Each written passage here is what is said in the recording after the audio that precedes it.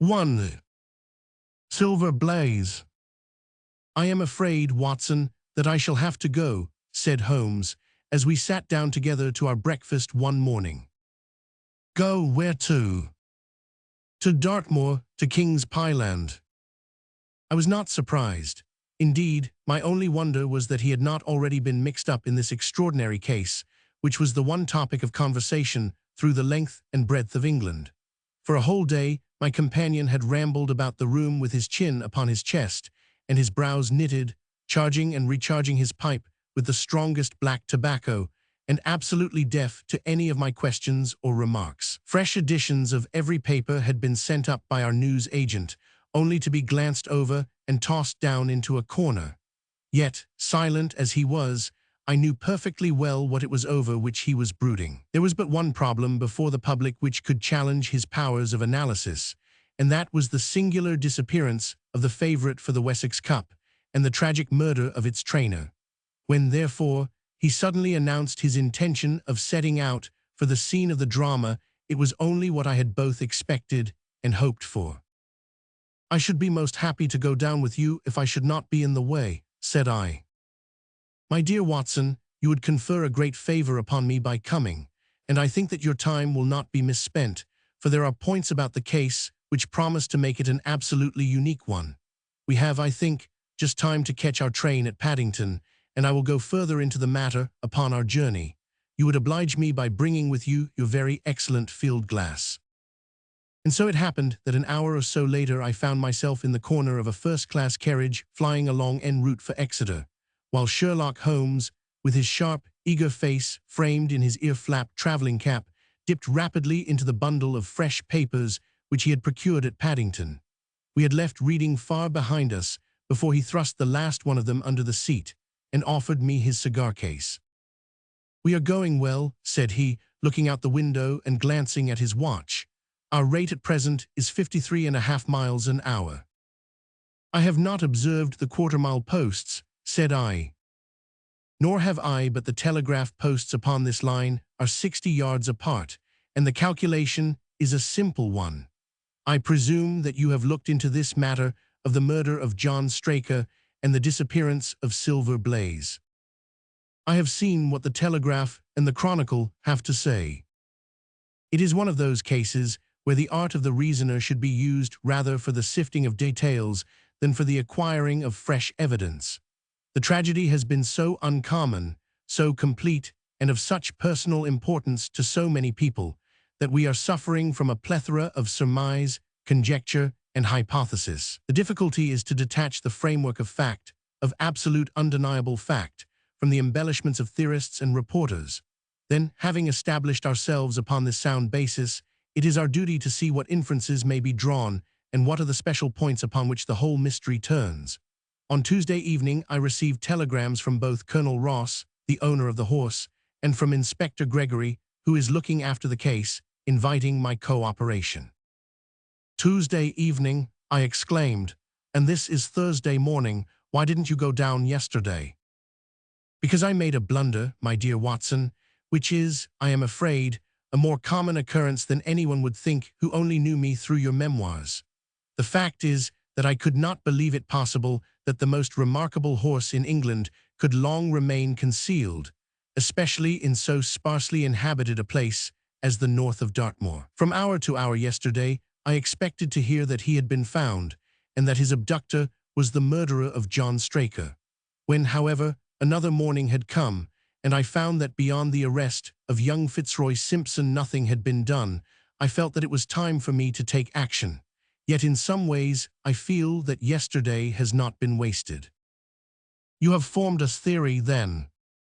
"At least I have got a grip of the essential facts of the case. I shall enumerate them to you, for nothing clears up a case so much as stating it to another person, and I can hardly expect your cooperation if I do not show you the position from which we start."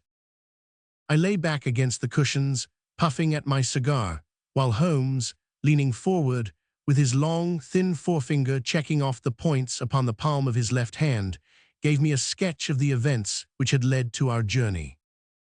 "Silver Blaze," said he, "is from the isonomy stock and holds as brilliant a record as his famous ancestor. He is now in his 5th year and has brought in turn each of the prizes of the turf to Colonel Ross, his fortunate owner. Up to the time of the catastrophe, he was the first favourite for the Wessex Cup, the betting being 3-1 on him. He has always, however, been a prime favourite with the racing public, and has never yet disappointed them, so that even at those odds, enormous sums of money have been laid upon him. It is obvious, therefore, that there were many people who had the strongest interest in preventing Silver Blaze from being there at the fall of the flag next Tuesday. The fact was, of course, appreciated at King's Pyland, where the Colonel's training stable is situated. Every precaution was taken to guard the favourite. The trainer, John Straker, is a retired jockey who rode in Colonel Ross's colours before he became too heavy for the weighing chair. He has served the Colonel for 5 years as jockey and for 7 as trainer, and has always shown himself to be a zealous and honest servant. Under him were 3 lads, for the establishment was a small one containing only 4 horses in all. One of these lads sat up each night in the stable, while the others slept in the loft. All 3 bore excellent characters. John Straker, who is a married man, lived in a small villa about 200 yards from the stables. He has no children, keeps 1 maidservant, and is comfortably off. The country round is very lonely, but about half a mile to the north, there is a small cluster of villas which have been built by a Tavistock contractor for the use of invalids and others who may wish to enjoy the pure Dartmoor air. Tavistock itself lies 2 miles to the west, while across the moor, also about 2 miles distant, is the larger training establishment of Mapleton, which belongs to Lord Backwater and is managed by Silas Brown. In every other direction, the moor is a complete wilderness, inhabited only by a few roaming gypsies.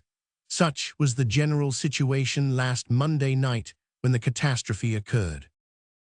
On that evening the horses had been exercised and watered as usual, and the stables were locked up at 9 o'clock. 2 of the lads walked up to the trainer's house, where they had supper in the kitchen, while the third, Ned Hunter, remained on guard. At a few minutes after 9, the maid, Edith Baxter, carried down to the stables his supper, which consisted of a dish of curried mutton. She took no liquid, as there was a water tap in the stables, and it was the rule that the lad on duty should drink nothing else. The maid carried a lantern with her, as it was very dark, and the path ran across the open moor. Edith Baxter was within 30 yards of the stables, when a man appeared out of the darkness and called to her to stop. As he stepped into the circle of yellow light thrown by the lantern, she saw that he was a person of gentlemanly bearing, dressed in a grey suit of tweeds, with a cloth cap.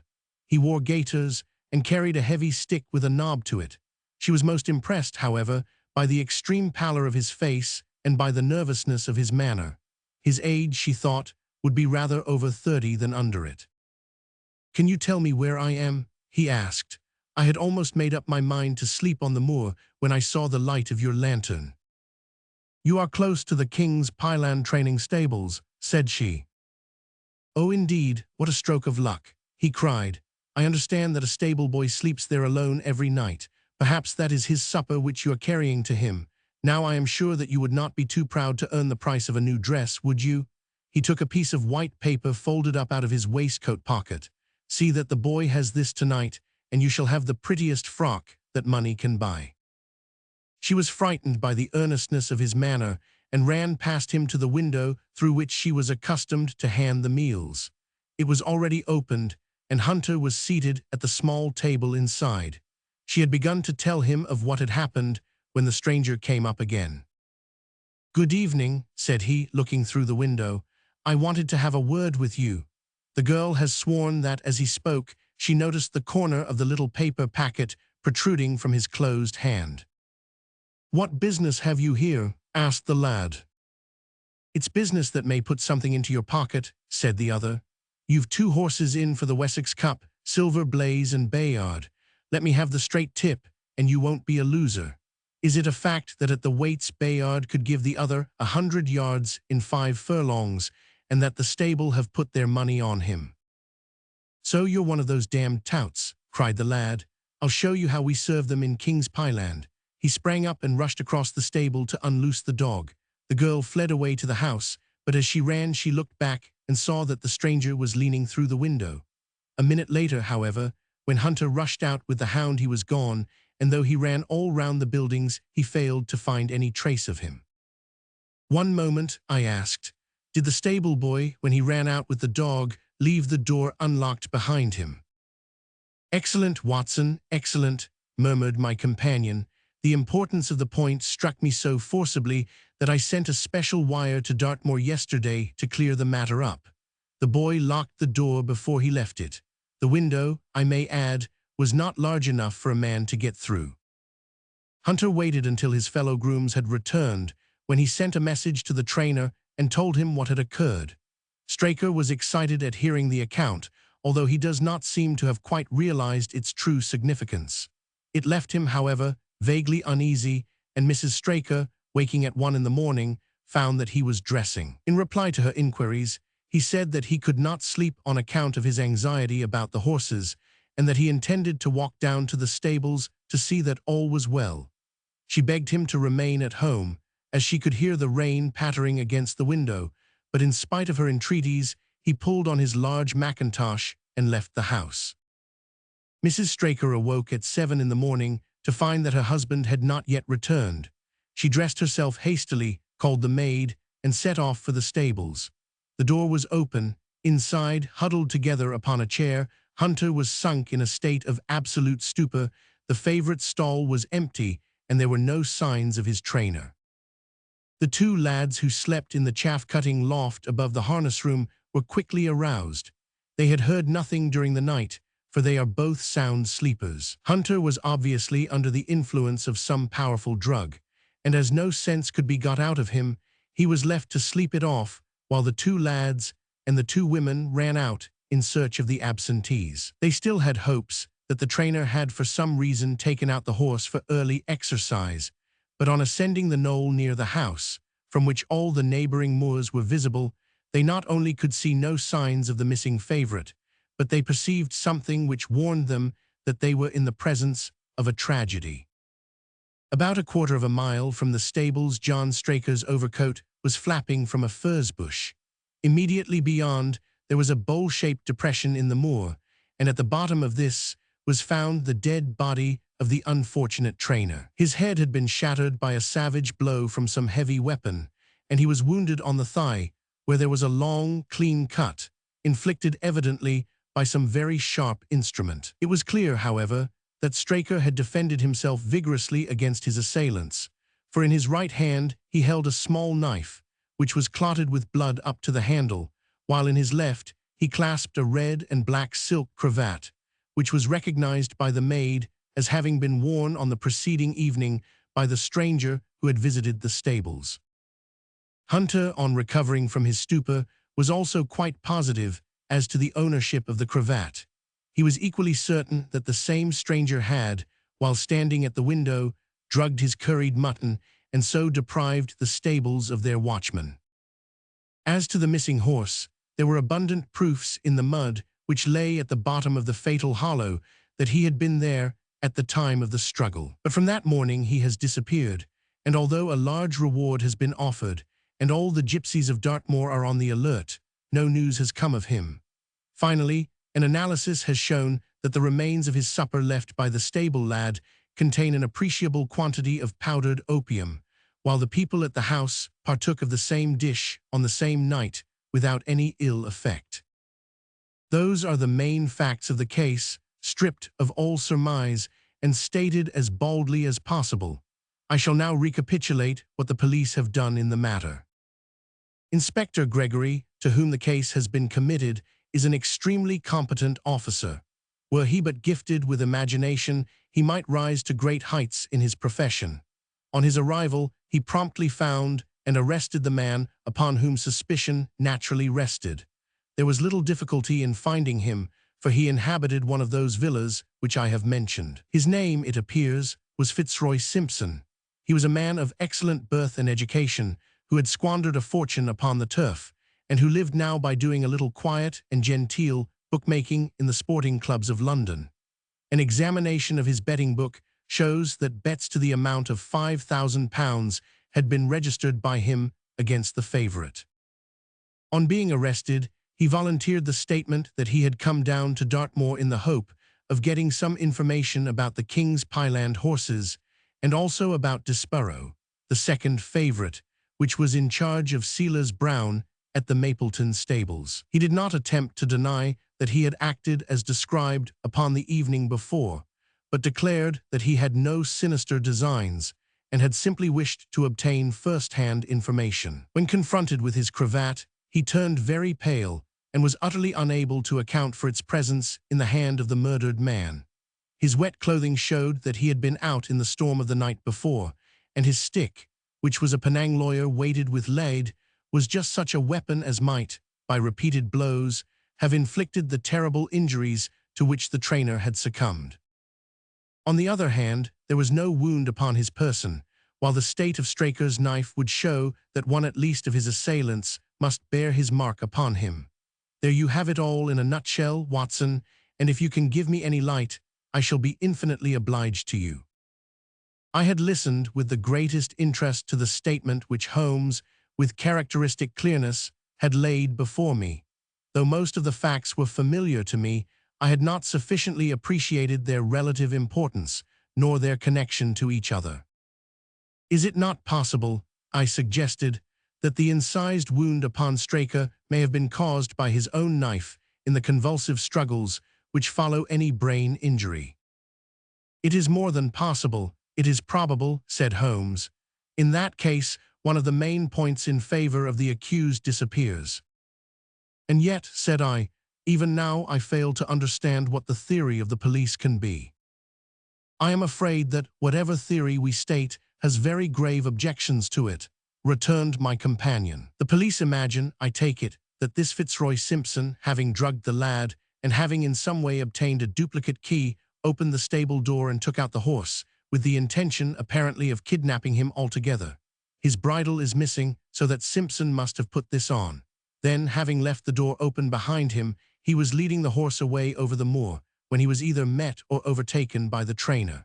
A row naturally ensued. Simpson beat out the trainer's brains with his heavy stick, without receiving any injury from the small knife which Straker used in self-defense, and then the thief either led the horse on to some secret hiding place, or else it may have bolted during the struggle, and be now wandering out on the moors. That is the case as it appears to the police, and improbable as it is, all other explanations are more improbable still. However, I shall very quickly test the matter when I am once upon the spot, and until then I cannot really see how we can get much further than our present position. It was evening before we reached the little town of Tavistock, which lies, like the boss of a shield, in the middle of the huge circle of Dartmoor. Two gentlemen were awaiting us in the station, the one a tall, fair man with lion-like hair and beard and curiously penetrating light blue eyes, the other a small, alert person, very neat and dapper, in a frock coat and gaiters, with trim little side whiskers and an eyeglass. The latter was Colonel Ross, the well-known sportsman, the other, Inspector Gregory, a man who was rapidly making his name in the English detective service. "I am delighted that you have come down, Mr. Holmes," said the colonel. "The inspector here has done all that could possibly be suggested, but I wish to leave no stone unturned in trying to avenge poor Straker and in recovering my horse." "Have there been any fresh developments?" asked Holmes. "I am sorry to say that we have made very little progress," said the inspector. "We have an open carriage outside, and as you would no doubt like to see the place before the light fails, we might talk it over as we drive." A minute later, we were all seated in a comfortable landau, and were rattling through the quaint old Devonshire city. Inspector Gregory was full of his case, and poured out a stream of remarks, while Holmes threw in an occasional question or interjection. Colonel Ross leaned back with his arms folded and his hat tilted over his eyes, while I listened with interest to the dialogue of the two detectives. Gregory was formulating his theory, which was almost exactly what Holmes had foretold in the train. "The net is drawn pretty close round Fitzroy Simpson," he remarked, "and I believe myself that he is our man. At the same time, I recognize that the evidence is purely circumstantial, and that some new development may upset it. How about Straker's knife?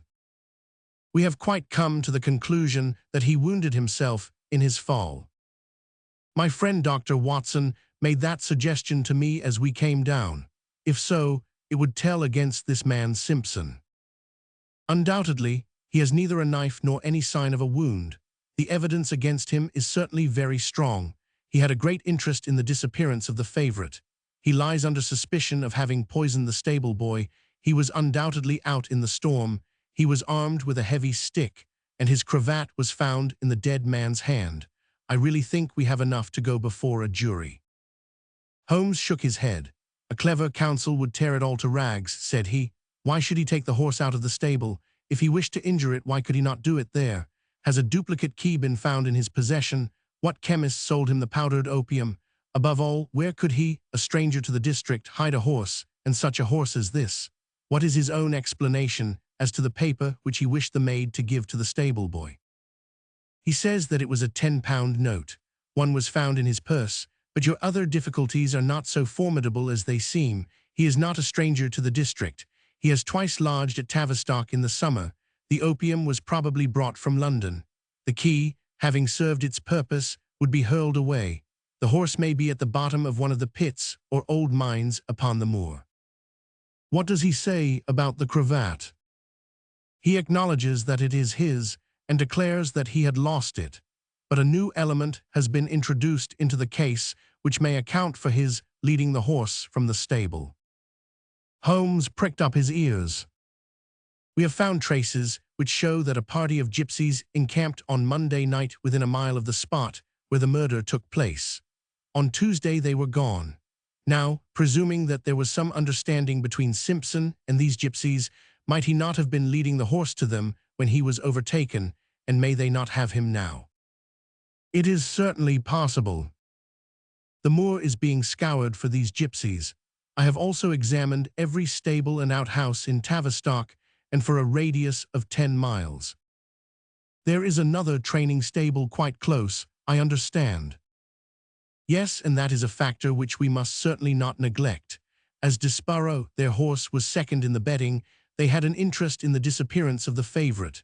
Silas Brown, the trainer, is known to have had large bets upon the event, and he was no friend to poor Straker. We have, however, examined the stables, and there is nothing to connect him with the affair. And nothing to connect this man Simpson with the interests of the Mapleton stables. Nothing at all. Holmes leaned back in the carriage, and the conversation ceased. A few minutes later, our driver pulled up at a neat little red brick villa with overhanging eaves which stood by the road. Some distance off, across a paddock, lay a long grey-tiled outbuilding. In every other direction, the low curves of the moor, bronze-colored from the fading ferns, stretched away to the skyline, broken only by the steeples of Tavistock, and by a cluster of houses away to the westward, which marked the Mapleton stables. We all sprang out with the exception of Holmes, who continued to lean back with his eyes fixed upon the sky in front of him, entirely absorbed in his own thoughts. It was only when I touched his arm that he roused himself with a violent start and stepped out of the carriage. "Excuse me," said he, turning to Colonel Ross, who had looked at him in some surprise. "I was daydreaming." There was a gleam in his eyes and a suppressed excitement in his manner which convinced me, used as I was to his ways, that his hand was upon a clue, though I could not imagine where he had found it. "Perhaps you would prefer at once to go on to the scene of the crime, Mr. Holmes," said Gregory. "I think that I should prefer to stay here a little and go into one or two questions of detail. Straker was brought back here, I presume?" "Yes, he lies upstairs. The inquest is tomorrow." "He has been in your service some years, Colonel Ross?" "I have always found him an excellent servant."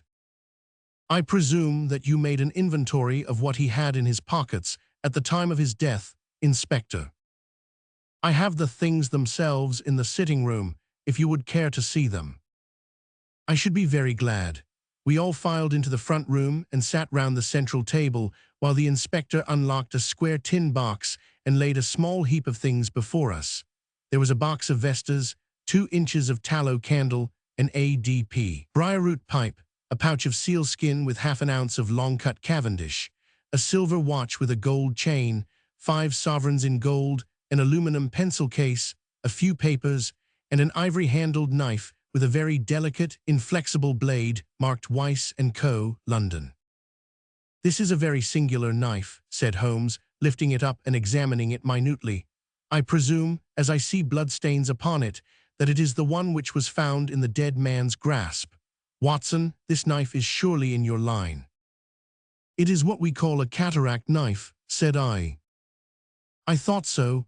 A very delicate blade devised for very delicate work. A strange thing for a man to carry with him upon a rough expedition, especially as it would not shut in his pocket."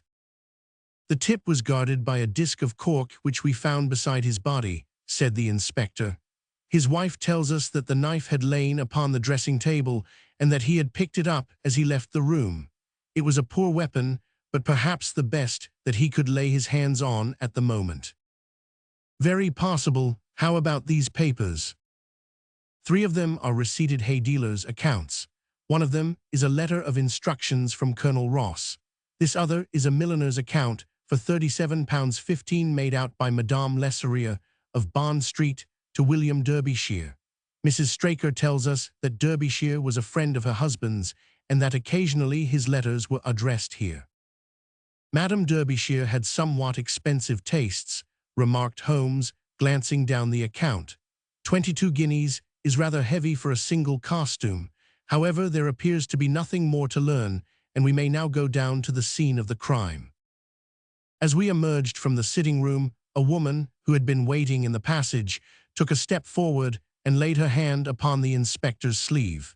Her face was haggard and thin and eager, stamped with the print of a recent horror.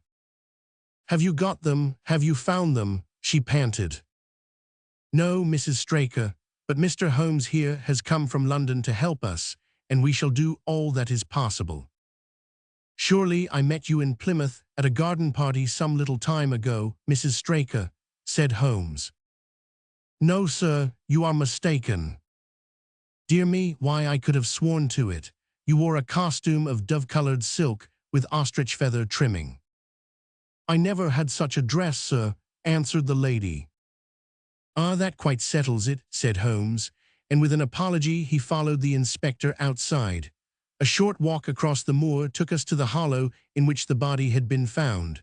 At the brink of it was the furze bush upon which the coat had been hung. "There was no wind that night, I understand," said Holmes. "None, but very heavy rain." "In that case, the overcoat was not blown against the furze bush, but placed there." "Yes, it was laid across the bush." "You fill me with interest. I perceive that the ground has been trampled up a good deal. No doubt many feet have been here since Monday night." "A piece of matting has been laid here at the side, and we have all stood upon that." "Excellent." "In this bag I have one of the boots which Straker wore, one of Fitzroy Simpson's shoes, and a cast horseshoe of silver blaze." "My dear inspector, you surpass yourself." Holmes took the bag, and descending into the hollow, he pushed the matting into a more central position. Then, stretching himself upon his face and leaning his chin upon his hands, he made a careful study of the trampled mud in front of him. "Hullo," said he suddenly, "what's this?" It was a wax vesta half-burned, which was so coated with mud that it looked at first like a little chip of wood. "I cannot think how I came to overlook it," said the inspector, with an expression of annoyance. "It was invisible, buried in the mud. I only saw it because I was looking for it." "What, you expected to find it?" "I thought it not unlikely."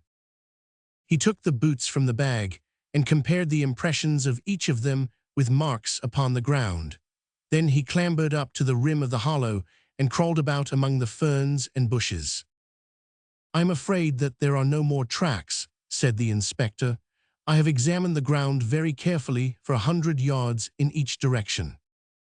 "Indeed," said Holmes, rising, "I should not have the impertinence to do it again after what you say, but I should like to take a little walk over the moor before it grows dark, that I may know my ground tomorrow, and I think that I shall put this horseshoe into my pocket for luck." Colonel Ross, who had shown some signs of impatience at my companion's quiet and systematic method of work, glanced at his watch. "I wish you would come back with me, Inspector," said he. "There are several points on which I should like your advice, and especially as to whether we do not owe it to the public to remove our horse's name from the entries for the cup." "Certainly not," cried Holmes with decision. "I should let the name stand." The colonel bowed. "I am very glad to have had your opinion, sir," said he. "You will find us at poor Straker's house when you have finished your walk, and we can drive together into Tavistock." He turned back with the inspector, while Holmes and I walked slowly across the moor. The sun was beginning to sink behind the stables of Mapleton, and the long, sloping plain in front of us was tinged with gold, deepening into rich, ruddy browns where the faded ferns and brambles caught the evening light. But the glories of the landscape were all wasted upon my companion, who was sunk in the deepest thought. "It's this way, Watson," said he at last.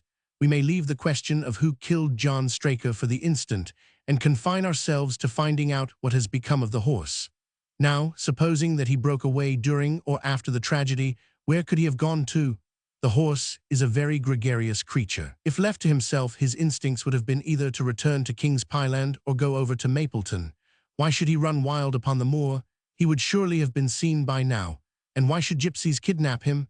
These people always clear out when they hear of trouble, for they do not wish to be pestered by the police. They could not hope to sell such a horse. They would run a great risk and gain nothing by taking him. Surely that is clear. Where is he, then? I have already said that he must have gone to King's Pyland or to Mapleton. He is not at King's Pyland, therefore he is at Mapleton. Let us take that as a working hypothesis and see what it leads us to. This part of the moor, as the inspector remarked, is very hard and dry, but it falls away towards Mapleton, and you can see from here that there is a long hollow over yonder, which must have been very wet on Monday night. If our supposition is correct, then the horse must have crossed that, and there is the point where we should look for his tracks. We had been walking briskly during this conversation, and a few more minutes brought us to the hollow in question. At Holmes' request, I walked down the bank to the right, and he to the left, but I had not taken 50 paces before I heard him give a shout, and saw him waving his hand to me. The track of a horse was plainly outlined in the soft earth in front of him, and the shoe which he took from his pocket exactly fitted the impression. "See the value of imagination," said Holmes. "It is the one quality which Gregory lacks.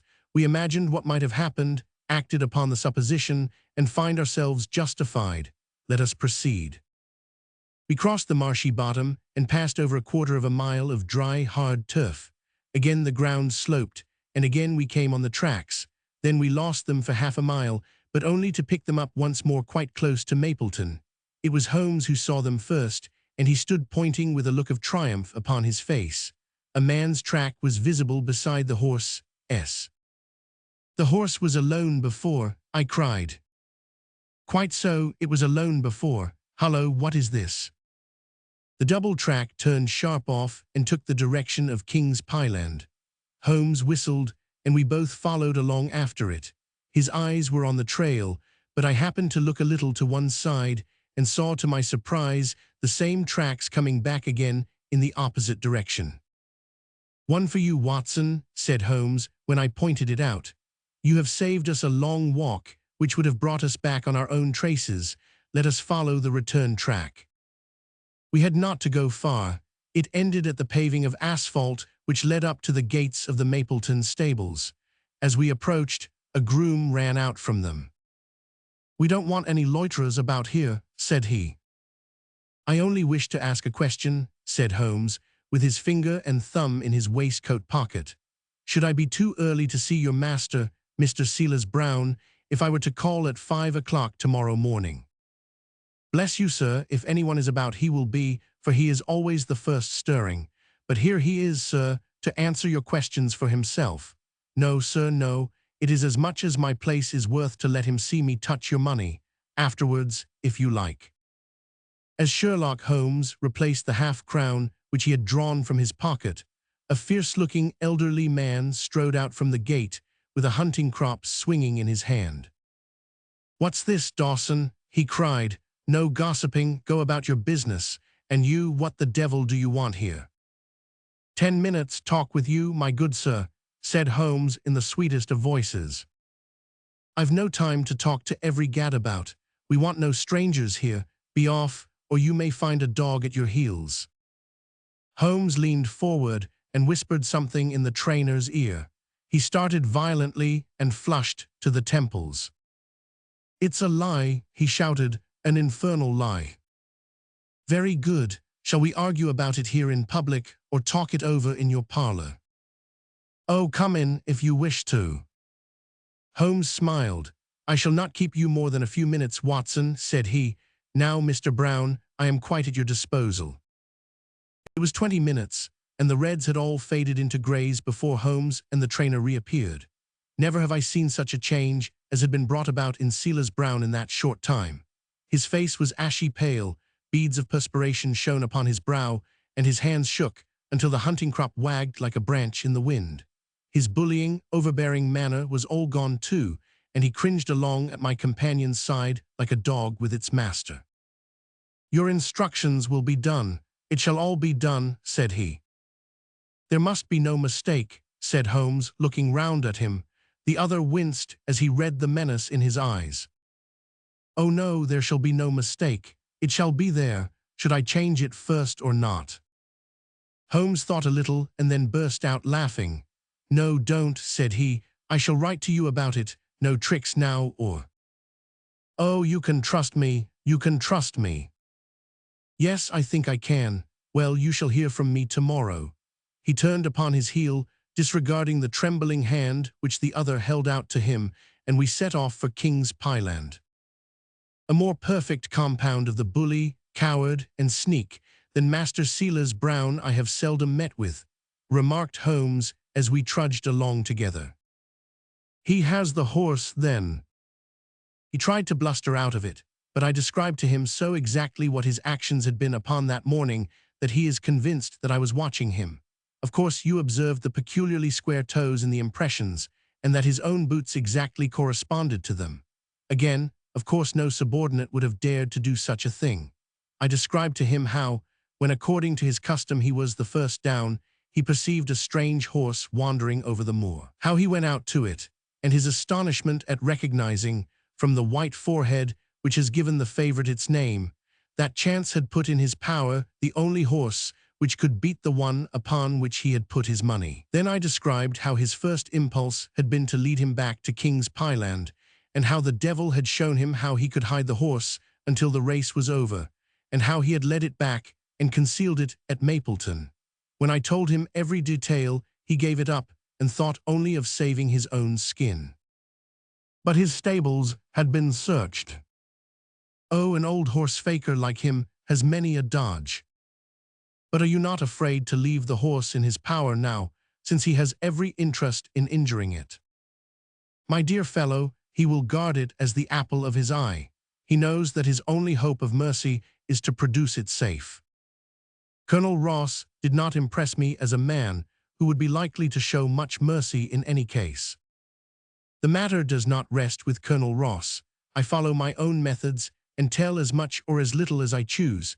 That is the advantage of being unofficial. I don't know whether you observed it, Watson, but the Colonel's manner has been just a trifle cavalier to me. I am inclined now to have a little amusement at his expense. Say nothing to him about the horse. Certainly not without your permission. And of course, this is all quite a minor point compared to the question of who killed John Straker. And you will devote yourself to that. On the contrary, we both go back to London by the night train. I was thunderstruck by my friend's words. We had only been a few hours in Devonshire, and that he should give up an investigation which he had begun so brilliantly was quite incomprehensible to me. Not a word more could I draw from him until we were back at the trainer's house. The colonel and the inspector were awaiting us in the parlor. "My friend and I returned to town by the night express," said Holmes. "We have had a charming little breath of your beautiful Dartmoor air." The inspector opened his eyes, and the colonel's lip curled in a sneer. "So you despair of arresting the murderer of poor Straker," said he. Holmes shrugged his shoulders. "There are certainly grave difficulties in the way," said he. "I have every hope, however, that your horse will start upon Tuesday, and I beg that you will have your jockey in readiness. Might I ask for a photograph of Mr. John Straker?" The inspector took one from an envelope and handed it to him. "My dear Gregory, you anticipate all my wants. If I might ask you to wait here for an instant, I have a question which I should like to put to the maid. I must say that I am rather disappointed in our London consultant," said Colonel Ross bluntly as my friend left the room. "I do not see that we are any further than when he came." "At least you have his assurance that your horse will run," said I. "Yes, I have his assurance," said the colonel with a shrug of his shoulders. "I should prefer to have the horse." I was about to make some reply in defense of my friend when he entered the room again. "Now, gentlemen," said he, "I am quite ready for Tavistock." As we stepped into the carriage, one of the stable lads held the door open for us.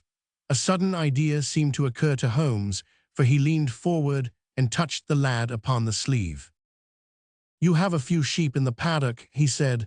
"Who attends to them?" "I do, sir."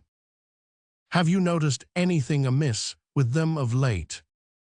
"Well, sir, not of much account, but 3 of them have gone lame, sir." I could see that Holmes was extremely pleased, for he chuckled and rubbed his hands together. "A long shot, Watson, a very long shot," said he, pinching my arm. "Gregory, let me recommend to your attention this singular epidemic among the sheep. Drive on, coachman." Colonel Ross still wore an expression which showed the poor opinion which he had formed of my companion's ability, but I saw by the inspector's face that his attention had been keenly aroused. "You consider that to be important?" he asked. "Exceedingly so." "Is there any point to which you would wish to draw my attention?" "To the curious incident of the dog in the night time." "The dog did nothing in the night time." "That was the curious incident," remarked Sherlock Holmes. 4 days later, Holmes and I were again in the train, bound for Winchester to see the race for the Wessex Cup. Colonel Ross met us by appointment outside the station, and we drove in his drag to the course beyond the town. His face was grave, and his manner was cold in the extreme. "I have seen nothing of my horse," said he. "I suppose that you would know him when you saw him?" asked Holmes. The colonel was very angry. "I have been on the turf for 20 years, and never was asked such a question as that before," said he. "A child would know Silver Blaze, with his white forehead and his mottled-off foreleg." "How is the betting?" "Well, that is the curious part of it. You could have got 15 to 1 yesterday, but the price has become shorter and shorter, until you can hardly get 3 to 1 now." "Hum," said Holmes, "somebody knows something, that is clear." As the drag drew up in the enclosure near the grandstand, I glanced at the card to see the entries. It ran: Wessex Plate, 50 salves each HFT with 1,000 salves added for 4 and 5-year-olds. Second, £300. Third, £200. New course, 1 mile and 5 furlongs. "We scratched our other one and put all hopes on your word," said the colonel. "Why, what is that? Silver Blaze favourite." 5 to 4 against Silver Blaze, roared the ring.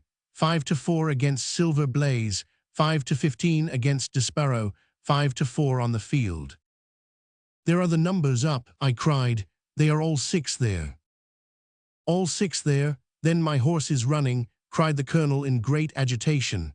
"But I don't see him. My colours have not passed." "Only 5 have passed. This must be he." As I spoke, a powerful bay horse swept out from the weighing enclosure and cantered past us, bearing on its back the well-known black and red of the colonel. "That's not my horse," cried the owner. "That beast has not a white hair upon its body. What is this that you have done, Mr. Holmes?" "Well, well, let us see how he gets on," said my friend imperturbably. For a few minutes he gazed through my field glass. "Capital, an excellent start," he cried suddenly. "There they are, coming round the curve." From our drag we had a superb view as they came up the straight. The 6 horses were so close together that a carpet could have covered them, but halfway up the yellow of the Mapleton stable showed to the front. Before they reached us, however, Disparrow's bolt was shot, and the colonel's horse, coming away with a rush, passed the post a good 6 lengths before its rival, the Duke of Balmoral's Iris, making a bad third. "It's my race, anyhow," gasped the colonel, passing his hand over his eyes. "I confess that I can make neither head nor tail of it. Don't you think that you have kept up your mystery long enough, Mr. Holmes?" "Certainly, Colonel, you shall know everything. Let us all go round and have a look at the horse together. Here he is," he continued, as we made our way into the weighing enclosure, where only owners and their friends find admittance. "You have only to wash his face and his leg in spirits of wine, and you will find that he is the same old silver blaze as ever." "You take my breath away. I found him in the hands of a faker, and took the liberty of running him just as he was sent over."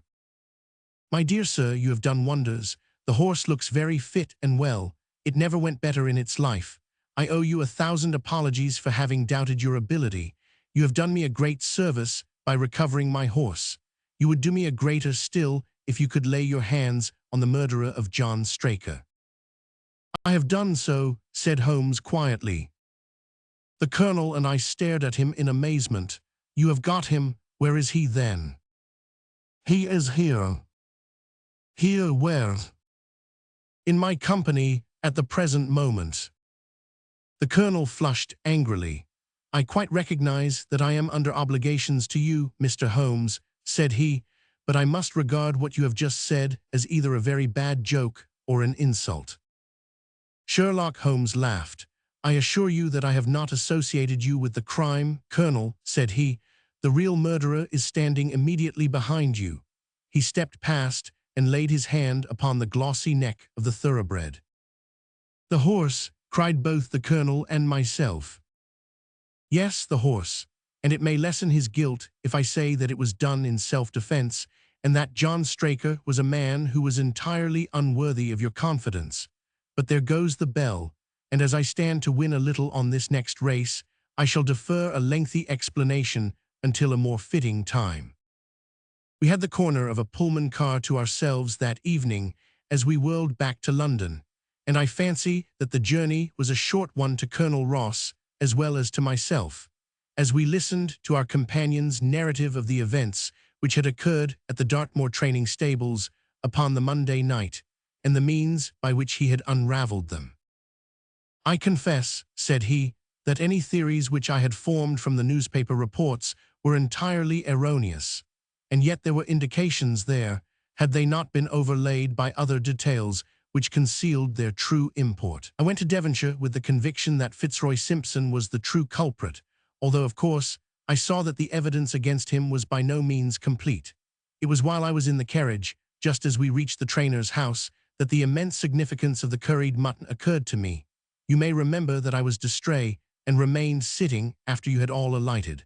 I was marveling in my own mind how I could possibly have overlooked so obvious a clue. "I confess," said the colonel, "that even now I cannot see how it helps us." It was the first link in my chain of reasoning. Powdered opium is by no means tasteless. The flavor is not disagreeable, but it is perceptible. Were it mixed with any ordinary dish, the eater would undoubtedly detect it, and would probably eat no more.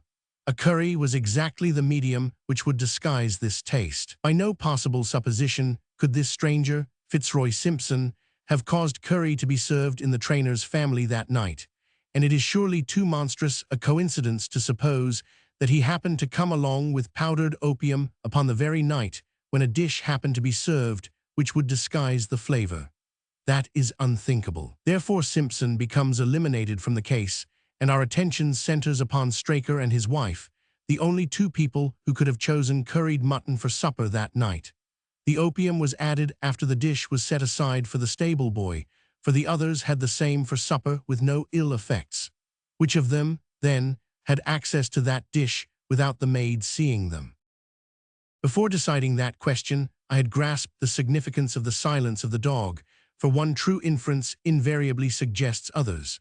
The Simpson incident had shown me that a dog was kept in the stables, and yet, though someone had been in and had fetched out a horse, He had not barked enough to arouse the two lads in the loft.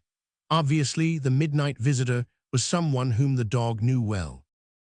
I was already convinced, or almost convinced, that John Straker went down to the stables in the dead of the night and took out Silver Blaze. For what purpose? For a dishonest one, obviously, or why should he drug his own stable boy?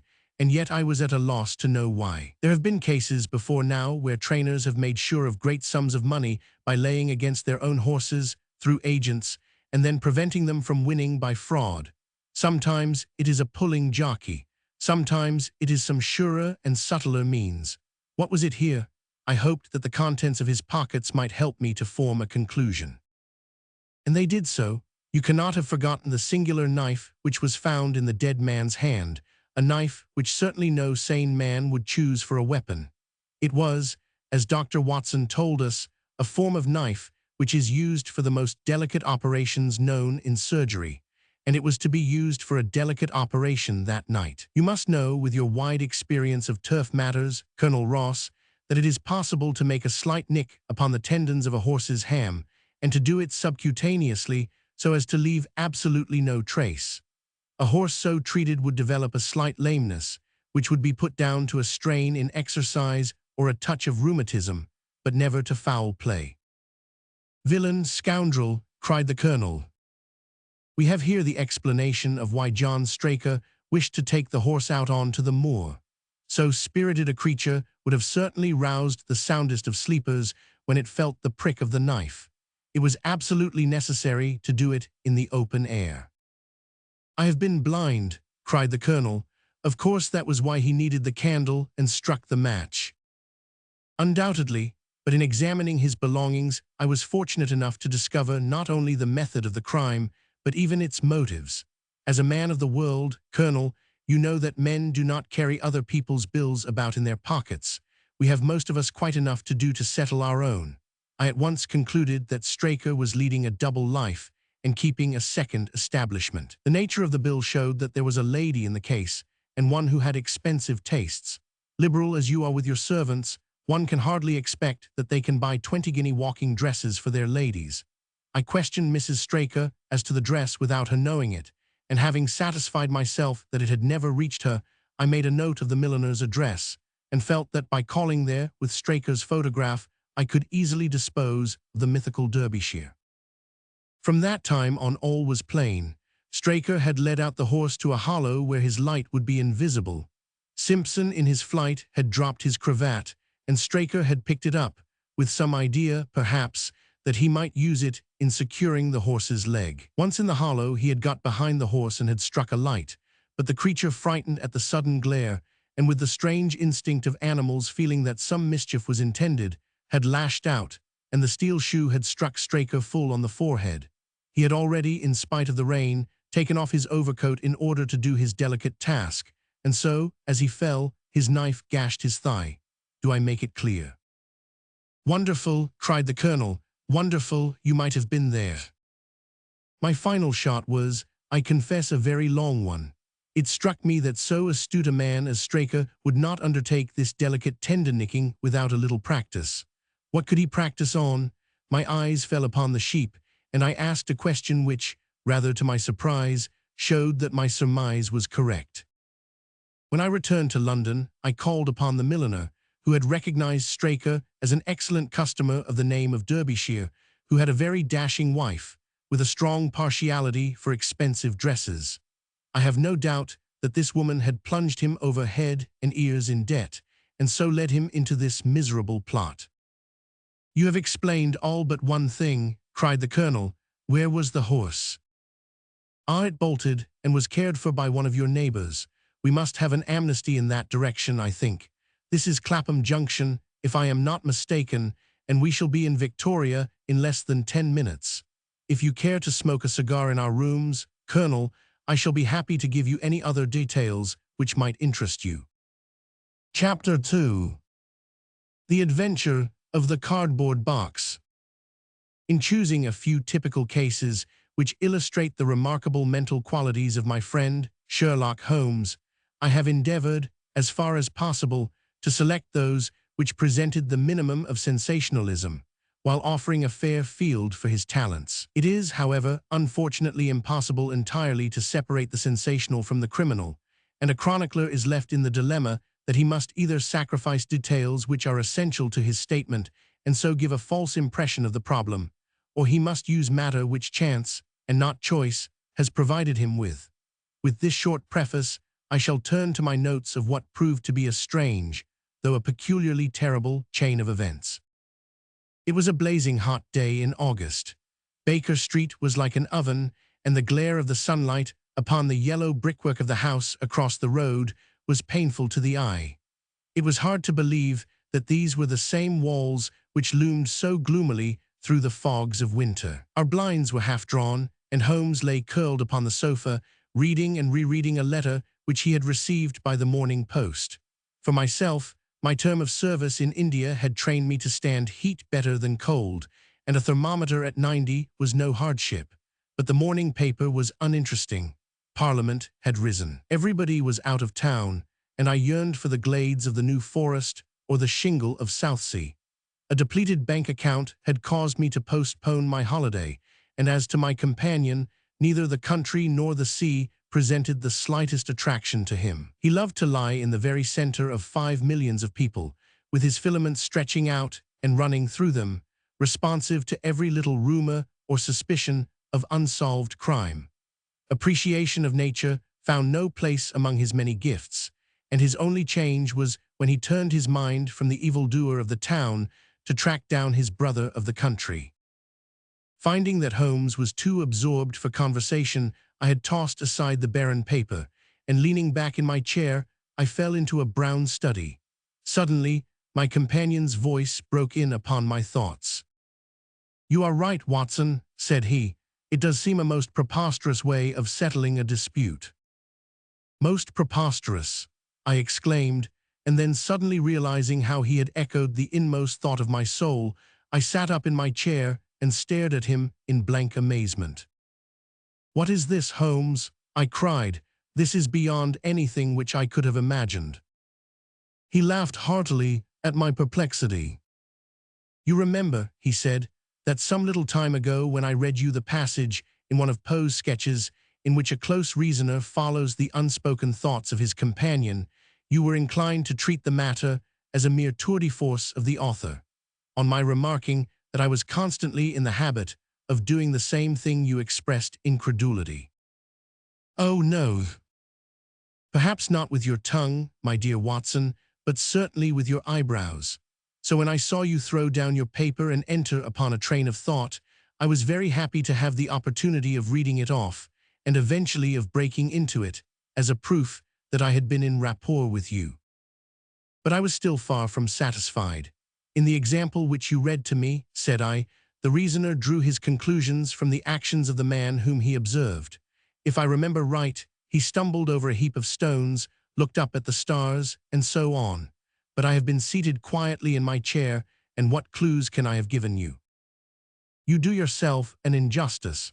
The features are given to man as the means by which he shall express his emotions, and yours are faithful servants. Do you mean to say that you read my train of thoughts from my features? Your features, and especially your eyes. Perhaps you cannot yourself recall how your reverie commenced." "No, I cannot." "Then I will tell you.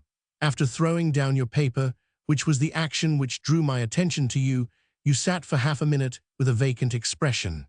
Then your eyes fixed themselves upon your newly framed picture of General Gordon, and I saw by the alteration in your face that a train of thought had been started. But it did not lead very far.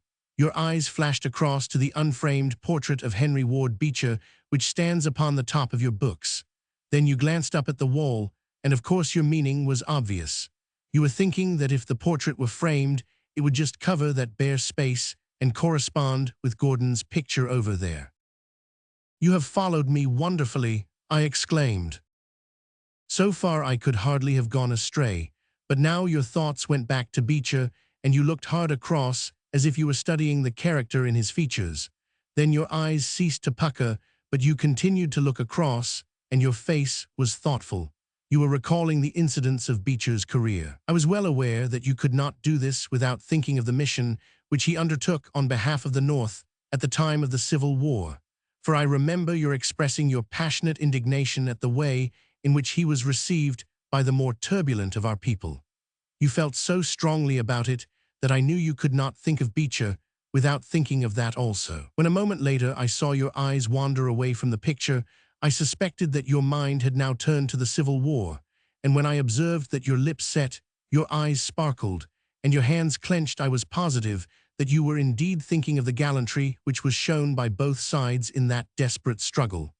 But then, again, your face grew sadder, you shook your head. You were dwelling upon the sadness and horror and useless waste of life. Your hand stole towards your own old wound, and a smile quivered on your lips, which showed me that the ridiculous side of this method of settling international questions had forced itself upon your mind. At this point, I agreed with you that it was preposterous, and was glad to find that all my deductions had been correct. Absolutely, said I, and now that you have explained it, I confess that I am as amazed as before. It was very superficial, my dear Watson, I assure you. I should not have intruded it upon your attention had you not shown some incredulity the other day. But I have in my hands here a little problem which may prove to be more difficult of solution than my small essay in thought reading. Have you observed in the paper a short paragraph referring to the remarkable contents of a packet sent through the post to Miss Cushing of Cross Street, Croydon? No, I saw nothing. Ah, then you must have overlooked it. Just toss it over to me. Here it is, under the financial column. Perhaps you would be good enough to read it aloud. I picked up the paper which he had thrown back to me and read the paragraph indicated. It was headed, "A Gruesome Packet." Miss Susan Cushing, living at Cross Street, Croydon, has been made the victim of what must be regarded as a peculiarly revolting practical joke, unless some more sinister meaning should prove to be attached to the incident. At 2 o'clock yesterday afternoon, a small packet, wrapped in brown paper, was handed in by the postman. A cardboard box was inside, which was filled with coarse salt. On emptying this, Miss Cushing was horrified to find 2 human ears, apparently quite freshly severed. The box had been sent by parcel post from Belfast upon the morning before. There is no indication as to the sender, and the matter is the more mysterious as Miss Cushing, who is a maiden lady of 50, has led a most retired life, and has so few acquaintances or correspondents that it is a rare event for her to receive anything through the post.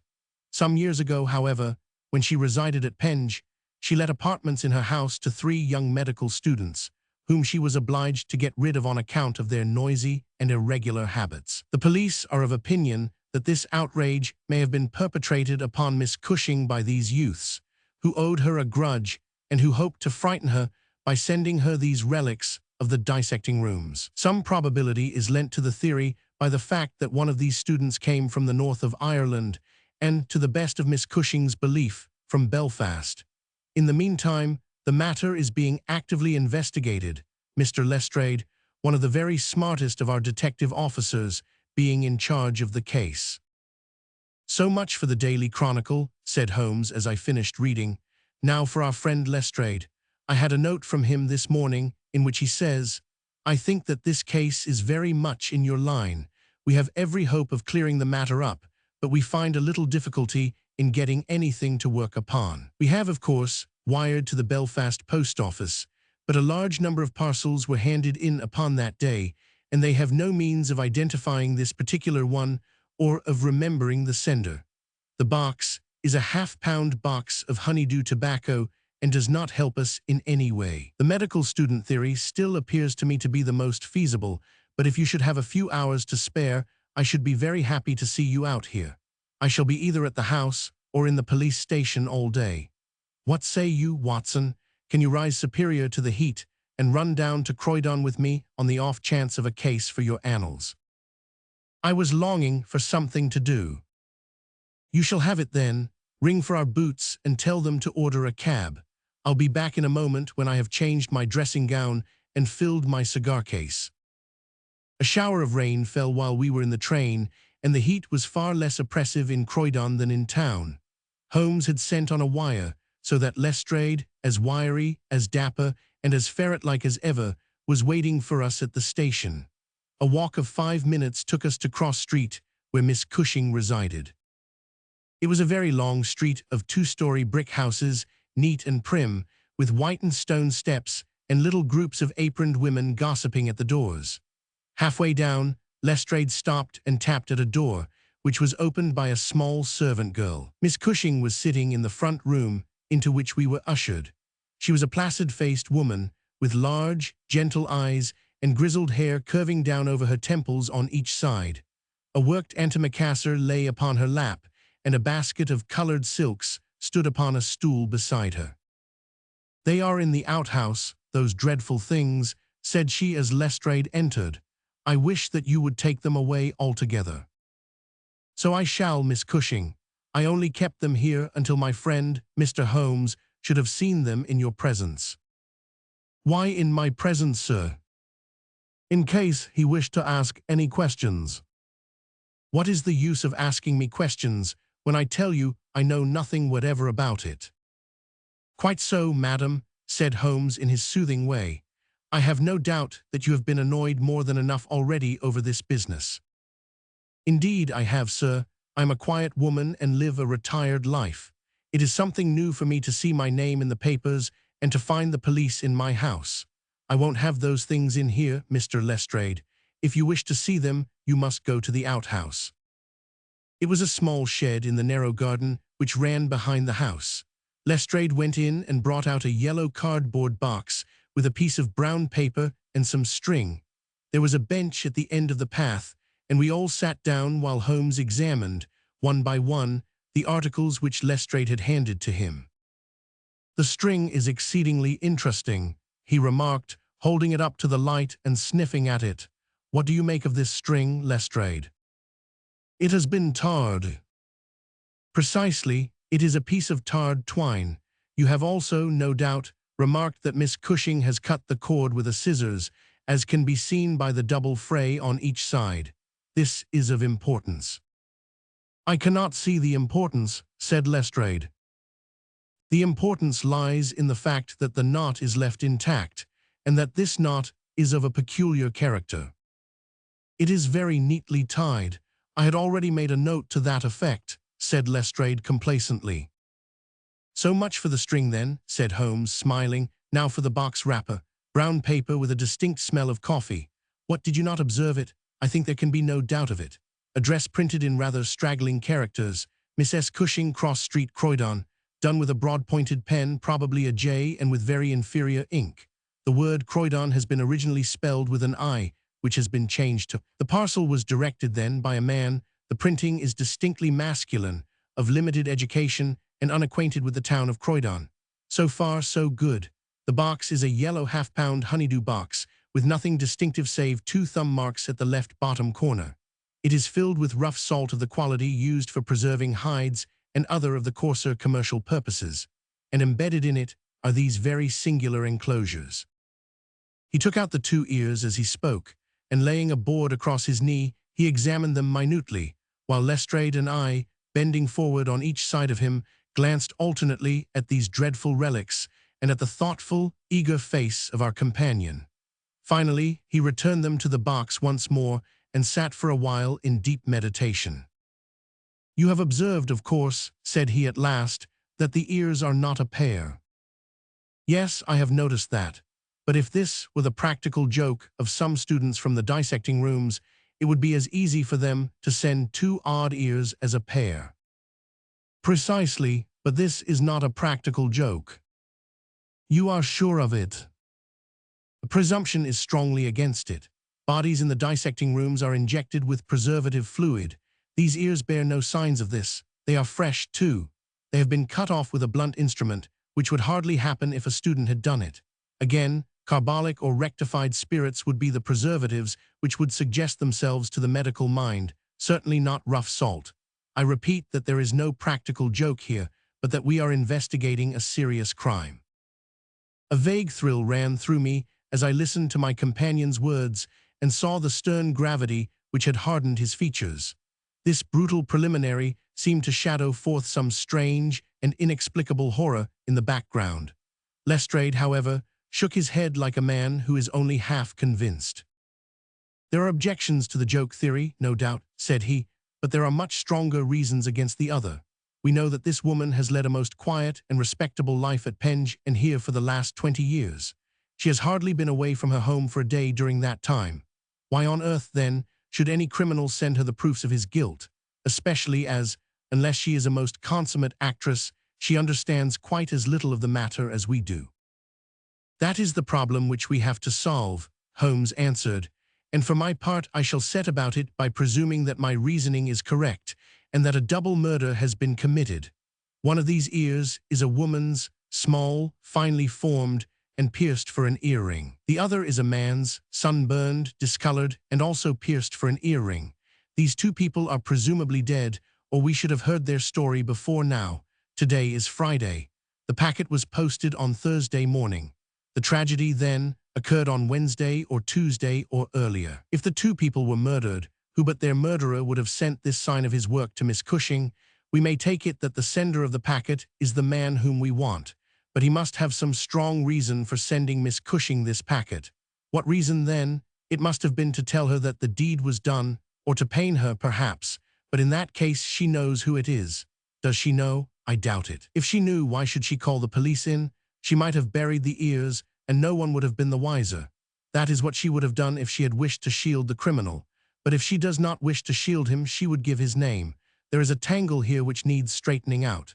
He had been talking in a high, quick voice, staring blankly up over the garden fence, but now he sprang briskly to his feet and walked towards the house.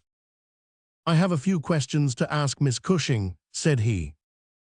"In that case I may leave you here," said Lestrade, "for I have another small business on hand. I think that I have nothing further to learn from Miss Cushing. You will find me at the police station." "We shall look in on our way to the train," answered Holmes.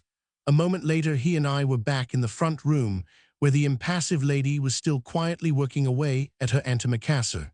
She put it down on her lap as we entered and looked at us with her frank, searching blue eyes. "I am convinced, sir," she said, "that this matter is a mistake, and that the parcel was never meant for me at all. I have said this several times to the gentleman from Scotland Yard, but he simply laughs at me. I have not an enemy in the world, as far as I know, so why should anyone play me such a trick?" "I am coming to be of the same opinion, Miss Cushing," said Holmes, taking a seat beside her.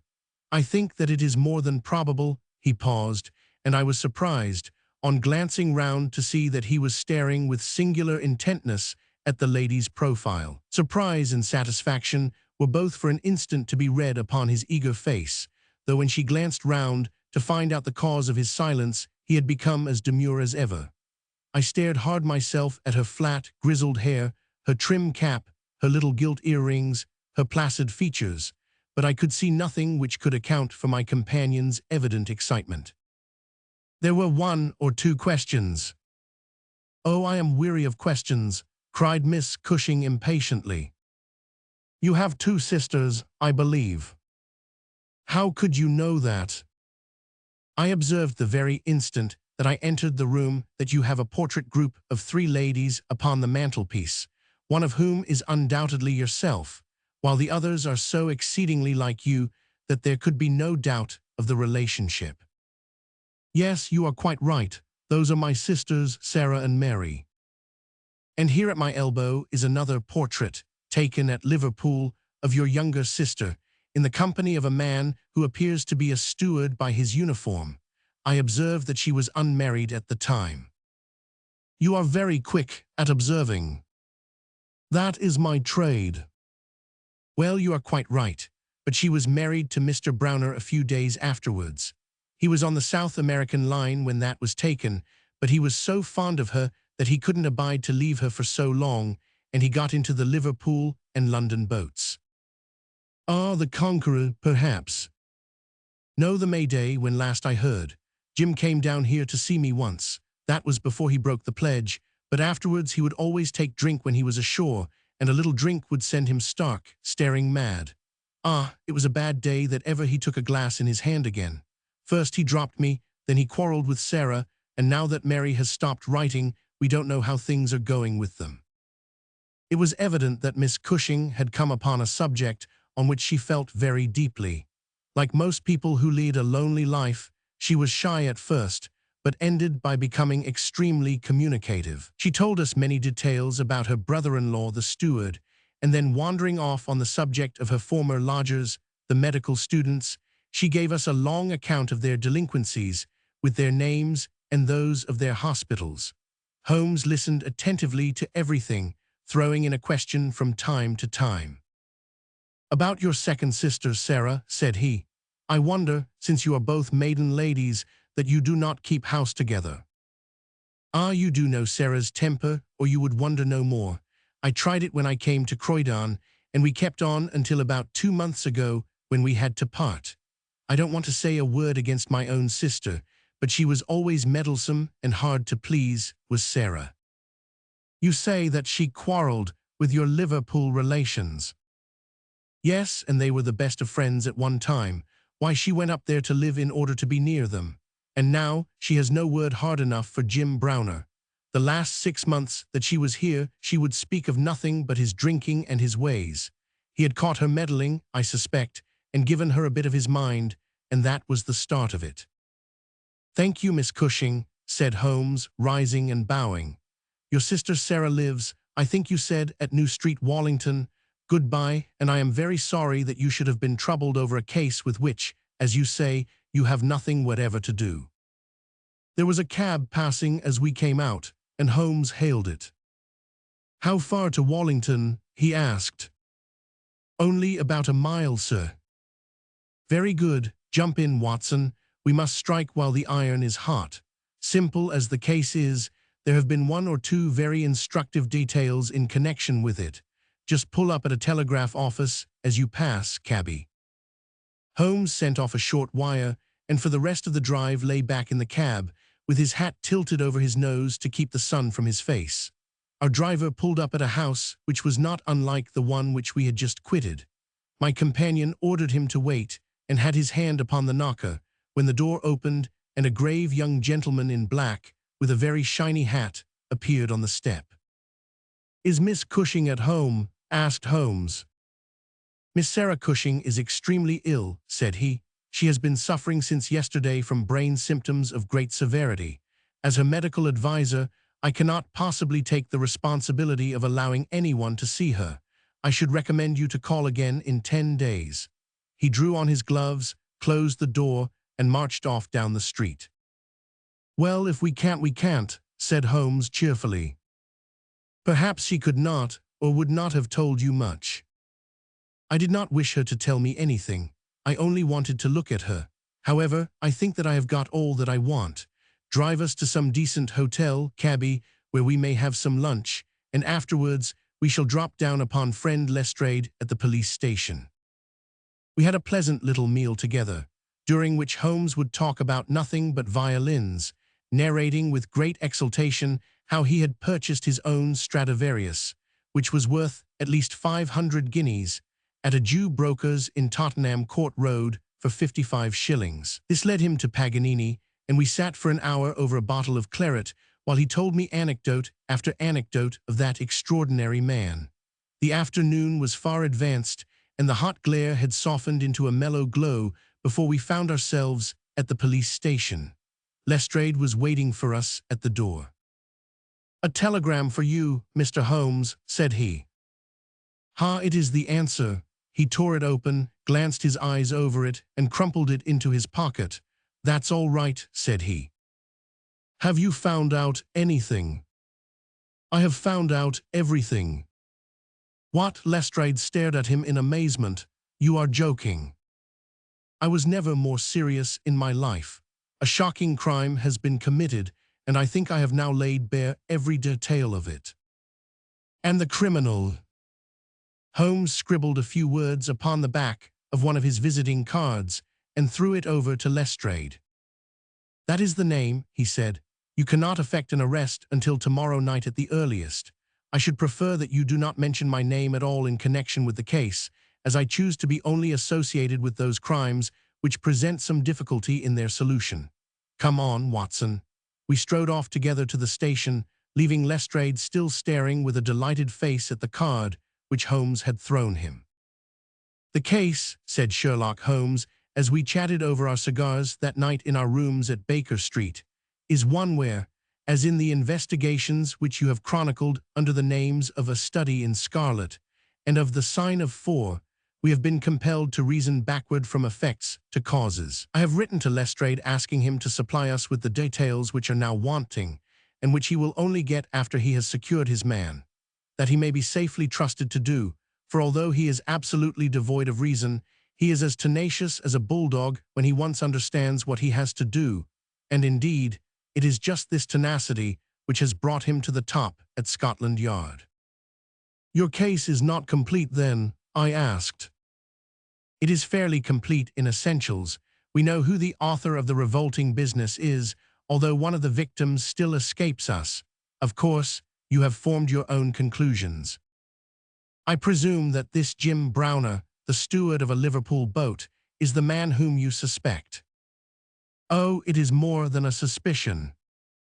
And yet I cannot see anything save very vague indications." "On the contrary, to my mind nothing could be more clear. Let me run over the principal steps. We approached the case, you remember, with an absolutely blank mind, which is always an advantage. We had formed no theories. We were simply there to observe and to draw inferences from our observations. What did we see first? A very placid and respectable lady who seemed quite innocent of any secret, and a portrait which showed me that she had two younger sisters. It instantly flashed across my mind that the box might have been meant for one of these. I set the idea aside as one which could be disproved or confirmed at our leisure. Then we went to the garden, as you remember, and we saw the very singular contents of the little yellow box. The string was of the quality which is used by sailmakers aboard ship, and at once a whiff of the sea was perceptible in our investigation. When I observed that the knot was one which is popular with sailors, that the parcel had been posted at a port, and that the male ear was pierced for an earring which is so much more common among sailors than landsmen, I was quite certain that all the actors in the tragedy were to be found among our seafaring classes. When I came to examine the address of the packet, I observed that it was to Miss S. Cushing. Now, the oldest sister would, of course, be Miss Cushing, and although her initial was, it might belong to one of the others as well.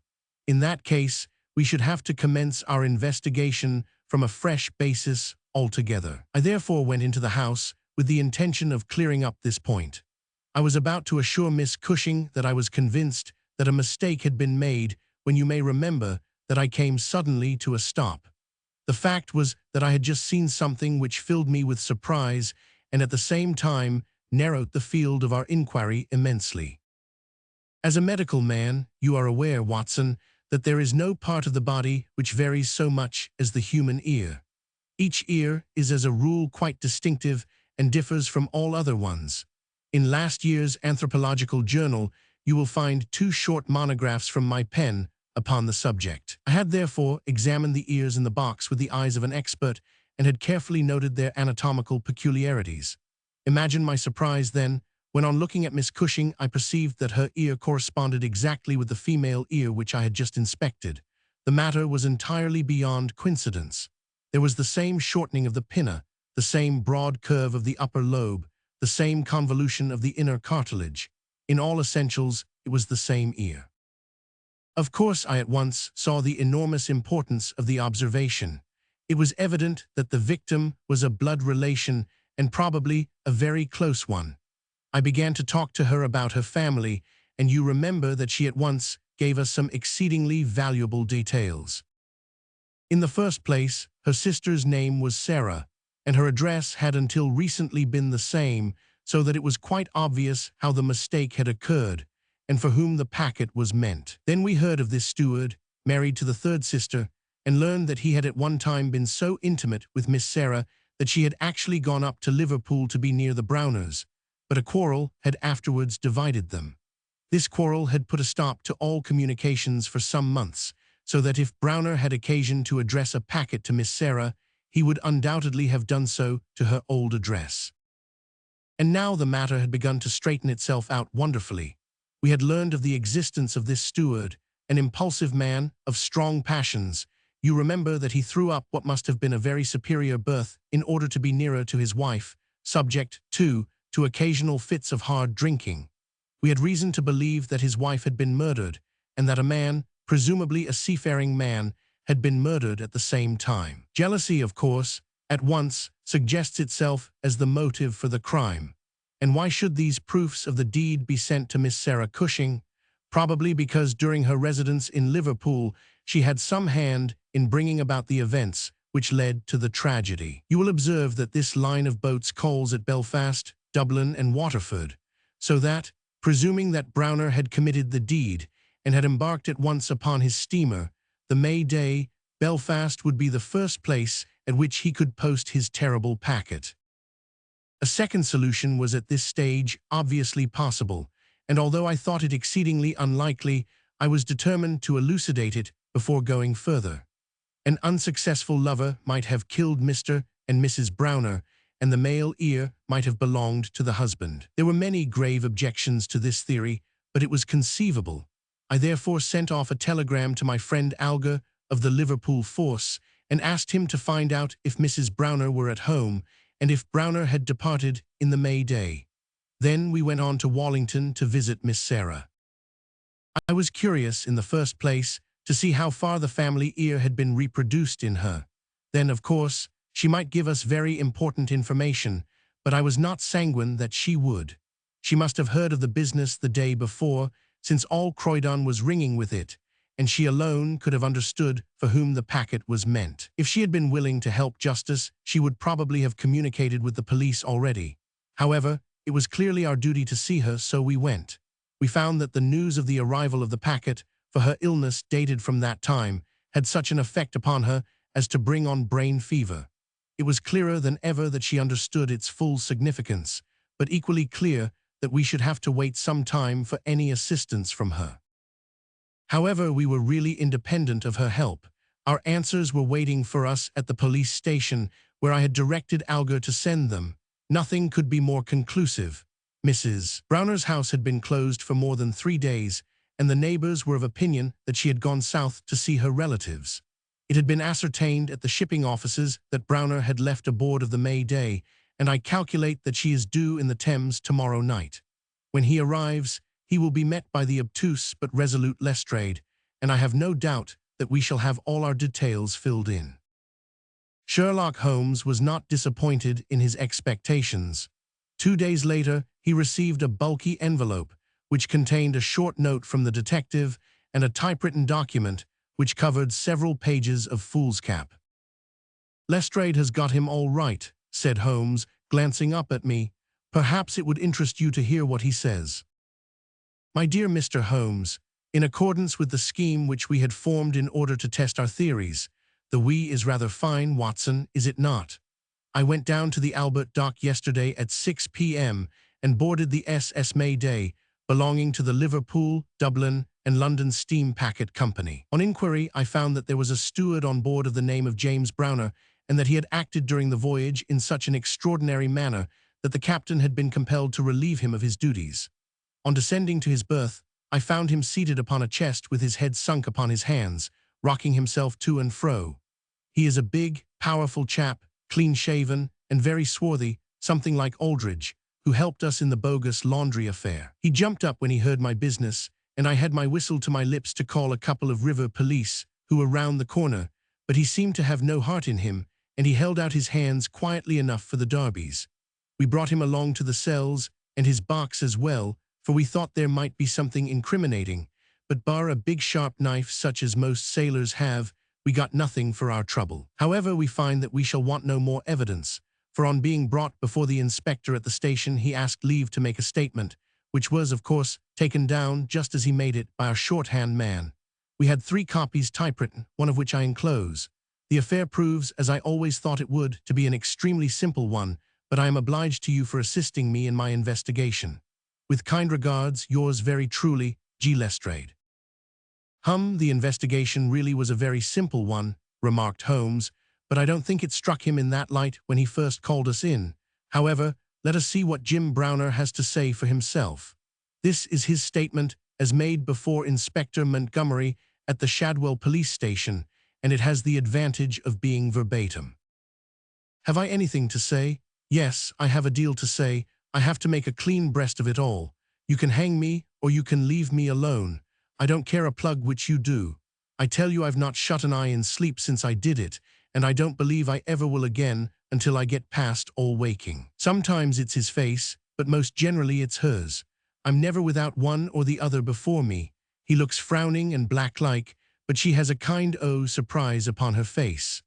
Aye, the white lamb, she might well be surprised when she read death on a face that had seldom looked anything but love upon her before. But it was Sarah's fault, and may the curse of a broken man put a blight on her and set the blood rotting in her veins. It's not that I want to clear myself. I know that I went back to drink, like the beast that I was. But she would have forgiven me. She would have stuck as close to me as a rope to a block if that woman had never darkened our door. For Sarah Cushing loved me, that's the root of the business. She loved me until all her love turned to poisonous hate when she knew that I thought more of my wife's footmark in the mud than I did of her whole body and soul. There were 3 sisters altogether. The old one was just a good woman, the second was a devil, and the third was an angel. Sarah was 33, and Mary was 29 when I married. We were just as happy as the day was long when we set up house together, and in all Liverpool there was no better woman than my Mary.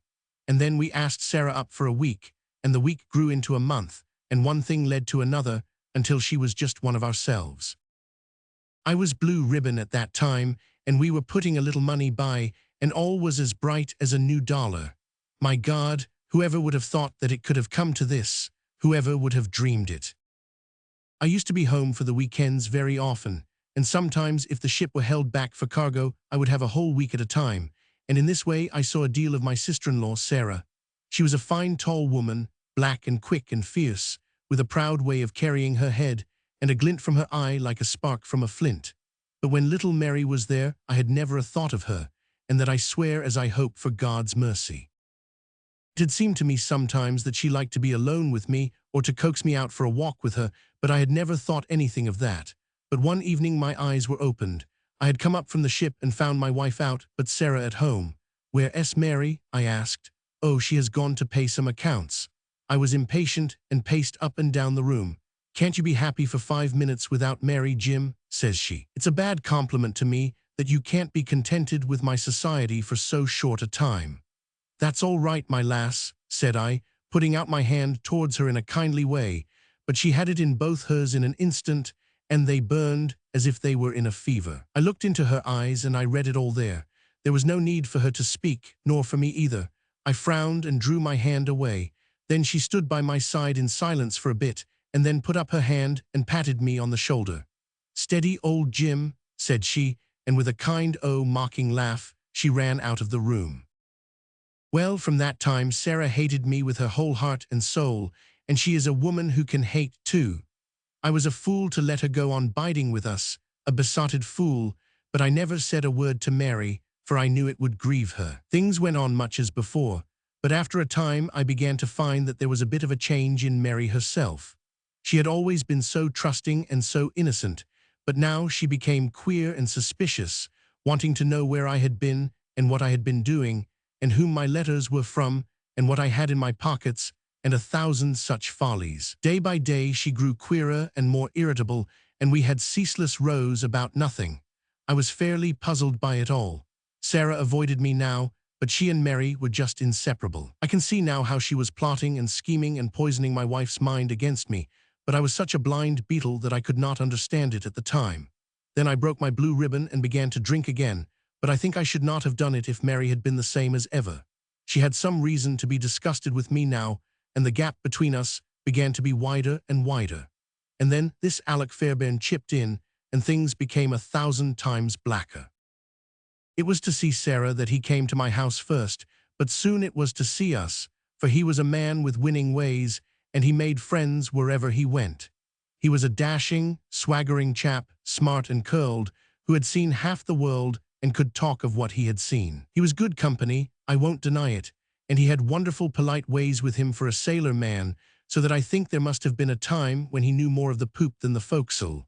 For a month, He was in and out of my house, and never once did it cross my mind that harm might come of his soft, tricky ways. And then at last something made me suspect, and from that day my peace was gone forever. It was only a little thing, too. I had come into the parlor unexpected, and as I walked in at the door, I saw a light of welcome on my wife's face. But as she saw who it was, it faded again, and she turned away with a look of disappointment. That was enough for me. There was no one but Alec Fairbairn whose step she could have mistaken for mine. If I could have seen him then, I should have killed him, for I have always been like a madman when my temper gets loose. Mary saw the devil's light in my eyes, and she ran forward with her hands on my sleeve. "Don't Jim do," says she. "Where's Sarah?" I asked. "In the kitchen," says she. "Sarah," says I as I went in, "this man Fairbairn is never to darken my door again." "Why not?" says she. "Because I order it." "Oh," says she, "if my friends are not good enough for this house, then I am not good enough for it either." "You can do what you like," says I, "but if Fairbairn shows his face here again, I'll send you one of his ears for a keepsake." She was frightened by my face, I think, for she never answered a word, and the same evening she left my house. Well, I don't know now whether it was pure devilry on the part of this woman, or whether she thought that she could turn me against my wife by encouraging her to misbehave. Anyway, she took a house just 2 streets off and let lodgings to sailors. Fairbairn used to stay there, and Mary would go round to have tea with her sister and him. How often she went I don't know, but I followed her one day, and as I broke in at the door, Fairbairn got away over the back garden wall, like the cowardly skunk that he was. I swore to my wife that I would kill her if I found her in his company again, and I led her back with me, sobbing and trembling, and as white as a piece of paper. There was no trace of love between us any longer. I could see that she hated me and feared me, and when the thought of it drove me to drink, then she despised me as well. Well, Sarah found that she could not make a living in Liverpool, so she went back, as I understand, to live with her sister in Croydon, and things jogged on much the same as ever at home. And then came this last week, and all the misery and ruin. It was in this way. We had gone on the May Day for a round voyage of 7 days, but a hogshead got loose and started one of our plates, so that we had to put back into port for 12 hours. I left the ship and came home, thinking what a surprise it would be for my wife, and hoping that maybe she would be glad to see me so soon. The thought was in my head as I turned into my own street, and at that moment a cab passed me, and there she was, sitting by the side of Fairbairn, the two chatting and laughing, with never a thought for me as I stood watching them from the footpath. I tell you, and I give you my word for it, that from that moment I was not my own master, and it is all like a dim dream when I look back on it. I had been drinking hard of late, and the two things together fairly turned my brain. There's something throbbing in my head now, like a docker's hammer, but that morning I seemed to have all Niagara whizzing and buzzing in my ears. Well, I took to my heels, and I ran after the cab. I had a heavy oak stick in my hand, and I tell you I saw red from the first, but as I ran I got cunning, too, and hung back a little to see them without being seen. They pulled up soon at the railway station. There was a good crowd round the booking office, so I got quite close to them without being seen. They took tickets for New Brighton. So did I, but I got in 3 carriages behind them. When we reached it, they walked along the parade, and I was never more than 100 yards from them. At last I saw them hire a boat and start for a row, for it was a very hot day, and they thought, no doubt, that it would be cooler on the water. It was just as if they had been given into my hands. There was a bit of a haze, and you could not see more than a few 100 yards. I hired a boat for myself, and I pulled after them. I could see the blur of their craft, but they were going nearly as fast as I, and they must have been a long mile from the shore before I caught them up. The haze was like a curtain all round us, and there were we 3 in the middle of it.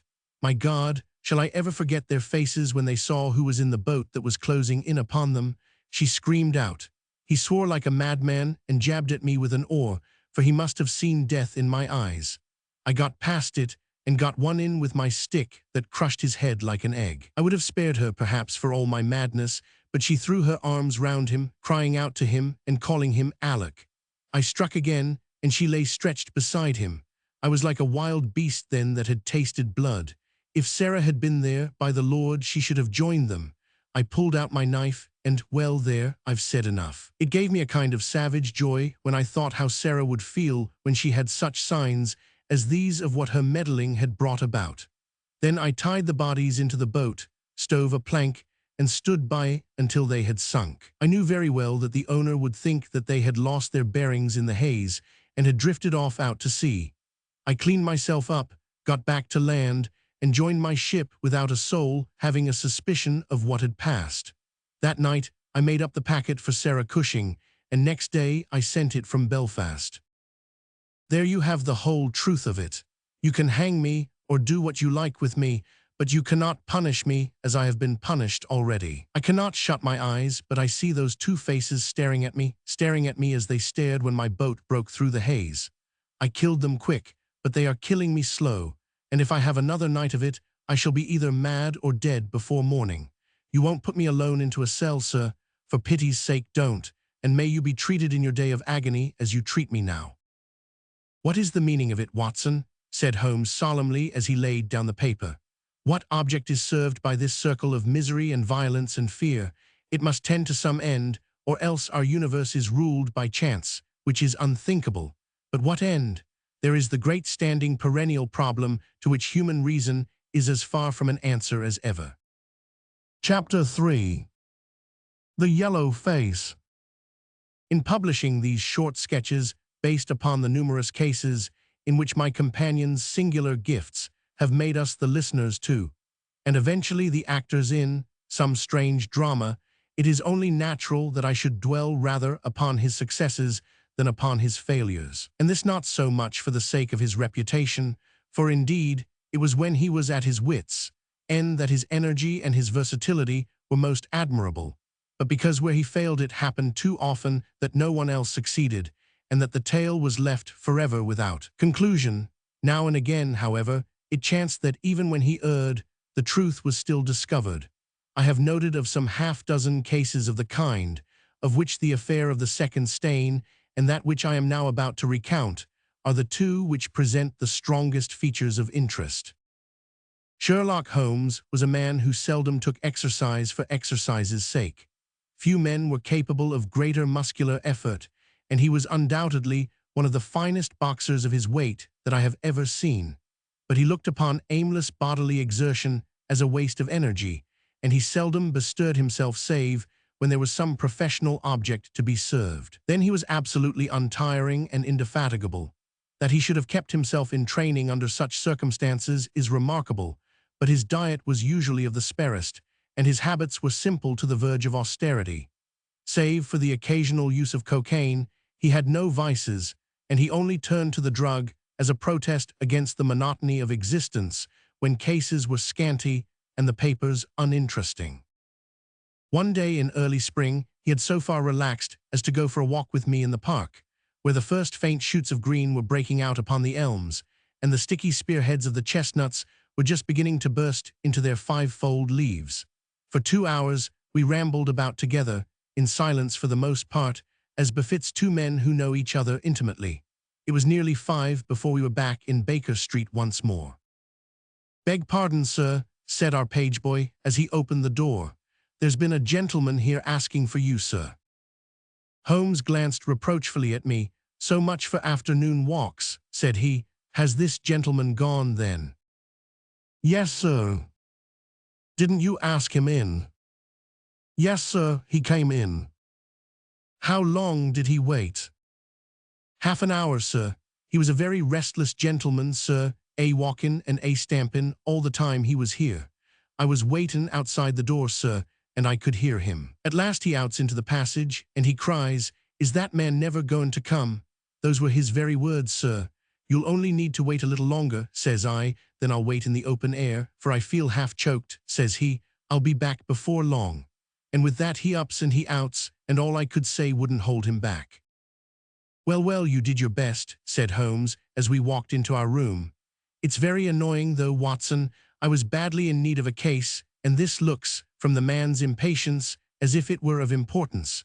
Halloa, that's not your pipe on the table. He must have left his behind him. A nice old briar with a good long stem of what the tobacconists call amber. I wonder how many real amber mouthpieces there are in London. Some people think that a fly in it is a sign. Well, he must have been disturbed in his mind to leave a pipe behind him which he evidently values highly. How do you know that he values it highly? I asked. Well, I should put the original cost of the pipe at 7 and 6 pence. Now it has, you see, been twice mended, once in the wooden stem and once in the amber. Each of these mends, done, as you observe, with silver bands, must have cost more than the pipe did originally. The man must value the pipe highly when he prefers to patch it up rather than buy a new one with the same money. Anything else? I asked, for Holmes was turning the pipe about in his hand and staring at it in his peculiar pensive way. He held it up and tapped on it with his long, thin forefinger, as a professor might who was lecturing on a bone. Pipes are occasionally of extraordinary interest, said he. Nothing has more individuality, save perhaps watches and bootlaces. The indications here, however, are neither very marked nor very important. The owner is obviously a muscular man, left-handed, with an excellent set of teeth, careless in his habits, and with no need to practice economy. My friend threw out the information in a very offhand way, but I saw that he cocked his eye at me to see if I had followed his reasoning. You think a man must be well-to-do if he smokes a 7-shilling pipe, said I.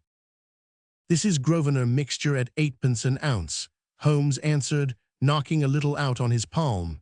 As he might get an excellent smoke for half the price, he has no need to practice economy. And the other points? He has been in the habit of lighting his pipe at lamps and gas jets. You can see that it is quite charred all down one side. Of course, a match could not have done that. Why should a man hold a match to the side of his pipe? But you cannot light it at a lamp without getting the bowl charred, and it is all on the right side of the pipe. From that, I gather that he is a left-handed man. You hold your own pipe to the lamp, and see how naturally you, being right-handed, hold the left side to the flame. You might do it once the other way, but not as a constancy. This has always been held so. Then he has bitten through his amber. It takes a muscular, energetic fellow, and one with a good set of teeth, to do that. But if I am not mistaken, I hear him upon the stair, so we shall have something more interesting than his pipe to study. An instant later our door opened, and a tall young man entered the room. He was well but quietly dressed in a dark grey suit, and carried a brown wide-awake in his hand. I should have put him at about 30, though he was really some years older. I beg your pardon, said he with some embarrassment. I suppose I should have knocked. Yes, of course I should have knocked. The fact is that I am a little upset, and you must put it all down to that. He passed his hand over his forehead like a man who is half-dazed, and then fell rather than sat down upon a chair. I can see that you have not slept for a night or two, said Holmes, in his easy, genial way. That tries a man's nerves more than work, and more even than pleasure. May I ask how I can help you? I wanted your advice, sir. I don't know what to do, and my whole life seems to have gone to pieces. You wish to employ me as a consulting detective. Not that only. I want your opinion as a judicious man, as a man of the world. I want to know what I ought to do next. I hope to God you'll be able to tell me.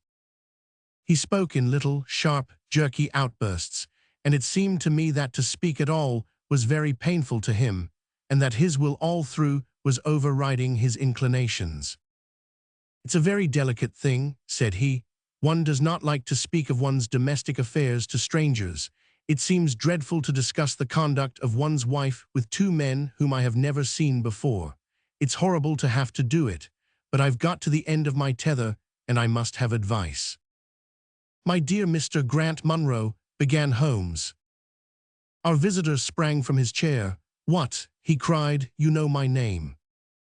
If you wish to preserve your incognito, said Holmes, smiling, I would suggest that you cease to write your name upon the lining of your hat, or else that you turn the crown towards the person whom you are addressing. I was about to say that my friend and I have listened to a good many strange secrets in this room, and that we have had the good fortune to bring peace to many troubled souls. I trust that we may do as much for you. Might I beg you, as time may prove to be of importance, to furnish me with the facts of your case without further delay. Our visitor again passed his hand over his forehead, as if he found it bitterly hard. From every gesture and expression I could see that he was a reserved, self-contained man, with a dash of pride in his nature, more likely to hide his wounds than to expose them. Then suddenly, with a fierce gesture of his closed hand, like one who throws reserve to the winds, he began. "The facts are these, Mr. Holmes," said he. "I am a married man, and have been so for 3 years. During that time, my wife and I have loved each other as fondly and lived as happily as any two that ever were joined. We have not had a difference, not one, in thought or word or deed. And now, since last Monday, there has suddenly sprung up a barrier between us, and I find that there is something in her life and in her thought of which I know as little as if she were the woman who brushes by me in the street. We are estranged, and I want to know why. Now there is one thing that I want to impress upon you before I go any further, Mr. Holmes. Effie loves me. Don't let there be any mistake about that. She loves me with her whole heart and soul, and never more than now. I know it, I feel it. I don't want to argue about that. A man can tell easily enough when a woman loves him, but there's this secret between us, and we can never be the same until it is cleared." "Kindly let me have the facts, Mr. Munro," said Holmes with some impatience. "I'll tell you what I know about Effie's history. She was a widow when I met her first, though quite young, only 25. Her name then was Mrs. Hebron. She went out to America when she was young and lived in the town of Atlanta, where she married this Hebron, who was a lawyer with a good practice. They had one child, but the yellow fever broke out badly in the place, and both husband and child died of it. I have seen his death certificate. This sickened her of America, and she came back to live with a maiden aunt at Pinner in Middlesex. I may mention that her husband had left her comfortably off, and that she had a capital of about £4,500, which had been so well invested by him that it returned an average of 7%. She had only been 6 months at Pinner when I met her. We fell in love with each other, and we married a few weeks afterwards.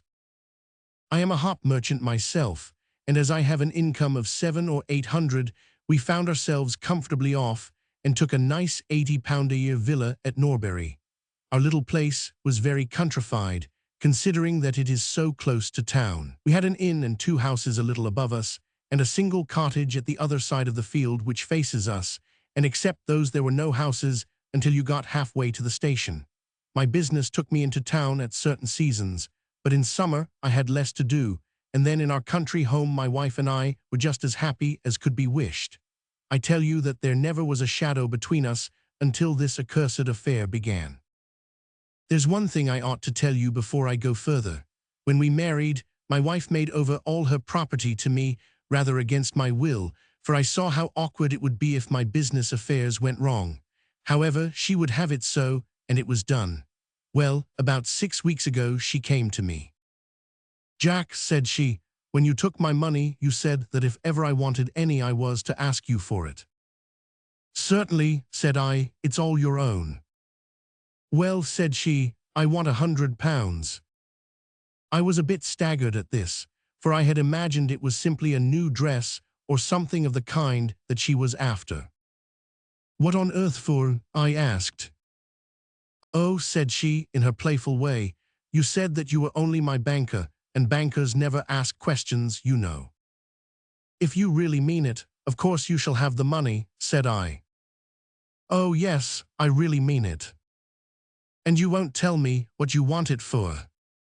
"Some day, perhaps, but not just at present, Jack." So I had to be content with that, though it was the first time that there had ever been any secret between us. I gave her a check, and I never thought any more of the matter.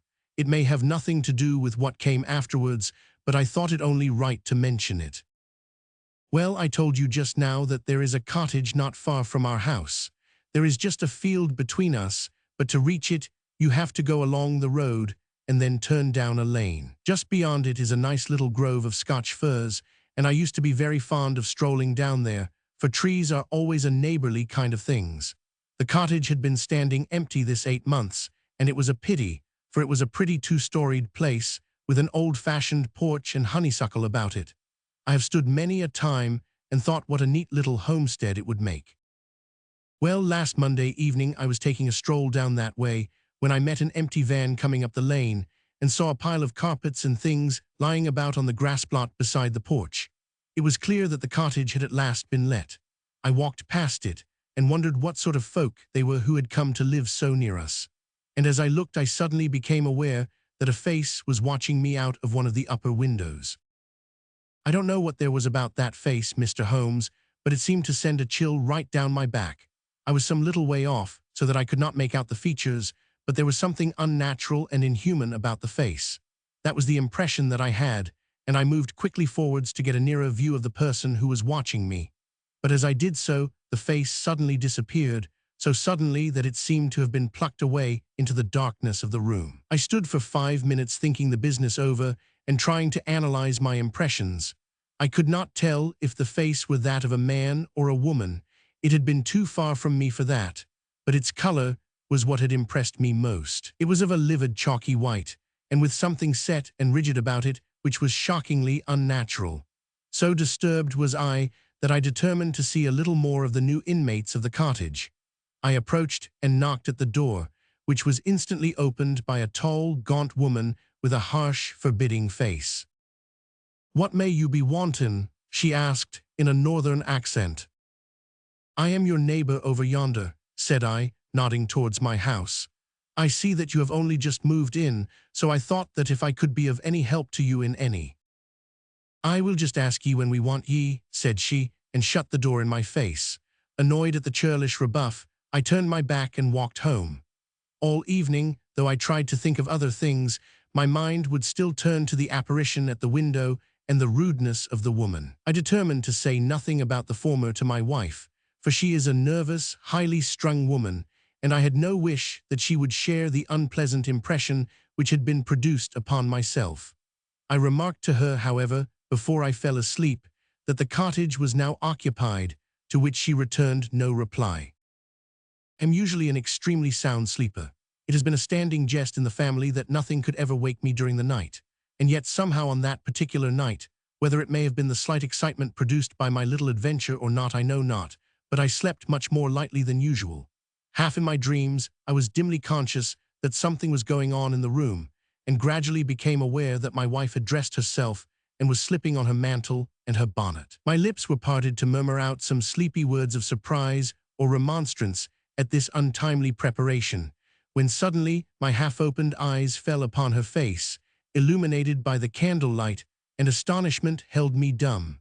She wore an expression such as I had never seen before, such as I should have thought her incapable of assuming. She was deadly pale and breathing fast, glancing furtively towards the bed as she fastened her mantle to see if she had disturbed me. Then, thinking that I was still asleep, she slipped noiselessly from the room, and an instant later I heard a sharp creaking which could only come from the hinges of the front door.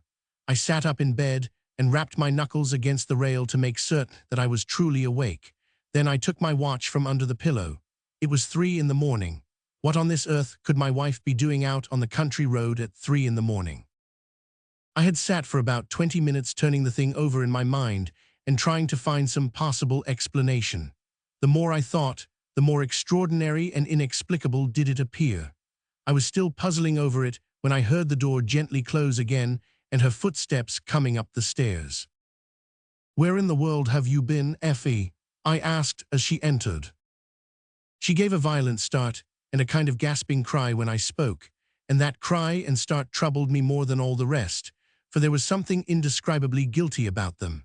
My wife had always been a woman of a frank, open nature, and it gave me a chill to see her slinking into her own room and crying out and wincing when her own husband spoke to her. "You awake, Jack?" she cried with a nervous laugh. "Why, I thought that nothing could awake you." "Where have you been?" I asked more sternly. "I don't wonder that you are surprised," said she, and I could see that her fingers were trembling as she undid the fastenings of her mantle. "Why, I never remember having done such a thing in my life before.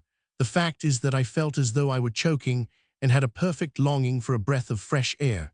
I really think that I should have fainted if I had not gone out. I stood at the door for a few minutes, and now I am quite myself again."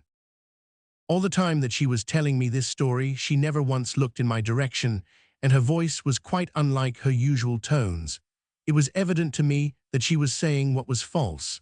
I said nothing in reply, but turned my face to the wall, sick at heart, with my mind filled with 1,000 venomous doubts and suspicions. What was it that my wife was concealing from me? Where had she been during that strange expedition? I felt that I should have no peace until I knew, and yet I shrank from asking her again after once she had told me what was false. All the rest of the night I tossed and tumbled, framing theory after theory, each more unlikely than the last. I should have gone to the city that day, but I was too disturbed in my mind to be able to pay attention to business matters. My wife seemed to be as upset as myself, and I could see from the little questioning glances which she kept shooting at me that she understood that I disbelieved her statement and that she was at her wits' end what to do. We hardly exchanged a word during breakfast, and immediately afterwards I went out for a walk, that I might think the matter out in the fresh morning air. I went as far as the Crystal Palace, spent an hour in the grounds, and was back in Norbury by 1 o'clock. It happened that my way took me past the cottage, and I stopped for an instant to look at the windows and to see if I could catch a glimpse of the strange face which had looked out at me on the day before. As I stood there, imagine my surprise, Mr. Holmes, when the door suddenly opened and my wife walked out. I was struck dumb with astonishment at the sight of her, but my emotions were nothing to those which showed themselves upon her face when our eyes met. She seemed for an instant to wish to shrink back inside the house again, and then, seeing how useless all concealment must be, she came forward, with a very white face and frightened eyes which belied the smile upon her lips. "Ah, Jack," she said, "I have just been in to see if I can be of any assistance to our new neighbors. Why do you look at me like that, Jack? You are not angry with me." "So," said I, "this is where you went during the night." "What do you mean?" she cried. "You came here, I am sure of it. Who are these people that you should visit them at such an hour?" "I have not been here before." "How can you tell me what you know is false?" I cried. "Your very voice changes as you speak. When have I ever had a secret from you? I shall enter that cottage, and I shall probe the matter to the bottom." "No, no, Jack, for God's sake," she gasped in uncontrollable emotion. Then, as I approached the door, she seized my sleeve and pulled me back with convulsive strength. "I implore you not to do this, Jack," she cried. "I swear that I will tell you everything some day, but nothing but misery can come of it if you enter that cottage." Then, as I tried to shake her off, she clung to me in a frenzy of entreaty. "Trust me, Jack," she cried. "Trust me only this once. You will never have cause to regret it. You know that I would not have a secret from you if it were not for your own sake. Our whole lives are at stake in this. If you come home with me, all will be well. If you force your way into that cottage, all is over between us." There was such earnestness, such despair in her manner that her words arrested me, and I stood irresolute before the door. "I will trust you on one condition, and on one condition only," said I at last. "It is that this mystery comes to an end from now. You are at liberty to preserve your secret, but you must promise me that there shall be no more nightly visits, no more doings which are kept from my knowledge. I am willing to forget those which are past, if you will promise that there shall be no more in the future." "I was sure that you would trust me," she cried, with a great sigh of relief. "It shall be just as you wish. Come away, oh, come away up to the house." Still pulling at my sleeve, she led me away from the cottage. As we went, I glanced back, and there was that yellow livid face watching us out of the upper window. What link could there be between that creature and my wife? Or how could the coarse, rough woman whom I had seen the day before be connected with her? It was a strange puzzle, and yet I knew that my mind could never know ease again until I had solved it. For 2 days after this I stayed at home, and my wife appeared to abide loyally by our engagement, for as far as I know, she never stirred out of the house. On the 3rd day, however, I had ample evidence that her solemn promise was not enough to hold her back from this secret influence which drew her away from her husband and her duty. I had gone into town on that day, but I returned by the 2:40 instead of the 3:36, which is my usual train. As I entered the house, the maid ran into the hall with a startled face. "Where is your mistress?" I asked. "I think that she has gone out for a walk," she answered. My mind was instantly filled with suspicion. I rushed upstairs to make sure that she was not in the house. As I did so, I happened to glance out of one of the upper windows and saw the maid with whom I had just been speaking running across the field in the direction of the cottage. Then, of course, I saw exactly what it all meant. My wife had gone over there and had asked the servant to call her if I should return. Tingling with anger, I rushed down and hurried across, determined to end the matter once and forever. I saw my wife and the maid hurrying back along the lane, but I did not stop to speak with them. In the cottage lay the secret which was casting a shadow over my life. I vowed that, come what might, it should be a secret no longer. I did not even knock when I reached it, but turned the handle and rushed into the passage. It was all still and quiet upon the ground floor. In the kitchen, a kettle was singing on the fire, and a large black cat lay coiled up in the basket, but there was no sign of the woman whom I had seen before. I ran into the other room, but it was equally deserted. Then I rushed up the stairs, only to find 2 other rooms empty and deserted at the top. There was no one at all in the whole house. The furniture and pictures were of the most common and vulgar description, save in the one chamber at the window of which I had seen the strange face. That was comfortable and elegant, and all my suspicions rose into a fierce, bitter flame when I saw that on the mantelpiece stood a copy of a full-length photograph of my wife, which had been taken at my request only 3 months ago. I stayed long enough to make certain that the house was absolutely empty. Then I left it, feeling a weight at my heart such as I had never had before. My wife came out into the hall as I entered my house, but I was too hurt and angry to speak with her, and pushing past her, I made my way into my study. She followed me, however, before I could close the door.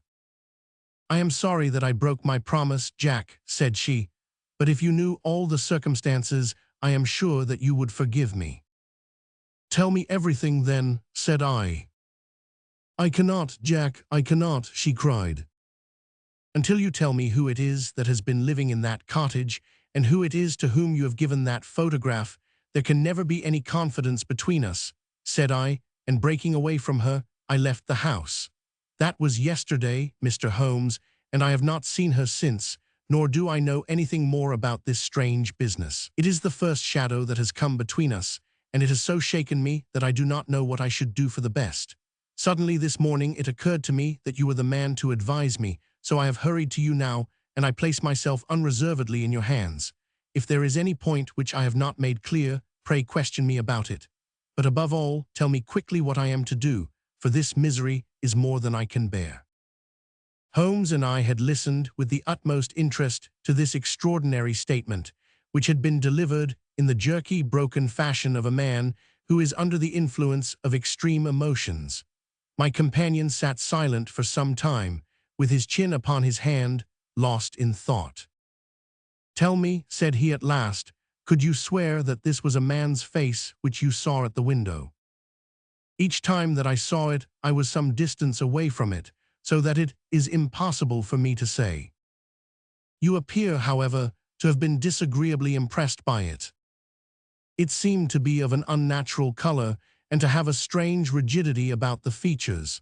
When I approached, it vanished with a jerk." "How long is it since your wife asked you for £100? "Nearly 2 months." "Have you ever seen a photograph of her first husband?" "No, there was a great fire at Atlanta very shortly after his death, and all her papers were destroyed." "And yet she had a certificate of death. You say that you saw it." "Yes, she got a duplicate after the fire." "Did you ever meet anyone who knew her in America?" "No." "Did she ever talk of revisiting the place?" "No." "Or get letters from it?" "No."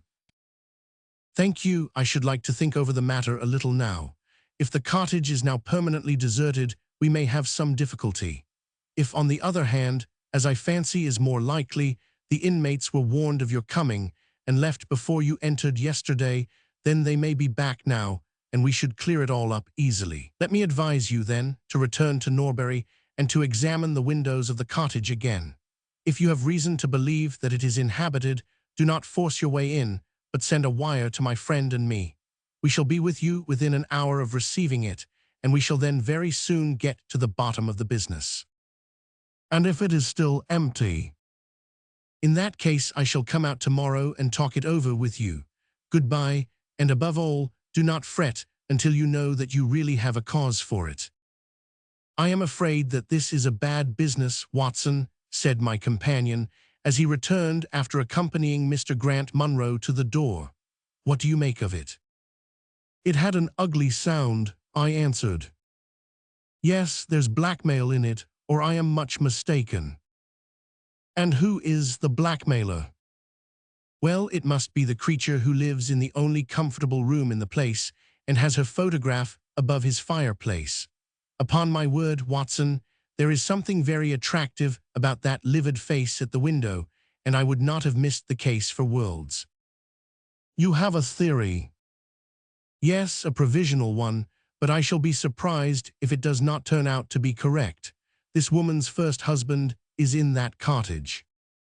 Why do you think so? How else can we explain her frenzied anxiety that her second one should not enter it? The facts, as I read them, are something like this. This woman was married in America. Her husband developed some hateful qualities, or shall we say that he contracted some loathsome disease and became a leper or an imbecile. She flies from him at last, returns to England, changes her name, and starts her life, as she thinks, afresh. She has been married 3 years and believes that her position is quite secure, having shown her husband the death certificate of some man whose name she has assumed, when suddenly her whereabouts is discovered by her first husband, or we may suppose, by some unscrupulous woman who has attached herself to the invalid. They write to the wife and threaten to come and expose her. She asks for £100 and endeavors to buy them off. They come in spite of it, and when the husband mentions casually to the wife that there are newcomers in the cottage, she knows in some way that they are her pursuers. She waits until her husband is asleep, and then she rushes down to endeavor to persuade them to leave her in peace. Having no success, she goes again next morning, and her husband meets her, as he has told us, as she comes out. She promises him then not to go there again, but 2 days afterwards, the hope of getting rid of those dreadful neighbors was too strong for her, and she made another attempt, taking down with her the photograph which had probably been demanded from her. In the midst of this interview, the maid rushed in to say that the master had come home, on which the wife, knowing that he would come straight down to the cottage, hurried the inmates out at the back door, into the grove of fir trees, probably, which was mentioned as standing near. In this way he found the place deserted. I shall be very much surprised, however, if it is still so when he reconnoiters it this evening. What do you think of my theory? It is all surmise. But at least it covers all the facts. When new facts come to our knowledge which cannot be covered by it, it will be time enough to reconsider it. We can do nothing more until we have a message from our friend at Norbury. But we had not a very long time to wait for that. It came just as we had finished our tea. The cottage is still tenanted, it said. Have seen the face again at the window. Will meet the 7 o'clock train and will take no steps until you arrive.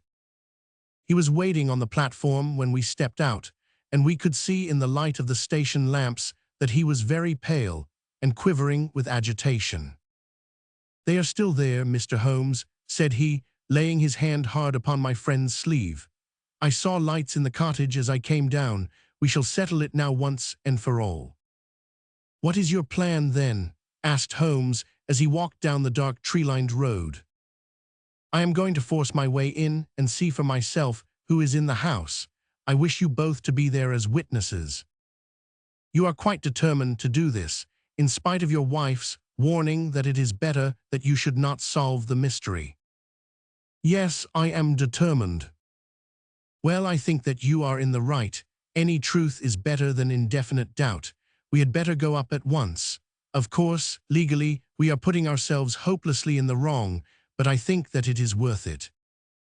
It was a very dark night, and a thin rain began to fall as we turned from the high road into a narrow lane, deeply rutted, with hedges on either side. Mr. Grant Munro pushed impatiently forward, however, and we stumbled after him as best we could. There are the lights of my house, he murmured, pointing to a glimmer among the trees, and here is the cottage which I am going to enter. We turned a corner in the lane as he spoke, and there was the building close beside us. A yellow bar falling across the black foreground showed that the door was not quite closed, and one window in the upper story was brightly illuminated. As we looked, we saw a dark blur moving across the blind. "There is that creature," cried Grant Munro. "You can see for yourselves that someone is there. Now follow me, and we shall soon know all."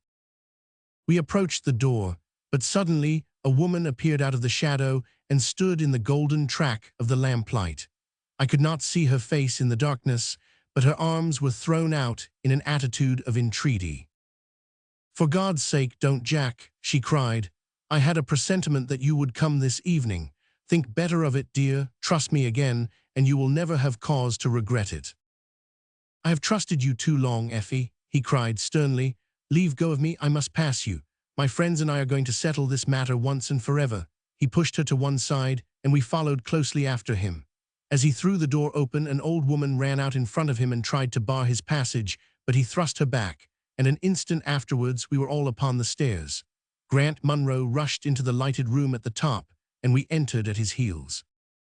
It was a cosy, well-furnished apartment, with 2 candles burning upon the table and 2 upon the mantelpiece. In the corner, stooping over a desk, there sat what appeared to be a little girl. Her face was turned away as we entered, but we could see that she was dressed in a red frock and that she had long white gloves on. As she whisked round to us, I gave a cry of surprise and horror. The face which she turned towards us was of the strangest livid tint, and the features were absolutely devoid of any expression. An instant later, the mystery was explained. Holmes, with a laugh, passed his hand behind the child's ear, a mask peeled off from her countenance, and there was a little coal-black negress, with all her white teeth flashing in amusement at our amazed faces. I burst out laughing, out of sympathy with her merriment, but Grant Munro stood staring, with his hand clutching his throat. "My God," he cried, "what can be the meaning of this?" "I will tell you the meaning of it," cried the lady, sweeping into the room with a proud, set face. "You have forced me, against my own judgment, to tell you, and now we must both make the best of it. My husband died at Atlanta. My child survived." "Your child?" She drew a large silver locket from her bosom. "You have never seen this open." I understood that it did not open. She touched a spring, and the front hinged back. There was a portrait within of a man strikingly handsome and intelligent-looking, but bearing unmistakable signs upon his features of his African descent. "That is John Hebron of Atlanta," said the lady, "and a nobler man never walked the earth. I cut myself off from my race in order to wed him, but never once while he lived did I for an instant regret it. It was our misfortune that our only child took after his people rather than mine. It is often so in such matches, and little Lucy is darker far than ever her father was. But dark or fair, she is my own dear little girlie, and her mother's pet." The little creature ran across at the words and nestled up against the lady's dress. "When I left her in America," she continued, "it was only because her health was weak, and the change might have done her harm. She was given to the care of a faithful Scotchwoman who had once been our servant. Never for an instant did I dream of disowning her as my child. But when chance threw you in my way, Jack, and I learned to love you, I feared to tell you about my child. God forgive me, I feared that I should lose you, and I had not the courage to tell you.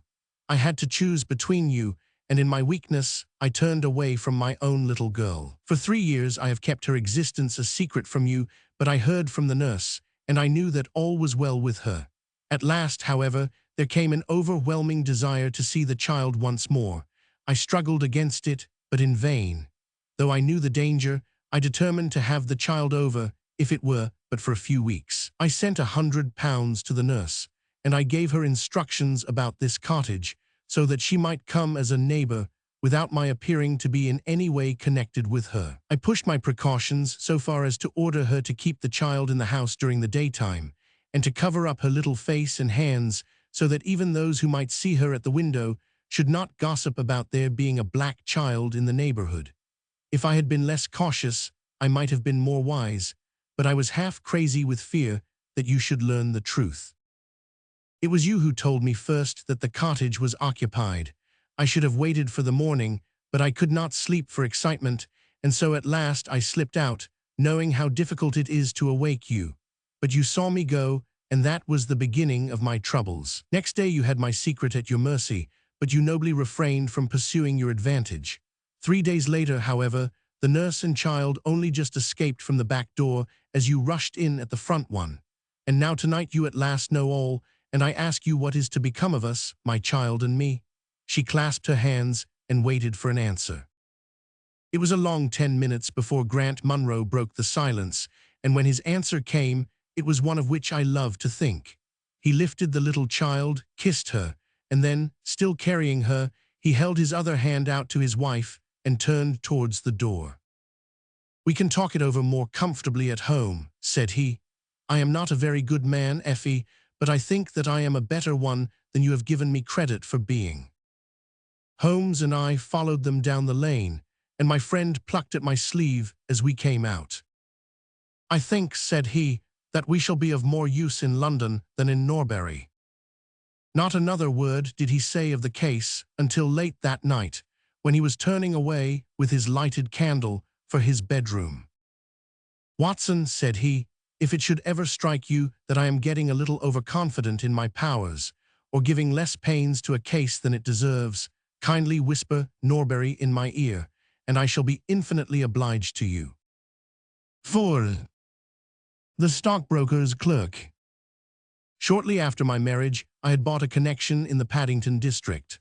Old Mr. Farquhar, from whom I purchased it, had at one time an excellent general practice, but his age, and an affliction of the nature of St. Vitus's dance from which he suffered, had very much thinned it. The public not unnaturally goes on the principle that he who would heal others must himself be whole, and looks askance at the curative powers of the man whose own case is beyond the reach of his drugs. Thus, as my predecessor weakened, his practice declined, until when I purchased it from him, it had sunk from 1,200 to little more than 300 a year.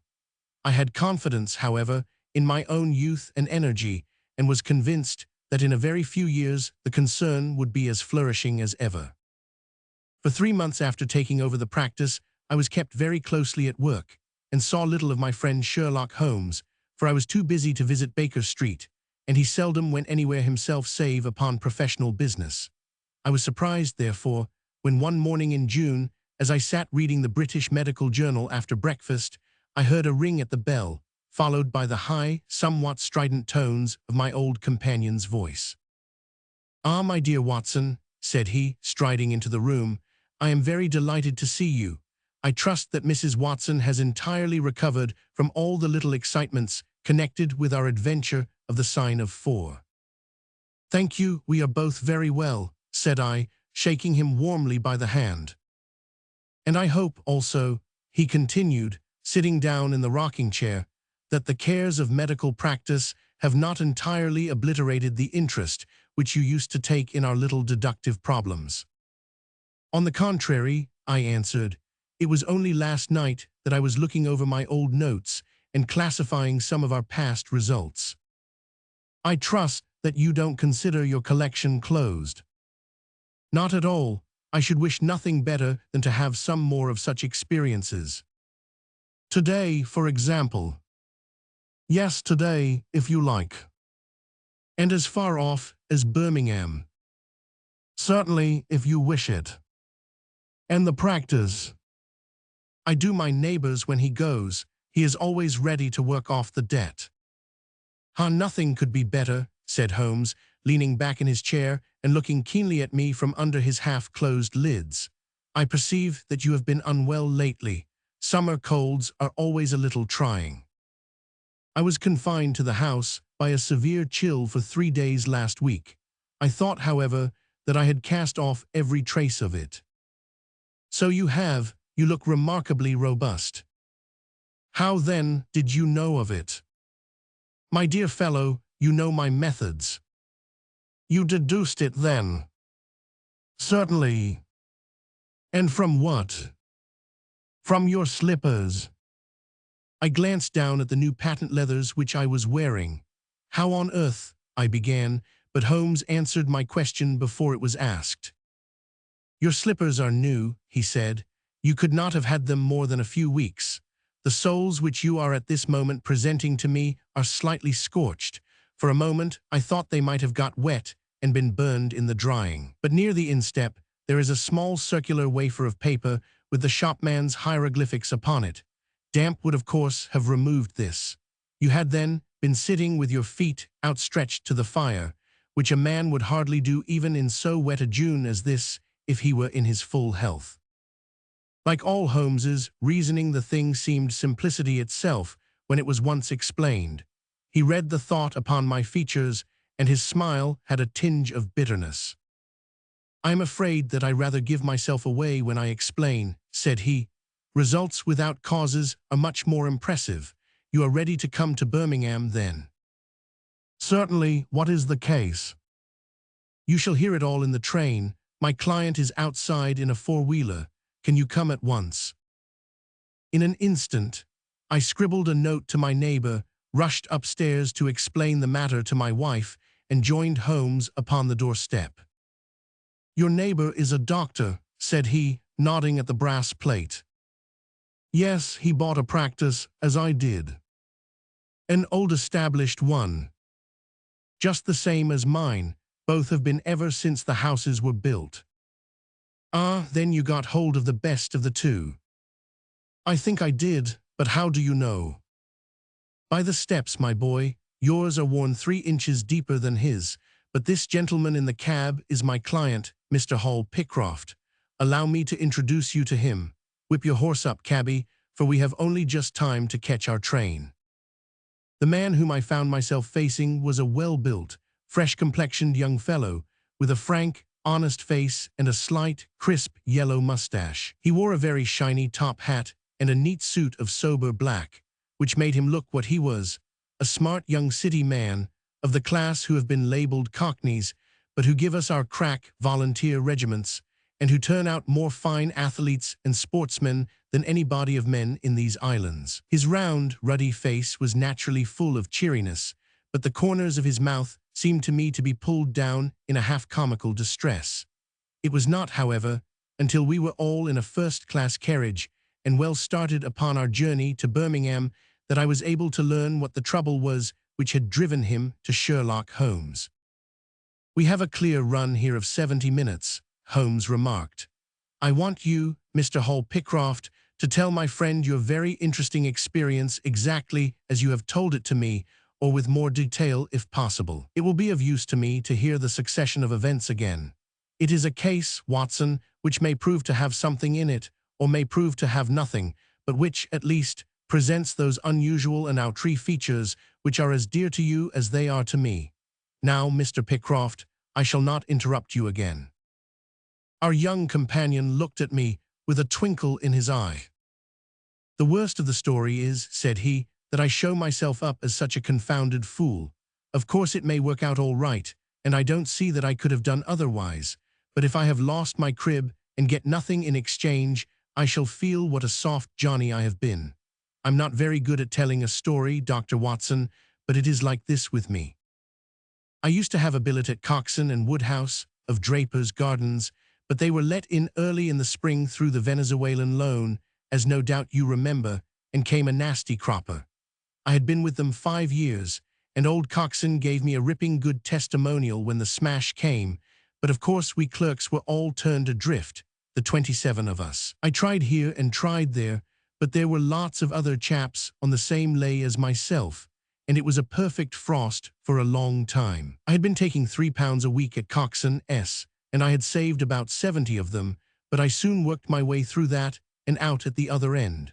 I was fairly at the end of my tether at last, and could hardly find the stamps to answer the advertisements or the envelopes to stick them to. I had worn out my boots paddling up office stairs, and I seemed just as far from getting a billet as ever. At last I saw a vacancy at Mawson and Williams, the great stockbroking firm in Lombard Street. I dare say EC is not much in your line, but I can tell you that this is about the richest house in London.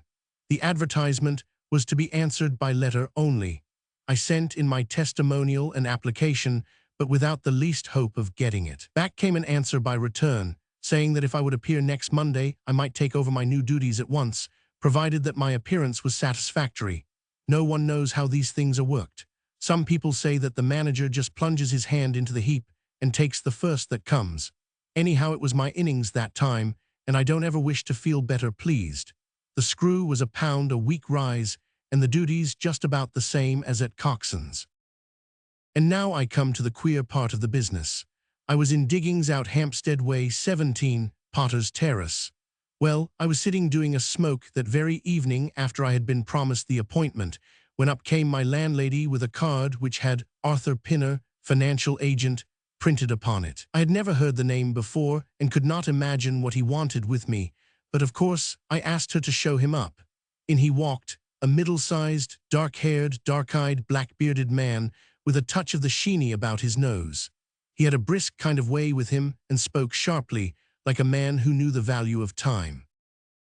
"Mr. Hall Pycroft, I believe," said he. "Yes, sir," I answered, pushing a chair towards him. "Lately engaged at Coxon and Woodhouse, S." "Yes, sir." "And now on the staff of Mawson's." "Quite so." "Well," said he, "the fact is that I have heard some really extraordinary stories about your financial ability. You remember Parker, who used to be Coxon's manager? He can never say enough about it." Of course, I was pleased to hear this. I had always been pretty sharp in the office, but I had never dreamed that I was talked about in the city in this fashion. "You have a good memory," said he. "Pretty fair," I answered modestly. "Have you kept in touch with the market while you have been out of work?" he asked. "Yes, I read the stock exchange list every morning." "Now that shows real application," he cried. "That is the way to prosper. You won't mind my testing you, will you? Let me see how our Ayrshires. 106 1/4 to 105 7/8. And New Zealand consolidated. 104. And British Broken Hills. 7 to 7 6. "Wonderful," he cried with his hands up. "This quite fits in with all that I had heard. My boy, you are very much too good to be a clerk at Mawson's." This outburst rather astonished me, as you can think. "Well," said I, "other people don't think quite so much of me as you seem to do, Mr. Pinner. I had a hard enough fight to get this berth, and I am very glad to have it." "Pooh, man, you should soar above it. You are not in your true sphere. Now I'll tell you how it stands with me. What I have to offer is little enough when measured by your ability, but when compared with Mawson's, it's light to dark. Let me see. When do you go to Mawson, S?" "On Monday." "Ha ha, I think I would risk a little sporting flutter that you don't go there at all." "Not go to Mawson, S?" "No, sir. By that day you will be the business manager of the Franco-Midland Hardware Company, Limited, with 134 branches in the towns and villages of France, not counting one in Brussels and one in San Remo."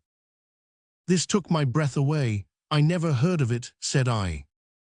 "Very likely not. It has been kept very quiet, for the capital was all privately subscribed, and it's too good a thing to let the public into. My brother Harry Pinner is promoter and joins the board after allotment as managing director. He knew I was in the swim down here and asked me to pick up a good man cheap, a young, pushing man with plenty of snap about him. Parker spoke of you, and that brought me here tonight. We can only offer you a beggarly 500 to start with." "500 a year," I shouted. "Only that at the beginning, but you are to have an overriding commission of 1% on all business done by your agents, and you may take my word for it that this will come to more than your salary." "But I know nothing about hardware." "Tut, my boy, you know about figures." My head buzzed, and I could hardly sit still in my chair, but suddenly a little chill of doubt came upon me. "I must be frank with you," said I. "Mawson only gives me 200, but Mawson is safe. Now really, I know so little about your company that—" "Ah, smart, smart," he cried in a kind of ecstasy of delight. "You are the very man for us. You are not to be talked over, and quite right, too. Now here's a note for £100, and if you think that we can do business, you may just slip it into your pocket as an advance upon your salary." "That is very handsome," said I. "When should I take over my new duties?" "Be in Birmingham tomorrow at 1, said he. "I have a note in my pocket here which you will take to my brother. You will find him at 126B, Corporation Street, where the temporary offices of the company are situated. Of course, he must confirm your engagement, but between ourselves, it will be all right." "Really, I hardly know how to express my gratitude, Mr. Pinner," said I. "Not at all, my boy. You have only got your deserts. There are one or two small things, mere formalities, which I must arrange with you. You have a bit of paper beside you there. Kindly write upon it, 'I am perfectly willing to act as business manager to the Franco-Midland Hardware Company, Limited, at a minimum salary of £500. I did as he asked, and he put the paper in his pocket. "There is one other detail," said he. "What do you intend to do about Mawson S?" I had forgotten all about Mawson's in my joy. "I'll write and resign," said I. "Precisely what I don't want you to do. I had a row over you with Mawson's manager. I had gone up to ask him about you, and he was very offensive, accused me of coaxing you away from the service of the firm and that sort of thing. At last, I fairly lost my temper. 'If you want good men, you should pay them a good price,' said I. "'He would rather have our small price than your big one,' said he. "'I'll lay you a fiver,' said I, 'that when he has my offer you'll never so much as hear from him again.' "'Done,' said he. 'We picked him out of the gutter, and he won't leave us so easily.' Those were his very words. "'The impudent scoundrel,' I cried.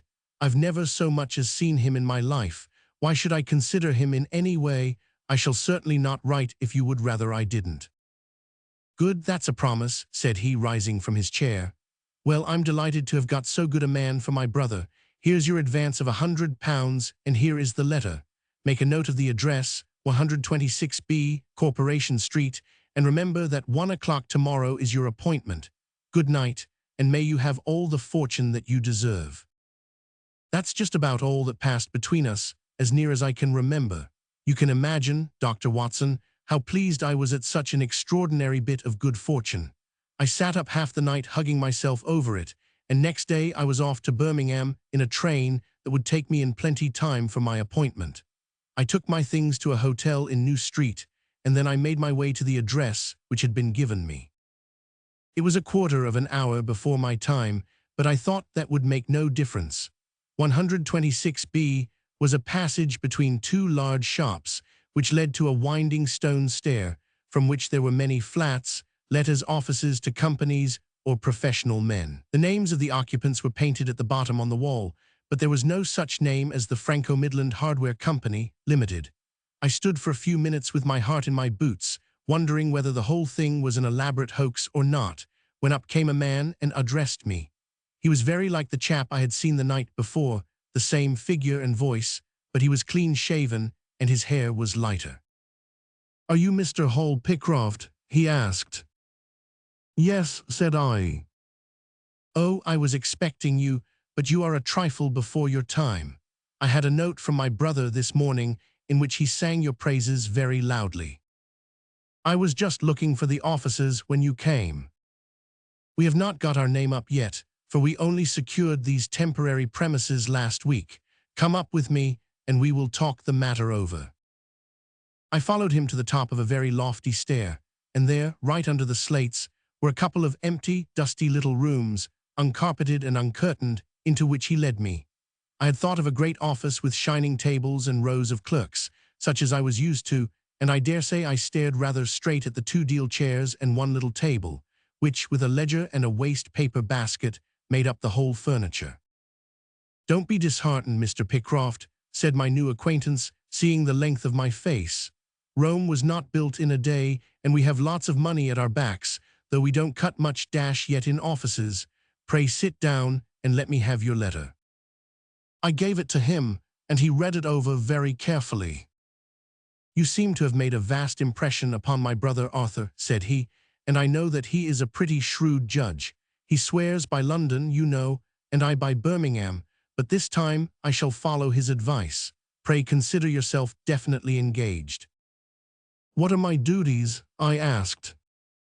"You will eventually manage the great depot in Paris, which will pour a flood of English crockery into the shops of 134 agents in France. The purchase will be completed in a week, and meanwhile you will remain in Birmingham and make yourself useful." How? For answer, he took a big red book out of a drawer. This is a directory of Paris, said he, with the trades after the names of the people. I want you to take it home with you and to mark off all the hardware sellers with their addresses. It would be of the greatest use to me to have them. Surely there are classified lists, I suggested. Not reliable ones. Their system is different from ours. Stick at it and let me have the lists by Monday at 12. Good day, Mr. Pickcroft. If you continue to show zeal and intelligence, you will find the company a good master. I went back to the hotel with the big book under my arm and with very conflicting feelings in my breast. On the one hand, I was definitely engaged and had £100 in my pocket. On the other, the look of the offices, the absence of name on the wall, and other of the points which would strike a businessman had left a bad impression as to the position of my employers. However, come what might, I had my money, so I settled down to my task. All Sunday I was kept hard at work, and yet by Monday I had only got as far as H. I went round to my employer, found him in the same dismantled kind of room, and was told to keep at it until Wednesday and then come again. On Wednesday it was still unfinished, so I hammered away until Friday, that is, yesterday. Then I brought it round to Mr. Harry Pinner. Thank you very much, said he. I fear that I underrated the difficulty of the task. This list will be of very material assistance to me. It took some time, said I. And now, said he, I want you to make a list of the furniture shops, for they all sell crockery. Very good. And you can come up tomorrow evening at 7 and let me know how you are getting on. Don't overwork yourself. A couple of hours at Day's music hall in the evening would do you no harm after your labors. He laughed as he spoke, and I saw with a thrill that his second tooth upon the left-hand side had been very badly stuffed with gold. Sherlock Holmes rubbed his hands with delight, and I stared with astonishment at our client. You may well look surprised, Dr. Watson, but it is this way, said he. When I was speaking to the other chap in London, at the time that he laughed at my not going to Mawson's, I happened to notice that his tooth was stuffed in this very identical fashion. The glint of the gold in each case caught my eye, you see. When I put that with the voice and figure being the same, and only those things altered which might be changed by a razor or a wig, I could not doubt that it was the same man. Of course you expect two brothers to be alike, but not that they should have the same tooth stuffed in the same way. He bowed me out, and I found myself in the street, hardly knowing whether I was on my head or my heels. Back I went to my hotel, put my head in a basin of cold water, and tried to think it out. Why had he sent me from London to Birmingham? Why had he got there before me? And why had he written a letter from himself to himself? It was altogether too much for me, and I could make no sense of it. And then suddenly it struck me that what was dark to me might be very light to Mr. Sherlock Holmes. I had just time to get up to town by the night train to see him this morning, and to bring you both back with me to Birmingham. There was a pause after the stockbroker's clerk had concluded his surprising experience. Then Sherlock Holmes cocked his eye at me, leaning back on the cushions with a pleased and yet critical face, like a connoisseur who has just taken his first sip of a Comet vintage. Rather fine, Watson, is it not? Said he. There are points in it which please me. I think that you will agree with me that an interview with Mr. Arthur Harry Pinner in the temporary offices of the Franco-Midland Hardware Company, Limited, would be a rather interesting experience for both of us. But how can we do it? I asked. Oh, easily enough, said Hall Pycroft cheerily. You are two friends of mine who are in want of a billet, and what could be more natural than that I should bring you both round to the managing director? Quite so, of course, said Holmes. I should like to have a look at the gentleman and see if I can make anything of his little game. What qualities have you, my friend, which would make your services so valuable? Or is it possible that— He began biting his nails and staring blankly out of the window, and we hardly drew another word from him until we were in New Street. At 7 o'clock that evening, we were walking, the three of us, down Corporation Street to the company's offices. It is no use our being at all before our time, said our client. He only comes there to see me, apparently, for the place is deserted up to the very hour he names. That is suggestive, remarked Holmes. By Jove, I told you so, cried the clerk. That's he walking ahead of us there. He pointed to a smallish, dark, well-dressed man who was bustling along the other side of the road. As we watched him, he looked across at a boy who was bawling out the latest edition of the evening paper, and running over among the cabs and buses, he bought one from him. Then, clutching it in his hand, he vanished through a doorway. There he goes, cried Hall Pycroft. These are the company's offices into which he has gone. Come with me, and I'll fix it up as easily as possible. Following his lead, we ascended 5 stories until we found ourselves outside a half-open door at which our client tapped.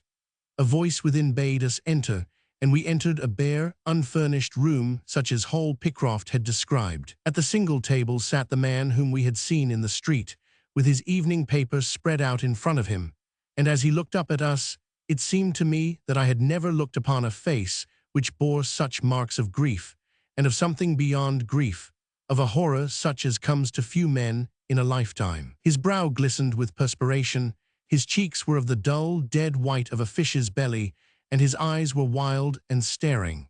He looked at his clerk as though he failed to recognize him, and I could see by the astonishment depicted upon our conductor's face that this was by no means the usual appearance of his employer. "You look ill, Mr. Pinner," he exclaimed. "Yes, I am not very well," answered the other, making obvious efforts to pull himself together and licking his dry lips before he spoke. "Who are these gentlemen whom you have brought with you?" "One is Mr. Harris of Bermondsey, and the other is Mr. Price of this town," said our clerk glibly. "They are friends of mine and gentlemen of experience, but they have been out of a place for some little time, and they hoped that perhaps you might find an opening for them in the company's employment." Very possibly," cried Mr. Pinner with a ghastly smile. "Yes, I have no doubt that we shall be able to do something for you. What is your particular line, Mr. Harris?" "I am an accountant," said Holmes. "Ah, yes, we shall want something of the sort. And you, Mr. Price?" "A clerk," said I. "I have every hope that the company may accommodate you. I will let you know about it as soon as we come to any conclusion. And now, I beg that you will go. For God's sake, leave me to myself." These last words were shot out of him, as though the constraint which he was evidently setting upon himself had suddenly and utterly burst asunder. Holmes and I glanced at each other, and Hall Pycroft took a step towards the table. "You forget, Mr. Pinner, that I am here by appointment to receive some directions from you," said he. "Certainly, Mr. Pycroft, certainly," the other resumed in a calmer tone. "You may wait here a moment, and there is no reason why your friends should not wait with you.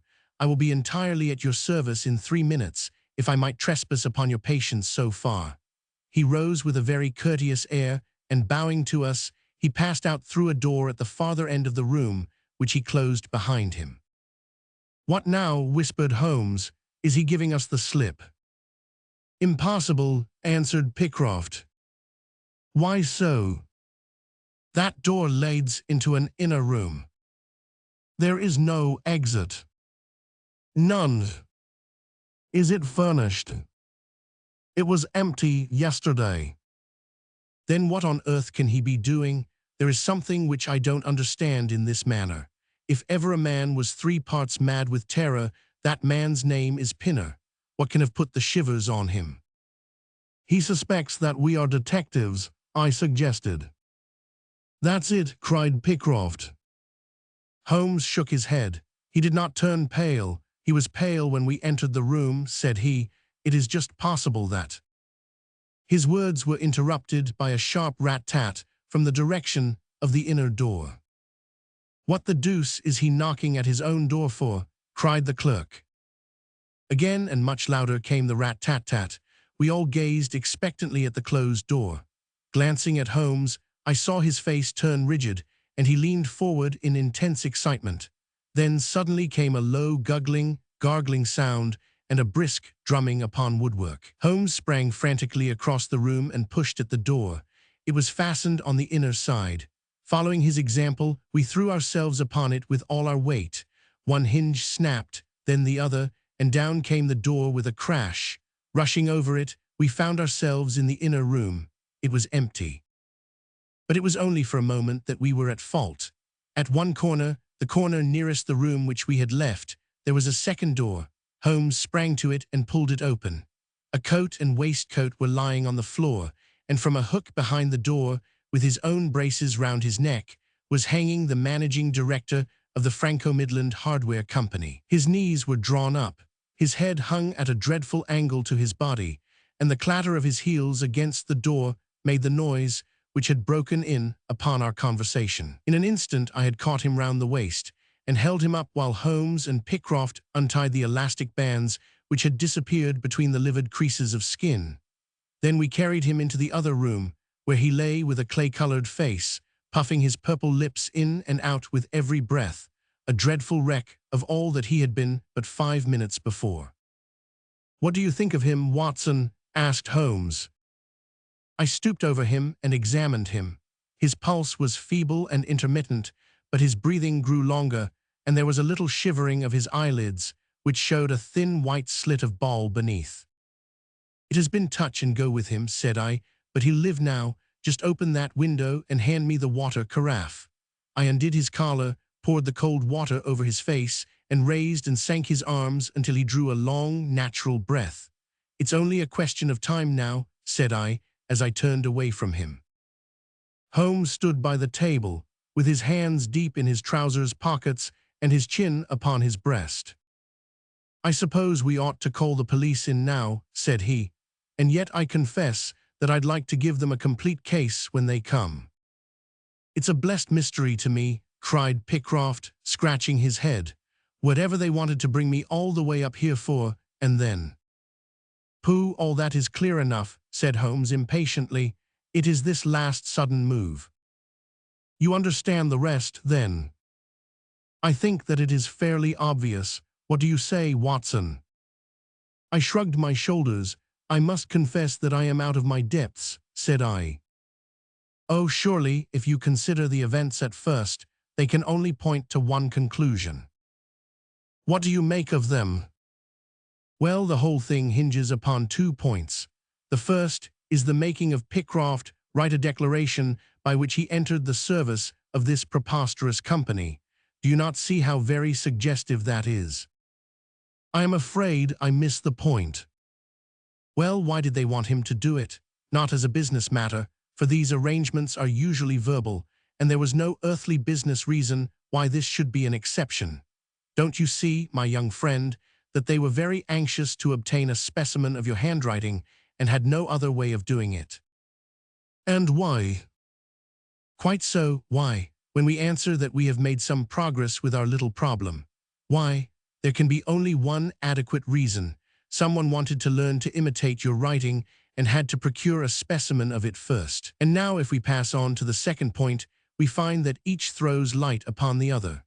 That point is the request made by Pinner that you should not resign your place, but should leave the manager of this important business in the full expectation that a Mr. Hall Pycroft, whom he had never seen, was about to enter the office upon the Monday morning." "My God," cried our client, "what a blind beetle I have been. Now you see the point about the handwriting. Suppose that someone turned up in your place who wrote a completely different hand from that in which you had applied for the vacancy. Of course the game would have been up. But in the interval, the rogue had learned to imitate you, and his position was therefore secure, as I presume that nobody in the office had ever set eyes upon you." "Not a soul," groaned Hall Pycroft. "Very good. Of course it was of the utmost importance to prevent you from thinking better of it, and also to keep you from coming into contact with anyone who might tell you that your double was at work in Mawson's office. Therefore they gave you a handsome advance on your salary and ran you off to the Midlands, where they gave you enough work to do to prevent your going to London, where you might have burst their little game up. That is all plain enough. But why should this man pretend to be his own brother?" "Well, that is pretty clear also. There are evidently only 2 of them in it. The other is impersonating you at the office. This one acted as your engager and then found that he could not find you an employer without admitting a third person into his plot. That he was most unwilling to do. He changed his appearance as far as he could, and trusted that the likeness, which you could not fail to observe, would be put down to a family resemblance. But for the happy chance of the gold stuffing, your suspicions would probably never have been aroused. Hall Pycroft shook his clenched hands in the air. "Good Lord," he cried, "while I have been fooled in this way, what has this other Hall Pycroft been doing at Mawson's? What should we do, Mr. Holmes? Tell me what to do." "We must wire to Mawson's. They shut at 12 on Saturdays." "Never mind, there may be some doorkeeper or attendant." "Ah yes, they keep a permanent guard there on account of the value of the securities that they hold. I remember hearing it talked of in the city." "Very good, we shall wire to him and see if all is well and if a clerk of your name is working there.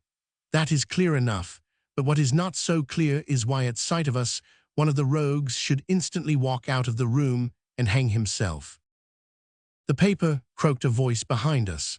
The man was sitting up, blanched and ghastly, with returning reason in his eyes, and hands which rubbed nervously at the broad red band which still encircled his throat.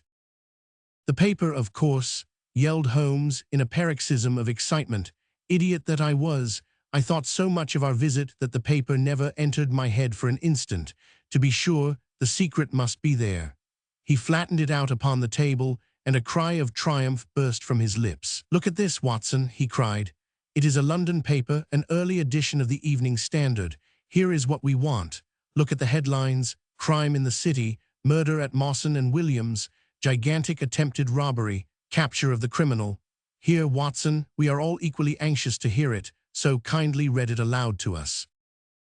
It appeared from its position in the paper to have been the one event of importance in town, and the account of it ran in this way. "A desperate attempt at robbery, culminating in the death of one man and the capture of the criminal, occurred this afternoon in the city.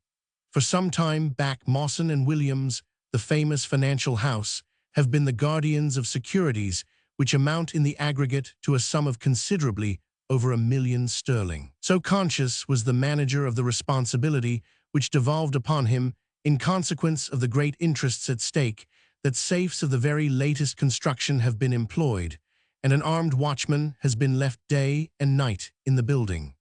It appears that last week a new clerk named Hall Pycroft was engaged by the firm. This person appears to have been none other than Beddington, the famous forger and cracksman, who, with his brother, had only recently emerged from a 5 years' spell of penal servitude. By some means, which are not yet clear, he succeeded in winning, under a false name, this official position in the office, which he utilized in order to obtain molding of various locks and a thorough knowledge of the position of the strong room and the safes. It is customary at Mawson's for the clerks to leave at midday on Saturday. Sergeant Tewson of the city police was somewhat surprised, therefore, to see a gentleman with a carpet bag come down the steps at 20 minutes past 1. His suspicions being aroused, the sergeant followed the man, and with the aid of Constable Pollock succeeded, after a most desperate resistance, in arresting him. It was at once clear that a daring and gigantic robbery had been committed. Nearly £100,000 worth of American railway bonds, with a large amount of scrip in other mines and companies, was discovered in the bag. On examining the premises, the body of the unfortunate watchman was found doubled up and thrust into the largest of the safes, where it would not have been discovered until Monday morning had it not been for the prompt action of Sergeant Tewson. The man's skull had been shattered by a blow from a poker delivered from behind. There could be no doubt that Beddington had obtained entrance by pretending that he had left something behind him, and having murdered the watchman, rapidly rifled the large safe, and then made off with his booty. His brother, who usually works with him, has not appeared in this job as far as can at present be ascertained, although the police are making energetic inquiries as to his whereabouts. "Well, we may save the police some little trouble in that direction," said Holmes, glancing at the haggard figure huddled up by the window. "Human nature is a strange mixture, Watson. You see that even a villain and murderer can inspire such affection that his brother turns to suicide when he learns that his neck is forfeited. However, we have no choice as to our action. The doctor and I will remain on guard, Mr. Pickcroft, if you will have the kindness to step out for the police. 5. The Gloria Scott. I have some papers here, said my friend Sherlock Holmes, as we sat one winter's night on either side of the fire, which I really think, Watson, that it would be worth your while to glance over. These are the documents in the extraordinary case of the Gloria Scott, and this is the message which struck Justice of the Peace Trevor dead with horror when he read it. He had picked from a drawer a little tarnished cylinder, and undoing the tape, he handed me a short note scrawled upon a half-sheet of slate-grey paper. The supply of game for London is going steadily up. It ran. Headkeeper Hudson, we believe, has been now told to receive all orders for flypaper and for preservation of your hen pheasant's life. As I glanced up from reading this enigmatical message, I saw Holmes chuckling at the expression upon my face. "You look a little bewildered," said he. "I cannot see how such a message as this could inspire horror. It seems to me to be rather grotesque than otherwise." "Very likely, yet the fact remains that the reader, who was a fine, robust old man, was knocked clean down by it as if it had been the butt end of a pistol." "You arouse my curiosity," said I, "but why did you say just now that there were very particular reasons why I should study this case?" "Because it was the first in which I was ever engaged." I had often endeavored to elicit from my companion what had first turned his mind in the direction of criminal research, but had never caught him before in a communicative humor. Now he sat forward in this armchair and spread out the documents upon his knees. Then he lit his pipe and sat for some time smoking and turning them over. "You never heard me talk of Victor Trevor?" he asked. "He was the only friend I made during the 2 years I was at college. I was never a very sociable fellow, Watson, always rather fond of moping in my rooms and working out my own little methods of thought, so that I never mixed much with the men of my year. Bar fencing and boxing, I had few athletic tastes, and then my line of study was quite distinct from that of the other fellows, so that we had no points of contact at all. Trevor was the only man I knew, and that only through the accident of his bull terrier freezing on to my ankle one morning as I went down to chapel. It was a prosaic way of forming a friendship, but it was effective. I was laid by the heels for 10 days, but Trevor used to come in to inquire after me. At first, it was only a minute's chat, but soon his visits lengthened, and before the end of the term, we were close friends. He was a hearty, full-blooded fellow, full of spirits and energy, the very opposite to me in most respects, but we had some subjects in common, and it was a bond of union when I found that he was as friendless as I. Finally, he invited me down to his father's place at Donnithorpe in Norfolk, and I accepted his hospitality for a month of the long vacation. Old Trevor was evidently a man of some wealth and consideration, a J.P. and a landed proprietor. Donnithorpe is a little hamlet just to the north of Langmere, in the country of the Broads. The house was an old-fashioned, widespread, oak-beamed brick building, with a fine lime-lined avenue leading up to it. There was excellent wild duck shooting in the fens, remarkably good fishing, a small but select library, taken over, as I understood, from a former occupant, and a tolerable cook, so that he would be a fastidious man who could not put in a pleasant month there. Trevor Sr. was a widower, and my friend his only son. There had been a daughter, I heard, but she had died of diphtheria while on a visit to Birmingham. The father interested me extremely. He was a man of little culture, but with a considerable amount of rude strength, both physically and mentally. He knew hardly any books, but he had traveled far, had seen much of the world, and had remembered all that he had learned. In person, he was a thick-set, burly man with a shock of grizzled hair, a brown, weather-beaten face, and blue eyes which were keen to the verge of fierceness. Yet he had a reputation for kindness and charity on the countryside, and was noted for the leniency of his sentences from the bench. One evening, shortly after my arrival, we were sitting over a glass of port after dinner, when young Trevor began to talk about those habits of observation and inference which I had already formed into a system, although I had not yet appreciated the part which they were to play in my life. The old man evidently thought that his son was exaggerating in his description of 1 or 2 trivial feats which I had performed. "Come now, Mr. Holmes," said he, laughing good-humoredly. "I'm an excellent subject, if you can deduce anything from me." "I fear there is not very much," I answered. "I might suggest that you have gone about in fear of some personal attack within the last 12 months. The laugh faded from his lips, and he stared at me in great surprise. "Well, that's true enough," said he. "You know, Victor," turning to his son, "when we broke up that poaching gang, they swore to knife us, and Sir Edward Harley has actually been attacked. I've always been on my guard since then, though I have no idea how you know it." "You have a very handsome stick," I answered. "By the inscription, I observed that you had not had it more than a year, but you have taken some pains to bore the head of it and pour melted lead into the hole so as to make it a formidable weapon. I argued that you would not take such precautions unless you had some danger to fear."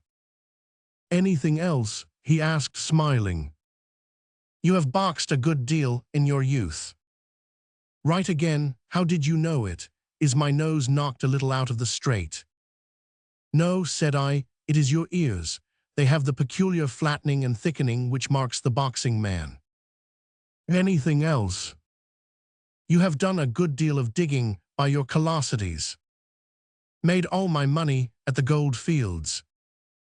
"You have been in New Zealand." "Right again." "You have visited Japan." "Quite true." "And you have been most intimately associated with someone whose initials were J.A., and whom you afterwards were eager to entirely forget." Mr. Trevor stood slowly up, fixed his large blue eyes upon me with a strange, wild stare, and then pitched forward, with his face among the nutshells which strewed the cloth, in a dead faint. You can imagine, Watson, how shocked both his son and I were. His attack did not last long, however, for when we undid his collar and sprinkled the water from one of the finger glasses over his face, he gave a gasp or two and sat up. "Ah, boys," said he, forcing a smile, "I hope I haven't frightened you. Strong as I look, there is a weak place in my heart, and it does not take much to knock me over.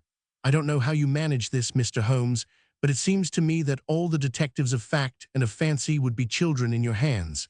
That's your line of life, sir, and you may take the word of a man who has seen something of the world."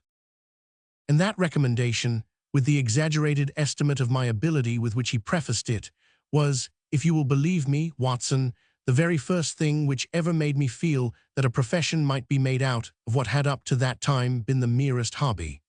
At the moment, however, I was too much concerned at the sudden illness of my host to think of anything else. "I hope that I have said nothing to pain you," said I. "Well, you certainly touched upon rather a tender point. Might I ask how you know, and how much you know?" He spoke now in a half-jesting fashion, but a look of terror still lurked at the back of his eyes.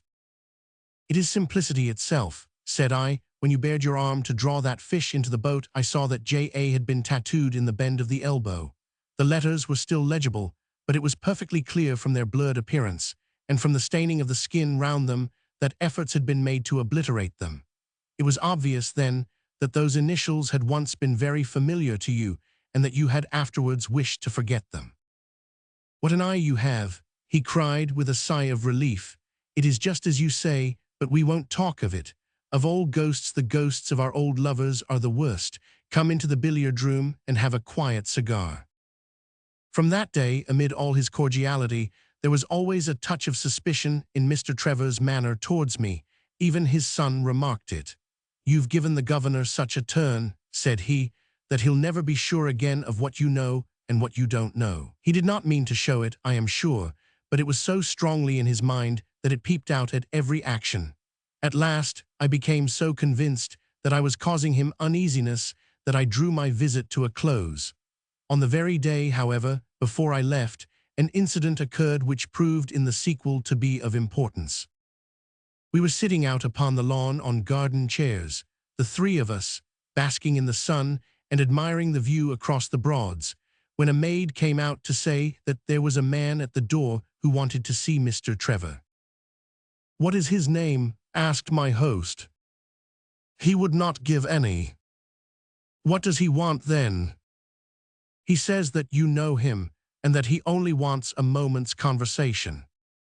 Show him round here." An instant afterwards, there appeared a little wizened fellow with a cringing manner and a shambling style of walking. He wore an open jacket, with a splotch of tar on the sleeve, a red and black check shirt, dungaree trousers, and heavy boots badly worn. His face was thin and brown and crafty, with a perpetual smile upon it, which showed an irregular line of yellow teeth, and his crinkled hands were half closed in a way that is distinctive of sailors. As he came slouching across the lawn, I heard Mr. Trevor make a sort of hiccuping noise in his throat, and jumping out of his chair, he ran into the house. He was back in a moment, and I smelt a strong reek of brandy as he passed me. "Well, my man," said he, "what can I do for you?" The sailor stood looking at him with puckered eyes, and with the same loose-lipped smile upon his face. "You don't know me?" he asked. "Why, dear me, it is surely Hudson," said Mr. Trevor in a tone of surprise. "Hudson it is, sir," said the seaman. "Why, it's 30 year and more since I saw you last. Here you are in your house, and me still picking my salt meat out of the harness cask." "Tut, you will find that I have not forgotten old times," cried Mr. Trevor, and walking towards the sailor, he said something in a low voice. "Go into the kitchen," he continued out loud, "and you will get food and drink. I have no doubt that I shall find you a situation." "Thank you, sir," said the seaman, touching his forelock. "I'm just off a 2-yearer in an 8-knot tramp, short-handed at that, and I wants a rest. I thought I'd get it either with Mr. Beddoes or with you."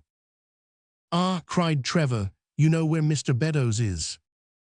"Bless you, sir, I know where all my old friends are," said the fellow with a sinister smile, and he slouched off after the maid to the kitchen. Mr. Trevor mumbled something to us about having been shipmate with the man when he was going back to the diggings, and then, leaving us on the lawn, he went indoors. An hour later, when we entered the house, we found him stretched dead drunk upon the dining-room sofa. The whole incident left a most ugly impression upon my mind, and I was not sorry next day to leave Donnithorpe behind me, for I felt that my presence must be a source of embarrassment to my friend. All this occurred during the first month of the long vacation. I went up to my London rooms, where I spent 7 weeks working out a few experiments in organic chemistry. One day, however, when the autumn was far advanced and the vacation drawing to a close, I received a telegram from my friend imploring me to return to Donnithorpe and saying that he was in great need of my advice and assistance. Of course, I dropped everything and set out for the north once more. He met me with the dog-cart at the station, and I saw at a glance that the last 2 months had been very trying ones for him. He had grown thin and careworn, and had lost the loud, cheery manner for which he had been remarkable. "The governor is dying," were the first words he said. "Impossible," I cried. "What is the matter?" "Apoplexy, nervous shock. He's been on the verge all day. I doubt if we shall find him alive." I was, as you may think, Watson, horrified at this unexpected news. "What has caused it?" I asked. "Ah, that is the point. Jump in, and we can talk it over while we drive. You remember that fellow who came upon the evening before you left us?" "Perfectly." "Do you know who it was that we let into the house that day?" "I have no idea." "It was the devil, Holmes," he cried. I stared at him in astonishment. "Yes, it was the devil himself. We have not had a peaceful hour since, not one. The governor has never held up his head from that evening, and now the life has been crushed out of him and his heart broken, all through this accursed Hudson." "What power had he then?" "Ah, that is what I would give so much to know. The kindly, charitable, good old governor, how could he have fallen into the clutches of such a ruffian? But I am so glad that you have come, Holmes. I trust very much to your judgment and discretion, and I know that you will advise me for the best." We were dashing along the smooth, white country road, with the long stretch of the Broads in front of us glimmering in the red light of the setting sun. From a grove upon our left, I could already see the high chimneys and the flagstaff which marked the squire's dwelling. "My father made the fellow gardener," said my companion, and then, as that did not satisfy him, he was promoted to be butler. The house seemed to be at his mercy, and he wandered about and did what he chose in it. The maids complained of his drunken habits and his vile language. The dad raised their wages all round to recompense them for the annoyance. The fellow would take the boat and my father's best gun and treat himself to little shooting trips. And all this with such a sneering, leering, insolent face that I would have knocked him down 20 times over if he had been a man of my own age. I tell you, Holmes, I have had to keep a tight hold upon myself all this time, and now I am asking myself whether, if I had let myself go a little more, I might not have been a wiser man. Well, matters went from bad to worse with us, and this animal Hudson became more and more intrusive, until at last, on making some insolent reply to my father in my presence one day, I took him by the shoulders and turned him out of the room. He slunk away with a livid face and 2 venomous eyes, which uttered more threats than his tongue could do.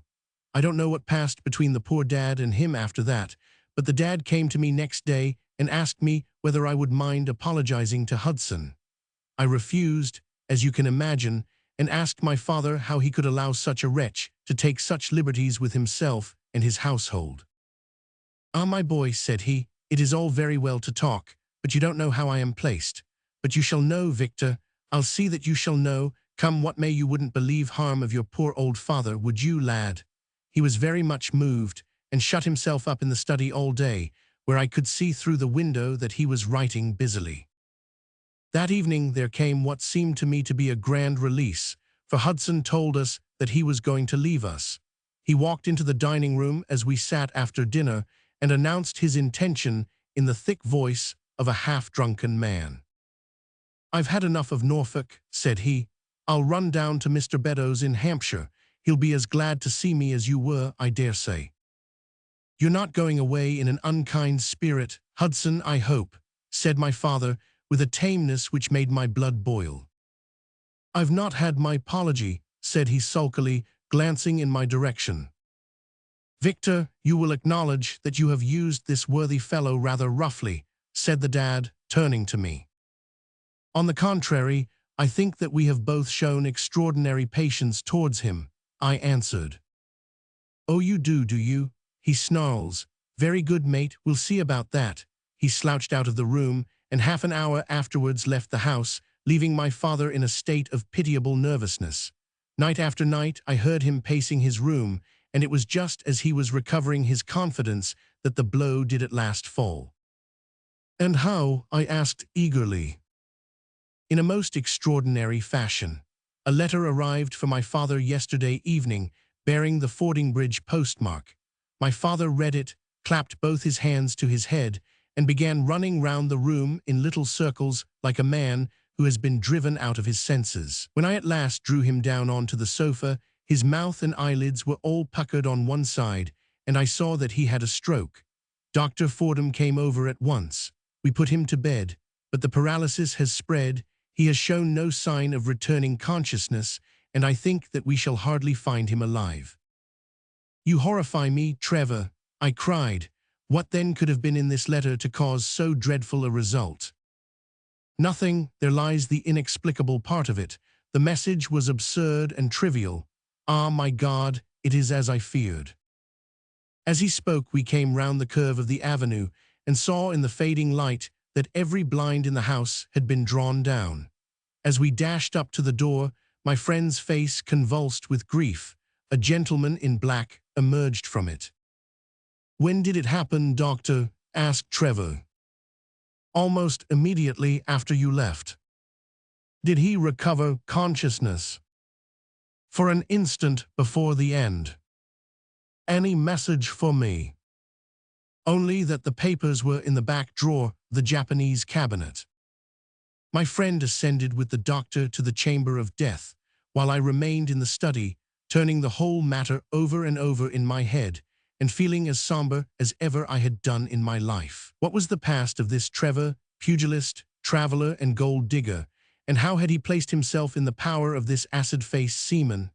Why, too, should he faint at an allusion to the half-effaced initials upon his arm, and die of fright when he had a letter from Fordingbridge? Then I remembered that Fordingbridge was in Hampshire, and that this Mr. Beddoes, whom the seaman had gone to visit and presumably to blackmail, had also been mentioned as living in Hampshire. The letter, then, might either come from Hudson, the seaman, saying that he had betrayed the guilty secret which appeared to exist, or it might come from Beddoes, warning an old confederate that such a betrayal was imminent. So far it seemed clear enough. But then how could this letter be trivial and grotesque, as described by the son? He must have misread it. If so, it must have been one of those ingenious secret codes which mean one thing while they seem to mean another. I must see this letter. If there were a hidden meaning in it, I was confident that I could pluck it forth. For an hour I sat pondering over it in the gloom, until at last a weeping maid brought in a lamp, and close at her heels came my friend Trevor, pale but composed, with these very papers which lie upon my knee held in his grasp. He sat down opposite to me, drew the lamp to the edge of the table, and handed me a short note scribbled, as you see, upon a single sheet of grey paper. The supply of game for London is going steadily up. It ran, Headkeeper Hudson, we believe, has been now told to receive all orders for fly paper and for preservation of your hen pheasant's life. I dare say my face looked as bewildered as yours did just now when first I read this message. Then I reread it very carefully. It was evidently as I had thought, and some secret meaning must lie buried in this strange combination of words. Or could it be that there was a prearranged significance to such phrases as fly paper and hen pheasant? Such a meaning would be arbitrary and could not be deduced in any way. And yet I was loath to believe that this was the case, and the presence of the word Hudson seemed to show that the subject of the message was as I had guessed, and that it was from Beddoes rather than the sailor. I tried it backwards, but the combination life pheasant's hen was not encouraging. Then I tried alternate words, but neither the of for nor supply game London promised to throw any light upon it. And then, in an instant, the key of the riddle was in my hands, and I saw that every third word, beginning with the first, would give a message which might well drive old Trevor to despair. It was short and terse, the warning, as I now read it to my companion. The game is up. Hudson has told all, fly for your life. Victor Trevor sank his face into his shaking hands.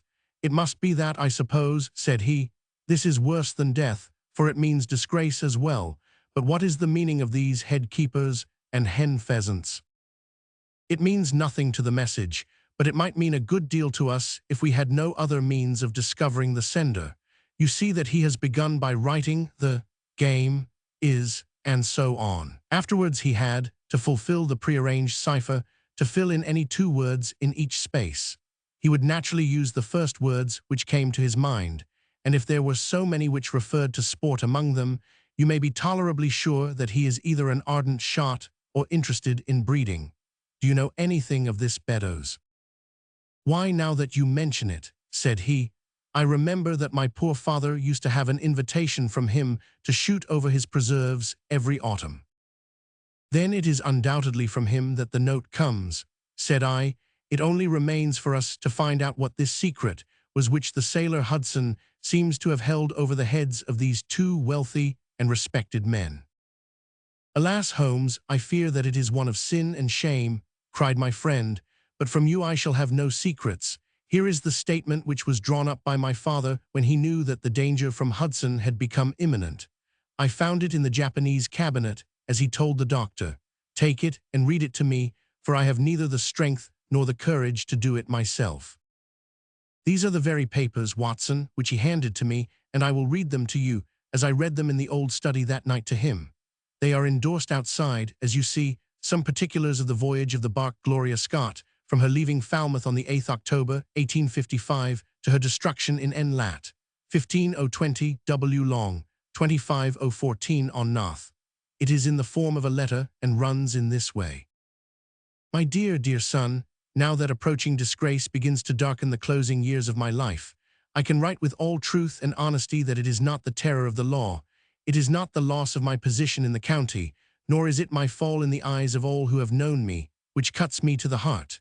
But it is the thought that you should come to blush for me, you who love me, and who have seldom, I hope, had reason to do other than respect me. If the blow falls which is forever hanging over me, then I should wish you to read this, that you may know straight from me how far I have been to blame. On the other hand, if all should go well, which may kind God Almighty grant, then if by any chance this paper should be still undestroyed and should fall into your hands, I conjure you, by all you hold sacred, by the memory of your dear mother, and by the love which had been between us, to hurl it into the fire and to never give one thought to it again. If then your eye goes on to read this line, I know that I shall already have been exposed and dragged from my home, or as is more likely, for you know that my heart is weak, by lying with my tongue sealed forever in death. In either case, the time for suppression is past, and every word which I tell you is the naked truth, and this I swear as I hope for mercy. My name, dear lad, is not Trevor. I was James Armitage in my younger days, and you can understand now the shock that it was to me a few weeks ago when your college friend addressed me in words which seemed to imply that he had surmised my secret. As Armitage it was that I entered a London banking house, and as Armitage I was convicted of breaking my country's laws and was sentenced to transportation. Do not think very harshly of me, laddie. It was a debt of honor, so-called, which I had to pay, and I used money which was not my own to do it, in the certainty that I could replace it before there could be any possibility of its being missed. But the most dreadful ill luck pursued me. The money which I had reckoned upon never came to hand, and a premature examination of accounts exposed my deficit. The case might have been dealt leniently with, but the laws were more harshly administered 30 years ago than now, and on my 23rd birthday I found myself chained as a felon with 37 other convicts in 'tween decks of the bark Gloria Scott, bound for Australia. It was the year '55 when the Crimean War was at its height, and the old convict ships had been largely used as transports in the Black Sea. The government was compelled, therefore, to use smaller and less suitable vessels for sending out their prisoners. The Gloria Scott had been in the Chinese tea trade, but she was an old-fashioned, heavy-bowed, broad-beamed craft, and the new clippers had cut her out. She was a 500-ton boat, and besides her 38 jailbirds, she carried 26 of a crew, 18 soldiers, a captain, 3 mates, a doctor, a chaplain, and 4 warders. Nearly 100 souls were in her, all told, when we set sail from Falmouth.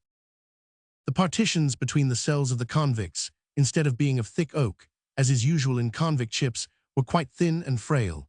The man next to me upon the aft side was one whom I had particularly noticed when we were led down the quay. He was a young man with a clear, hairless face, a long, thin nose, and rather nutcracker jaws. He carried his head very jauntily in the air, had a swaggering style of walking, and was, above all else, remarkable for his extraordinary height. I don't think any of our heads would have come up to his shoulder, and I am sure that he could not have measured less than 6.5 feet. It was strange, among so many sad and weary faces, to see one which was full of energy and resolution. The sight of it was to me like a fire in a snowstorm. I was glad then to find that he was my neighbor, and gladder still when, in the dead of the night, I heard a whisper close to my ear, and found that he had managed to cut an opening in the board which separated us. "Hallo, chummy," said he, "what's your name and what are you here for?" I answered him, and asked in turn who I was talking with. "I'm Jack Prendergast," said he, "and by God, you'll learn to bless my name before you've done with me." I remembered hearing of his case, for it was one which had made an immense sensation throughout the country some time before my own arrest. He was a man of good family and of great ability, but of incurably vicious habits, who had by an ingenious system of fraud obtained huge sums of money from the leading London merchants. "Ha ha, you remember my case," said he proudly. "Very well, indeed. Then maybe you remember something queer about it." "What was that, then?" "I'd had nearly $250,000, hadn't I?" "So it was said." "But none was recovered, eh?" "No." "Well, where do you suppose the balance is?" he asked. "I have no idea," said I. "Right between my finger and thumb," he cried. "By God, I've got more pounds to my name than you've hairs on your head. And if you've money, my son, and know how to handle it and spread it, you can do anything. Now, you don't think it likely that a man who could do anything is going to wear his breeches out sitting in the stinking hold of a rat-gutted, beetle-ridden, mouldy old coffin of a China coaster. No, sir, such a man will look after himself and will look after his chums. You may lay to that. You hold on to him, and you may kiss the book that he'll haul you through." That was his style of talk, and at first I thought it meant nothing, But after a while, when he had tested me and sworn me in with all possible solemnity, he let me understand that there really was a plot to gain command of the vessel. A dozen of the prisoners had hatched it before they came aboard. Prendergast was the leader, and his money was the motive power. "I'd a partner," said he, "a rare good man, as true as a stock to a barrel. He's got the dibs, he has, and where do you think he is at this moment? Why, he's the chaplain of this ship, the chaplain no less. He came aboard with a black coat and his papers right, and money enough in his box to buy the thing right up from keel to main truck. The crew are his body and soul. He could buy 'em at so much a gross with a cash discount, and he did it before ever they signed on. He's got 2 of the warders and Mercer, the second mate, and he'd get the captain himself if he thought him worth it." "What are we to do, then?" I asked. "What do you think?" said he. "We'll make the coats of some of these soldiers redder than ever the tailor did." "But they are armed," said I. "And so shall we be, my boy. There's a brace of pistols for every mother's son of us, and if we can't carry this ship, with the crew at our back, it's time we were all sent to a young Mrs. boarding school. You speak to your mate upon the left tonight, and see if he is to be trusted." I did so, and found my other neighbor to be a young fellow in much the same position as myself, whose crime had been forgery. His name was Evans, but he afterwards changed it, like myself, and he is now a rich and prosperous man in the south of England. He was ready enough to join the conspiracy as the only means of saving ourselves, and before we had crossed the bay, there were only 2 of the prisoners who were not in the secret. One of these was of weak mind, and we did not dare to trust him, and the other was suffering from jaundice and could not be of any use to us. From the beginning, there was really nothing to prevent us from taking possession of the ship. The crew were a set of ruffians, specially picked for the job. The sham chaplain came into our cells to exhort us, carrying a black bag, supposed to be full of tracts, and so often did he come that by the 3rd day we had each stowed away at the foot of our beds a file, a brace of pistols, a pound of powder, and 20 slugs. 2 of the warders were agents of Prendergast, and the second mate was his right-hand man. The captain, the 2 mates, 2 warders, Lieutenant Martin, his 18 soldiers, and the doctor were all that we had against us. Yet safe as it was, we determined to neglect no precaution, and to make our attack suddenly by night. It came, however, more quickly than we expected, and in this way. One evening, about the 3rd week after our start, the doctor had come down to see one of the prisoners who was ill, and putting his hand down on the bottom of his bunk, he felt the outline of the pistols. If he had been silent, he might have blown the whole thing, but he was a nervous little chap, so he gave a cry of surprise and turned so pale that the man knew what was up in an instant and seized him. He was gagged before he could give the alarm and tied down upon the bed. He had unlocked the door that led to the deck, and we were through it in a rush. The 2 sentries were shot down, and so was a corporal who came running to see what was the matter. There were 2 more soldiers at the door of the stateroom, and their muskets seemed not to be loaded, for they never fired upon us, and they were shot while trying to fix their bayonets. Then we rushed on into the captain's cabin, but as we pushed open the door, there was an explosion from within, and there he lay with his brains smeared over the chart of the Atlantic, which was pinned upon the table, while the chaplain stood with a smoking pistol in his hand at his elbow. The 2 mates had both been seized by the crew, and the whole business seemed to be settled. The stateroom was next the cabin, and we flocked in there and flopped down on the settees, all speaking together, for we were just mad with the feeling that we were free once more. There were lockers all round, and Wilson, the sham chaplain, knocked one of them in and pulled out a dozen of brown sherry. We cracked off the necks of the bottles, poured the stuff out into tumblers, and were just tossing them off, when in an instant without warning there came the roar of muskets in our ears, and the saloon was so full of smoke that we could not see across the table. When it cleared again, the place was a shambles. Wilson and 8 others were wriggling on the top of each other on the floor, and the blood and the brown sherry on that table turn me sick now when I think of it. We were so cowed by the sight that I think we should have given the job up if it had not been for Prendergast. He bellowed like a bull and rushed for the door with all that were left alive at his heels. Out we ran, and there on the poop were the lieutenant and 10 of his men. The swing skylights above the saloon table had been a bit open, and they had fired on us through the slit. We got on them before they could load, and they stood to it like men. But we had the upper hand of them, and in 5 minutes it was all over. My God, was there ever a slaughterhouse like that ship? Prendergast was like a raging devil, and he picked the soldiers up as if they had been children and threw them overboard alive or dead. There was one sergeant that was horribly wounded and yet kept on swimming for a surprising time, until someone in mercy blew out his brains. When the fighting was over, there was no one left of our enemies except just the warders, the mates, and the doctor. It was over them that the great quarrel arose. There were many of us who were glad enough to win back our freedom, and yet who had no wish to have murder on our souls. It was one thing to knock the soldiers over with their muskets in their hands, and it was another to stand by while men were being killed in cold blood. 8 of us, 5 convicts and 3 sailors, said that we would not see it done. But there was no moving Prendergast and those who were with him. Our only chance of safety lay in making a clean job of it, said he, and he would not leave a tongue with power to wag in a witness box. It nearly came to our sharing the fate of the prisoners, but at last he said that if we wished, we might take a boat and go. We jumped at the offer, for we were already sick of these bloodthirsty doings, and we saw that there would be worse before it was done. We were given a suit of sailors' togs each, a barrel of water, 2 casks, one of junk and one of biscuits, and a compass. Prendergast threw us over a chart, told us that we were shipwrecked mariners whose ship had foundered in lat.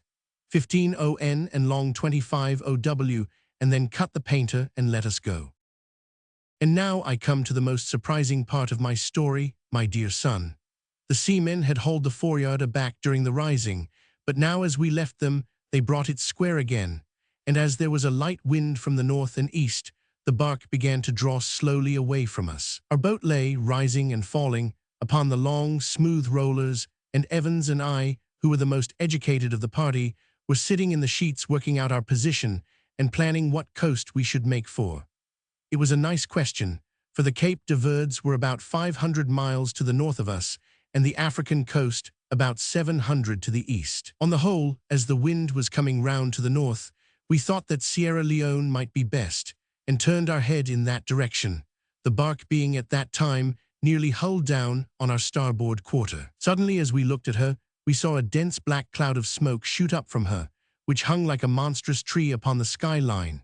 A few seconds later, a roar like thunder burst upon our ears, and as the smoke thinned away, there was no sign left of the Gloria Scott. In an instant, we swept the boat's head round again and pulled with all our strength for the place where the haze still trailing over the water marked the scene of this catastrophe. It was a long hour before we reached it, and at first we feared that we had come too late to save anyone. A splintered boat and a number of crates and fragments of spars rising and falling on the waves showed us where the vessel had foundered, but there was no sign of life, and we had turned away in despair when we heard a cry for help, and saw at some distance a piece of wreckage with a man lying stretched across it. When we pulled him aboard the boat, he proved to be a young seaman of the name of Hudson, who was so burned and exhausted that he could give us no account of what had happened until the following morning. It seemed that after we had left, Prendergast and his gang had proceeded to put to death the 5 remaining prisoners.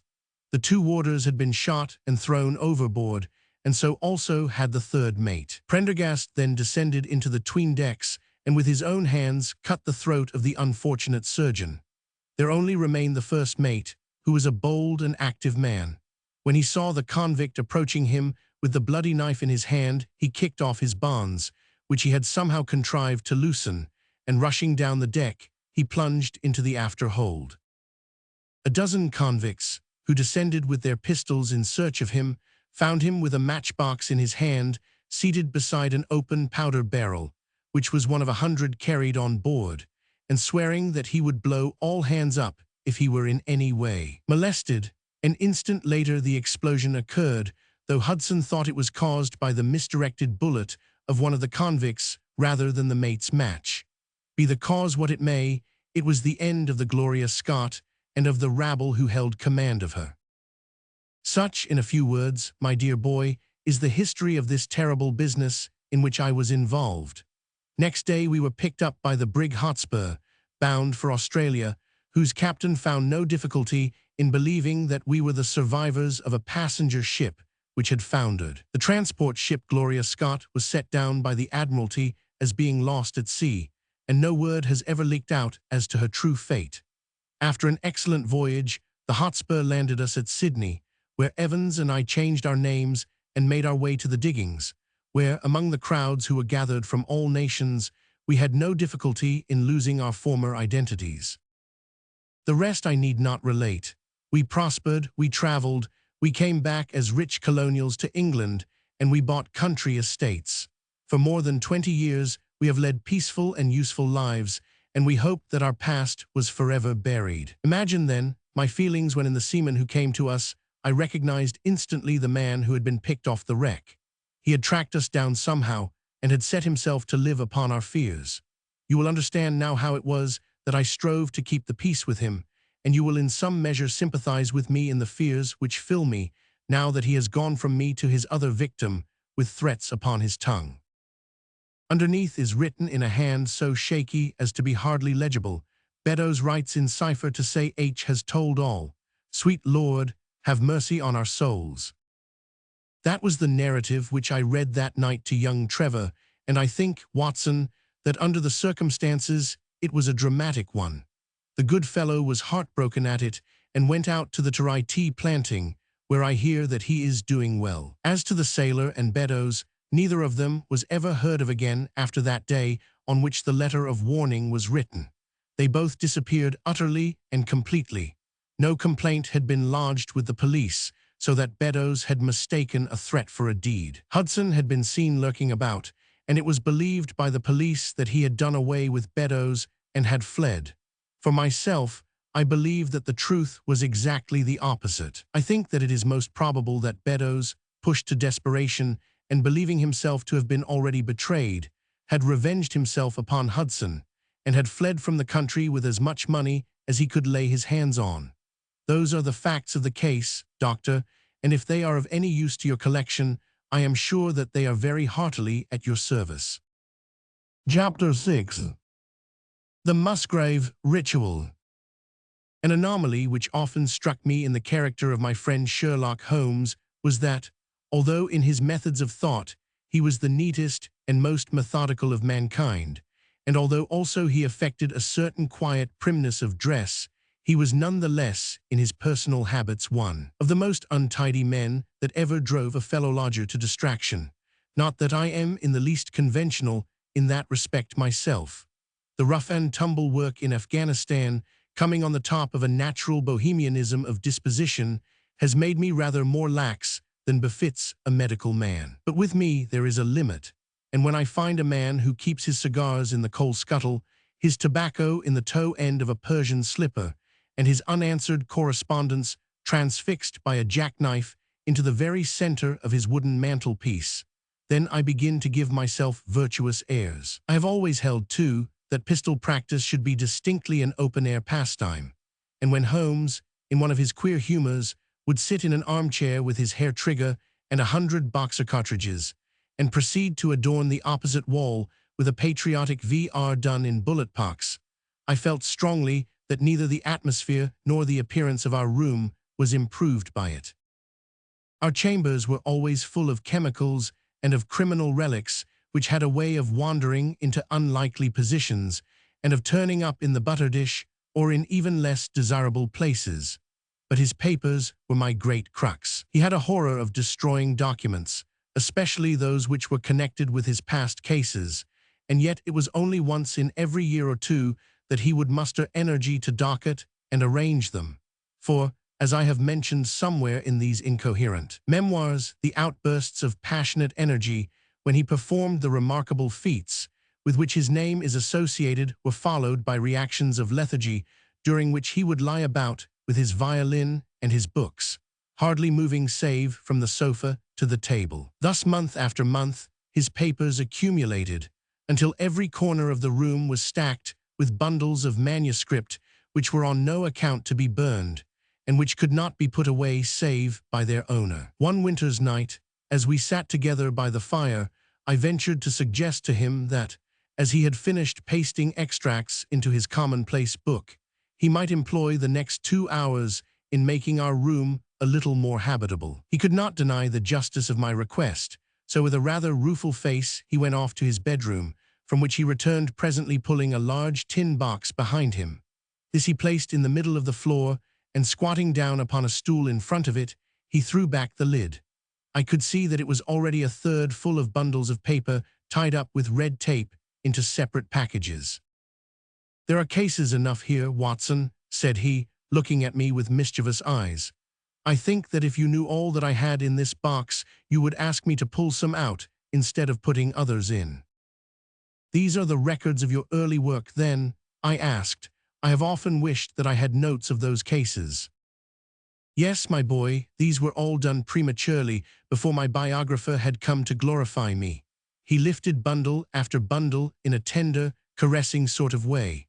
"They are not all successes, Watson," said he, "but there are some pretty little problems among them. Here's the record of the Tarleton murders, and the case of Vamberry, the wine merchant, and the adventure of the old Russian woman, and the singular affair of the aluminum crutch, as well as a full account of Ricolti of the clubfoot and his abominable wife. And here, now, this really is something a little research." He dived his arm down to the bottom of the chest and brought up a small wooden box with a sliding lid, such as children's toys are kept in. From within, he produced a crumpled piece of paper, an old-fashioned brass key, a peg of wood with a ball of string attached to it, and 3 rusty old discs of metal. "Well, my boy, what do you make of this lot?" he asked, smiling at my expression. "It is a curious collection." "Very curious, and the story that hangs round it will strike you as being more curious still." "These relics have a history, then?" "So much so that they are history." "What do you mean by that?" Sherlock Holmes picked them up one by one and laid them along the edge of the table. Then he reseated himself in his chair and looked them over with a gleam of satisfaction in his eyes. "These," said he, "are all that I have left to remind me of the adventure of the Musgrave Ritual." I had heard him mention the case more than once, though I had never been able to gather the details. "I should be so glad," said I, "if you would give me an account of it." "And leave the litter as it is," he cried mischievously. "Your tidiness won't bear much strain after all, Watson, but I should be glad that you should add this case to your annals, for there are points in it which make it quite unique in the criminal records of this, or, I believe, of any other country. A collection of my trifling achievements would certainly be incomplete, which contained no account of this very singular business.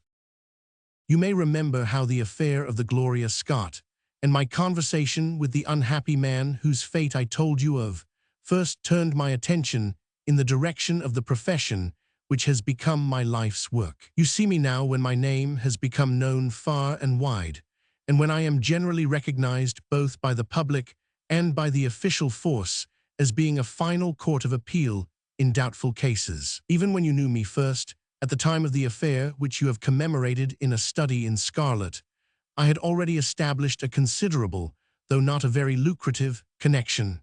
You can hardly realize, then, how difficult I found it at first, and how long I had to wait before I succeeded in making any headway.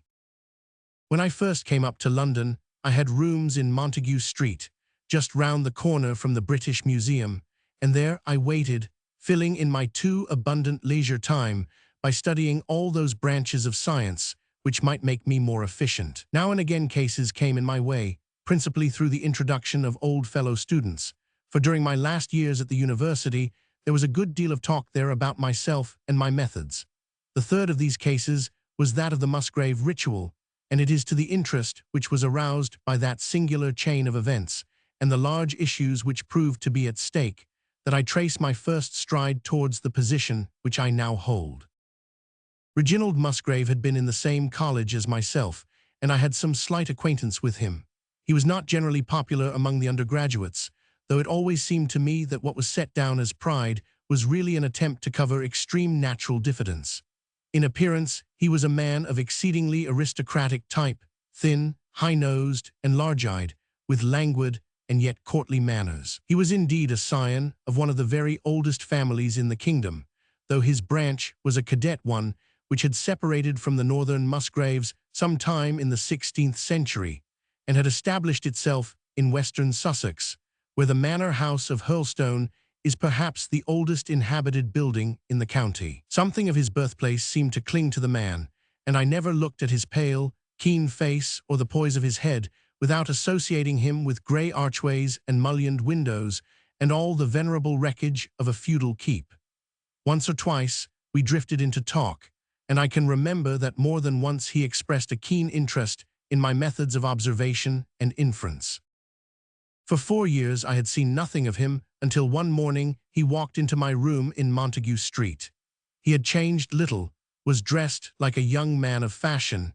He was always a bit of a dandy, and preserved the same quiet, suave manner which had formerly distinguished him. "How has all gone with you, Musgrave?" I asked, after we had cordially shaken hands. "You probably heard of my poor father's death," said he. "He was carried off about 2 years ago. Since then I have of course had the Hurlstone estates to manage, and as I am member for my district as well, my life has been a busy one. But I understand, Holmes, that you are turning to practical ends those powers with which you used to amaze us." "Yes," said I have taken to living by my wits." "I am delighted to hear it, for your advice at present would be exceedingly valuable to me.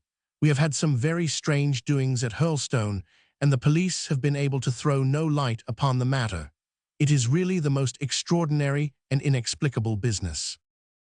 You can imagine with what eagerness I listened to him, Watson, for the very chance for which I had been panting during all those months of inaction seemed to have come within my reach. In my inmost heart, I believed that I could succeed where others failed, and now I had the opportunity to test myself. "Pray let me have the details," I cried.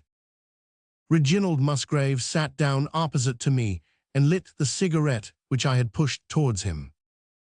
"You must know," said he, "that though I am a bachelor, I have to keep up a considerable staff of servants at Hurlstone, for it is a rambling old place and takes a good deal of looking after. I preserve too, and in the pheasant months I usually have a house party, so that it would not do to be short-handed. Altogether there are 8 maids, the cook, the butler, 2 footmen, and a boy. The garden and the stables, of course, have a separate staff. Of these servants, the one who had been longest in our service was Brunton the butler. He was a young schoolmaster out of place when he was first taken up by my father, but he was a man of great energy and character, and he soon became quite invaluable in the household. He was a well-grown, handsome man with a splendid forehead, and though he has been with us for 20 years, he cannot be more than 40 now. With his personal advantages and his extraordinary gifts, for he can speak several languages and play nearly every musical instrument, it is wonderful that he should have been satisfied so long in such a position, but I suppose that he was comfortable and lacked energy to make any change. The butler of Hurlstone is always a thing that is remembered by all who visit us. But this paragon has one fault. He is a bit of a Don Juan, and you can imagine that for a man like him, it is not a very difficult part to play in a quiet country district. When he was married, it was all right, but since he has been a widower, we have had no end of trouble with him. A few months ago we were in hopes that he was about to settle down again, for he became engaged to Rachel Howells, our second housemaid. But he has thrown her over since then and taken up with Janet Tregellis, the daughter of the head gamekeeper. Rachel, who is a very good girl, but of an excitable Welsh temperament, had a sharp touch of brain fever and goes about the house now, or did until yesterday, like a black-eyed shadow of her former self. That was our first drama at Hurlstone, but a second one came to drive it from our minds, and it was prefaced by the disgrace and dismissal of Butler Brunton. This was how it came about. I have said that the man was intelligent, and this very intelligence has caused his ruin, for it seems to have led to an insatiable curiosity about things which did not in the least concern him. I had no idea of the lengths to which this would carry him until the merest accident opened my eyes to it. I have said that the house is a rambling one. One day last week, on Thursday night to be more exact, I found that I could not sleep, having foolishly taken a cup of strong café noir after my dinner. After struggling against it until 2 in the morning, I felt that it was quite hopeless, so I rose and lit the candle with the intention of continuing a novel which I was reading. The book, however, had been left in the billiard room, so I pulled on my dressing gown and started off to get it. In order to reach the billiard room, I had to descend a flight of stairs, and then to cross the head of a passage, which led to the library and the gun room. You can imagine my surprise when, as I looked down this corridor, I saw a glimmer of light coming from the open door of the library. I had myself extinguished the lamp and closed the door before coming to bed. Naturally, my first thought was of burglars. The corridors at Hurlstone have their walls largely decorated with trophies of old weapons. From one of these, I picked a battle-axe, and then, leaving my candle behind me, I crept on tiptoe down the passage and peeped in at the open door. Brunton, the butler, was in the library. He was sitting, fully dressed, in an easy chair with a slip of paper which looked like a map upon his knee, and his forehead sunk forward upon his hand in deep thought. I stood dumb with astonishment, watching him from the darkness. A small taper on the edge of the table shed a feeble light which sufficed to show me that he was fully dressed. Suddenly, as I looked, he rose from his chair, and walking over to a bureau at the side, he unlocked it and drew out one of the drawers. From this he took a paper, and returning to his seat, he flattened it out beside the taper on the edge of the table and began to study it with minute attention. My indignation at this calm examination of our family documents overcame me so far that I took a step forward, and Brunton, looking up, saw me standing in the doorway. He sprang to his feet, his face turned livid with fear, and he thrust into his breast the chart-like paper which he had been originally studying. "So," said I, "this is how you repay the trust which we have reposed in you. You will leave my service tomorrow." He bowed with the look of a man who is utterly crushed, and slunk past me without a word. The taper was still on the table, and by its light I glanced to see what the paper was which Brunton had taken from the bureau. To my surprise, it was nothing of any importance at all, but simply a copy of the questions and answers in the singular old observance called the Musgrave Ritual. It is a sort of ceremony peculiar to our family, which each Musgrave for centuries past has gone through on his coming of age, a thing of private interest, and perhaps of some little importance to the archaeologist, like our own blazonings and charges, but of no practical use whatever. "We had better come back to the paper afterwards," said I. "If you think it really necessary," he answered, with some hesitation. To continue my statement, however, I relocked the bureau, using the key which Brunton had left, and I had turned to go when I was surprised to find that the butler had returned and was standing before me. "Mr. Musgrave, sir," he cried in a voice which was hoarse with emotion, "I can't bear disgrace, sir. I've always been proud above my station in life, and disgrace would kill me. My blood will be on your head, sir. It will indeed if you drive me to despair. If you cannot keep me after what has passed, then for God's sake let me give you notice and leave in a month, as if of my own free will. I could stand that, Mr. Musgrave, but not to be cast out before all the folk that I know so well." "You don't deserve much consideration, Brunton," I answered. "Your conduct has been most infamous. However, as you have been a long time in the family, I have no wish to bring public disgrace upon you. A month, however, is too long. Take yourself away in a week, and give what reason you like for going." "Only a week, sir," he cried in a despairing voice. "A fortnight, say at least a fortnight." "A week," I repeated, "and you may consider yourself to have been very leniently dealt with." He crept away, his face sunk upon his breast, like a broken man, while I put out the light and returned to my room. For 2 days after this, Brunton was most assiduous in his attention to his duties. I made no allusion to what had passed, and waited with some curiosity to see how he would cover his disgrace. On the third morning, however, he did not appear, as was his custom, after breakfast to receive my instructions for the day. As I left the dining room, I happened to meet Rachel Howells, the maid. I have told you that she had only recently recovered from an illness, and was looking so wretchedly pale and wan that I remonstrated with her for being at work. "You should be in bed," I said. "Come back to your duties when you are stronger." She looked at me with so strange an expression that I began to suspect that her brain was affected. "I am strong enough, Mr. Musgrave," said she. "We will see what the doctor says," I answered. "You must stop work now, and when you go downstairs just say that I wish to see Brunton." "The butler is gone," said she. "Gone where?"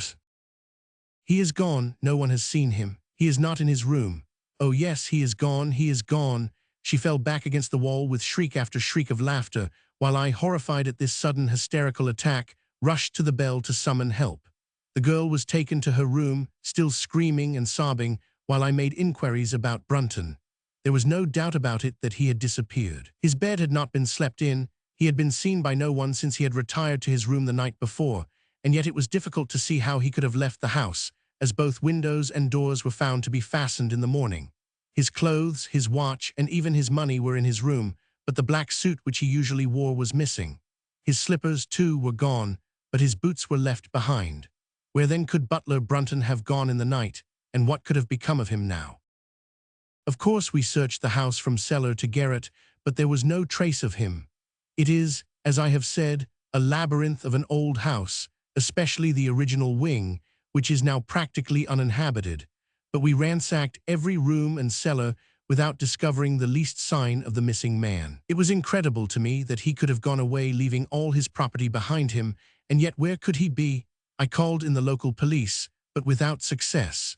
Rain had fallen on the night before, and we examined the lawn and the paths all round the house, but in vain.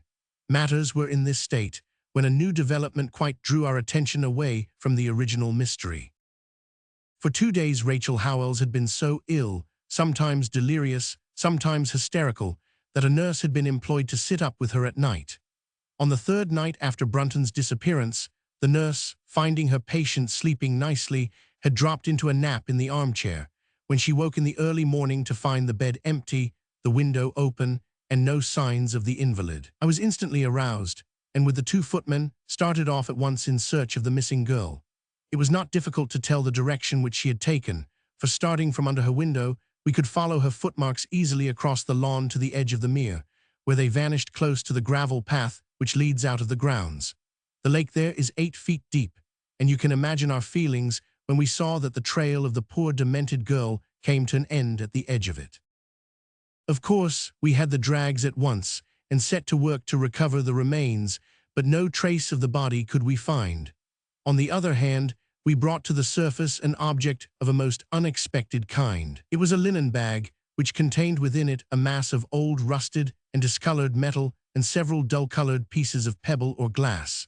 This strange find was all that we could get from the mere, and although we made every possible search and inquiry yesterday, we know nothing of the fate either of Rachel Howells or of Richard Brunton. The county police are at their wits' end, and I have come up to you as a last resource. You can imagine, Watson, with what eagerness I listened to this extraordinary sequence of events and endeavored to piece them together and to devise some common thread upon which they might all hang. The butler was gone. The maid was gone. The maid had loved the butler, but had afterwards had cause to hate him. She was of Welsh blood, fiery and passionate. She had been terribly excited immediately after his disappearance. She had flung into the lake a bag containing some curious contents. These were all factors which had to be taken into consideration, and yet none of them got quite to the heart of the matter. What was the starting point of this chain of events? There lay the end of this tangled line. "I must see that paper, Musgrave," said I, "which this butler of yours thought it worth his while to consult, even at the risk of the loss of his place." "It is rather an absurd business, this ritual of ours," he answered, "but it has at least the saving grace of antiquity to excuse it. I have a copy of the questions and answers here if you care to run your eye over them." He handed me the very paper which I have here, Watson, and this is the strange catechism to which each Musgrave had to submit when he came to man's estate. I will read you the questions and answers as they stand. Whose was it? His who is gone. Who shall have it? He who will come. Where was the sun? Over the oak. Where was the shadow? Under the elm. How was it stepped? North by 10 and by 10, east by 5 and by 5, south by 2 and by 2, west by 1 and by 1, and so under. What shall we give for it? All that is ours. Why should we give it? For the sake of the trust. The original has no date, but is in the spelling of the middle of the 17th century, remarked Musgrave. I am afraid, however, that it can be of little help to you in solving this mystery. At least, said I, it gives us another mystery, and one which is even more interesting than the first. It may be that the solution of the one may prove to be the solution of the other. You will excuse me, Musgrave, if I say that your butler appears to me to have been a very clever man, and to have had a clearer insight than 10 generations of his masters. I hardly follow you, said Musgrave. The paper seems to me to be of no practical importance. But to me it seems immensely practical, and I fancy that Brunton took the same view. He had probably seen it before that night on which you caught him. It is very possible. We took no pains to hide it. He simply wished, I should imagine, to refresh his memory upon that last occasion. He had, as I understand, some sort of map or chart which he was comparing with the manuscript, and which he thrust into his pocket when you appeared.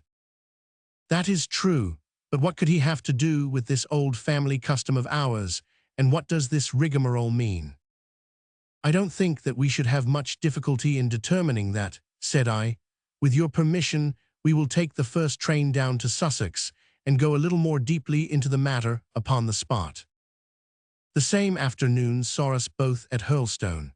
Possibly you have seen pictures and read descriptions of the famous old building, so I will confine my account of it to saying that it is built in the shape of an 50, the long arm being the more modern portion, and the shorter the ancient nucleus, from which the other had developed. Over the low, heavily linteled door, in the center of this old part, is chiseled the date, 1607, but experts are agreed that the beams and stonework are really much older than this. The enormously thick walls and tiny windows of this part had in the last century driven the family into building the new wing, and the old one was used now as a storehouse and a cellar, when it was used at all. A splendid park with fine old timber surrounds the house, and the lake, to which my client had referred, lay close to the avenue, about 200 yards from the building. I was already firmly convinced, Watson, that there were not 3 separate mysteries here, but one only, and that if I could read the Musgrave Ritual aright, I should hold in my hand the clue which would lead me to the truth, concerning both the butler Brunton and the maid Howells. To that then I turned all my energies. Why should this servant be so anxious to master this old formula? Evidently because he saw something in it which had escaped all those generations of country squires, and from which he expected some personal advantage. What was it then, and how had it affected his fate? It was perfectly obvious to me, on reading the ritual, that the measurements must refer to some spot to which the rest of the document alluded, and that if we could find that spot, we should be in a fair way towards finding what the secret was which the old Musgraves had thought it necessary to embalm in so curious a fashion. There were 2 guides given us to start with, an oak and an elm. As to the oak, there could be no question at all. Right in front of the house, upon the left-hand side of the drive, there stood a patriarch among oaks, one of the most magnificent trees that I have ever seen. That was there when your ritual was drawn up, said I, as we drove past it. It was there at the Norman Conquest in all probability, he answered. It has a girth of 23 feet. Have you any old elms? I asked. There used to be a very old one over yonder, but it was struck by lightning 10 years ago, and we cut down the stump. You can see where it used to be. Oh, yes. There are no other elms. No old ones, but plenty of beeches. I should like to see where it grew. We had driven up in a dog cart, and my client led me away at once, without our entering the house, to the scar on the lawn where the elm had stood. It was nearly midway between the oak and the house. My investigation seemed to be progressing. I suppose it is impossible to find out how high the elm was, I asked. I can give you it at once. It was 64 feet. How do you come to know it? I asked in surprise. When my old tutor used to give me an exercise in trigonometry, it always took the shape of measuring heights. When I was a lad, I worked out every tree and building in the estate. This was an unexpected piece of luck. My data were coming more quickly than I could have reasonably hoped. "Tell me," I asked, "did your butler ever ask you such a question?" Reginald Musgrave looked at me in astonishment. "Now that you call it to my mind," he answered, "Brunton did ask me about the height of the tree some months ago in connection with some little argument with the groom." This was excellent news, Watson, for it showed me that I was on the right road. I looked up at the sun. It was low in the heavens, and I calculated that in less than an hour it would lie just above the topmost branches of the old oak. One condition mentioned in the ritual would then be fulfilled, and the shadow of the elm must mean the farther end of the shadow, otherwise the trunk would have been chosen as the guide. I had then to find where the far end of the shadow would fall when the sun was just clear of the oak. That must have been difficult, Holmes, when the elm was no longer there. Well, at least I knew that if Brunton could do it, I could also. Besides, there was no real difficulty. I went with Musgrave to his study and whittled myself this peg, to which I tied this long string with a knot at each yard. Then I took 2 lengths of a fishing rod, which came to just 6 feet, and I went back with my client to where the elm had been. The sun was just grazing the top of the oak. I fastened the rod on end, marked out the direction of the shadow, and measured it. It was 9 feet in length. Of course, the calculation now was a simple one. If a rod of 6 feet threw a shadow of 9, a tree of 64 feet would throw one of 96, and the line of the one would, of course, be the line of the other. I measured out the distance, which brought me almost to the wall of the house, and I thrust a peg into the spot. You can imagine my exultation, Watson, when within 2 inches of my peg I saw a conical depression in the ground. I knew that it was the mark made by Brunton in his measurements, and that I was still upon his trail. From this starting point, I proceeded to step, having first taken the cardinal points by my pocket compass. 10 steps with each foot took me along parallel with the wall of the house, and again I marked my spot with a peg. Then I carefully paced off 5 to the east and 2 to the south. It brought me to the very threshold of the old door. 2 steps to the west meant now that I was to go 2 paces down the stone-flagged passage, and this was the place indicated by the ritual. Never have I felt such a cold chill of disappointment, Watson. For a moment, it seemed to me that there must be some radical mistake in my calculations. The setting sun shone full upon the passage floor, and I could see that the old, foot-worn grey stones with which it was paved were firmly cemented together, and had certainly not been moved for many a long year. Brunton had not been at work here. I tapped upon the floor, but it sounded the same all over, and there was no sign of any crack or crevice. But fortunately, Musgrave, who had begun to appreciate the meaning of my proceedings, and who was now as excited as myself, took out his manuscript to check my calculation. "And under," he cried, "you have omitted the and under." I had thought that it meant that we were to dig, but now, of course, I saw at once that I was wrong. "There is a cellar under this, then?" I cried. "Yes, and as old as the house, down here through this door." We went down a winding stone stair, and my companion, striking a match, lit a large lantern which stood on a barrel in the corner.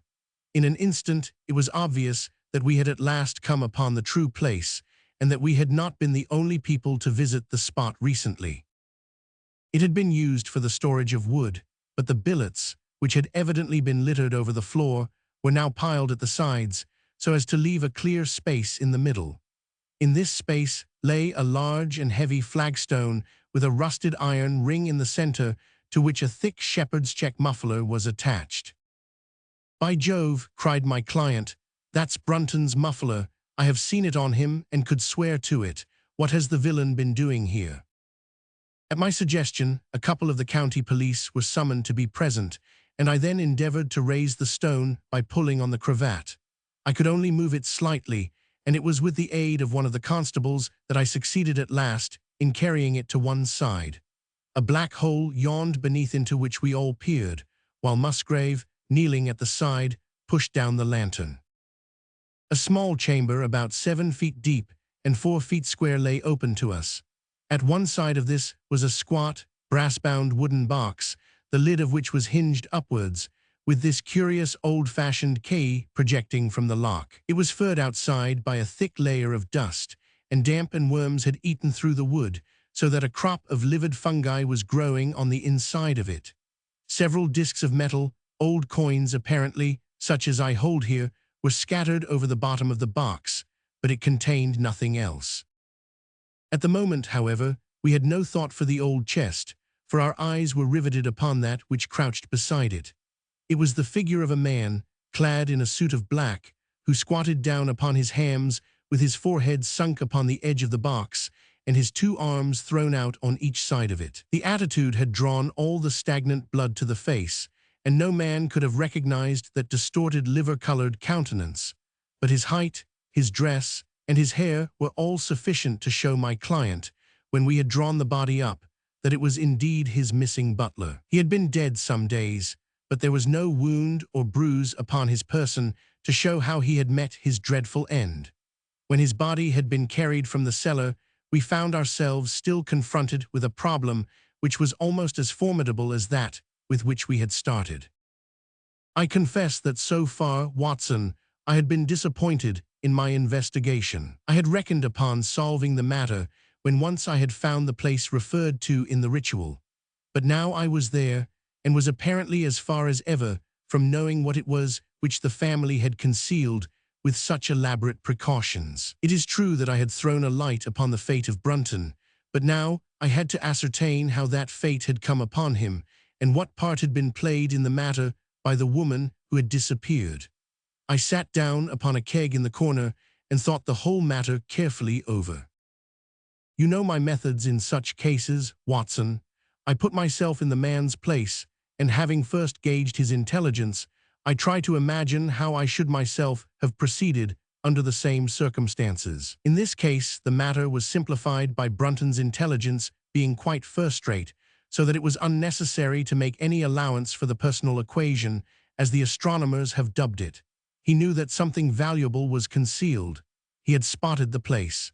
He found that the stone which covered it was just too heavy for a man to move unaided. What would he do next? He could not get help from outside, even if he had someone whom he could trust, without the unbarring of doors and considerable risk of detection.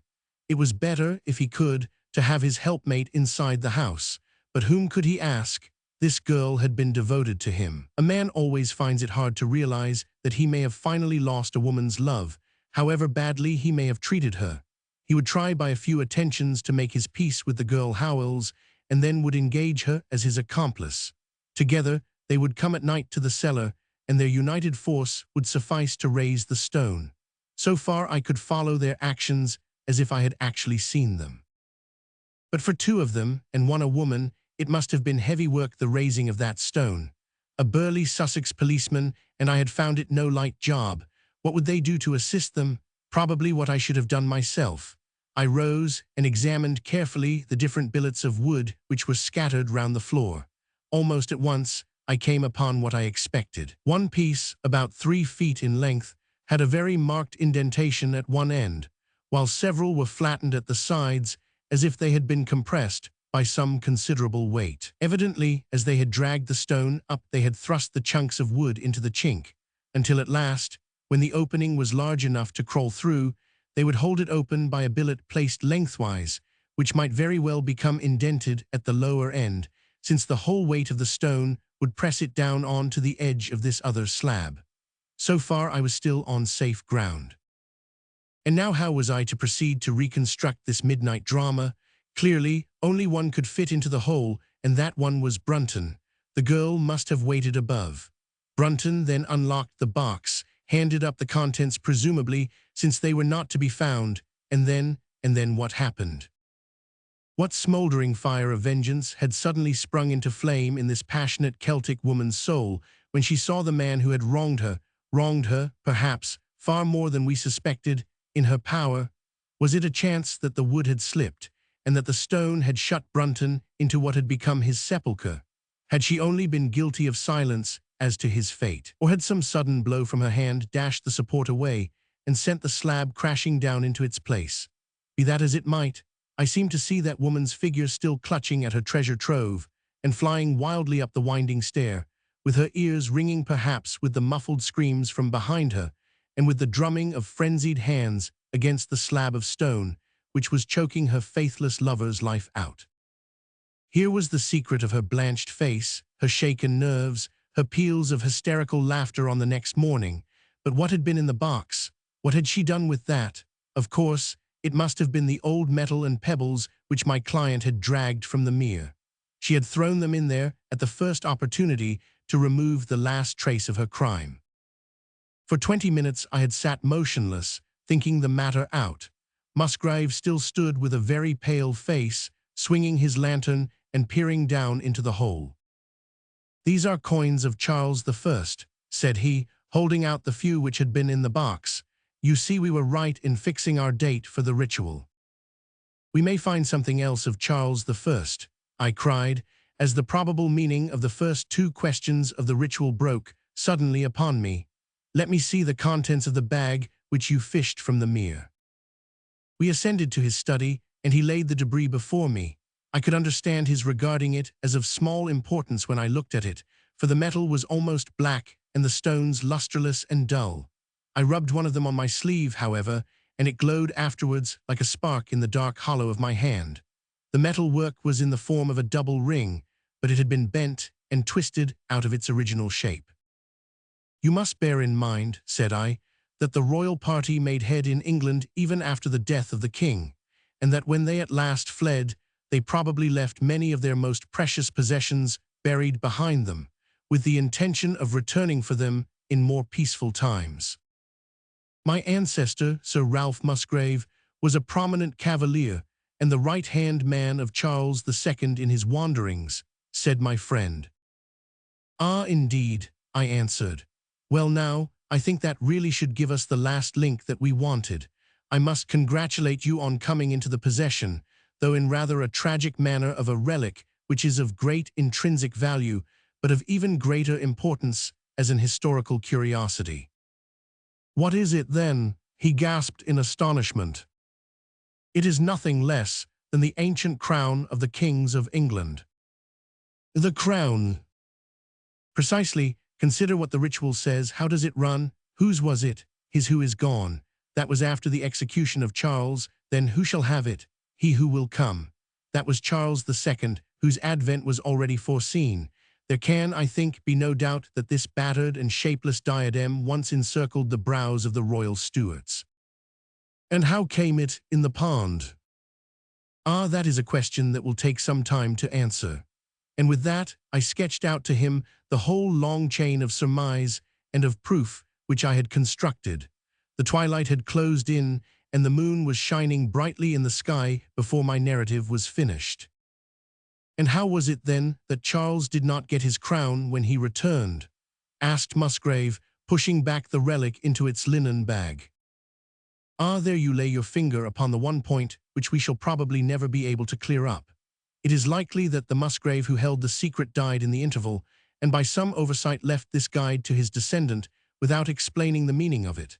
From that day to this, it has been handed down from father to son, until at last it came within reach of a man who tore its secret out of it and lost his life in the venture. And that's the story of the Musgrave Ritual, Watson. They have the crown down at Hurlstone, though they had some legal bother and a considerable sum to pay before they were allowed to retain it.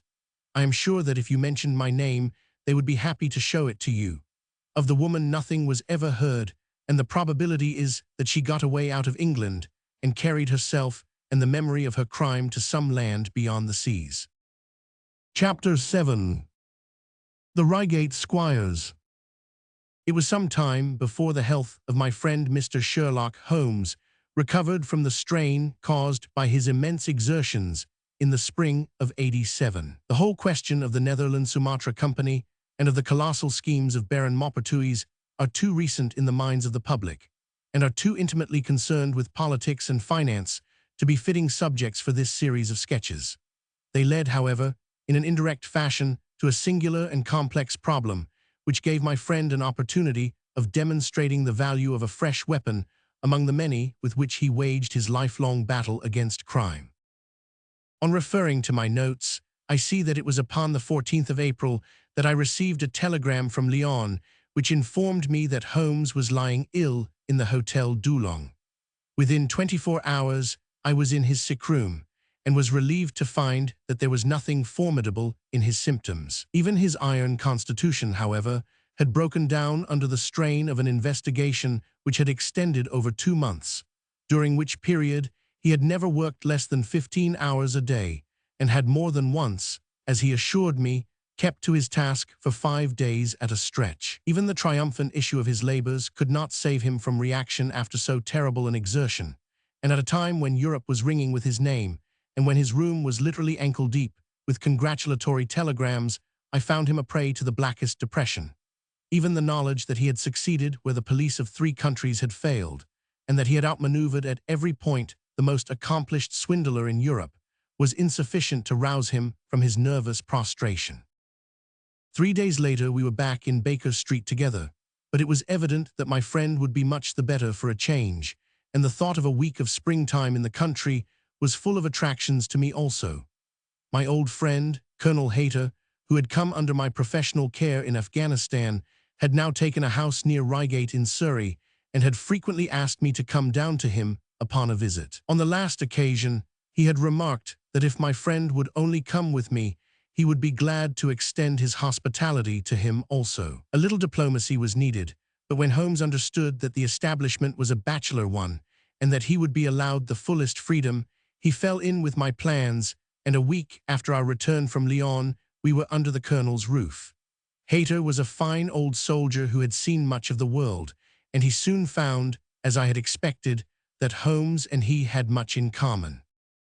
On the evening of our arrival, we were sitting in the Colonel's gun-room after dinner, Holmes stretched upon the sofa, while Hayter and I looked over his little armory of firearms. "By the way," said he suddenly, "I think I'll take one of these pistols upstairs with me in case we have an alarm." "An alarm?" said I. "Yes, we've had a scare in this part lately. Old Acton, who is one of our county magnates, had his house broken into last Monday. No great damage done, but the fellows are still at large." "No clue?" asked Holmes, cocking his eye at the Colonel. "None as yet, but the affair is a petty one of our little country crimes, which must seem too small for your attention, Mr. Holmes, after this great international affair." Holmes waved away the compliment, though his smile showed that it had pleased him. "Was there any feature of interest?" "I fancy not. The thieves ransacked the library and got very little for their pains. The whole place was turned upside down, drawers burst open, and presses ransacked, with the result that an odd volume of Pope's, Homer, 2 plated candlesticks, an ivory letter-weight, a small oak barometer, and a ball of twine are all that have vanished." "What an extraordinary assortment!" I exclaimed. "Oh, the fellows evidently grabbed hold of everything they could get." Holmes grunted from the sofa. "The county police ought to make something of that," said he. "Why, it is surely obvious that—" But I held up a warning finger. "You are here for a rest, my dear fellow. For heaven's sake, don't get started on a new problem when your nerves are all in shreds." Holmes shrugged his shoulders with a glance of comic resignation towards the Colonel, and the talk drifted away into less dangerous channels. It was destined, however, that all my professional caution should be wasted, for next morning the problem obtruded itself upon us in such a way that it was impossible to ignore it, and our country visit took a turn which neither of us could have anticipated. We were at breakfast when the Colonel's butler rushed in with all his propriety shaken out of him. "Have you heard the news, sir?" he gasped. "At the Cunningham, sir." "Burglary!" cried the Colonel with his coffee cup in midair. "Murder!" The Colonel whistled. "By Jove," said he, "who's killed then, the J.P. or his son?" "Neither, sir. It was William the coachman, shot through the heart, sir, and never spoke again." "Who shot him then?" "The burglar, sir. He was off like a shot and got clean away. He just broke in at the pantry window when William came on him and met his end in saving his master's property." "What time?" "It was last night, sir, somewhere about 12. "Ah, then we'll step over afterwards," said the colonel, coolly settling down to his breakfast again. "It's a baddish business," he added when the butler had gone. "He's our leading man about here, is old Cunningham, and a very decent fellow too. He'll be cut up over this, for the man has been in his service for years and was a good servant. It's evidently the same villains who broke into Acton, S. and stole that very singular collection," said Holmes thoughtfully. "Precisely. It may prove the simplest matter in the world, but all the same at first glance this is just a little curious, is it not? A gang of burglars acting in the country might be expected to vary the scene of their operations, and not to crack 2 cribs in the same district within a few days. When you spoke last night of taking precautions, I remember that it passed through my mind that this was probably the last parish in England to which the thief or thieves would be likely to turn their attention, which shows that I have still much to learn." "I fancy it's some local practitioner," said the colonel. "In that case, of course, Acton's and Cunningham's are just the places he would go for, since they are far the largest about here." "And richest." "Well, they ought to be, but they've had a lawsuit for some years which has sucked the blood out of both of them, I fancy. Old Acton has some claim on half Cunningham's estate, and the lawyers have been at it with both hands. If it's a local villain, there should not be much difficulty in running him down," said Holmes with a yawn. "All right, Watson, I don't intend to meddle." "Inspector Forrester, sir," said the butler, throwing open the door. The official, a smart, kind-faced young fellow, stepped into the room. "Good morning, Colonel," said he. "I hope I don't intrude, but we hear that Mr. Holmes of Baker Street is here." The colonel waved his hand towards my friend, and the inspector bowed. "We thought that perhaps you would care to step across, Mr. Holmes." "The fates are against you, Watson," said he, laughing. "We were chatting about the matter when you came in, Inspector. Perhaps you can let us have a few details." As he leaned back in his chair in the familiar attitude, I knew that the case was hopeless. We had no clue in the Acton affair, but here we have plenty to go on, and there's no doubt it is the same party in each case. The man was seen. "Oh, yes, sir, but he was off like a deer after the shot that killed poor William Cohen was fired. Mr. Cunningham saw him from the bedroom window, and Mr. Alec Cunningham saw him from the back passage. It was 11:45 when the alarm broke out. Mr. Cunningham had just got into bed, and Mr. Alec was smoking a pipe in his dressing gown.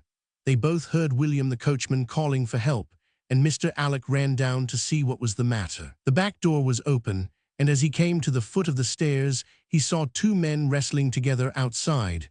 One of them fired a shot, the other dropped, and the murderer rushed across the garden and over the hedge. Mr. Cunningham, looking out of his bedroom, saw the fellow as he gained the road, but lost sight of him at once. Mr. Alec stopped to see if he could help the dying man, and so the villain got clean away. Beyond the fact that he was a middle-sized man and dressed in some dark stuff, we have no personal clue, but we are making energetic inquiries, and if he is a stranger, we shall soon find him out." "What was this William doing there? Did he say anything before he died?" "Not a word. He lives at the lodge with his mother, and as he was a very faithful fellow, we imagined that he walked up to the house with the intention of seeing that all was right there. Of course, this Acton business has put everyone on their guard. The robber must have just burst open the door, the lock has been forced, when William came upon him." "Did William say anything to his mother before going out?" "She is very old and deaf, and we can get no information from her. The shock has made her half-witted, but I understand that she was never very bright. There is one very important circumstance, however. Look at this." He took a small piece of torn paper from a notebook and spread it out upon his knee. This was found between the finger and thumb of the dead man. It appears to be a fragment torn from a larger sheet. You will observe that the hour mentioned upon it is the very time at which the poor fellow met his fate. You see that his murderer might have torn the rest of the sheet from him, or he might have taken this fragment from the murderer. It reads almost as though it were an appointment. Holmes took up the scrap of paper, a facsimile of which is here reproduced. "Scrap of paper.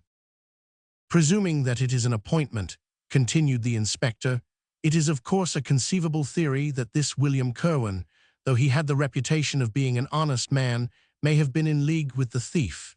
He may have met him there, may even have helped him to break in the door, and then they may have fallen out between themselves. This writing is of extraordinary interest, said Holmes, who had been examining it with intense concentration.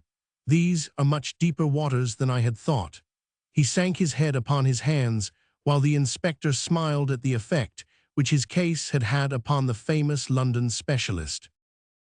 Your last remark, said Holmes presently, as to the possibility of there being an understanding between the burglar and the servant, and this being a note of appointment from one to the other, is an ingenious and not entirely impossible supposition. But this writing opens up. He sank his head into his hands again and remained for some minutes in the deepest thought.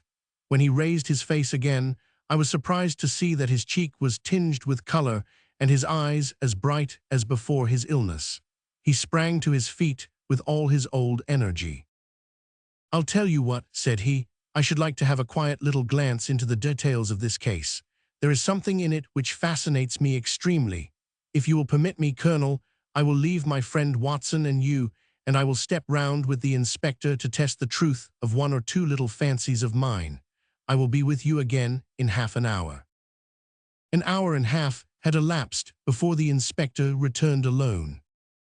Mr. Holmes is walking up and down in the field outside, said he. He wants us all four to go up to the house together. To Mr. Cunningham's. Yes, sir. What for? The inspector shrugged his shoulders. I don't quite know, sir. Between ourselves, I think Mr. Holmes had not quite got over his illness yet. He's been behaving very queerly, and he is very much excited. I don't think you need alarm yourself, said I. I have usually found that there was method in his madness. Some folks might say there was madness in his method, muttered the inspector. But he's all on fire to start, Colonel, so we had best go out if you are ready. We found Holmes pacing up and down in the field, his chin sunk upon his breast, and his hands thrust into his trousers pockets. The matter grows in interest, said he. Watson, your country trip has been a distinct success. I have had a charming morning. You have been up to the scene of the crime, I understand, said the colonel. Yes, the inspector and I have made quite a little reconnaissance together. Any success? Well, we have seen some very interesting things. I'll tell you what we did as we walk. First of all, we saw the body of this unfortunate man. He certainly died from a revolver wound, as reported. Had you doubted it then? Oh, it is as well to test everything. Our inspection was not wasted. We then had an interview with Mr. Cunningham and his son, who were able to point out the exact spot where the murderer had broken through the garden hedge in his flight. That was of great interest. Naturally. Then we had a look at this poor fellow's mother. We could get no information from her, however, as she is very old and feeble. And what is the result of your investigations? The conviction that the crime is a very peculiar one. Perhaps our visit now may do something to make it less obscure. I think that we are both agreed, Inspector, that the fragment of paper in the dead man's hand, bearing, as it does, the very hour of his death written upon it, is of extreme importance. It should give a clue, Mr. Holmes. It does give a clue. Whoever wrote that note was the man who brought William Curwen out of his bed at that hour. But where is the rest of that sheet of paper? I examined the ground carefully in the hope of finding it, said the inspector. It was torn out of the dead man's hand. Why was someone so anxious to get possession of it? Because it incriminated him. And what would he do with it? Thrust it into his pocket, most likely, never noticing that a corner of it had been left in the grip of the corpse. If we could get the rest of that sheet, it is obvious that we should have gone a long way towards solving the mystery. Yes, but how can we get at the criminal's pocket before we catch the criminal? Well, it was worth thinking over. Then there is another obvious point. The note was sent to William. The man who wrote it could not have taken it. Otherwise, of course, he might have delivered his own message by word of mouth. Who brought the note then? or did it come through the post? I have made inquiries, said the inspector. William received a letter by the afternoon post yesterday. The envelope was destroyed by him. Excellent, cried Holmes, clapping the inspector on the back. You've seen the postman. It is a pleasure to work with you.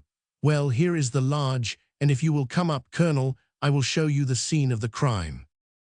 We passed the pretty cottage where the murdered man had lived, and walked up an oak-lined avenue to the fine old Queen Anne house, which bears the date of Malplaquet upon the lintel of the door. Holmes and the inspector led us round it until we came to the side gate, which is separated by a stretch of garden from the hedge which lines the road. A constable was standing at the kitchen door. "Throw the door open, officer," said Holmes. Now it was on those stairs that young Mr. Cunningham stood and saw the two men struggling just where we are. Old Mr. Cunningham was at that window, the second on the left, and he saw the fellow get away just to the left of that bush. Then Mr. Alec ran out and knelt beside the wounded man. The ground is very hard, you see, and there are no marks to guide us. As he spoke, two men came down the garden path from round the angle of the house. The one was an elderly man with a strong, deep-lined, heavy-eyed face, the other a dashing young fellow whose bright, smiling expression and showy dress were in strange contrast with the business which had brought us there. "Still at it, then?" said he to Holmes. "I thought you Londoners were never at fault. You don't seem to be so very quick, after all." "Ah, you must give us a little time," said Holmes good-humoredly. "You'll want it," said young Alec Cunningham. "Why, I don't see that we have any clue at all." "There's only one," answered the inspector. "We thought that if we could only find— Good heavens, Mr. Holmes, what is the matter?" My poor friend's face had suddenly assumed the most dreadful expression. His eyes rolled upwards, his features writhed in agony, and with a suppressed groan he dropped on his face upon the ground. Horrified at the suddenness and severity of the attack, we carried him into the kitchen, where he lay back in a large chair and breathed heavily for some minutes. Finally, with a shamefaced apology for his weakness, he rose once more. "Watson would tell you that I have only just recovered from a severe illness," he explained. "I am liable to these sudden nervous attacks." "Shall I send you home in my trap?" asked old Cunningham. "Well, since I am here, there is one point on which I should like to feel sure. We can very easily verify it." "What was it?" "Well, it seems to me that it is just possible that the arrival of this poor fellow William was not before, but after, the entrance of the burglar into the house. You appear to take it for granted that, although the door was forced, the robber never got in." "I fancy that is quite obvious," said Mr. Cunningham gravely. "Why, my son Alec had not yet gone to bed, and he would certainly have heard anyone moving about." "Where was he sitting?" "I was smoking in my dressing room." "Which window is that?" "The last on the left, next my father's." "Both of your lamps were lit, of course?" "Undoubtedly." "There are some very singular points here," said Holmes, smiling. "Is it not extraordinary that a burglar, and a burglar who had had some previous experience, should deliberately break into a house at a time when he could see from the lights that two of the family were still afoot? He must have been a cool hand."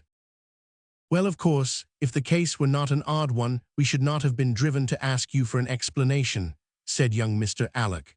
"But as to your ideas that the man had robbed the house before William tackled him, I think it a most absurd notion.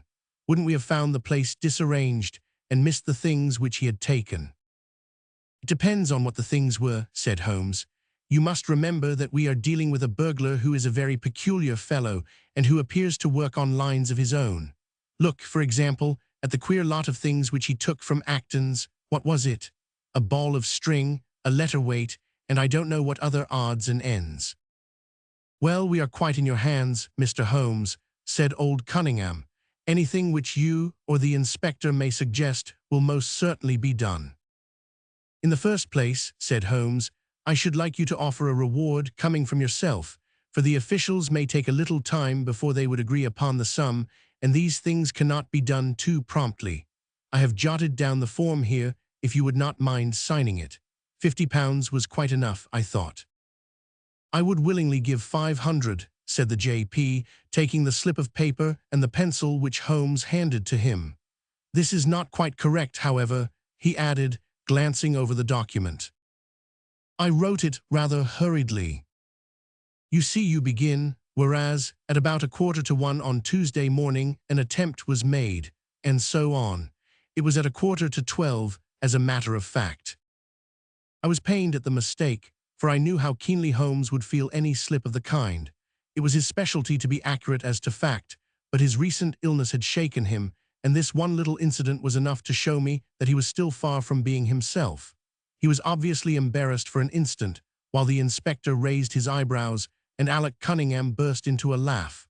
The old gentleman corrected the mistake, however, and handed the paper back to Holmes. Get it printed as soon as possible, he said. I think your idea is an excellent one. Holmes put the slip of paper carefully away into his pocketbook. And now, said he, it really would be a good thing that we should all go over the house together and make certain that this rather erratic burglar did not, after all, carry anything away with him. Before entering, Holmes made an examination of the door which had been forced. It was evident that a chisel or strong knife had been thrust in and the lock forced back with it. We could see the marks in the wood where it had been pushed in. You don't use bars then? He asked. We have never found it necessary. You don't keep a dog? Yes, but he is chained on the other side of the house. When do the servants go to bed? About 10. I understand that William was usually in bed also at that hour. Yes. It is singular that on this particular night he should have been up. Now, I should be very glad if you would have the kindness to show us over the house, Mr. Cunningham. A stone-flagged passage, with the kitchens branching away from it, led by a wooden staircase directly to the first floor of the house. It came out upon the landing opposite to a second more ornamental stair which came up from the front hall. Out of this landing opened the drawing room and several bedrooms, including those of Mr. Cunningham and his son. Holmes walked slowly, taking keen note of the architecture of the house. I could tell from his expression that he was on a hot scent, and yet I could not in the least imagine in what direction his inferences were leading him. My good sir, said Mr. Cunningham with some impatience, this is surely very unnecessary. That is my room at the end of the stairs, and my son's is the one beyond it. I leave it to your judgment whether it was possible for the thief to have come up here without disturbing us. You must try round and get on a fresh scent, I fancy, said the son with a rather malicious smile. Still, I must ask you to humor me a little further.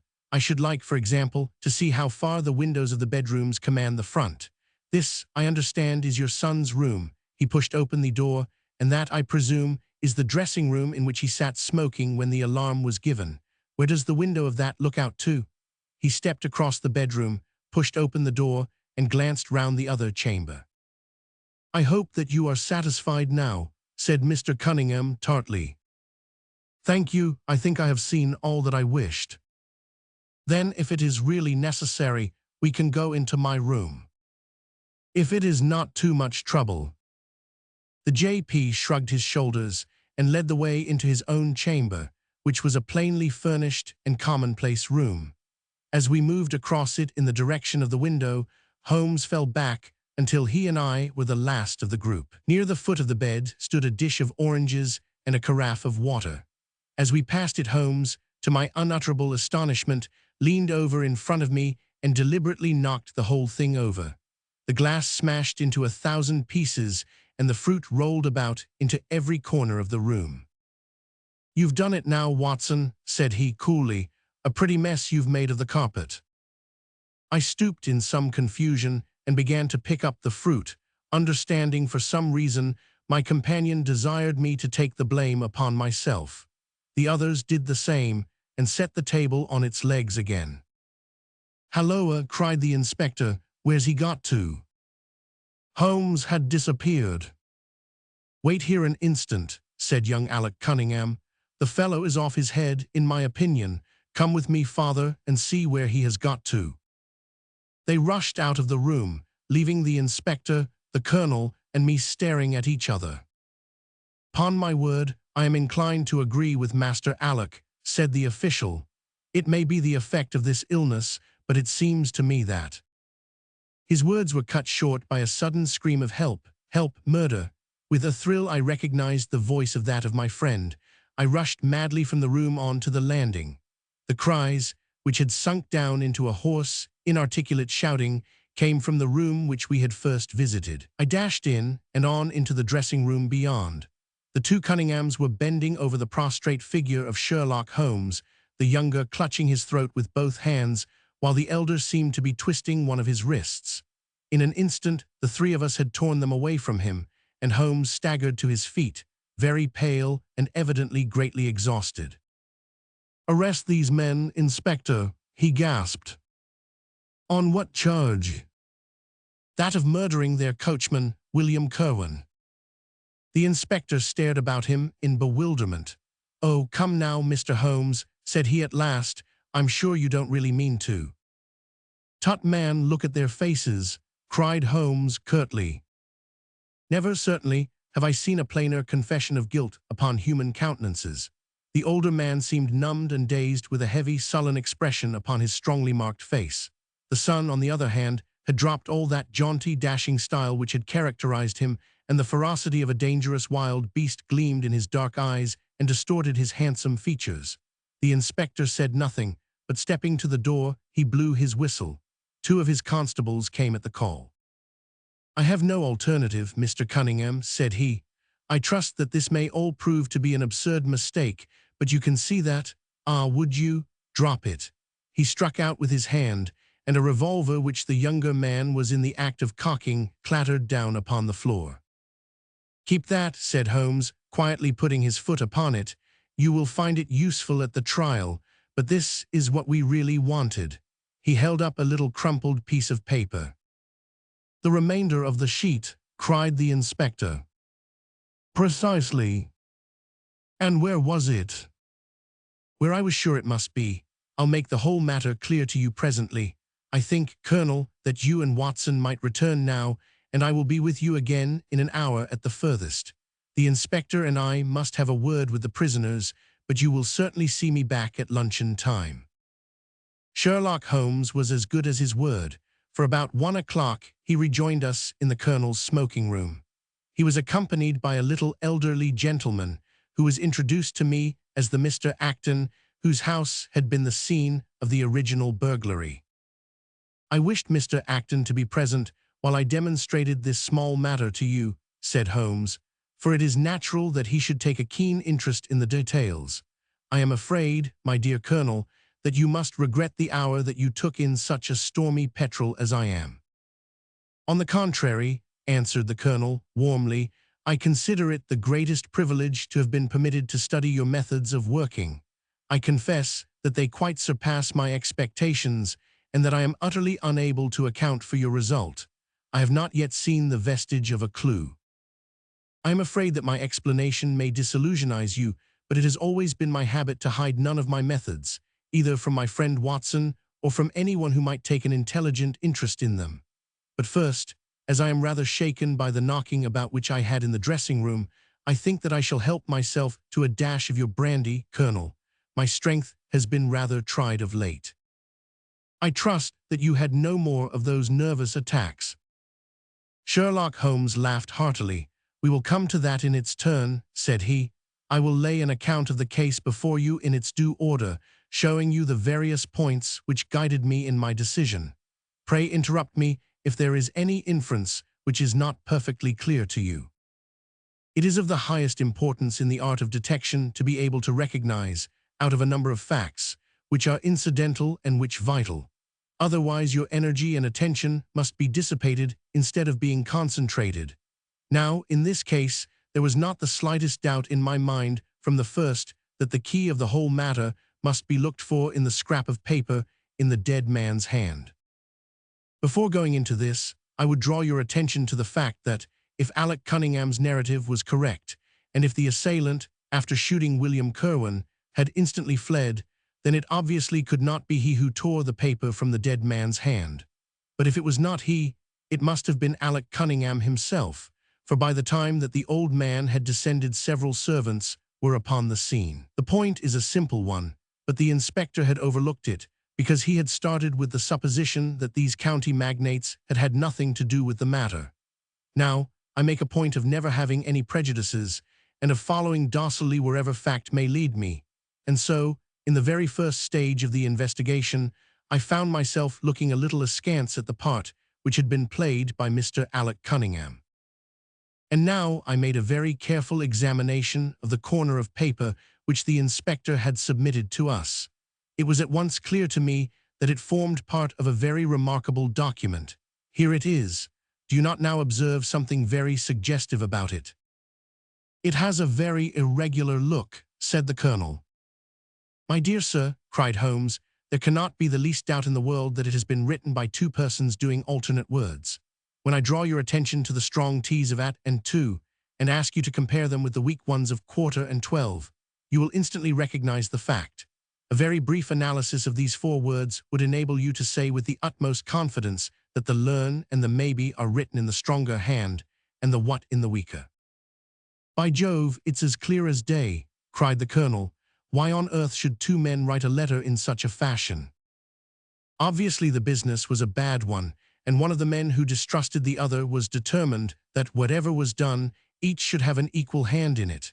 Now, of the two men, it is clear that the one who wrote the at and to was the ringleader. How do you get at that? We might deduce it from the mere character of the one hand as compared with the other, but we have more assured reasons than that for supposing it. If you examine this scrap with attention, you will come to the conclusion that the man with the stronger hand wrote all his words first, leaving blanks for the other to fill up.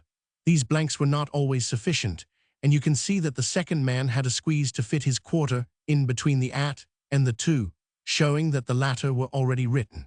The man who wrote all his words first is undoubtedly the man who planned the affair. Excellent, cried Mr. Acton. But very superficial, said Holmes. We come now, however, to a point which is of importance. You may not be aware that the deduction of a man's age from his writing is one which has been brought to considerable accuracy by experts. In normal cases, one can place a man in his true decade with tolerable confidence. I say normal cases, because ill health and physical weakness reproduce the signs of old age, even when the invalid is a youth.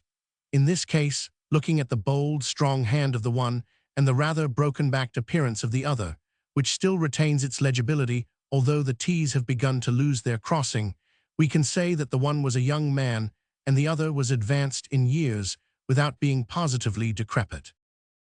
Excellent, cried Mr. Acton again.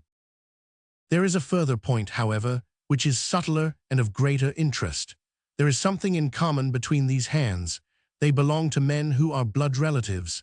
It may be most obvious to you in the Greek E's, but to me there are many small points which indicate the same thing. I have no doubt at all that a family mannerism can be traced in these two specimens of writing. I am only, of course, giving you the leading results now of my examination of the paper. There were 23 other deductions which would be of more interest to experts than to you. They all tend to deepen the impression upon my mind that the Cunninghams, father and son, had written this letter. Having got so far, my next step was, of course, to examine into the details of the crime and to see how far they would help us. I went up to the house with the inspector and saw all that was to be seen. The wound upon the dead man was, as I was able to determine with absolute confidence, fired from a revolver at the distance of something over 4 yards. There was no powder blackening on the clothes. Evidently, therefore, Alec Cunningham had lied when he said that the two men were struggling when the shot was fired. Again, both father and son agreed as to the place where the man escaped into the road. At that point, however, as it happens, there is a broadish ditch, moist at the bottom. As there were no indications of boot marks about this ditch, I was absolutely sure not only that the Cunninghams had again lied, but that there had never been any unknown man upon the scene at all. And now I have to consider the motive of this singular crime. To get at this, I endeavored first of all to solve the reason of the original burglary at Mr. Acton's. I understood, from something which the colonel told us, that a lawsuit had been going on between you, Mr. Acton, and the Cunninghams. Of course, It instantly occurred to me that they had broken into your library with the intention of getting at some document which might be of importance in the case. Precisely so, said Mr. Acton. There can be no possible doubt as to their intentions. I have the clearest claim upon half of their present estate, and if they could have found a single paper, which, fortunately, was in the strongbox of my solicitors, they would undoubtedly have crippled our case. There you are, said Holmes, smiling. It was a dangerous, reckless attempt, in which I seemed to trace the influence of young Alec. Having found nothing, they tried to divert suspicion by making it appear to be an ordinary burglary, to which end they carried off whatever they could lay their hands upon. That is all clear enough, but there was much that was still obscure. What I wanted above all was to get the missing part of that note. I was certain that Alec had torn it out of the dead man's hand, and almost certain that he must have thrust it into the pocket of his dressing gown. Where else could he have put it? The only question was whether it was still there.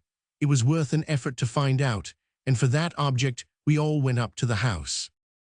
The Cunninghams joined us, as you doubtless remember, outside the kitchen door. It was, of course, of the very first importance that they should not be reminded of the existence of this paper, otherwise they would naturally destroy it without delay. The inspector was about to tell them the importance which we attached to it when, by the luckiest chance in the world, I tumbled down in a sort of fit, and so changed the conversation. Good heavens, cried the colonel, laughing, do you mean to say all our sympathy was wasted, and your fit an imposture? Speaking professionally, it was admirably done, cried I, looking in amazement at this man who was forever confounding me with some new phase of his astuteness. It is an art which is often useful, said he. When I recovered, I managed, by a device which had perhaps some little merit of ingenuity, to get old Cunningham to write the word 12, so that I might compare it with the 12 upon the paper. Oh, what an ass I have been, I exclaimed. I could see that you were commiserating me over my weakness, said Holmes, laughing. I was sorry to cause you the sympathetic pain which I know that you felt.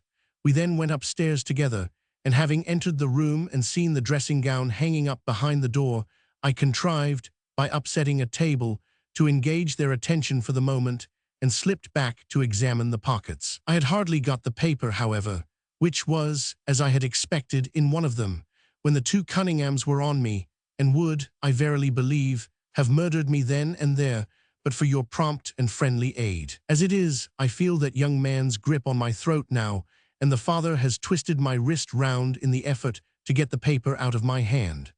They saw that I must know all about it, you see, and the sudden change from absolute security to complete despair made them perfectly desperate. I had a little talk with old Cunningham afterwards as to the motive of the crime. He was tractable enough, though his son was a perfect demon, ready to blow out his own or anybody else's brains if he could have got to his revolver. When Cunningham saw that the case against him was so strong, he lost all heart and made a clean breast of everything. It seems that William had secretly followed his two masters on the night when they made their raid upon Mr. Acton's, and having thus got them into his power, proceeded, under threats of exposure, to levy blackmail upon them. Mr. Alec, however, was a dangerous man to play games of that sort with. It was a stroke of positive genius on his part to see in the burglary scare, which was convulsing the countryside, an opportunity of plausibly getting rid of the man whom he feared. William was decoyed up and shot, and had they only got the whole of the note and paid a little more attention to detail in the accessories, it is very possible that suspicion might never have been aroused. And the note, I asked. Sherlock Holmes placed the subjoined paper before us. Piece of paper. If you will only come round at 11:45. To the east gate you will learn what will very much surprise you and maybe be of the greatest service to you and also to Annie Morrison, but say nothing to anyone upon the matter. It is very much the sort of thing that I expected, said he. Of course, we do not yet know what the relations may have been between Alec Cunningham, William Kerwin, and Annie Morrison. The results shows that the trap was skillfully baited. I am sure that you cannot fail to be delighted with the traces of heredity shown in the P's and in the tails of the G's. The absence of the eye dots in the old man's writing is also most characteristic. Watson, I think our quiet rest in the country has been a distinct success, and I shall certainly return much invigorated to Baker Street tomorrow. Chapter 8. The Crooked Man. One summer night, a few months after my marriage, I was seated by my own hearth smoking a last pipe and nodding over a novel, for my day's work had been an exhausting one. My wife had already gone upstairs, and the sound of the locking of the hall door some time before told me that the servants had also retired. I had risen from my seat and was knocking out the ashes of my pipe when I suddenly heard the clang of the bell. I looked at the clock. It was 11:15. This could not be a visitor at so late an hour. A patient, evidently, and possibly an all-night sitting. With a wry face, I went out into the hall and opened the door. To my astonishment, it was Sherlock Holmes who stood upon my step. "Ah, Watson," said he, "I hoped that I might not be too late to catch you." "My dear fellow, pray come in." "You look surprised, and no wonder. Relieved too, I fancy. You still smoke the Arcadia mixture of your bachelor days then. There's no mistaking that fluffy ash upon your coat. It's easy to tell that you have been accustomed to wear a uniform, Watson. You'll never pass as a purebred civilian as long as you keep that habit of carrying your handkerchief in your sleeve. Could you put me up tonight?" "With pleasure." "You told me that you had bachelor quarters for one, and I see that you have no gentleman visitor at present. Your hat stand proclaims as much." "I shall be delighted if you will stay." "Thank you, I'll fill the vacant peg then. Sorry to see that you've had the British workman in the house. He's a token of evil, not the drains, I hope." "No, the gas."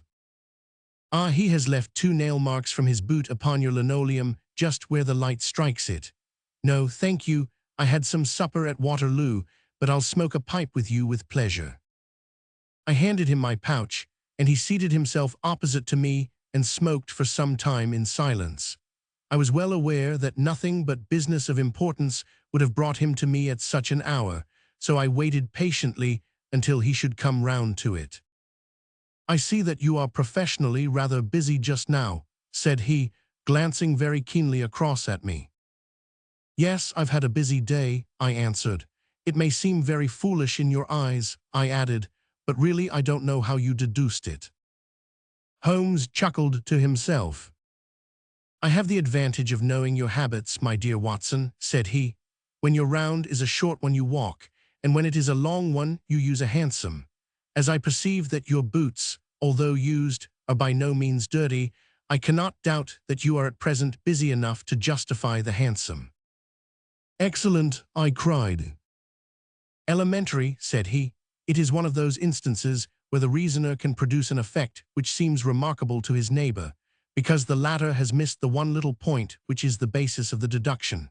The same may be said, my dear fellow, for the effect of some of these little sketches of yours, which is entirely meretricious, depending as it does upon your retaining in your own hands some factors in the problem which are never imparted to the reader. How at present I am in the position of these same readers, for I hold in this hand several threads of one of the strangest cases which ever perplexed a man's brain, and yet I lack the 1 or 2 which are needful to complete my theory.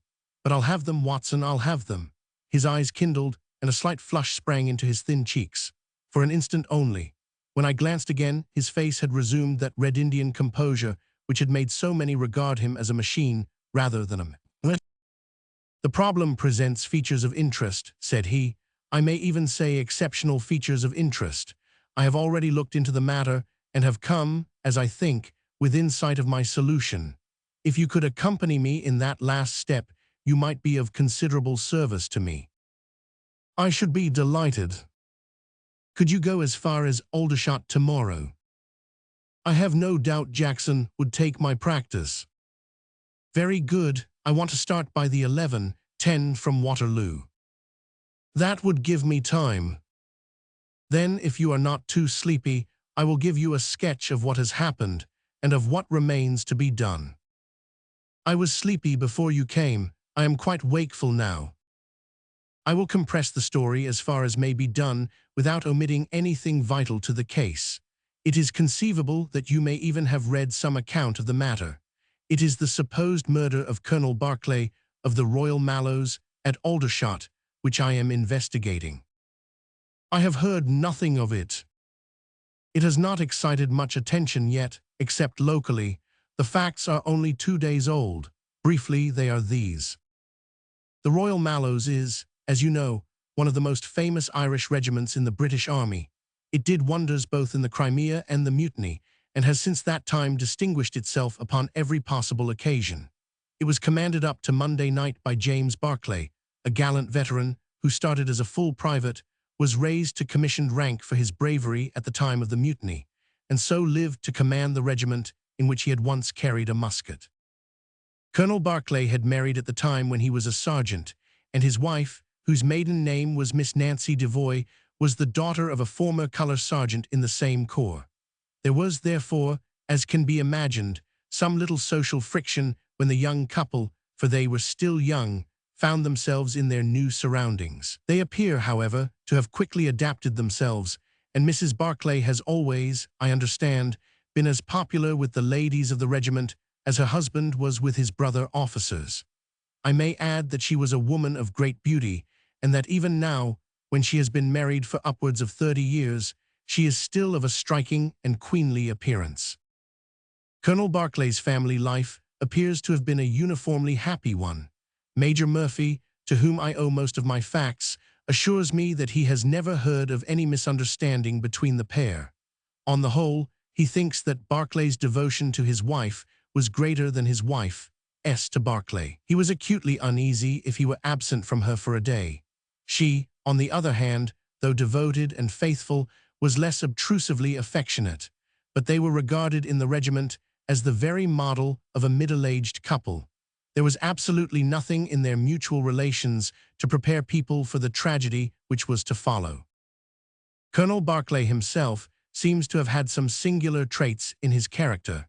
He was a dashing, jovial old soldier in his usual mood, but there were occasions on which he seemed to show himself capable of considerable violence and vindictiveness. This side of his nature, however, appears never to have been turned towards his wife. Another fact, which had struck Major Murphy and 3 out of 5 of the other officers with whom I conversed, was the singular sort of depression which came upon him at times. As the Major expressed it, the smile had often been struck from his mouth, as if by some invisible hand, when he has been joining the gaieties and chaff of the mess stable. For days on end, when the mood was on him, he has been sunk in the deepest gloom. This and a certain tinge of superstition were the only unusual traits in his character which his brother officers had observed. The latter peculiarity took the form of a dislike to being left alone, especially after dark. This puerile feature in a nature which was conspicuously manly had often given rise to comment and conjecture. The 1st Battalion of the Royal Mallows, which is the Arth, has been stationed at Aldershot for some years. The married officers live out of barracks, and the colonel has, during all this time, occupied a villa called Latching, about half a mile from the North Camp. The house stands in its own grounds, but the west side of it is not more than 30 yards from the high road. A coachman and 2 maids form the staff of servants. These, with their master and mistress, were the sole occupants of Latching, for the Berkeleys had no children, nor was it usual for them to have resident visitors. Now for the events at Latching between 9 and 10 on the evening of last Monday. Mrs. Berkeley was, it appears, a member of the Roman Catholic Church, and had interested herself very much in the establishment of the Guild of St. George, which was formed in connection with the Watt Street Chapel for the purpose of supplying the poor with cast-off clothing. A meeting of the Guild had been held that evening at 8, and Mrs. Berkeley had hurried over her dinner in order to be present at it. When leaving the house, she was heard by the coachman to make some commonplace remark to her husband, and to assure him that she would be back before very long. She then called for Miss Morrison, a young lady who lives in the next villa, and the two went off together to their meeting. It lasted 40 minutes, and at 9:15, Mrs. Berkeley returned home, having left Miss Morrison at her door as she passed. There is a room which is used as a morning room at Latching. This faces the road and opens by a large glass folding door onto the lawn. The lawn is 30 yards across, and is only divided from the highway by a low wall with an iron rail above it. It was into this room that Mrs. Barclay went upon her return. The blinds were not down, for the room was seldom used in the evening, but Mrs. Barclay herself lit the lamp and then rang the bell, asking Jane Stewart, the housemaid, to bring her a cup of tea, which was quite contrary to her usual habits. The colonel had been sitting in the dining room, but hearing that his wife had returned, he joined her in the morning room. The coachman saw him cross the hall and enter it. He was never seen again alive. The tea which had been ordered was brought up at the end of 10 minutes, but the maid, as she approached the door, was surprised to hear the voices of her master and mistress in furious altercation. She knocked without receiving any answer and even turned the handle, but only to find that the door was locked upon the inside. Naturally enough, she ran down to tell the cook, and the two women with the coachman came up into the hall and listened to the dispute, which was still raging. They all agreed that only two voices were to be heard, those of Barclay and of his wife. Barclay's remarks were subdued and abrupt, so that none of them were audible to the listeners. The ladies, on the other hand, were most bitter, and when she raised her voice could be plainly heard. "You coward," she repeated over and over again. "What can be done now? What can be done now? Give me back my life. I will never so much as breathe the same air with you again. You coward, you coward." Those were scraps of her conversation, ending in a sudden dreadful cry in the man's voice, with a crash and a piercing scream from the woman. Convinced that some tragedy had occurred, the coachman rushed to the door and strove to force it, while scream after scream issued from within. He was unable, however, to make his way in, and the maids were too distracted with fear to be of any assistance to him. A sudden thought struck him, however, and he ran through the hall door and round to the lawn, upon which the long French windows open. One side of the window was open, which I understand was quite usual in the summer-time, and he passed without difficulty into the room. His mistress had ceased to scream and was stretched insensible upon a couch, while with his feet tilted over the side of an armchair and his head upon the ground near the corner of the fender, was lying the unfortunate soldier Stone, dead in a pool of his own blood. Naturally, the coachman's first thought, on finding that he could do nothing for his master, was to open the door. But here, an unexpected and singular difficulty presented itself. The key was not in the inner side of the door, nor could he find it anywhere in the room. He went out again, therefore, through the window, and having obtained the help of a policeman and of a medical man, he returned. The lady, against whom naturally the strongest suspicion rested, was removed to her room, still in a state of insensibility. The colonel's body was then placed upon the sofa, and a careful examination made of the scene of the tragedy. The injury from which the unfortunate veteran was suffering was found to be a jagged cut some 2 inches long at the back part of his head, which had evidently been caused by a violent blow from a blunt weapon. Nor was it difficult to guess what that weapon may have been. Upon the floor, close to the body, was lying a singular club of hard carved wood with a bone handle. The colonel possessed a varied collection of weapons brought from the different countries in which he had fought, and it is conjectured by the police that his club was among his trophies. The servants deny having seen it before, but among the numerous curiosities in the house, it is possible that it may have been overlooked. Nothing else of importance was discovered in the room by the police, save the inexplicable fact that neither upon Mrs. Barclay's person, nor upon that of the victim, nor in any part of the room, was the missing key to be found. The door had eventually to be opened by a locksmith from Aldershot. That was the state of things, Watson, when upon the Tuesday morning I, at the request of Major Murphy, went down to Aldershot to supplement the efforts of the police. I think that you will acknowledge that the problem was already one of interest, but my observations soon made me realize that it was in truth much more extraordinary than would at first sight appear. Before examining the room, I cross-questioned the servants, but only succeeded in eliciting the facts which I have already stated. One other detail of interest was remembered by Jane Stewart, the housemaid. You will remember that on hearing the sound of the quarrel she descended and returned with the other servants. On that first occasion, when she was alone, she says that the voices of her master and mistress were sunk so low that she could hear hardly anything, and judged by their tones rather than their words that they had fallen out. On my pressing her, however, She remembered that she heard the word David uttered twice by the lady. The point is of the utmost importance as guiding us towards the reason of the sudden quarrel. The colonel's name, you remember, was James. There was one thing in the case which had made the deepest impression both upon the servants and the police. This was the contortion of the colonel's face. It had set, according to their account, into the most dreadful expression of fear and horror which a human countenance is capable of assuming. More than one person fainted at the mere sight of him, so terrible was the effect. It was quite certain that he had foreseen his fate, and that it had caused him the utmost horror. This, of course, fitted in well enough with the police theory if the colonel could have seen his wife making a murderous attack upon him. Nor was the fact of the wound being on the back of his head a fatal objection to this, as he might have turned to avoid the blow. No information could be got from the lady herself, who was temporarily insane from an acute attack of brain fever. From the police, I learned that Miss Morrison, who you remember went out that evening with Mrs. Barclay, denied having any knowledge of what it was which had caused the ill humor in which her companion had returned. Having gathered these facts, Watson, I smoked several pipes over them, trying to separate those which were crucial from others which were merely incidental. There could be no question that the most distinctive and suggestive point in the case was the singular disappearance of the door key. A most careful search had failed to discover it in the room, therefore it must have been taken from it, but neither the colonel nor the colonel's wife could have taken it. That was perfectly clear. Therefore a third person must have entered the room, and that third person could only have come in through the window. It seemed to me that a careful examination of the room and the lawn might possibly reveal some traces of this mysterious individual. You know my methods, Watson.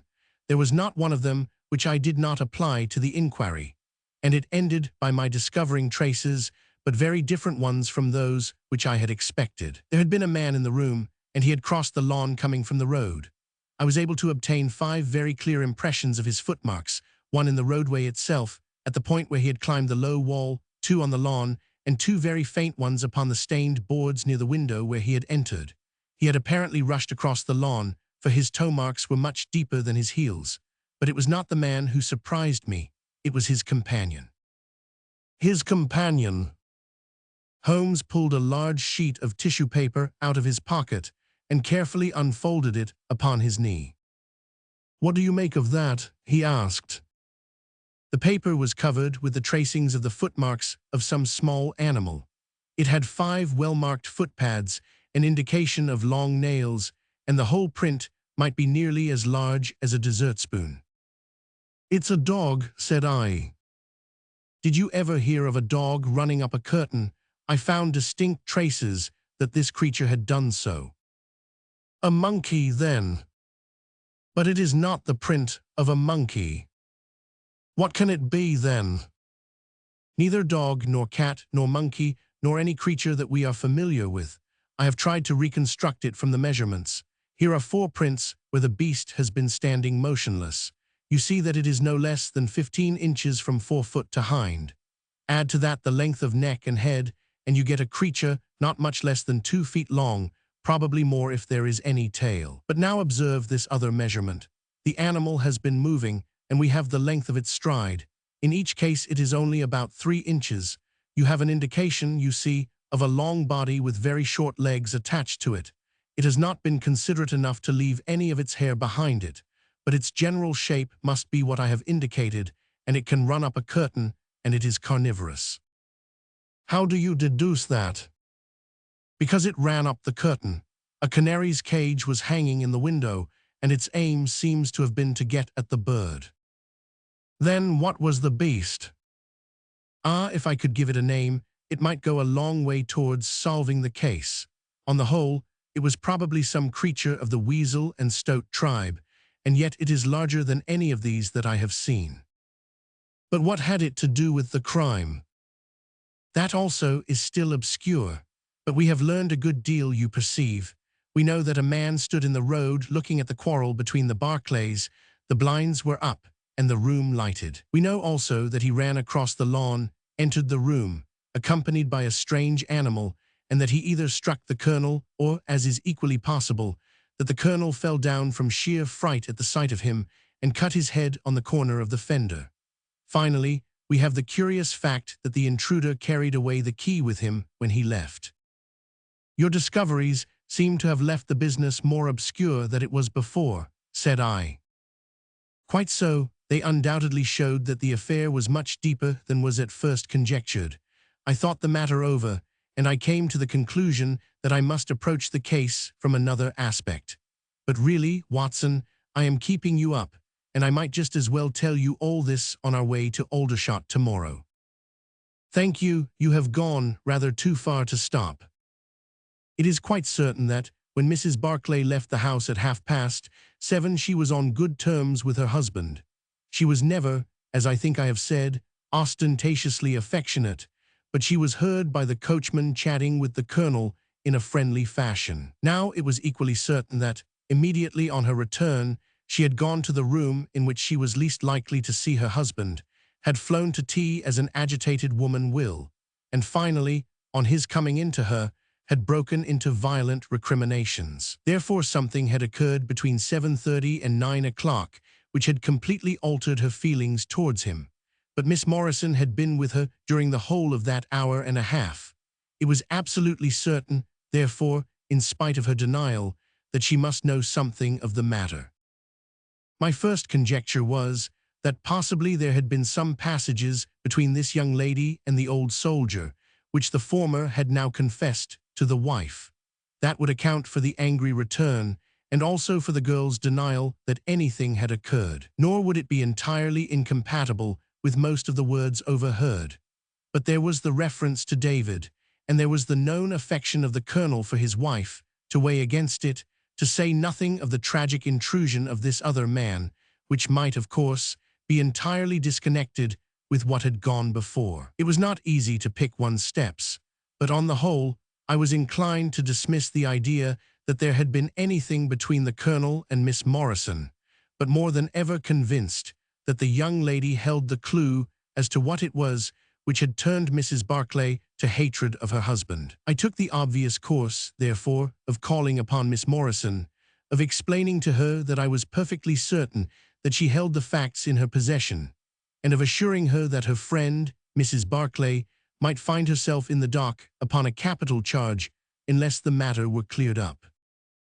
Miss Morrison is a little ethereal slip of a girl, with timid eyes and blonde hair, but I found her by no means wanting in shrewdness and common sense.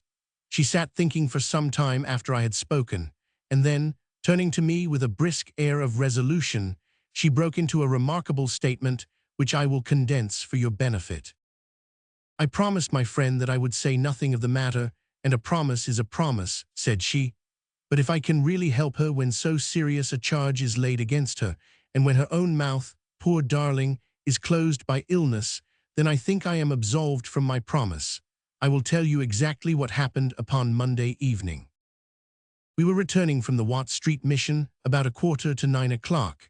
On our way we had to pass through Hudson Street, which is a very quiet thoroughfare. There is only one lamp in it, upon the left-hand side, and as we approached this lamp, I saw a man coming towards us with his back very bent, and something like a box slung over one of his shoulders. He appeared to be deformed, for he carried his head low and walked with his knees bent. We were passing him when he raised his face to look at us in the circle of light thrown by the lamp, and as he did so, he stopped and screamed out in a dreadful voice, "My God, it's Nancy!" Mrs. Barclay turned as white as death, and would have fallen down had the dreadful-looking creature not caught hold of her. I was going to call for the police, but she, to my surprise, spoke quite civilly to the fellow. "I thought you had been dead this 30 years, Henry," said she, in a shaking voice. "So I have," said he, and it was awful to hear the tones that he said it in. He had a very dark, fearsome face, and a gleam in his eyes that comes back to me in my dreams. His hair and whiskers were shot with grey, and his face was all crinkled and puckered like a withered apple. "Just walk on a little way, dear," said Mrs. Barclay. "I want to have a word with this man. There is nothing to be afraid of." She tried to speak boldly, but she was still deadly pale and could hardly get her words out for the trembling of her lips. I did as she asked me, and they talked together for a few minutes. Then she came down the street with her eyes blazing, and I saw the crippled wretch standing by the lamp-post and shaking his clenched fists in the air as if he were mad with rage. She never said a word until we were at the door here, when she took me by the hand and begged me to tell no one what had happened. "It's an old acquaintance of mine who has come down in the world," said she. "When I promised her I would say nothing, she kissed me, and I have never seen her since. I have told you now the whole truth, and if I withheld it from the police, it is because I did not realize then the danger in which my dear friend stood. I know that it can only be to her advantage that everything should be known." There was her statement, Watson, and to me, as you can imagine, it was like a light on a dark night. Everything which had been disconnected before began at once to assume its true place, and I had a shadowy presentiment of the whole sequence of events. My next step, obviously, was to find the man who had produced such a remarkable impression upon Mrs. Barclay. If he was still in Aldershot, it should not be a very difficult matter. There are not such a very great number of civilians, and a deformed man was sure to have attracted attention. I spent a day in the search, and by evening, this very evening, Watson had run him down. The man's name is Henry Wood, and he lives in lodgings in this same street in which the ladies met him. He has only been 5 days in the place. In the character of a registration agent, I had a most interesting gossip with his landlady. The man is by trade a conjurer and performer, going round the canteens after nightfall and giving a little entertainment at each. He carries some creature about with him in that box, about which the landlady seemed to be in considerable trepidation, for she had never seen an animal like it. He uses it in some of his tricks according to her account. So much the woman was able to tell me, and also that it was a wonder the man lived, seeing how twisted he was, and that he spoke in a strange tongue sometimes, and that for the last 2 nights she had heard him groaning and weeping in his bedroom. He was all right as far as money went, but in his deposit he had given her what looked like a bad florin. She showed it to me, Watson, and it was an Indian rupee. So now, my dear fellow, you see exactly how we stand, and why it is I want you. It is perfectly plain that after the ladies parted from this man he followed them at a distance, that he saw the quarrel between husband and wife through the window, that he rushed in, and that the creature which he carried in his box got loose. That is all very certain. But he is the only person in this world who can tell us exactly what happened in that room. And you intend to ask him? Most certainly, but in the presence of a witness. And I am the witness. If you will be so good. If he can clear the matter up, well and good. If he refuses, we have no alternative but to apply for a warrant. But how do you know he'll be there when we return? You may be sure that I took some precautions. I have one of my Baker Street boys mounting guard over him who would stick to him like a burr, go where he might. We shall find him in Hudson Street tomorrow, Watson, and meanwhile I should be the criminal myself if I kept you out of bed any longer. It was midday when we found ourselves at the scene of the tragedy, and under my companion's guidance, we made our way at once to Hudson Street.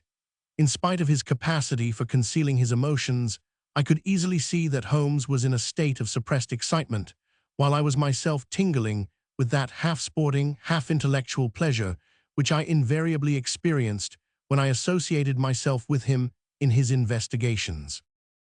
"This is the street," said he, as we turned into a short thoroughfare lined with plain 2-storied brick houses. "Ah, here is Simpson to report." "He's in all right, Mr. Holmes," cried a small street Arab running up to us. "Good, Simpson," said Holmes, patting him on the head. "Come along, Watson, this is the house." He sent in his card with a message that he had come on important business, and a moment later we were face to face with the man whom we had come to see. In spite of the warm weather, he was crouching over a fire, and the little room was like an oven. The man sat all twisted and huddled in his chair in a way which gave an indescribable impression of deformity, but the face which he turned towards us, though worn and swarthy, must at some time have been remarkable for its beauty. He looked suspiciously at us, now out of yellow-shot, bilious eyes, and without speaking or rising, he waved towards 2 chairs. "Mr. Henry Wood, late of India, I believe," said Holmes, affably. "I've come over this little matter of Colonel Barclay's death." "What should I know about that?" "That's what I want to ascertain. You know, I suppose, that unless the matter is cleared up, Mrs. Barclay, who is an old friend of yours, will in all probability be tried for murder." The man gave a violent start. "I don't know who you are," he cried, "nor how you come to know what you do know, but will you swear that this is true that you tell me? Why, they are only waiting for her to come to her senses to arrest her." "My God, are you in the police yourself?" "No." "What business is it of yours, then?" "It's every man's business to see justice done." "You can take my word that she is innocent." "Then you are guilty." "No, I am not." "Who killed Colonel James Barclay then?" "It was a just providence that killed him. But mind you this, that if I had knocked his brains out, as it was in my heart to do, he would have had no more than his due from my hands. If his own guilty conscience had not struck him down, it is likely enough that I might have had his blood upon my soul. You want me to tell the story? Well, I don't know why I shouldn't, for there's no cause for me to be ashamed of it. It was in this way, sir. You see me now with my back like a camel and my ribs all awry, but there was a time when Corporal Henry Wood was the smartest man in the 117th foot. We were in India, then, in cantonments, at a place we'll call Bertie. Barclay, who died the other day, was sergeant in the same company as myself, and the belle of the regiment, I, and the finest girl that ever had the breath of life between her lips, was Nancy Devoy, the daughter of the colour sergeant.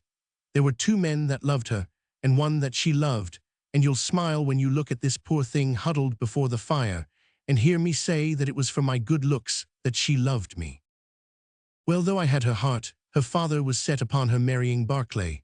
I was a harum-scarum, reckless lad, and he had had an education, and was already marked for the sword belt. But the girl held true to me, and it seemed that I would have had her when the mutiny broke out, and all hell was loose in the country. We were shut up in Bertie, the regiment of us with half a battery of artillery, a company of Sikhs, and a lot of civilians and womenfolk. There were 10,000 rebels round us, and they were as keen as a set of terriers round a rat cage. About the second week of it our water gave out, and it was a question whether we could communicate with General Neil's column, which was moving up country. It was our only chance, for we could not hope to fight our way out with all the women and children, so I volunteered to go out and to warn General Neil of our danger. My offer was accepted, and I talked it over with Sergeant Barclay, who was supposed to know the ground better than any other man, and who drew up a route by which I might get through the rebel lines. At 10 o'clock the same night I started off upon my journey. There were 1,000 lives to save, but it was of only one that I was thinking when I dropped over the wall that night. My way ran down a dried-up watercourse, which we hoped would screen me from the enemy's sentries, but as I crept round the corner of it, I walked right into 6 of them, who were crouching down in the dark waiting for me. In an instant, I was stunned with a blow and bound hand and foot. But the real blow was to my heart and not to my head, for as I came to and listened to as much as I could understand of their talk, I heard enough to tell me that my comrade, the very man who had arranged the way that I was to take, had betrayed me by means of a native servant into the hands of the enemy. Well, there's no need for me to dwell on that part of it. You know now what James Barclay was capable of. Bertie was relieved by Neil next day, but the rebels took me away with them in their retreat, and it was many a long year before ever I saw a white face again. I was tortured and tried to get away, and was captured and tortured again. You can see for yourselves the state in which I was left. Some of them that fled into Nepal took me with them, and then afterwards I was up past Darjeeling. The hill folk up there murdered the rebels who had me, and I became their slave for a time until I escaped.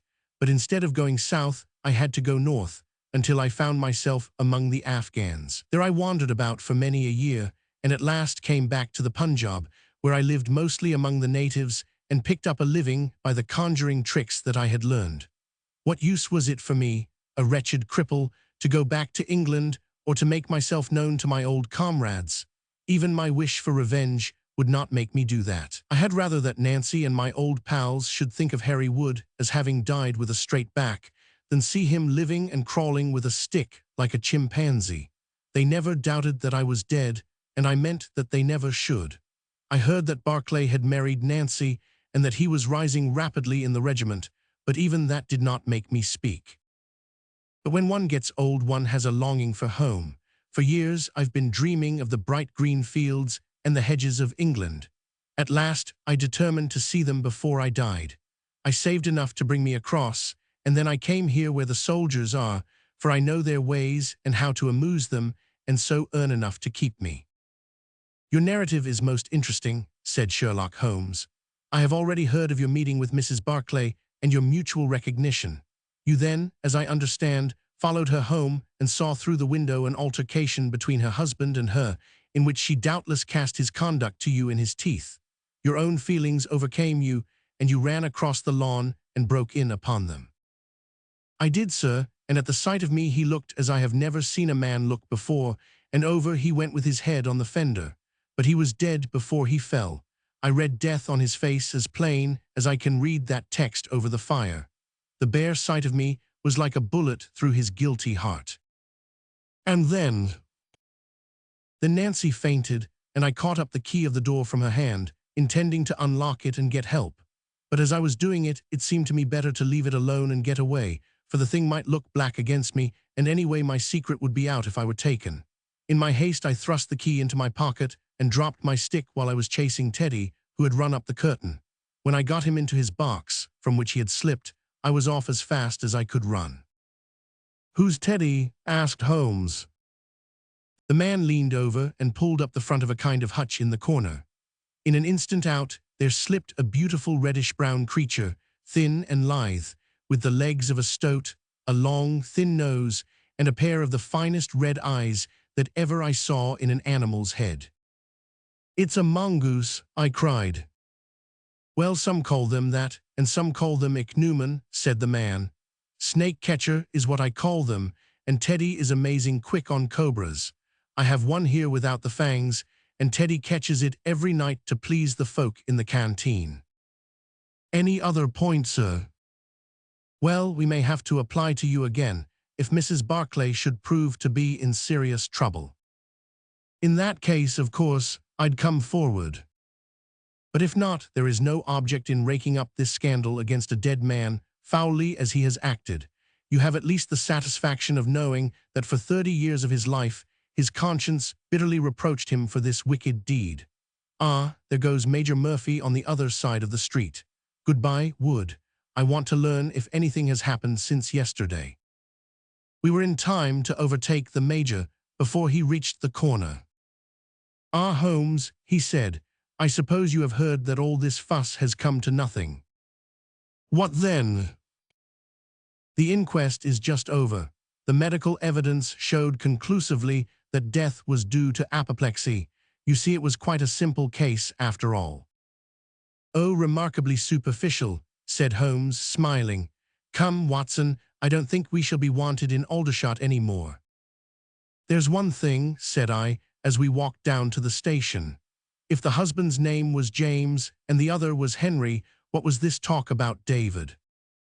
"That one word, my dear Watson, should have told me the whole story had I been the ideal reasoner which you are so fond of depicting. It was evidently a term of reproach." "Of reproach?" "Yes, David strayed a little occasionally, you know, and on one occasion in the same direction as Sergeant James Barclay. You remember the small affair of Uriah and Bathsheba. My biblical knowledge is a trifle rusty, I fear, but you will find the story in the 1st or 2nd of Samuel. Chapter 9. The Resident Patient. In glancing over the somewhat incoherent series of memoirs with which I have endeavored to illustrate a few of the mental peculiarities of my friend Mr. Sherlock Holmes, I have been struck by the difficulty which I have experienced in picking out examples which shall in every way answer my purpose. For in those cases in which Holmes has performed some tour de force of analytical reasoning, and has demonstrated the value of his peculiar methods of investigation, the facts themselves have often been so slight or so commonplace that I could not feel justified in laying them before the public. On the other hand, it has frequently happened that he has been concerned in some research where the facts have been of the most remarkable and dramatic character, but where the share which he has himself taken in determining their causes has been less pronounced than I, as his biographer, could wish. The small matter, which I have chronicled under the heading of A Study in Scarlet, and that other later one connected with the loss of the Gloria Scott, may serve as examples of this Scylla and Charybdis, which are forever threatening the historian. It may be that in the business of which I am now about to write the part which my friend played is not sufficiently accentuated, and yet the whole train of circumstances is so remarkable that I cannot bring myself to omit it entirely from this series. I cannot be sure of the exact date, for some of my memoranda upon the matter have been mislaid, but it must have been towards the end of the first year during which Holmes and I shared chambers in Baker Street. It was boisterous October weather, and we had both remained indoors all day, because I feared with my shaken health to face the keen autumn wind, while he was deep in some of those abstruse chemical investigations which absorbed him utterly as long as he was engaged upon them. Towards evening, however, the breaking of a test tube brought his research to a premature ending, and he sprang up from his chair with an exclamation of impatience and a clouded brow. "A day's work ruined, Watson," said he, striding across to the window. "Ha, the stars are out and the wind has fallen. What do you say to a ramble through London?" I was weary of our little sitting room and gladly acquiesced. For 3 hours we strolled about together, watching the ever-changing kaleidoscope of life as it ebbs and flows through Fleet Street and the Strand.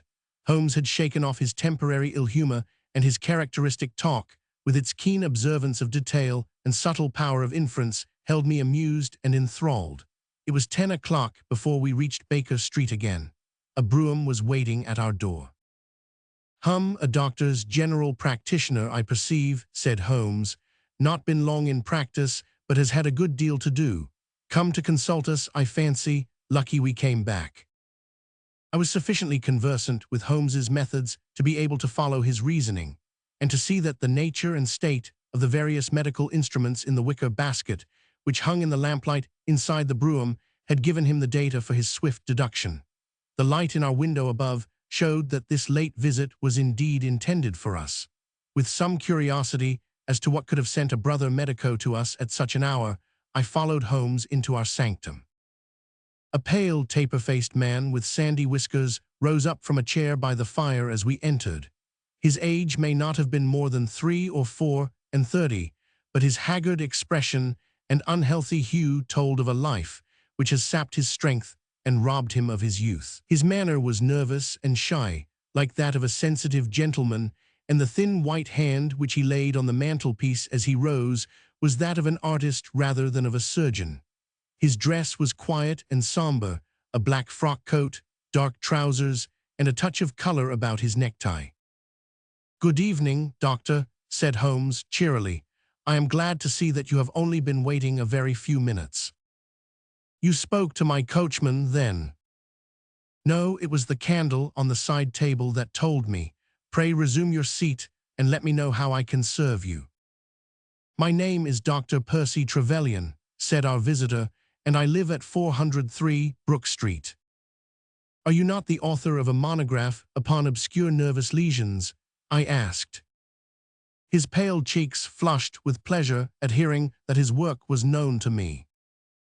"I so seldom hear of the work that I thought it was quite dead," said he. "My publishers gave me a most discouraging account of its sale. You are yourself, I presume, a medical man." "A retired army surgeon." "My own hobby has always been nervous disease. I should wish to make it an absolute specialty, but of course, a man must take what he can get at first. This, however, is beside the question, Mr. Sherlock Holmes, and I quite appreciate how valuable your time is. The fact is that a very singular train of events has occurred recently at my house in Brook Street, and tonight they came to such a head that I felt it was quite impossible for me to wait another hour before asking for your advice and assistance." Sherlock Holmes sat down and lit his pipe. "You are very welcome to both," said he. "Pray let me have a detailed account of what the circumstances are which have disturbed you." "One or two of them are so trivial," said Dr. Trevelyan, "that really I am almost ashamed to mention them. But the matter is so inexplicable, and the recent turn which it has taken is so elaborate, that I shall lay it all before you, and you shall judge what is essential and what is not." I am compelled, to begin with, to say something of my own college career. I am a London University man, you know, and I am sure that you will not think that I am unduly singing my own praises if I say that my student career was considered by my professors to be a very promising one. After I had graduated, I continued to devote myself to research, occupying a minor position in King's College Hospital, and I was fortunate enough to excite considerable interest by my research into the pathology of catalepsy, and finally to win the Bruce Pinkerton Prize and medal by the monograph on nervous lesions to which your friend has just alluded. I should not go too far if I were to say that there was a general impression at that time that a distinguished career lay before me. But the one great stumbling block lay in my want of capital. As you will readily understand, a specialist who aims high is compelled to start in one of a dozen streets in the Cavendish Square quarter, all of which entail enormous rents and furnishing expenses. Besides this preliminary outlay, he must be prepared to keep himself for some years and to hire a presentable carriage and horse. To do this was quite beyond my power, and I could only hope that by economy I might in 10 years' time save enough to enable me to put up my plate. Suddenly, however, an unexpected incident opened up quite a new prospect to me. This was a visit from a gentleman of the name of Blessington, who was a complete stranger to me. He came up to my room one morning and plunged into business in an instant. "You are the same Percy Trevelyan who has had so distinguished a career and won a great prize lately," said he. I bowed. "Answer me frankly," he continued, "for you will find it to your interest to do so. You have all the cleverness which makes a successful man. Have you the tact?" I could not help smiling at the abruptness of the question. "I trust that I have my share," I said. "Any bad habits? Not drawn towards drink, eh?" "Really, sir," I cried. "Quite right, that's all right, but I was bound to ask, with all these qualities, why are you not in practice?" I shrugged my shoulders. "Come, come," said he in his bustling way. "It's the old story, more in your brains than in your pocket, eh? What would you say if I were to start you in Brook Street?" I stared at him in astonishment. "Oh, it's for my sake, not for yours," he cried. "I'll be perfectly frank with you, and if it suits you it will suit me very well. I have a few thousands to invest, d'ye see, and I think I'll sink them in you." "But why?" I gasped. "Well, it's just like any other speculation, and safer than most." "What am I to do, then?" "I'll tell you. I'll take the house, furnish it, pay the maids, and run the whole place. All you have to do is just to wear out your chair in the consulting room. I'll let you have pocket money and everything. Then you hand over to me 3/4 of what you earn, and you keep the other quarter for yourself." This was the strange proposal, Mr. Holmes, with which the man Blessington approached me. I won't weary you with the account of how we bargained and negotiated. It ended in my moving into the house next Lady Day and starting in practice on very much the same conditions as he had suggested. He came himself to live with me in the character of a resident patient. His heart was weak, it appears, and he needed constant medical supervision. He turned the 2 best rooms of the first floor into a sitting room and bedroom for himself. He was a man of singular habits, shunning company and very seldom going out. His life was irregular, but in one respect he was regularity itself. Every evening, at the same hour, he walked into the consulting room, examined the books, put down 5 and 3 for every guinea that I had earned, and carried the rest off to the strong-box in his own room. I may say with confidence that he never had occasion to regret his speculation. From the first, it was a success. A few good cases and the reputation which I had won in the hospital brought me rapidly to the front, and during the last few years I have made him a rich man. So much, Mr. Holmes, for my past history and my relations with Mr. Blessington. It only remains for me now to tell you what has occurred to bring me here tonight. Some weeks ago Mr. Blessington came down to me in, as it seemed to me, a state of considerable agitation. He spoke of some burglary which, he said, had been committed in the West End, and he appeared, I remember, to be quite unnecessarily excited about it, declaring that a day should not pass before we should add stronger bolts to our windows and doors. For a week, he continued to be in a peculiar state of restlessness, peering continually out of the windows and ceasing to take the short walk which had usually been the prelude to his dinner. From his manner, it struck me that he was in mortal dread of something or somebody, but when I questioned him upon the point, he became so offensive that I was compelled to drop the subject. Gradually, as time passed, his fears appeared to die away, and he had renewed his former habits, when a fresh event reduced him to the pitiable state of prostration in which he now lies. What happened was this. 2 days ago, I received the letter which I now read to you. Neither address nor date is attached to it. A Russian nobleman who is now resident in England, it runs, would be glad to avail himself of the professional assistance of Dr. Percy Trevelyan. He has been for some years a victim to cataleptic attacks, on which, as is well known, Dr. Trevelyan is an authority. He proposes to call at about 6:15 tomorrow evening, if Dr. Trevelyan will make it convenient to be at home. This letter interested me deeply, because the chief difficulty in the study of catalepsy is the rareness of the disease. You may believe, then, that I was in my consulting room when, at the appointed hour, the page showed in the patient.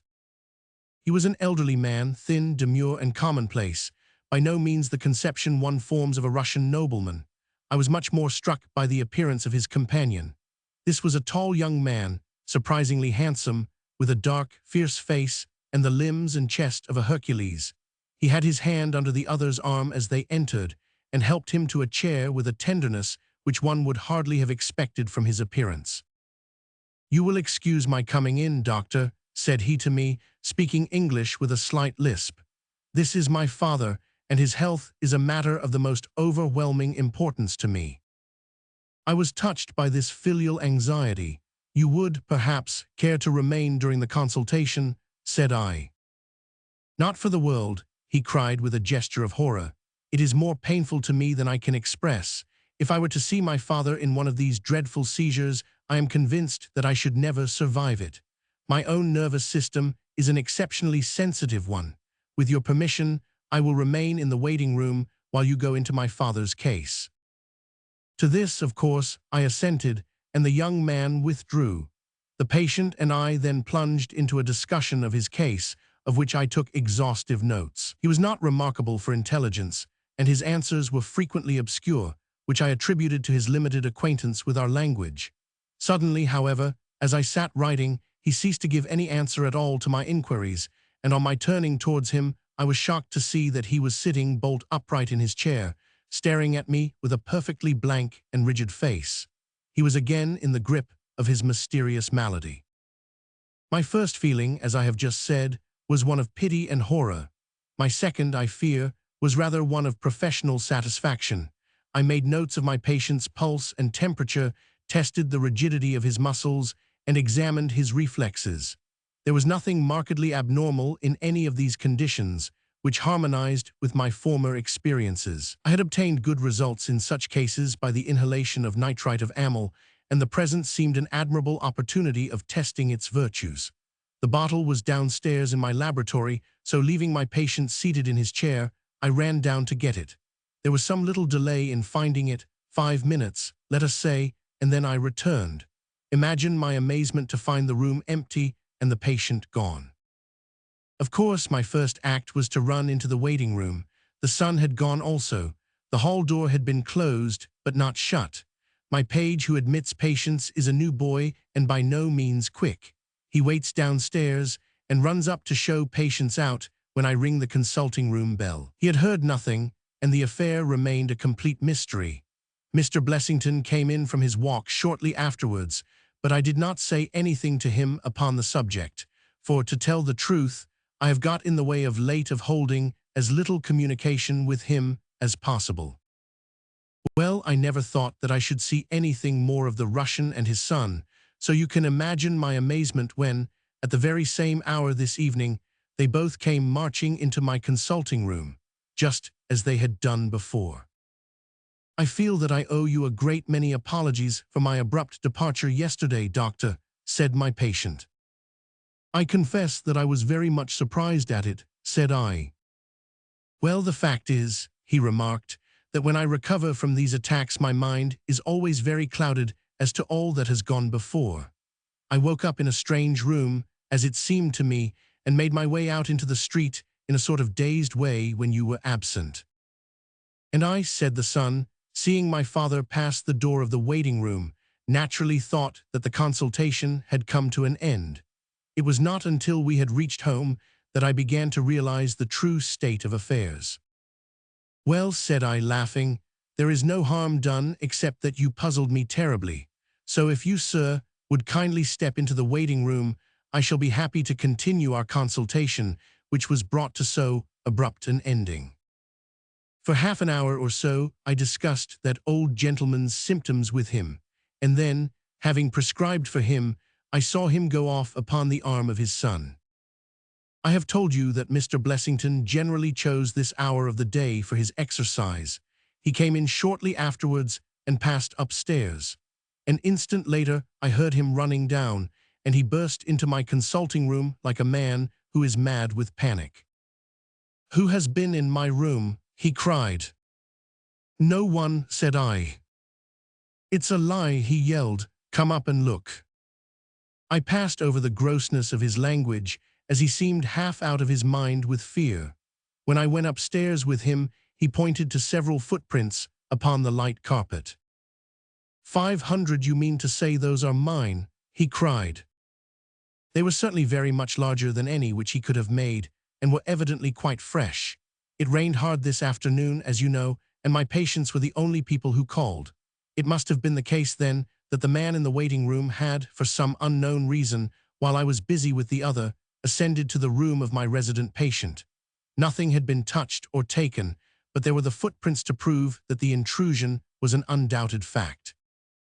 Mr. Blessington seemed more excited over the matter than I should have thought possible, though of course it was enough to disturb anybody's peace of mind. He actually sat crying in an armchair, and I could hardly get him to speak coherently. It was his suggestion that I should come round to you, and of course I at once saw the propriety of it, for certainly the incident is a very singular one, though he appears to completely overrate its importance. If you would only come back with me in my brougham, you would at least be able to soothe him, though I can hardly hope that you will be able to explain this remarkable occurrence. Sherlock Holmes had listened to this long narrative with an intentness which showed me that his interest was keenly aroused. His face was as impassive as ever, but his lids had drooped more heavily over his eyes, and his smoke had curled up more thickly from his pipe to emphasize each curious episode in the doctor's tale. As our visitor concluded, Holmes sprang up without a word, handed me my hat, picked his own from the table, and followed Dr. Trevelyan to the door. Within a quarter of an hour, we had been dropped at the door of the physician's residence in Brook Street, one of those somber, flat-faced houses which one associates with a West End practice. A small page admitted us, and we began at once to ascend the broad, well-carpeted stair. But a singular interruption brought us to a standstill. The light at the top was suddenly whisked out, and from the darkness came a reedy, quivering voice. "I have a pistol," it cried. "I give you my word that I'll fire if you come any nearer." "This really grows outrageous, Mr. Blessington," cried Dr. Trevelyan. "Oh, then it is you, doctor," said the voice, with a great heave of relief. "But those other gentlemen, are they what they pretend to be?" We were conscious of a long scrutiny out of the darkness. "Yes, yes, it's all right," said the voice at last. "You can come up, and I am sorry if my precautions have annoyed you." He relit the stair gas as he spoke, and we saw before us a singular-looking man, whose appearance, as well as his voice, testified to his jangled nerves. He was very fat, but had apparently at some time been much fatter, so that the skin hung about his face in loose pouches, like the cheeks of a bloodhound. He was of a sickly color, and his thin, sandy hair seemed to bristle up with the intensity of his emotion. In his hand he held a pistol, but he thrust it into his pocket as we advanced. "Good evening, Mr. Holmes," said he. "I am sure I am very much obliged to you for coming round. No one ever needed your advice more than I do. I suppose that Dr. Trevelyan has told you of this most unwarrantable intrusion into my rooms." "Quite so," said Holmes. "Who are these two men, Mr. Blessington, and why do they wish to molest you?" "Well, well," said the resident patient in a nervous fashion, "of course it is hard to say that. You can hardly expect me to answer that, Mr. Holmes." "Do you mean that you do know?" "Come in here, if you please. Just have the kindness to step in here." He led the way into his bedroom, which was large and comfortably furnished. "You see that," said he, pointing to a big black box at the end of his bed. "I have never been a very rich man, Mr. Holmes, never made but one investment in my life, as Dr. Trevelyan would tell you, but I don't believe in bankers. I would never trust a banker, Mr. Holmes. Between ourselves, what little I have is in that box, so you can understand what it means to me when unknown people force themselves into my rooms." Holmes looked at Blessington in his questioning way and shook his head. "I cannot possibly advise you if you try to deceive me," said he. "But I have told you everything." Holmes turned on his heel with a gesture of disgust. "Good night, Dr. Trevelyan," said he. "And no advice for me?" cried Blessington in a breaking voice. "My advice to you, sir, is to speak the truth." A minute later we were in the street and walking for home. We had crossed Oxford Street and were halfway down Harley Street before I could get a word from my companion. "Sorry to bring you out on such a fool's errand, Watson," he said at last. "It is an interesting case, too, at the bottom of it." "I can make little of it," I confessed. "Well, it is quite evident that there are two men, more perhaps, but at least two, who are determined for some reason to get at this fellow Blessington. I have no doubt in my mind that both on the first and on the second occasion that young man penetrated to Blessington's room, while his confederate, by an ingenious device, kept the doctor from interfering." "And the catalepsy?" "A fraudulent imitation, Watson, though I should hardly dare to hint as much to our specialist. It is a very easy complaint to imitate. I have done it myself." "And then?" "By the purest chance Blessington was out on each occasion. Their reason for choosing so unusual an hour for a consultation was obviously to ensure that there should be no other patient in the waiting room. It just happened, however, that this hour coincided with Blessington's constitutional, which seems to show that they were not very well acquainted with his daily routine. Of course, if they had been merely after plunder, they would at least have made some attempt to search for it. Besides, I can read in a man's eye when it is his own skin that he is frightened for. It is inconceivable that this fellow could have made two such vindictive enemies as these appear to be without knowing of it. I hold it, therefore, to be certain that he does know who these men are, and that for reasons of his own he suppresses it. It is just possible that tomorrow may find him in a more communicative mood." "Is there not one alternative?" I suggested. "Grotesquely improbable, no doubt, but still just conceivable.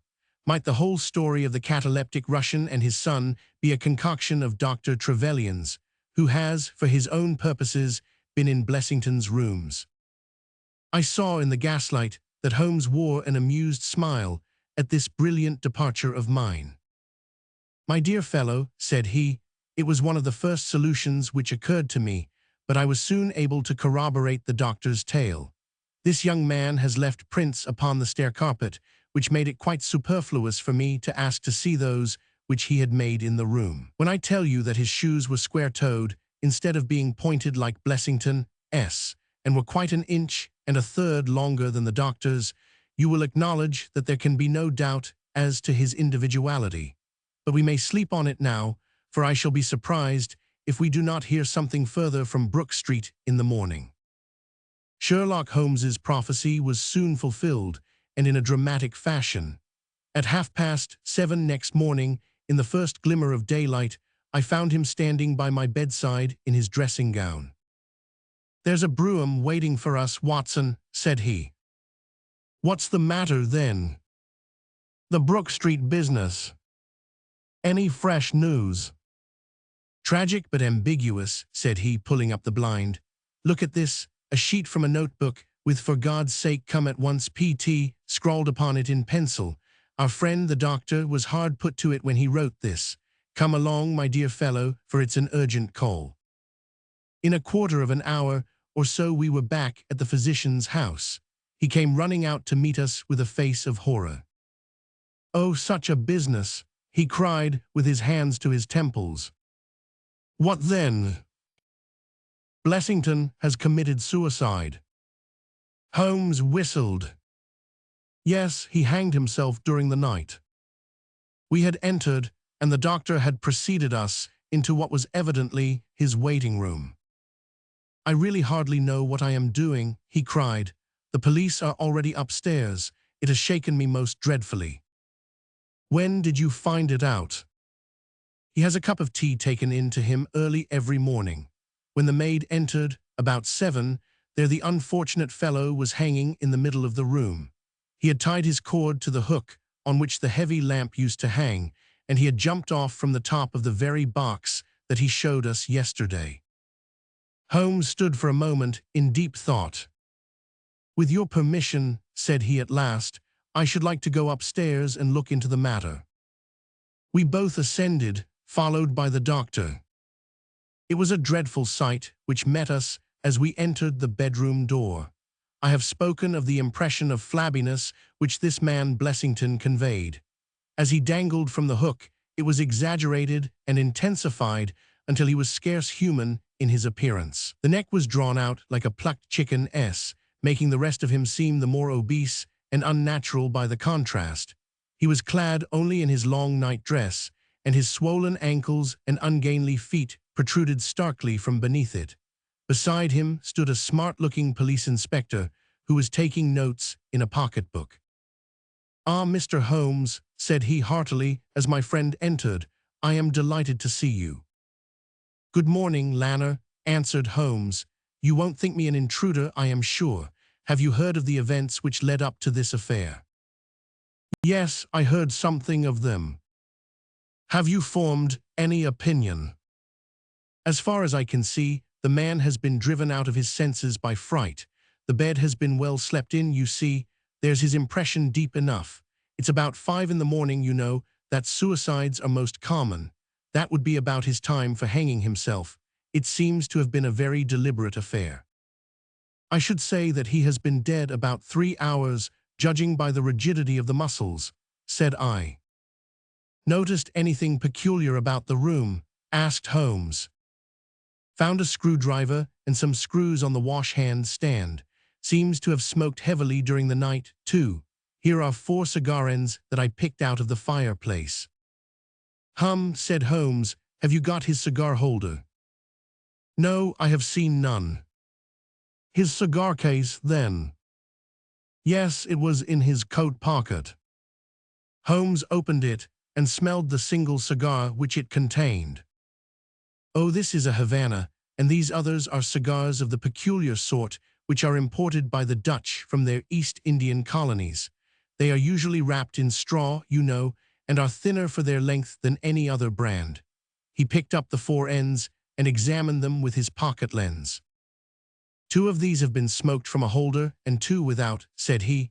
"2 have been cut by a not very sharp knife, and 2 have had the ends bitten off by a set of excellent teeth.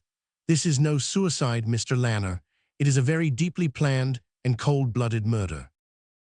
"Impossible," cried the inspector. "And why? Why should anyone murder a man in so clumsy a fashion as by hanging him?" "That is what we have to find out." "How could they get in?" "Through the front door." "It was barred in the morning." "Then it was barred after them." "How do you know?"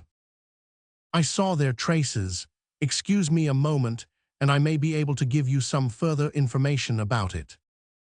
He went over to the door, and turning the lock, he examined it in his methodical way. Then he took out the key, which was on the inside, and inspected that also.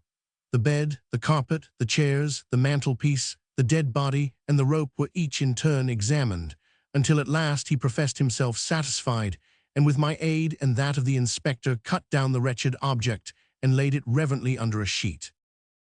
"How about this rope?" he asked. "It is cut off this," said Dr. Trevelyan, drawing a large coil from under the bed. He was morbidly nervous of fire, and always kept this beside him, so that he might escape by the window in case the stairs were burning. That must have saved them trouble, said Holmes thoughtfully. Yes, the actual facts are very plain, and I shall be surprised if by the afternoon I cannot give you the reasons for them as well. I will take this photograph of Blessington, which I see upon the mantelpiece, as it may help me in my inquiries.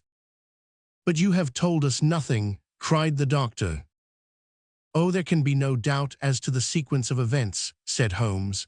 There were 3 of them in it, the young man, the old man, and a third, to whose identity I have no clue. The first 2, I need hardly remark, are the same who masqueraded as the Russian count and his son, so we can give a very full description of them. They were admitted by a confederate inside the house. If I might offer you a word of advice, Inspector, it would be to arrest the page, who, as I understand, has only recently come into your service, Doctor. The young imp cannot be found, said Dr. Trevelyan. The maid and the cook have just been searching for him. Holmes shrugged his shoulders. He has played a not unimportant part in this drama, said he. The 3 men having ascended the stairs, which they did on tiptoe, the elder man first, the younger man second, and the unknown man in the rear. My dear Holmes, I ejaculated. Oh, there could be no question as to the superimposing of the footmarks. I had the advantage of learning which was which last night. They ascended then to Mr. Blessington's room, the door of which they found to be locked. With the help of a wire, however, they forced round the key. Even without the lens you will perceive, by the scratches on this ward, where the pressure was applied. On entering the room, their first proceeding must have been to gag Mr. Blessington. He may have been asleep, or he may have been so paralyzed with terror as to have been unable to cry out. These walls are thick, and it is conceivable that his shriek, if he had time to utter one, was unheard. Having secured him, it is evident to me that a consultation of some sort was held. Probably it was something in the nature of a judicial proceeding. It must have lasted for some time, for it was then that these cigars were smoked. The older man sat in that wicker chair. It was he who used the cigar holder. The younger man sat over yonder. He knocked his ash off against the chest of drawers. The third fellow paced up and down. Blessington, I think, sat upright in the bed, but of that I cannot be absolutely certain. Well, it ended by their taking Blessington and hanging him. The matter was so prearranged that it is my belief that they brought with them some sort of block or pulley which might serve as a gallows. That screwdriver and those screws were, as I conceive, for fixing it up. Seeing the hook, however, they naturally saved themselves the trouble. Having finished their work, they made off, and the door was barred behind them by their confederate. We had all listened with the deepest interest to this sketch of the night's doings, which Holmes had deduced from signs so subtle and minute that, even when he had pointed them out to us, we could scarcely follow him in his reasoning. The inspector hurried away on the instant to make inquiries about the page, while Holmes and I returned to Baker Street for breakfast. I'll be back by 3, said he, when we had finished our meal. Both the inspector and the doctor will meet me here at that hour, and I hope by that time to have cleared up any little obscurity which the case may still present.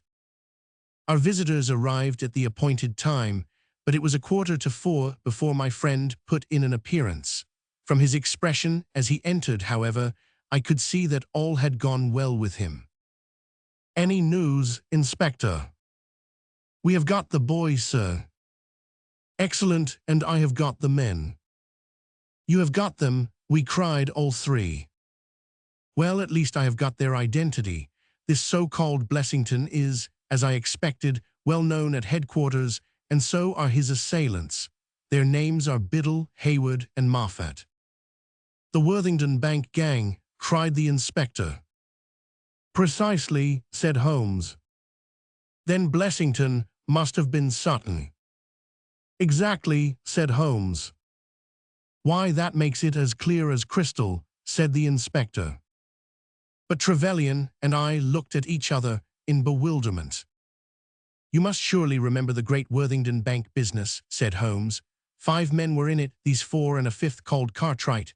Tobin, the caretaker, was murdered, and the thieves got away with £7,000. This was in 1875. They were all 5 arrested, but the evidence against them was by no means conclusive. This Blessington or Sutton, who was the worst of the gang, turned informer. On his evidence, Cartwright was hanged, and the other three got 15 years apiece. When they got out the other day, which was some years before their full term, they set themselves, as you perceive, to hunt down the traitor and to avenge the death of their comrade upon him. Twice they tried to get at him and failed. A third time, you see, it came off. Is there anything further which I can explain, Dr. Trevelyan? I think you have made it all remarkably clear, said the doctor. No doubt the day on which he was perturbed was the day when he had seen of their release in the newspapers. Quite so, his talk about a burglary was the merest blind. But why could he not tell you this? Well, my dear sir, knowing the vindictive character of his old associates, he was trying to hide his own identity from everybody as long as he could. His secret was a shameful one, and he could not bring himself to divulge it. However, wretch as he was still living under the shield of British law, and I have no doubt, Inspector, that you will see that, though that shield may fail to guard, the sword of justice is still there to avenge. Such were the singular circumstances in connection with the resident patient and the Brook Street doctor. From that night nothing has been seen of the three murderers by the police, and it is surmised at Scotland Yard that they were among the passengers of the ill-fated steamer Nora Crana, which was lost some years ago with all hands upon the Portuguese coast, some leagues to the north of Oporto. The proceedings against the page broke down for want of evidence, and the Brook Street mystery, as it was called, has never until now been fully dealt with in any public print. 10. The Greek interpreter. During my long and intimate acquaintance with Mr. Sherlock Holmes, I had never heard him refer to his relations, and hardly ever to his own early life. This reticence upon his part had increased the somewhat inhuman effect which he produced upon me, until sometimes I found myself regarding him as an isolated phenomenon, a brain without a heart, as deficient in human sympathy as he was preeminent in intelligence. His aversion to women and his disinclination to form new friendships were both typical of his unemotional character, but not more so than his complete suppression of every reference to his own people. I had come to believe that he was an orphan with no relatives living, but one day, to my very great surprise, he began to talk to me about his brother. It was after tea on a summer evening, and the conversation, which had roamed in a desultory, spasmodic fashion from golf clubs to the causes of the change in the obliquity of the ecliptic, came round at last to the question of atavism and hereditary aptitudes. The point under discussion was how far any singular gift in an individual was due to his ancestry and how far to his own early training. In your own case, said I, from all that you have told me, it seems obvious that your faculty of observation and your peculiar facility for deduction are due to your own systematic training. To some extent, he answered thoughtfully, my ancestors were country squires who appear to have led much the same life as is natural to their class, but nonetheless, my turn that way is in my veins and may have come with my grandmother, who was the sister of Vernet, the French artist. Art in the blood is liable to take the strangest forms. But how do you know that it is hereditary? Because my brother Mycroft possesses it in a larger degree than I do. This was news to me indeed. If there were another man with such singular powers in England, how was it that neither police nor public had heard of him? I put the question, with a hint that it was my companion's modesty which made him acknowledge his brother as his superior. Holmes laughed at my suggestion. My dear Watson, said he, I cannot agree with those who rank modesty among the virtues. To the logician, all things should be seen exactly as they are, and to underestimate oneself is as much a departure from truth as to exaggerate one's own powers. When I say, therefore, that Mycroft has better powers of observation than I, you may take it that I am speaking the exact and literal truth. Is he your junior? 7 years my senior.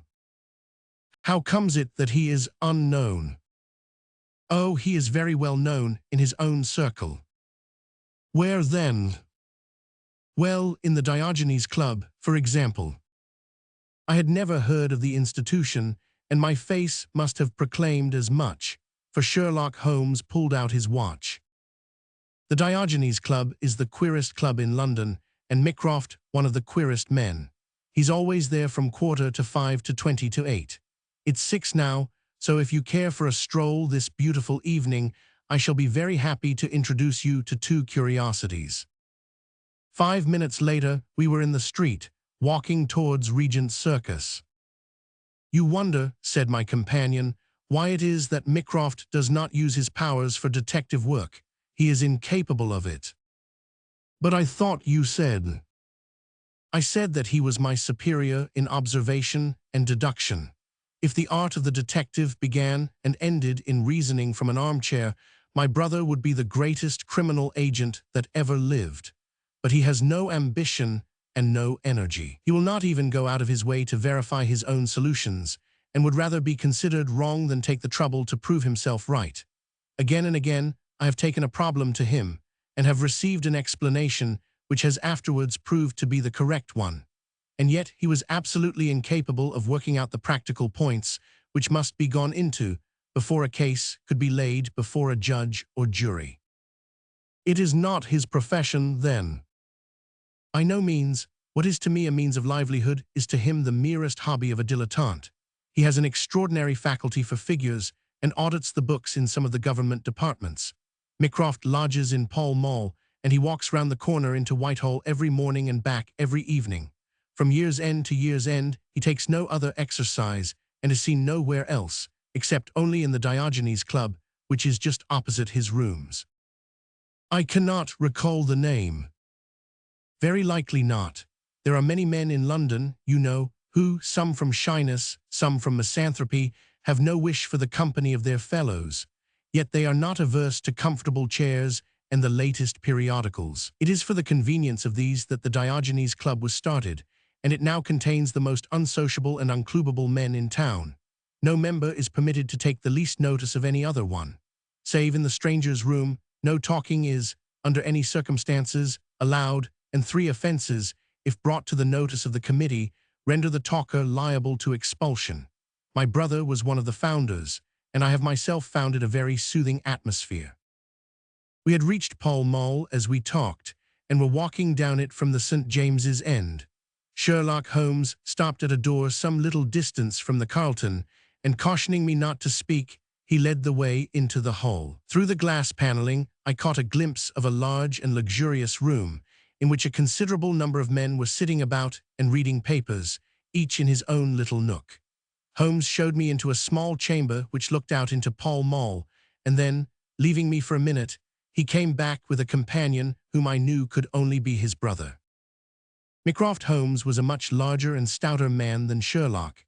His body was absolutely corpulent, but his face, though massive, had preserved something of the sharpness of expression which was so remarkable in that of his brother. His eyes, which were of a peculiarly light, watery grey, seemed to always retain that faraway, introspective look which I had only observed in Sherlock's when he was exerting his full powers. "I am glad to meet you, sir," said he, putting out a broad, fat hand like the flipper of a seal. "I hear of Sherlock everywhere since you became his chronicler. By the way, Sherlock, I expected to see you round last week, to consult me over that Manor House case. I thought you might be a little out of your depth." "No, I solved it," said my friend, smiling. "It was Adams, of course." "Yes, it was Adams." I was sure of it from the first. The two sat down together in the bow window of the club. "To anyone who wishes to study mankind, this is the spot," said Mycroft. "Look at the magnificent types. Look at these 2 men who are coming towards us, for example. The billiard marker and the others." "Precisely. What do you make of the other?" The 2 men had stopped opposite the window. Some chalk marks over the waistcoat pocket were the only signs of billiards which I could see in one of them. The other was a very small, dark fellow, with his hat pushed back and several packages under his arm. "An old soldier, I perceive," said Sherlock. "And very recently discharged," remarked the brother. "Served in India, I see. And a non-commissioned officer." "Royal Artillery, I fancy," said Sherlock. "And a widower. But with a child." Children, my dear boy, children.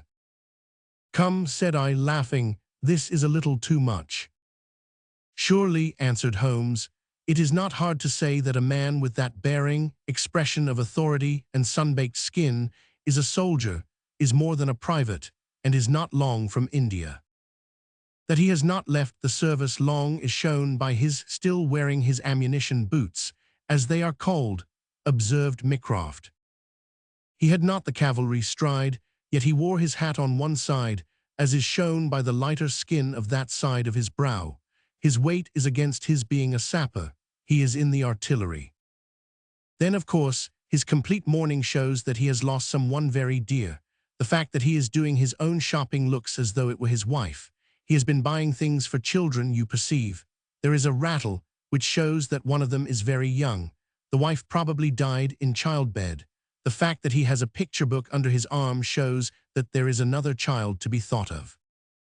I began to understand what my friend meant when he said that his brother possessed even keener faculties that he did himself. He glanced across at me and smiled. Mycroft took snuff from a tortoiseshell box and brushed away the wandering grains from his coat front with a large, red silk handkerchief.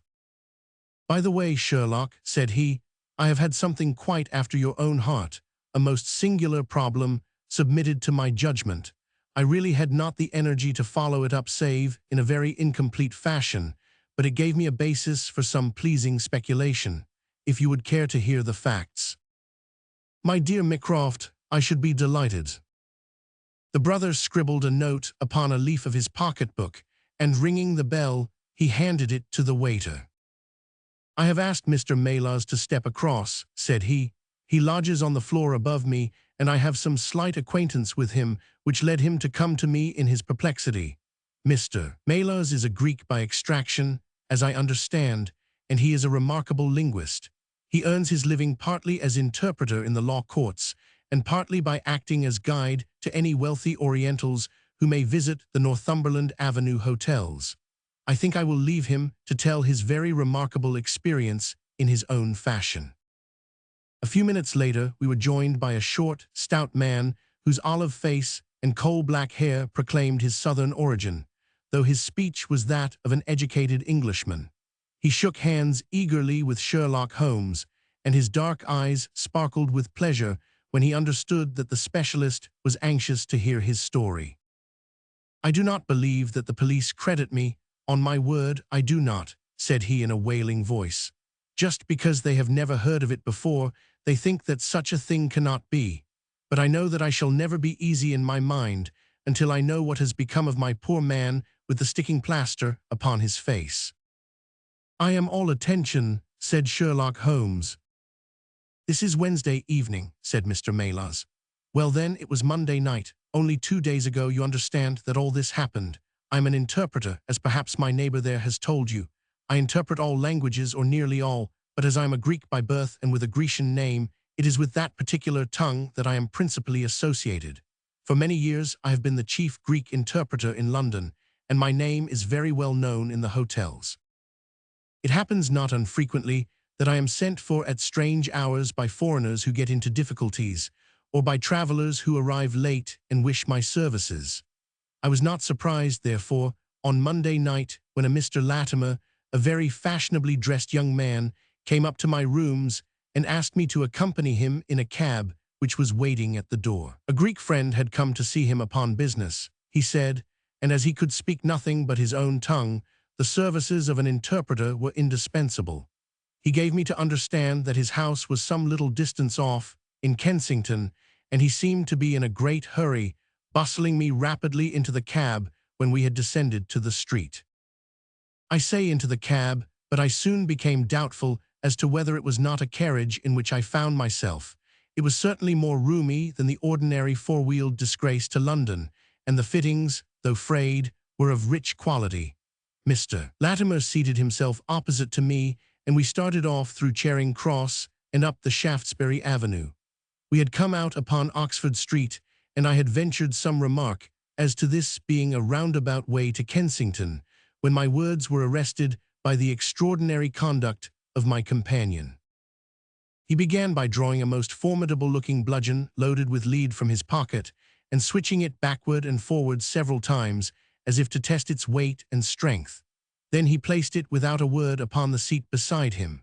Having done this, he drew up the windows on each side, and I found to my astonishment that they were covered with paper so as to prevent my seeing through them.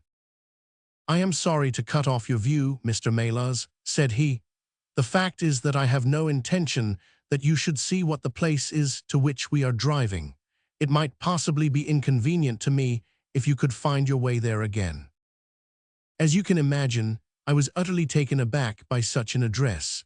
My companion was a powerful, broad-shouldered young fellow, and apart from the weapon, I should not have had the slightest chance in a struggle with him. "This is very extraordinary conduct, Mr. Latimer," I stammered. "You must be aware that what you are doing is quite illegal." "It is somewhat of a liberty, no doubt," said he, "but we'll make it up to you. I must warn you, however, Mr. Memoirs, that if at any time tonight you attempt to raise an alarm or do anything which is against my interests, you will find it a very serious thing. I beg you to remember that no one knows where you are, and that, whether you are in this carriage or in my house, you are equally in my power." His words were quiet, but he had a rasping way of saying them which was very menacing. I sat in silence, wondering what on earth could be his reason for kidnapping me in this extraordinary fashion. Whatever it might be, it was perfectly clear that there was no possible use in my resisting, and that I could only wait to see what might befall. For nearly 2 hours, we drove without my having the least clue as to where we were going. Sometimes the rattle of the stones told of a paved causeway, and at others our smooth, silent course suggested asphalt. But save by this variation in sound, there was nothing at all which could in the remotest way help me to form a guess as to where we were. The paper over each window was impenetrable to light, and a blue curtain was drawn across the glass work in front. It was 7:15 when we left Pall Mall, and my watch showed me that it was 10 minutes to 9 when we at last came to a standstill. My companion let down the window, and I caught a glimpse of a low, arched doorway with a lamp burning above it. As I was hurried from the carriage, it swung open, and I found myself inside the house, with a vague impression of a lawn and trees on each side of me as I entered. Whether these were private grounds, however, or bona fide country, was more than I could possibly venture to say. There was a colored gas lamp inside which was turned so low that I could see little save that the hall was of some size and hung with pictures. In the dim light, I could make out that the person who had opened the door was a small, mean-looking, middle-aged man with rounded shoulders. As he turned towards us, the glint of the light showed me that he was wearing glasses. "Is this Mr. Memoirs, Harold?" said he. "Yes." Well done, well done. No ill will, Mr. Memoirs, I hope, but we could not get on without you. If you deal fair with us, you'll not regret it, but if you try any tricks, God help you." He spoke in a nervous, jerky fashion, and with little giggling laughs in between, but somehow he impressed me with fear more than the other. "What do you want with me?" I asked. "Only to ask a few questions of a Greek gentleman who is visiting us, and to let us have the answers. But say no more than you are told to say, or," here came the nervous giggle again, "you had better never have been born." As he spoke, he opened a door and showed the way into a room which appeared to be very richly furnished. But again, the only light was afforded by a single lamp half turned down. The chamber was certainly large, and the way in which my feet sank into the carpet as I stepped across it told me of its richness. I caught glimpses of velvet chairs, a high white marble mantelpiece, and what seemed to be a suit of Japanese armor at one side of it. There was a chair just under the lamp, and the elderly man motioned that I should sit in it. The younger had left us, but he suddenly returned through another door, leading with him a gentleman clad in some sort of loose dressing gown who moved slowly towards us. As he came into the circle of dim light, which enables me to see him more clearly, I was thrilled with horror at his appearance. He was deadly pale and terribly emaciated, with the protruding, brilliant eyes of a man whose spirit was greater than his strength. But what shocked me more than any signs of physical weakness was that his face was grotesquely crisscrossed with sticking plaster, and that one large pad of it was fastened over his mouth. "Have you the slate, Harold?" cried the older man, as this strange being fell rather than sat down into a chair. "Are his hands loose? Now then, give him the pencil. You are to ask the questions, Mr. Memoirs, and he will write the answers. Ask him first of all whether he is prepared to sign the papers." The man's eyes flashed fire. "Never," he wrote in Greek upon the slate. "On no condition," I asked, at the bidding of our tyrant. "Only if I see her married in my presence by a Greek priest whom I know." The man giggled in his venomous way. "You know what awaits you, then." "I care nothing for myself." These are samples of the questions and answers which made up our strange, half-spoken, half-written conversation. Again and again, I had to ask him whether he would give in and sign the documents. Again and again, I had the same indignant reply. But soon, a happy thought came to me. I took to adding on little sentences of my own to each question, innocent ones at first, to test whether either of our companions knew anything of the matter. And then, as I found that they showed no signs, I played a more dangerous game. Our conversation ran something like this. "You can do no good by this obstinacy. Who are you?" "I care not. I am a stranger in London." "Your fate will be upon your own head. How long have you been here?" "Let it be so, 3 weeks." "The property can never be yours. What ails you?" "It shall not go to villains. They are starving me." "You shall go free if you sign. What house is this?" "I will never sign. I do not know." "You are not doing her any service. What is your name?" "Let me hear her say so, Cratides." "You shall see her if you sign. Where are you from?" "Then I shall never see her. Athens." Another 5 minutes, Mr. Holmes, and I should have wormed out the whole story under their very noses. My very next question might have cleared the matter up, but at that instant the door opened and a woman stepped into the room. I could not see her clearly enough to know more than that she was tall and graceful, with black hair, and clad in some sort of loose white gown. "Harold," said she, speaking English with a broken accent, "I could not stay away longer. It is so lonely up there with only, oh my God, it is Paul." These last words were in Greek, and at the same instant, the man with a convulsive effort tore the plaster from his lips, and screaming out, "Sophie, Sophie," rushed into the woman's arms. Their embrace was but for an instant, however, for the younger man seized the woman and pushed her out of the room, while the elder easily overpowered his emaciated victim and dragged him away through the other door. For a moment I was left alone in the room, and I sprang to my feet with some vague idea that I might in some way get a clue to what this house was in which I found myself. Fortunately, however, I took no steps, for looking up I saw that the older man was standing in the doorway with his eyes fixed upon me. "That will do, Mr. Memoirs," said he. "You perceive that we have taken you into our confidence over some very private business. We should not have troubled you, only that our friend who speaks Greek and who began these negotiations has been forced to return to the East. It was quite necessary for us to find someone to take his place, and we were fortunate in hearing of your powers." I bowed. "There are 5 sovereigns here," said he, walking up to me, "which will, I hope, be a sufficient fee. But remember," he added, tapping me lightly on the chest and giggling, "if you speak to a human soul about this, one human soul, mind, well, may God have mercy upon your soul." I cannot tell you the loathing and horror with which this insignificant-looking man inspired me. I could see him better now as the lamplight shone upon him. His features were peaky and sallow, and his little pointed beard was thready and ill-nourished. He pushed his face forward as he spoke, and his lips and eyelids were continually twitching like a man with St. Vitus's dance. I could not help thinking that his strange, catchy little laugh was also a symptom of some nervous malady. The terror of his face lay in his eyes, however, steel gray and glistening coldly with a malignant, inexorable cruelty in their depths.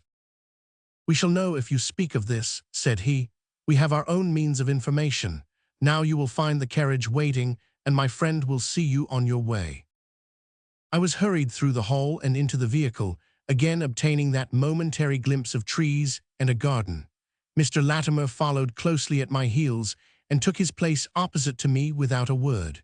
In silence, we again drove for an interminable distance with the windows raised, until at last, just after midnight, the carriage pulled up. "You will get down here, Mr. Memoirs," said my companion. "I am sorry to leave you so far from your house, but there is no alternative. Any attempt upon your part to follow the carriage can only end in injury to yourself." He opened the door as he spoke, and I had hardly time to spring out when the coachman lashed the horse and the carriage rattled away. I looked around me in astonishment. I was on some sort of a heathy common mottled over with dark clumps of furze bushes. Far away stretched a line of houses, with a light here and there in the upper windows. On the other side, I saw the red signal lamps of a railway. The carriage which had brought me was already out of sight. I stood gazing round and wondering where on earth I might be, when I saw someone coming towards me in the darkness. As he came up to me, I made out that he was a railway porter. "Can you tell me what place this is?" I asked. "Wandsworth Common," said he. "Can I get a train into town?" "If you walk on a mile or so to Clapham Junction," said he, "you'll just be in time for the last to Victoria." So that was the end of my adventure, Mr. Holmes. I do not know where I was, nor whom I spoke with, nor anything save what I have told you. But I know that there is foul play going on, and I want to help that unhappy man if I can. I told the whole story to Mr. Mycroft Holmes next morning, and subsequently to the police. We all sat in silence for some little time after listening to this extraordinary narrative. Then Sherlock looked across at his brother. "Any steps?" he asked. Mycroft picked up the Daily News, which was lying on the side table. "Anybody supplying any information to the whereabouts of a Greek gentleman named Paul Cratides, from Athens, who is unable to speak English, will be rewarded. A similar reward paid to anyone giving information about a Greek lady whose first name is Sophie." That was in all the dailies. No answer. "How about the Greek legation?" "I have inquired. They know nothing." "A wire to the head of the Athens police, then." "Sherlock has all the energy of the family," said Mycroft, turning to me. "Well, you take the case up by all means, and let me know if you do any good." "Certainly," answered my friend, rising from his chair. "I'll let you know, and Mr. Memoirs also. In the meantime, Mr. Memoirs, I should certainly be on my guard if I were you, for of course they must know through these advertisements that you have betrayed them."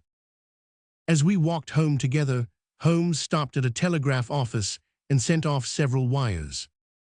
"You see, Watson," he remarked, "our evening has been by no means wasted. Some of my most interesting cases have come to me in this way through Mycroft. The problem which we have just listened to, although it can admit of but one explanation, has still some distinguishing features." "You have hopes of solving it?"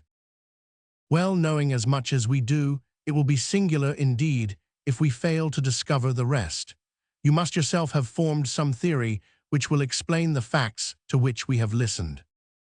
"In a vague way, yes." "What was your idea then?" "It seemed to me to be obvious that this Greek girl had been carried off by the young Englishman named Harold Latimer." "Carried off from where?" "Athens, perhaps." Sherlock Holmes shook his head. This young man could not talk a word of Greek. The lady could talk English fairly well. Inference that she had been in England some little time, but he had not been in Greece. "Well then, we will presume that she had come on a visit to England, and that this Harold had persuaded her to fly with him." "That is more probable." "Then the brother, for that, I fancy, must be the relationship, comes over from Greece to interfere. He imprudently puts himself into the power of the young man and his older associate. They seize him and use violence towards him in order to make him sign some papers to make over the girl's fortune, of which he may be trustee to them. This he refuses to do. In order to negotiate with him, they have to get an interpreter, and they pitch upon this Mr. Memoirs, having used some other one before. The girl is not told of the arrival of her brother, and finds it out by the merest accident. "Excellent, Watson," cried Holmes. "I really fancy that you are not far from the truth. You see that we hold all the cards, and we have only to fear some sudden act of violence on their part. If they give us time, we must have them. But how can we find where this house lies?"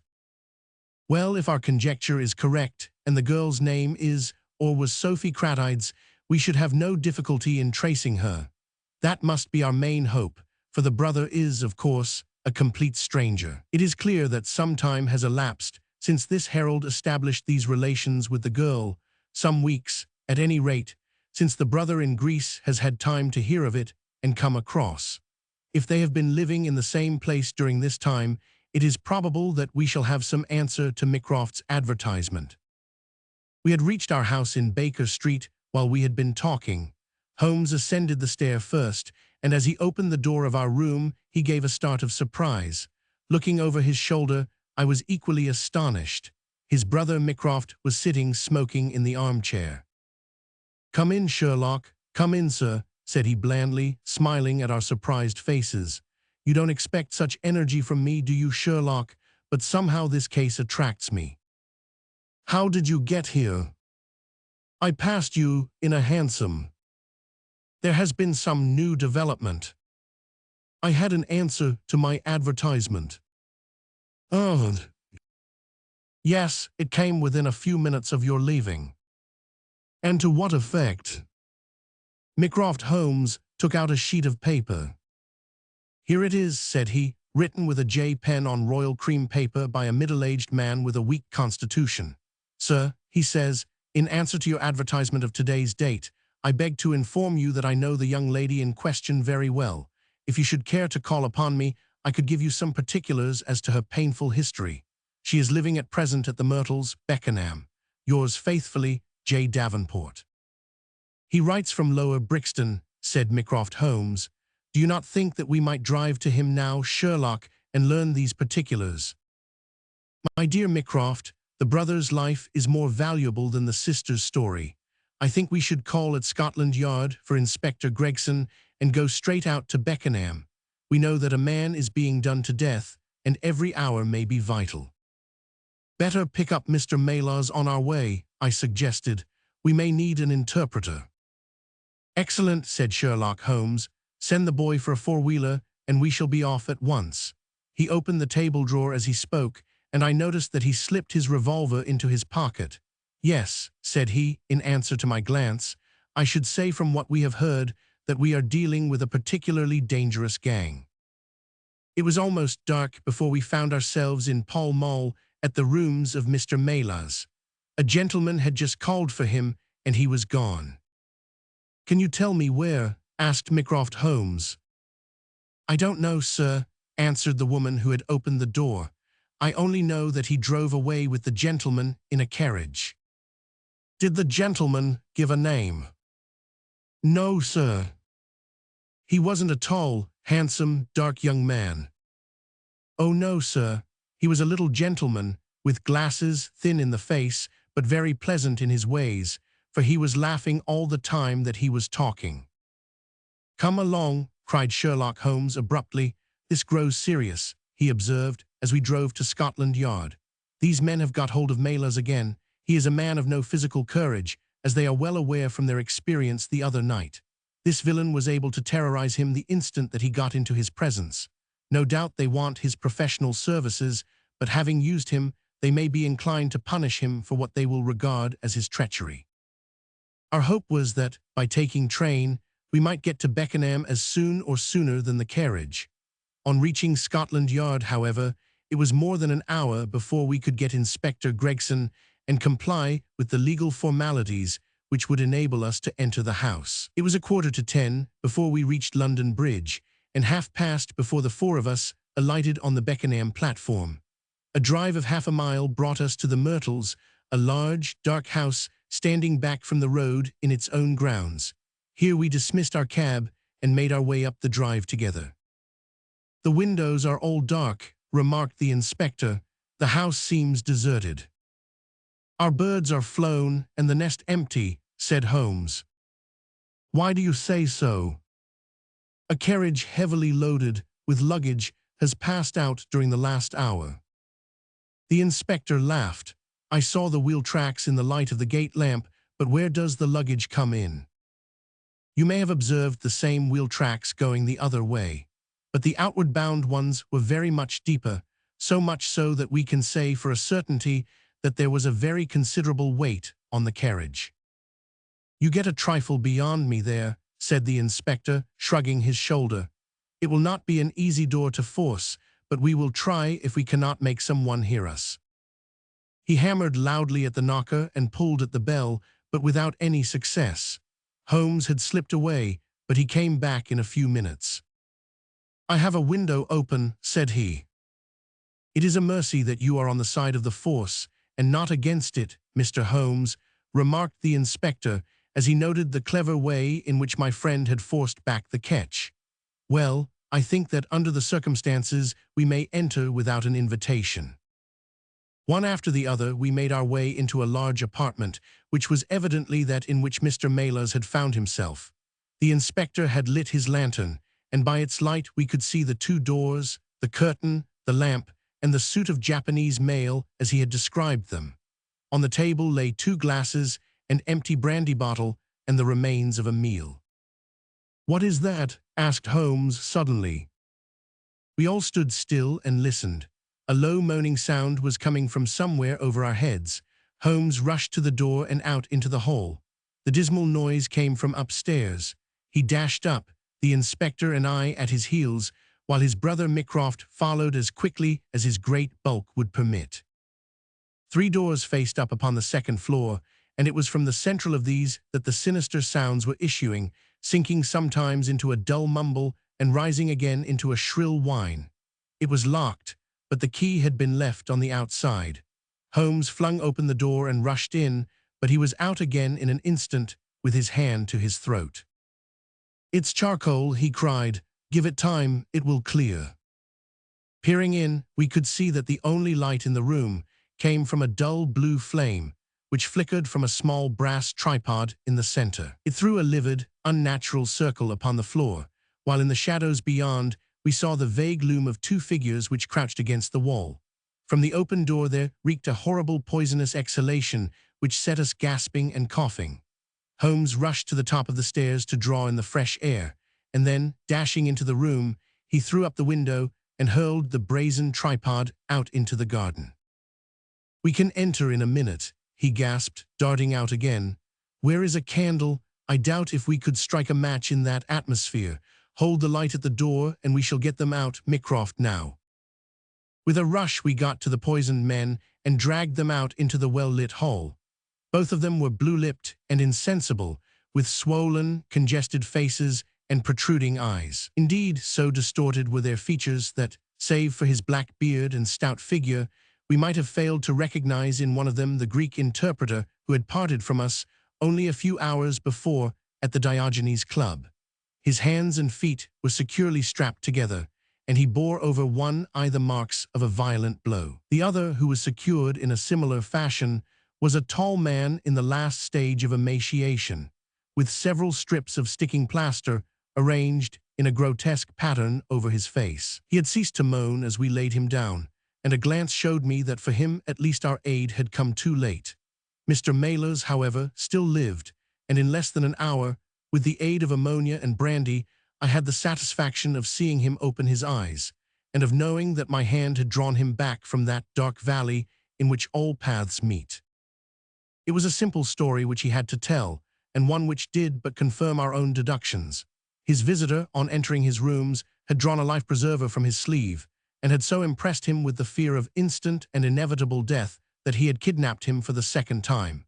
Indeed, it was almost mesmeric, the effect which this giggling ruffian had produced upon the unfortunate linguist, for he could not speak of him save with trembling hands and a blanched cheek. He had been taken swiftly to Beckenham, and had acted as interpreter in a second interview, even more dramatic than the first, in which the 2 Englishmen had menaced their prisoner with instant death if he did not comply with their demands. Finally, finding him proof against every threat, they had hurled him back into his prison, and after reproaching Maylars with his treachery, which appeared from the newspaper advertisement, They had stunned him with a blow from a stick, and he remembered nothing more until he found us bending over him. And this was the singular case of the Grecian interpreter, the explanation of which is still involved in some mystery.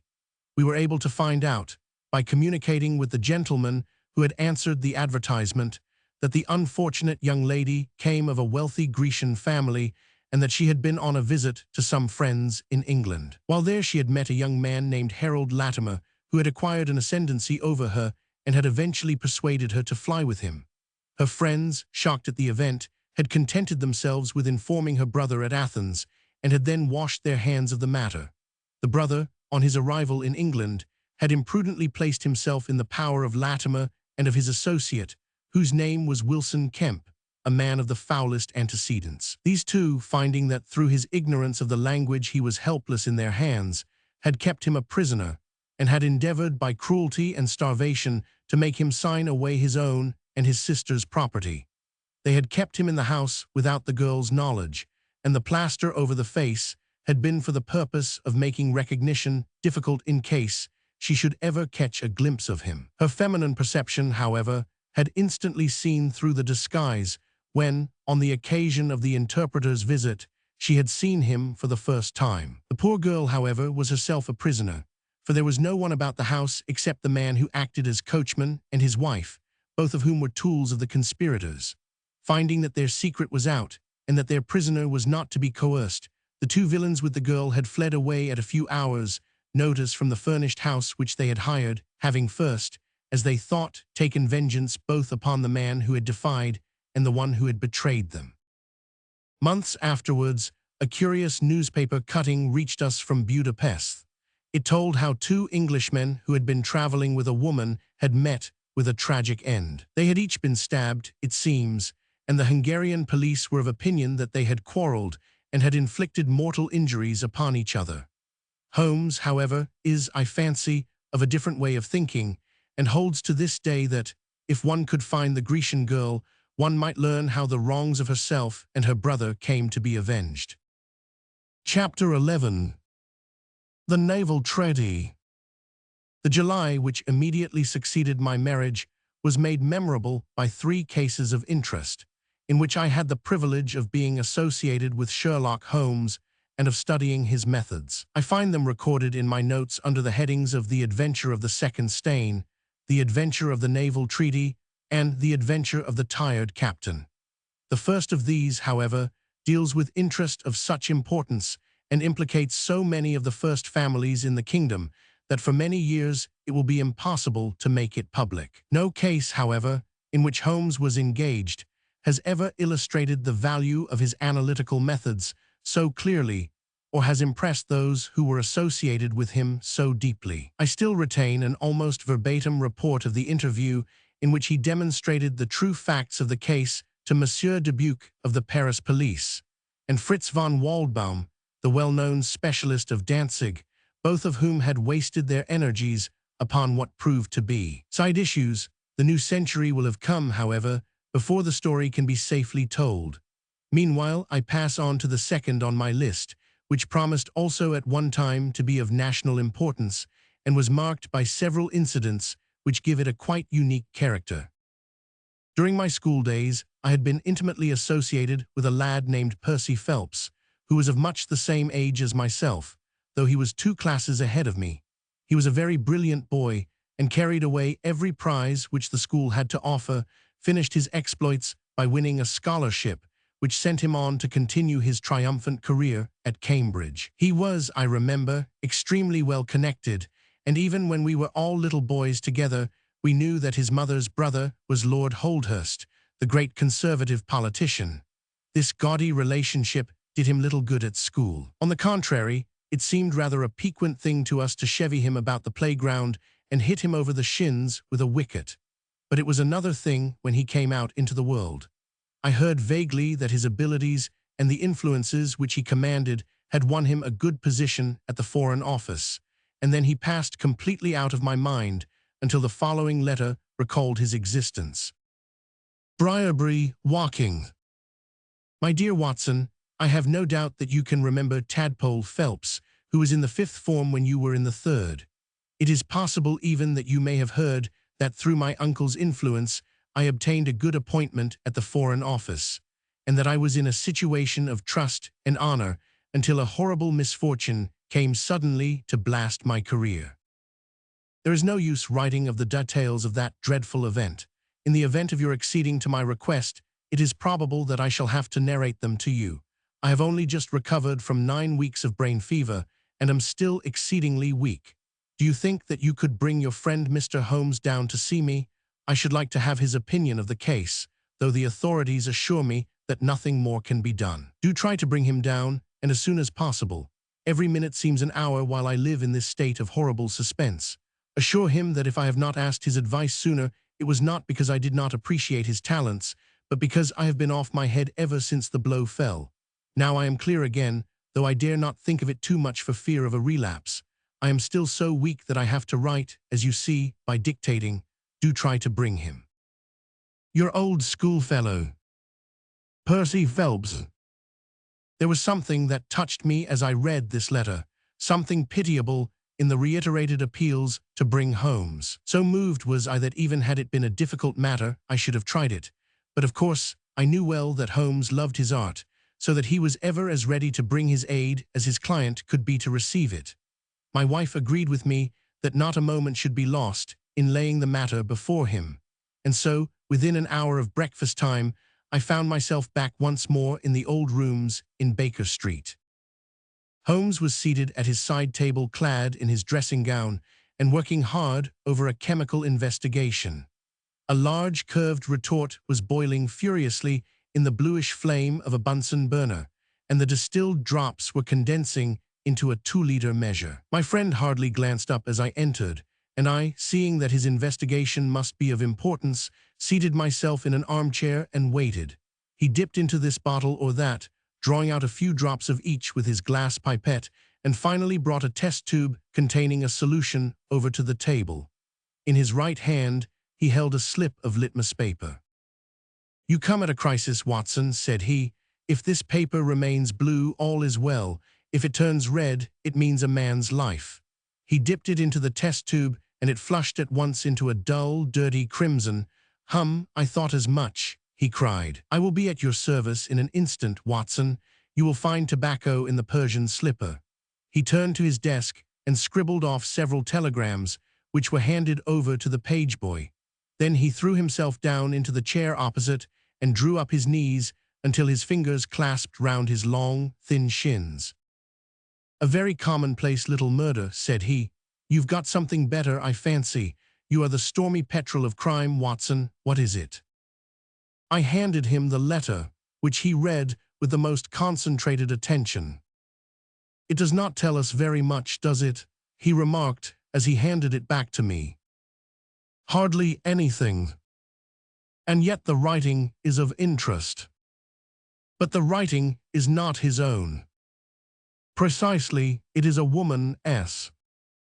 "A man's surely," I cried. "No, a woman's, and a woman of rare character. You see, at the commencement of an investigation, it is something to know that your client is in close contact with someone who, for good or evil, has an exceptional nature. My interest is already awakened in the case. If you are ready, we will start at once for walking, and see this diplomatist who is in such evil case, and the lady to whom he dictates his letters." We were fortunate enough to catch an early train at Waterloo, and in a little under an hour we found ourselves among the fir woods and the heather of Woking. Briarbury proved to be a large detached house standing in extensive grounds within a few minutes' walk of the station. On sending in our cards, we were shown into an elegantly appointed drawing-room, where we were joined in a few minutes by a rather stout man who received us with much hospitality. His age may have been nearer 40 than 30, but his cheeks were so ruddy and his eyes so merry that he still conveyed the impression of a plump and mischievous boy.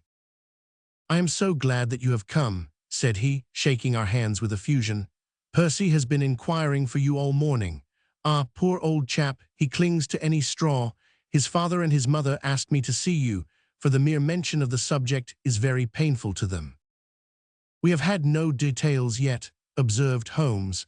"I perceive that you are not yourself a member of the family." Our acquaintance looked surprised, and then, glancing down, he began to laugh. "Of course you saw the J.H. monogram on my locket," said he. "For a moment I thought you had done something clever. Joseph Harrison is my name, and as Percy is to marry my sister Annie, I shall at least be a relation by marriage. You will find my sister in his room, for she has nursed him hand and foot this 2 months back. Perhaps we'd better go in at once, for I know how impatient he is." The chamber in which we were shown was on the same floor as the drawing-room. It was furnished partly as a sitting and partly as a bedroom, with flowers arranged daintily in every nook and corner. A young man, very pale and worn, was lying upon a sofa near the open window, through which came the rich scent of the garden and the balmy summer air. A woman was sitting beside him, who rose as we entered. "Shall I leave, Percy?" she asked. He clutched her hand to detain her. "How are you, Watson?" said he cordially. "I should never have known you under that mustache, and I dare say you would not be prepared to swear to me. This, I presume, is your celebrated friend, Mr. Sherlock Holmes." I introduced him in a few words, and we both sat down. The stout young man had left us, but his sister still remained with her hand in that of the invalid. She was a striking-looking woman, a little short and thick for symmetry, but with a beautiful olive complexion, large, dark, Italian eyes, and a wealth of deep black hair. Her rich tints made the white face of her companion the more worn and haggard by the contrast. "I won't waste your time," said he, raising himself upon the sofa. "I'll plunge into the matter without further preamble. I was a happy and successful man, Mr. Holmes, and on the eve of being married, when a sudden and dreadful misfortune wrecked all my prospects in life. I was, as Watson may have told you, in the Foreign Office, and through the influences of my uncle, Lord Holdhurst, I rose rapidly to a responsible position. When my uncle became Foreign Minister in this administration, he gave me several missions of trust, and as I always brought them to a successful conclusion, he came at last to have the utmost confidence in my ability and tact. Nearly 10 weeks ago, to be more accurate, on the 23rd of May, he called me into his private room, and after complimenting me on the good work which I had done, he informed me that he had a new commission of trust for me to execute. "This," said he, taking a grey roll of paper from his bureau, "is the original of that secret treaty between England and Italy of which, I regret to say, some rumors have already got into the public press. It is of enormous importance that nothing further should leak out. The French or the Russian embassy would pay an immense sum to learn the contents of these papers. They should not leave my bureau, were it not that it is absolutely necessary to have them copied. You have a desk in your office." "Yes, sir." "Then take the treaty and lock it up there. I shall give directions that you may remain behind when the others go, so that you may copy it at your leisure without fear of being overlooked. When you have finished, relock both the original and the draft in the desk, and hand them over to me personally tomorrow morning." I took the papers and— "Excuse me an instant," said Holmes. "Were you alone during this conversation?" "Absolutely." "In a large room?" 30 feet each way.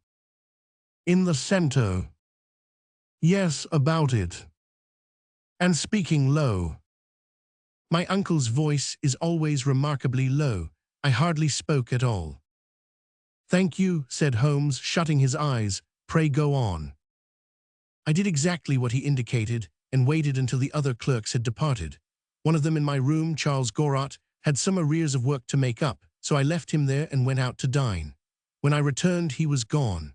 I was anxious to hurry my work, for I knew that Joseph, the Mr. Harrison whom you saw just now, was in town, and that he would travel down to Woking by the 11 o'clock train, and I wanted, if possible, to catch it. When I came to examine the treaty, I saw at once that it was of such importance that my uncle had been guilty of no exaggeration in what he had said. Without going into details, I may say that it defined the position of Great Britain towards the Triple Alliance and foreshadowed the policy which this country would pursue in the event of the French fleet gaining a complete ascendancy over that of Italy in the Mediterranean. The questions treated in it were purely naval. At the end were the signatures of the high dignitaries who had signed it. I glanced my eyes over it, and then settled down to my task of copying. It was a long document, written in the French language and containing 26 separate articles. I copied as quickly as I could, but at 9 o'clock I had only done 9 articles, and it seemed hopeless for me to attempt to catch my train. I was feeling drowsy and stupid, partly from my dinner and also from the effects of a long day's work. A cup of coffee would clear my brain. A commissionaire remains all night in a little lodge at the foot of the stairs and is in the habit of making coffee at his spirit lamp for any of the officials who may be working overtime. I rang the bell, therefore, to summon him. To my surprise, it was a woman who answered the summons, a large, coarse-faced, elderly woman in an apron. She explained that she was the commissionnaire's wife, who did the chairing, and I gave her the order for the coffee. I wrote 2 more articles, and then, feeling more drowsy than ever, I rose and walked up and down the room to stretch my legs. My coffee had not yet come, and I wondered what the cause of the delay could be. Opening the door, I started down the corridor to find out. There was a straight passage, dimly lighted, which led from the room in which I had been working, and was the only exit from it. It ended in a curving staircase, with the commissionnaire's lodge in the passage at the bottom. Halfway down this staircase is a small landing, with another passage running into it at right angles. This second one leads by means of a second small stair to a side door used by servants, and also as a short cut by clerks when coming from Charles Street. Here is a rough chart of the place. Rough chart. Thank you, I think that I quite follow you, said Sherlock Holmes. It is of the utmost importance that you should notice this point. I went down the stairs and into the hall, where I found the commissionaire fast asleep in his box, with the kettle boiling furiously upon the spirit lamp. I took off the kettle and blew out the lamp, for the water was spurting over the floor. Then I put out my hand and was about to shake the man, who was still sleeping soundly, when a bell over his head rang loudly, and he woke with a start. "Mr. Phelps, sir," said he, looking at me in bewilderment. "I came down to see if my coffee was ready." "I was boiling the kettle when I fell asleep, sir."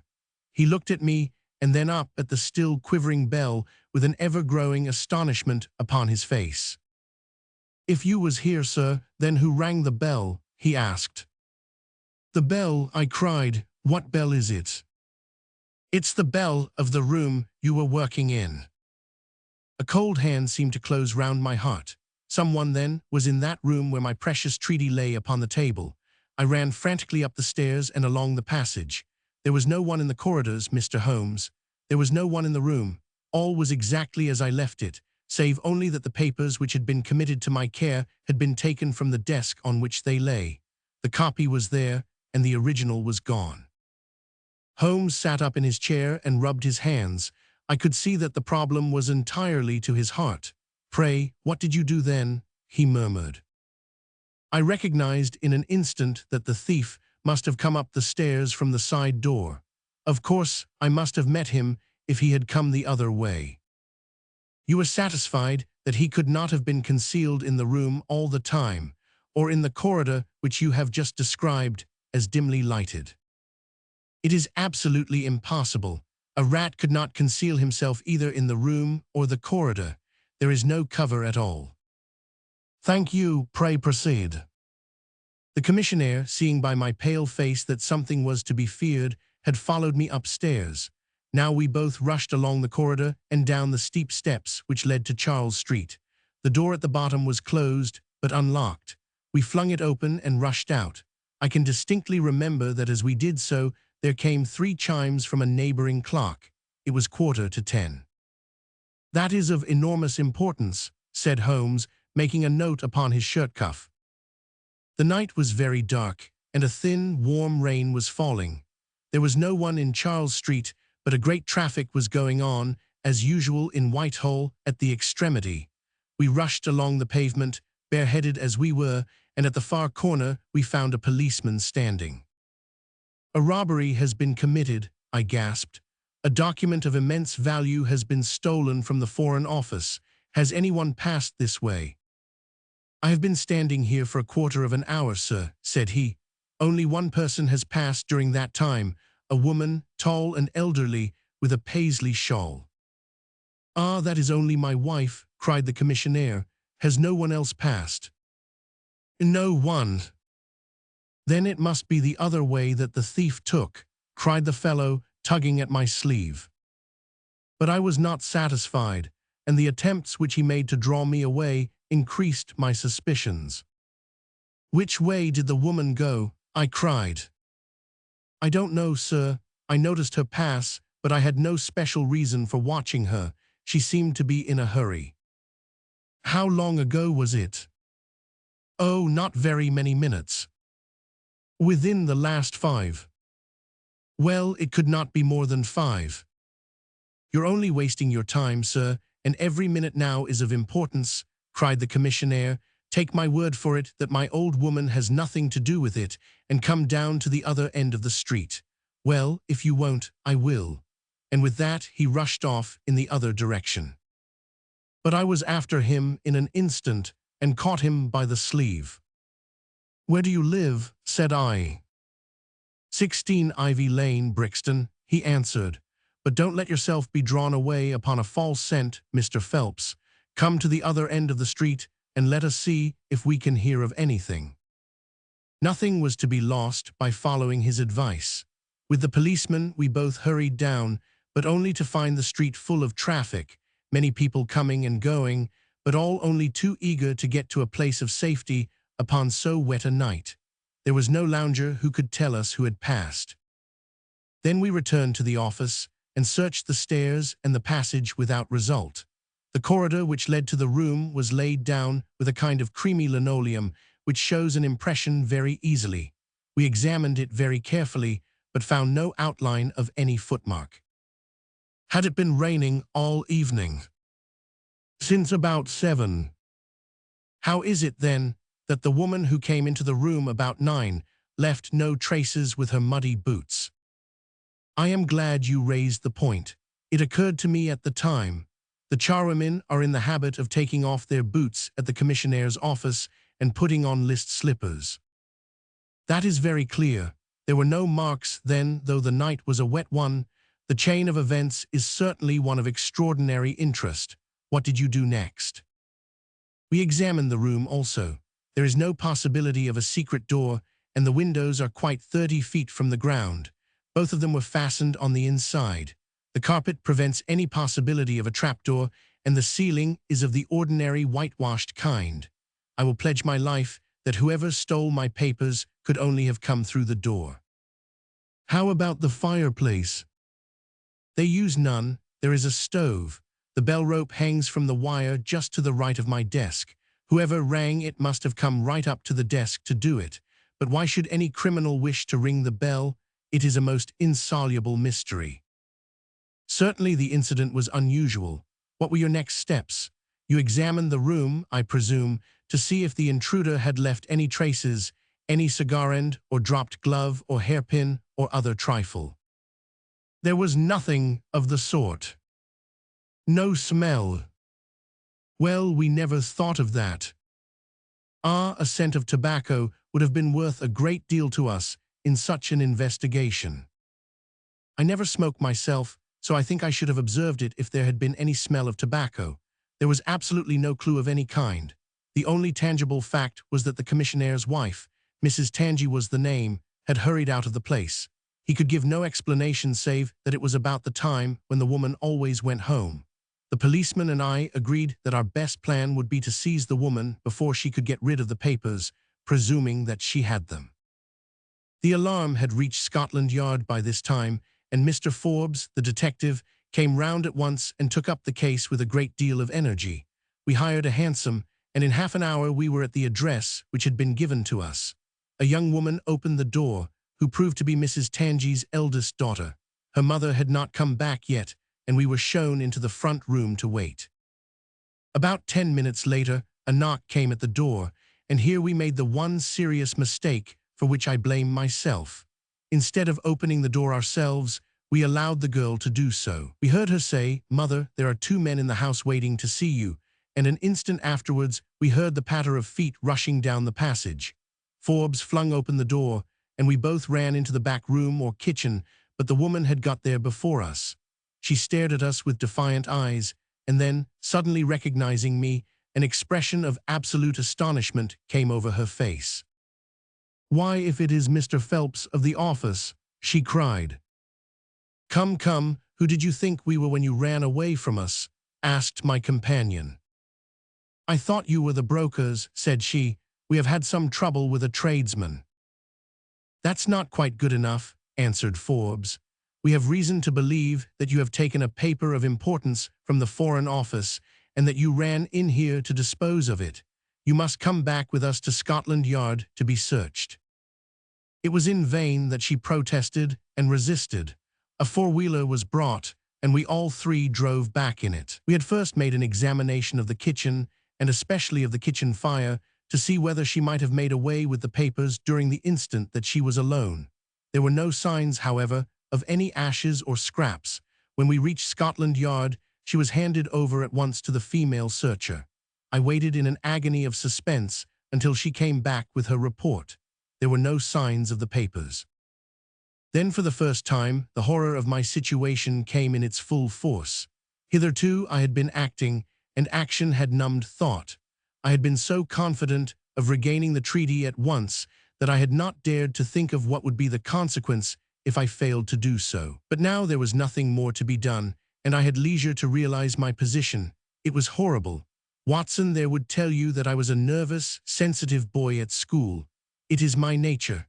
I thought of my uncle and of his colleagues in the cabinet, of the shame which I had brought upon him, upon myself, upon everyone connected with me. But though I was the victim of an extraordinary accident, no allowance is made for accidents where diplomatic interests are at stake. I was ruined, shamefully, hopelessly ruined. I don't know what I did. I fancy I must have made a scene. I have a dim recollection of a group of officials who crowded round me, endeavoring to soothe me. One of them drove down with me to Waterloo and saw me into the walking train. I believe that he would have come all the way had it not been that Dr. Ferrier, who lives near me, was going down by that very train. The doctor most kindly took charge of me, and it was well he did so, for I had a fit in the station, and before we reached home, I was practically a raving maniac. You can imagine the state of things here when they were roused from their beds by the doctor's ringing and found me in this condition. Poor Annie here and my mother were broken-hearted. Dr. Ferrier had just heard enough from the detective at the station to be able to give an idea of what had happened, and his story did not mend matters. It was evident to all that I was in for a long illness, so Joseph was bundled out of this cheery bedroom, and it was turned into a sick room for me. Here I have lain, Mr. Holmes, for over 9 weeks, unconscious and raving with brain fever. If it had not been for Miss Harrison here and for the doctor's care, I should not be speaking to you now. She has nursed me by day, and a hired nurse has looked after me by night, for in my mad fits I was capable of anything. Slowly my reason has cleared, but it is only during the last 3 days that my memory has quite returned. Sometimes I wish that it never had. The first thing that I did was to wire to Mr. Forbes, who had the case in hand. He came out and assures me that, though everything has been done, no trace of a clue has been discovered. The commissionaire and his wife have been examined in every way without any light being thrown upon the matter. The suspicions of the police then rested upon young Gorot, who, as you may remember, stayed over time in the office that night. His remaining behind and his French name were really the only 2 points which could suggest suspicion, but as a matter of fact, I did not begin work until he had gone, and his people are of Huguenot extraction, but as English in sympathy and tradition as you and I are. Nothing was found to implicate him in any way, and there the matter dropped. I turn to you, Mr. Holmes, as absolutely my last hope. If you fail me, then my honor as well as my position are forever forfeited. The invalid sank back upon his cushions, tired out by this long recital, while his nurse poured him out a glass of some stimulating medicine. Holmes sat silently, with his head thrown back and his eyes closed, in an attitude which might seem listless to a stranger, but which I knew betokened the most intense self-absorption. "Your statement has been so explicit," said he at last, "that you have really left me very few questions to ask. There is one of the very utmost importance, however. Did you tell anyone that you had this special task to perform?" "No one. Not Miss Harrison here, for example." "No, I had not been back to walking between getting the order and executing the commission." And none of your people had by chance been to see you? None. Did any of them know their way about in the office? Oh yes, all of them had been shown over it. Still, of course, if you said nothing to anyone about the treaty, these inquiries are irrelevant. I said nothing. Do you know anything of the commissionaire? Nothing except that he is an old soldier. What regiment? Oh, I have heard, Coldstream Guards.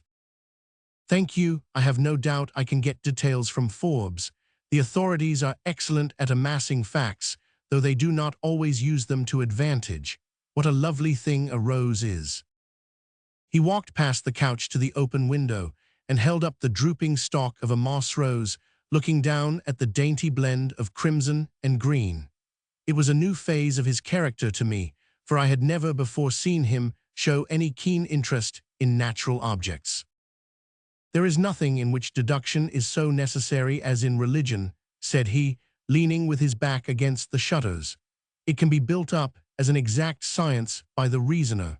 Our highest assurance of the goodness of Providence seems to me to rest in the flowers. All other things, our powers, our desires, our food, are all really necessary for our existence in the first instance. But this rose is an extra.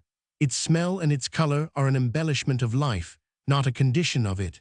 It is only goodness which gives extras, and so I say again that we have much to hope from the flowers. Percy Phelps and his nurse looked at Holmes during this demonstration with surprise and a good deal of disappointment written upon their faces. He had fallen into a reverie with the moss rose between his fingers. It had lasted some minutes before the young lady broke in upon it. Do you see any prospect of solving this mystery, Mr. Holmes? She asked, with a touch of asperity in her voice. Oh, the mystery, he answered, coming back with a start to the realities of life. Well, it would be absurd to deny that the case is a very abstruse and complicated one, but I can promise you that I will look into the matter and let you know any points which may strike me. Do you see any clue? You have furnished me with 7, but of course, I must test them before I can pronounce upon their value. You suspect someone. I suspect myself. What? Of coming to conclusions too rapidly. Then go to London and test your conclusions. Your advice is very excellent, Miss Harrison, said Holmes, rising. I think, Watson, we cannot do better. Do not allow yourself to indulge in false hopes, Mr. Phelps. The affair is a very tangled one. I shall be in a fever until I see you again, cried the diplomatist. Well, I'll come out by the same train tomorrow, though it's more than likely that my report will be a negative one. God bless you for promising to come, cried our client. It gives me fresh life to know that something is being done. By the way, I have had a letter from Lord Holdhurst. What did he say? He was cold but not harsh. I dare say my severe illness prevented him from being that. He repeated that the matter was of the utmost importance and added that no steps would be taken about my future, by which he means, of course, my dismissal, until my health was restored and I had an opportunity of repairing my misfortune. Well, that was reasonable and considerate, said Holmes.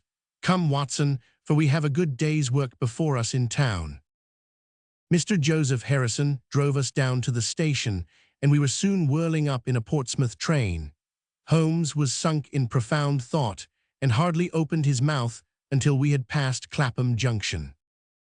It's a very cheery thing to come into London by any of these lines which run high, and allow you to look down upon the houses like this. I thought he was joking, for the view was sordid enough, but he soon explained himself. Look at those big, isolated clumps of building rising up above the slates, like brick islands in a lead-colored sea. The board schools. Lighthouses, my boy, beacons of the future, capsules with hundreds of bright little seeds in each, out of which will spring the wise, better England of the future. I suppose that man Phelps does not drink. I should not think so. Nor should I, but we are bound to take every possibility into account. The poor devil has certainly got himself into very deep water, and it's a question whether we shall ever be able to get him ashore. What did you think of Miss Harrison? A girl of strong character. Yes, but she is a good sort, or I am mistaken. She and her brother are the only children of an iron master somewhere up Northumberland way. He got engaged to her when traveling last winter, and she came down to be introduced to his people with her brother as escort. Then came the smash, and she stayed on to nurse her lover, while brother Joseph, finding himself pretty snug, stayed on too. I've been making a few independent inquiries, you see, but today must be a day of inquiries. My practice, I began. Oh, if you find your own cases more interesting than mine, said Holmes, with some asperity. I was going to say that my practice could get along very well for a day or two, since it is the slackest time in the year. Excellent, said he, recovering his good humor. Then we'll look into this matter together. I think that we should begin by seeing Forbes. He can probably tell us all the details we want until we know from what side the case is to be approached. You said you had a clue. Well, we have several, but we can only test their value by further inquiry. The most difficult crime to track is the one which is purposeless. Now this is not purposeless. Who is it who profits by it? There is the French ambassador, there is the Russian, there is whoever might sell it to either of these, and there is Lord Holdhurst. Lord Holdhurst. Well, it is just conceivable that a statesman might find himself in a position where he was not sorry to have such a document accidentally destroyed. Not a statesman with the honorable record of Lord Holdhurst. It is a possibility, and we cannot afford to disregard it. We shall see the noble lord today and find out if he can tell us anything. Meanwhile, I have already set inquiries on foot. Already? Yes, I sent wires from Woking Station to every evening paper in London. This advertisement will appear in each of them. He handed over a sheet torn from a notebook. On it was scribbled in pencil. £10 reward. The number of the cab which dropped a fare at or about the door of the Foreign Office in Charles Street at 10:15 in the evening of May 23rd. Apply 221B, Baker Street. You are confident that the thief came in a cab? If not, there is no harm done. But if Mr. Phelps is correct in stating that there is no hiding place either in the room or the corridors, then the person must have come from outside. If he came from outside on so wet a night, and yet left no trace of damp upon the linoleum, which was examined within a few minutes of his passing, then it is exceeding probable that he came in a cab. Yes, I think that we may safely deduce a cab. It sounds plausible. That is one of the clues of which I spoke. It may lead us to something. And then, of course, there is the bell, which is the most distinctive feature of the case. Why should the bell ring? Was it the thief who did it out of bravado? Or was it someone who was with the thief who did it in order to prevent the crime? Or was it an accident? Or was it? He sank back into the state of intense and silent thought from which he had emerged. But it seemed to me, accustomed as I was to his every mood, that some new possibility had dawned suddenly upon him. It was 3:20 when we reached our terminus, and after a hasty luncheon at the buffet, we pushed on at once to Scotland Yard. Holmes had already wired to Forbes, and we found him waiting to receive us, a small, foxy man with a sharp but by no means amiable expression. He was decidedly frigid in his manner to us, especially when he heard the errand upon which we had come. "I've heard of your methods before now, Mr. Holmes," said he, tartly. "You are ready enough to use all the information that the police can lay at your disposal, and then you try to finish the case yourself and bring discredit on them." "On the contrary," said Holmes, "out of my last 53 cases my name has only appeared in 4, and the police have had all the credit in 49. I don't blame you for not knowing this, for you are young and inexperienced, but if you wish to get on in your new duties, you will work with me and not against me." "I'd be very glad of a hint or two," said the detective, changing his manner. "I've certainly had no credit from the case so far." "What steps have you taken?" "Tangi, the commissionaire, has been shadowed. He left the guards with a good character, and we can find nothing against him. His wife is a bad lot, though. I fancy she knows more about this than appears. Have you shadowed her? We have set one of our women on to her. Mrs. Tangi drinks, and our woman has been with her twice when she was well on, but she could get nothing out of her. I understand that they have had brokers in the house. Yes, but they were paid off. Where did the money come from? That was all right. His pension was due. They have not shown any sign of being in funds. What explanation did she give of having answered the bell when Mr. Phelps rang for the coffee? She said that her husband was very tired and she wished to relieve him. Well, certainly that would agree with his being found a little later asleep in his chair. There is nothing against them then but the woman's character. Did you ask her why she hurried away that night? Her haste attracted the attention of the police constable. She was later than usual and wanted to get home. Did you point out to her that you and Mr. Phelps, who started at least 20 minutes after her, got home before her? She explains that by the difference between a bus and a hansom.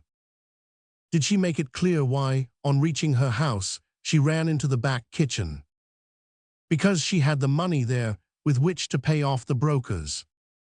She has at least an answer for everything. Did you ask her whether in leaving she met anyone or saw anyone loitering about Charles Street? She saw no one but the constable.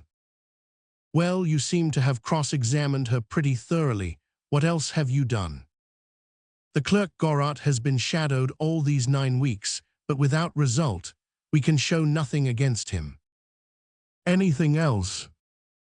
Well, we have nothing else to go upon, no evidence of any kind. Have you formed a theory about how that bell rang? Well, I must confess that it beats me. It was a cool hand, whoever it was, to go and give the alarm like that.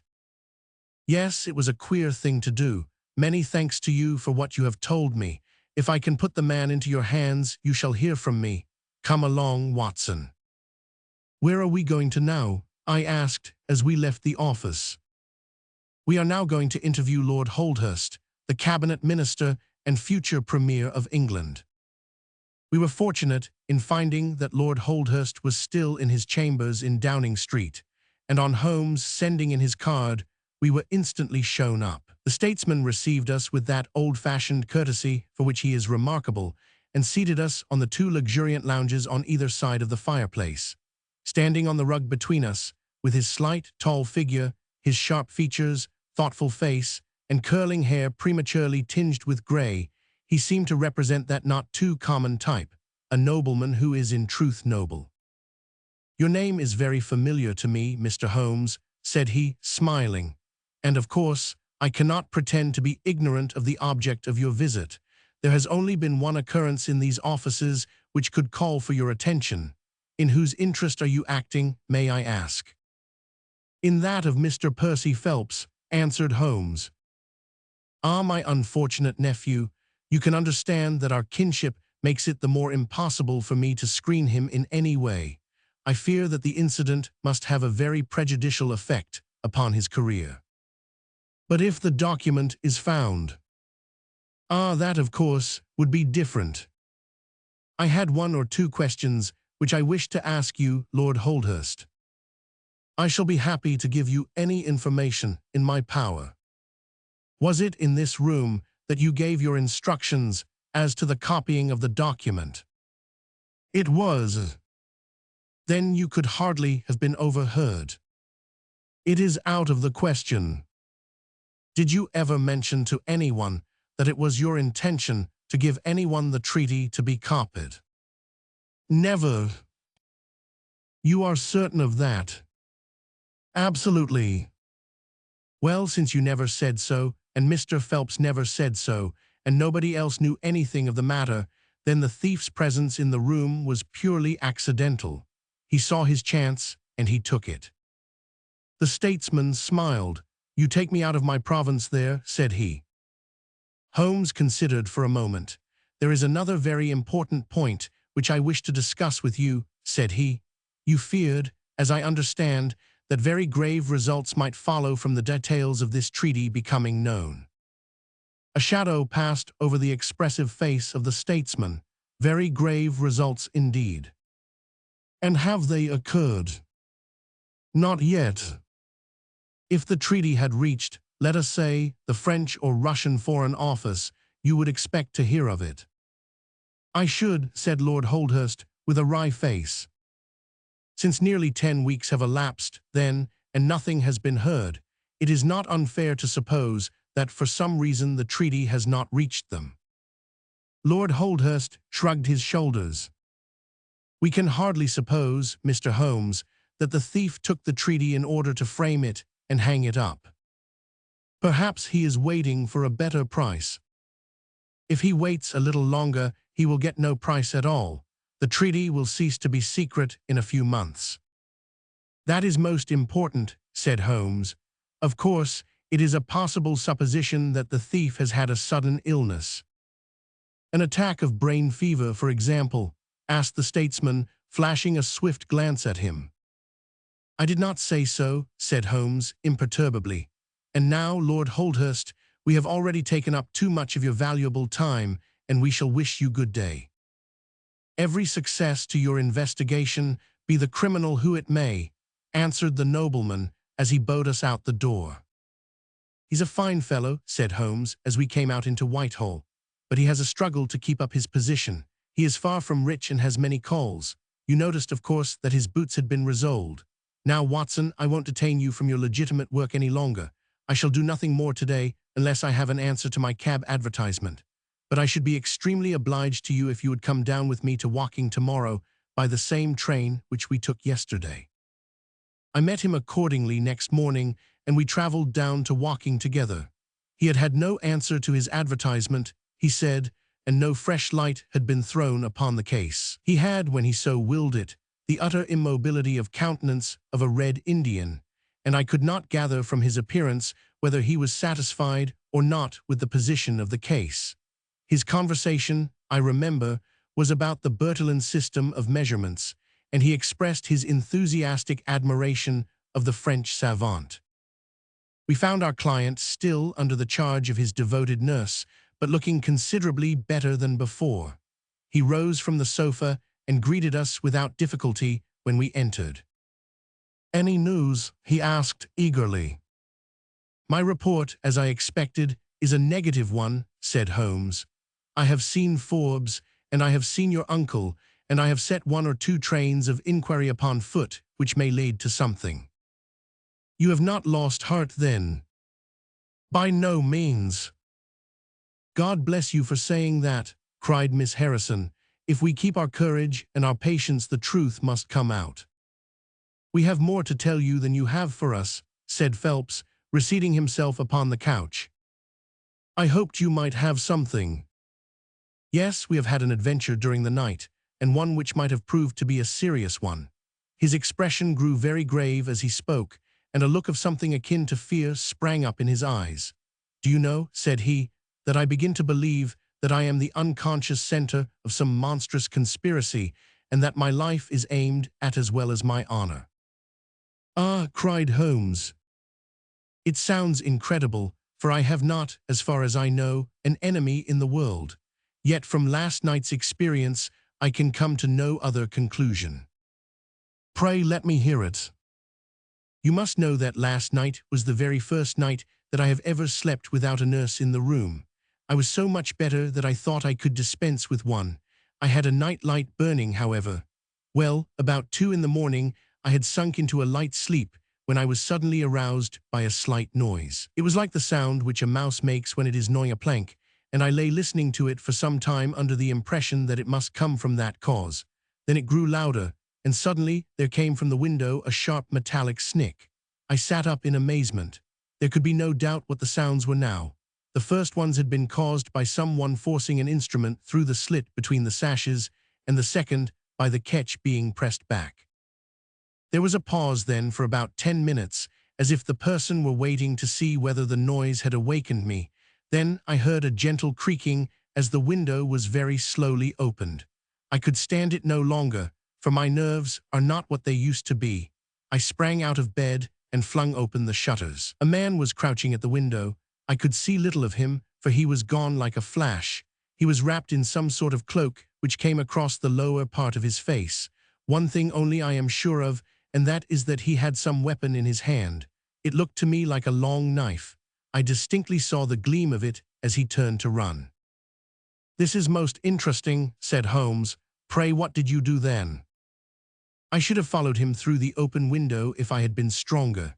As it was, I rang the bell and roused the house. It took me some little time, for the bell rings in the kitchen and the servants all sleep upstairs. I shouted, however, and that brought Joseph down, and he roused the others. Joseph and the groom found marks on the bed outside the window, but the weather has been so dry lately that they found it hopeless to follow the trail across the grass. There's a place, however, on the wooden fence which skirts the road which shows signs, they tell me, as if someone had got over and had snapped the top of the rail in doing so. I have said nothing to the local police yet, for I thought I had best have your opinion first." This tale of our client's appeared to have an extraordinary effect upon Sherlock Holmes. He rose from his chair and paced about the room in uncontrollable excitement. "Misfortunes never come single," said Phelps, smiling, though it was evident that his adventure had somewhat shaken him. "You have certainly had your share," said Holmes. "Do you think you could walk round the house with me?" "Oh yes, I should like a little sunshine. Joseph will come too." "And I also," said Miss Harrison. "I am afraid not," said Holmes, shaking his head. "I think I must ask you to remain sitting exactly where you are." The young lady resumed her seat with an air of displeasure. Her brother, however, had joined us, and we set off all four together. We passed round the lawn to the outside of the young diplomatist's window. There were, as he had said, marks upon the bed, but they were hopelessly blurred and vague. Holmes stopped over them for an instant, and then rose, shrugging his shoulders. "I don't think anyone could make much of this," said he. "Let us go round the house and see why this particular room was chosen by the burglar. I should have thought those larger windows of the drawing-room and dining-room would have had more attractions for him." "They are more visible from the road," suggested Mr. Joseph Harrison. "Ah, yes, of course. There is a door here which he might have attempted. What is it for?" "It is the side entrance for tradespeople. Of course it is locked at night." "Have you ever had an alarm like this before?" "Never," said our client. "Do you keep plate in the house, or anything to attract burglars?" "Nothing of value."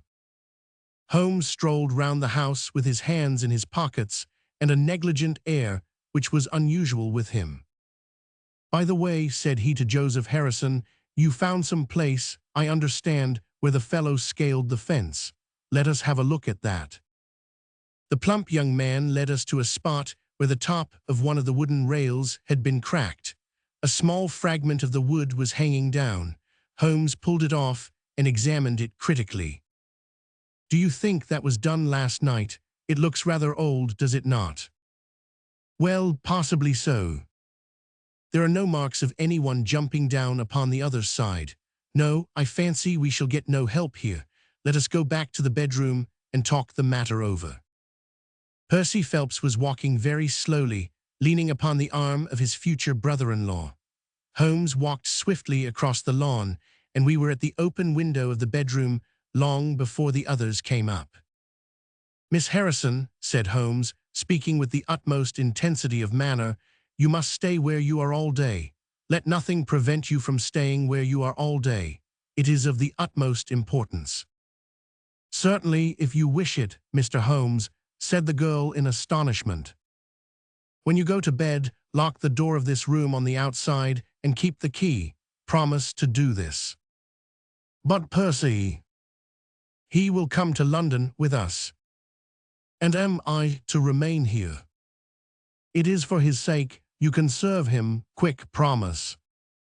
She gave a quick nod of assent, just as the other two came up. "Why do you sit moping there, Annie?" cried her brother. "Come out into the sunshine." "No, thank you, Joseph. I have a slight headache, and this room is deliciously cool and soothing." "What do you propose now, Mr. Holmes?" asked our client. "Well, in investigating this minor affair, we must not lose sight of our main inquiry. It It would be a very great help to me if you would come up to London with us. At once. Well, as soon as you conveniently can, say in an hour. I feel quite strong enough if I can really be of any help. The greatest possible. Perhaps you would like me to stay there tonight. I was just going to propose it. Then, if my friend of the night comes to revisit me, he will find the bird flown. We are all in your hands, Mr. Holmes, and you must tell us exactly what you would like done. Perhaps you would prefer that Joseph came with us so as to look after me. Oh no, my friend Watson is a medical man, you know, and he'll look after you. We'll have our lunch here, if you will permit us, and then we shall all three set off for town together.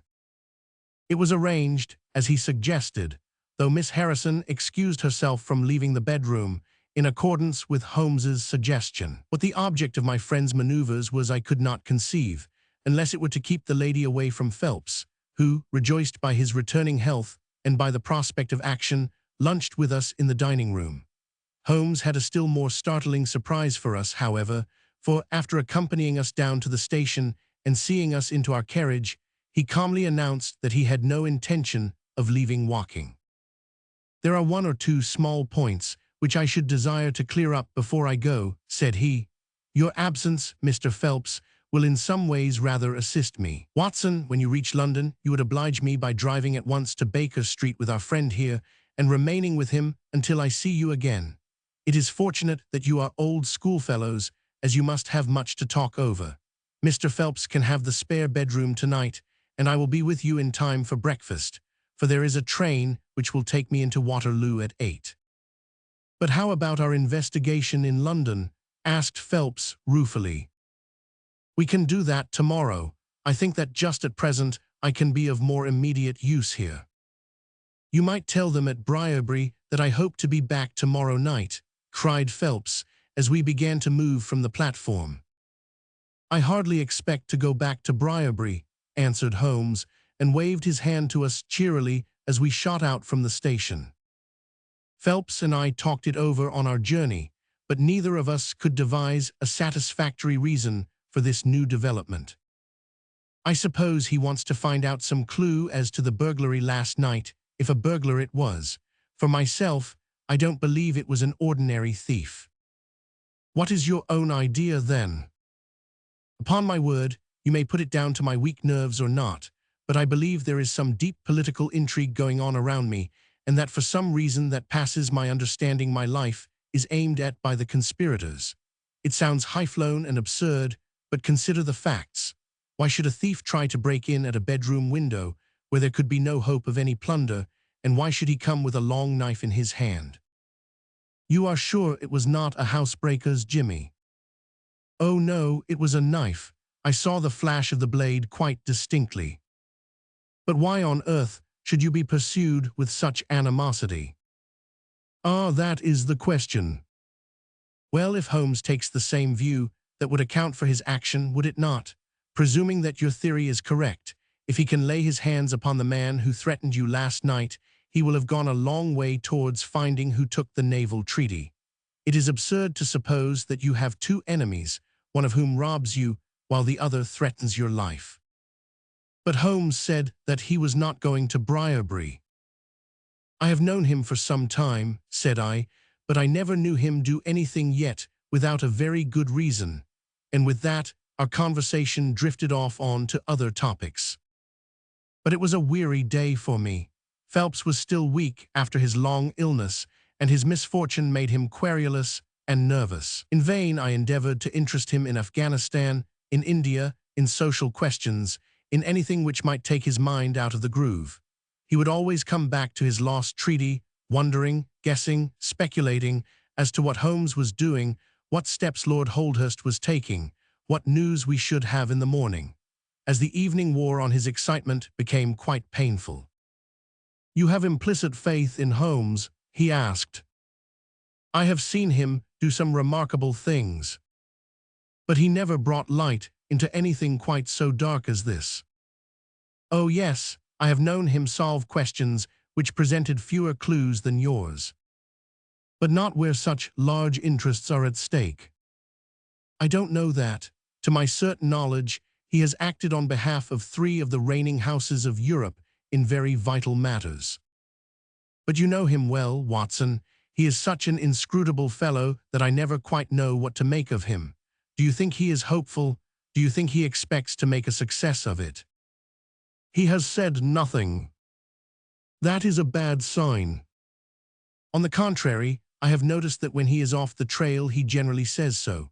It is when he is on a scent and is not quite absolutely sure yet that it is the right one that he is most taciturn.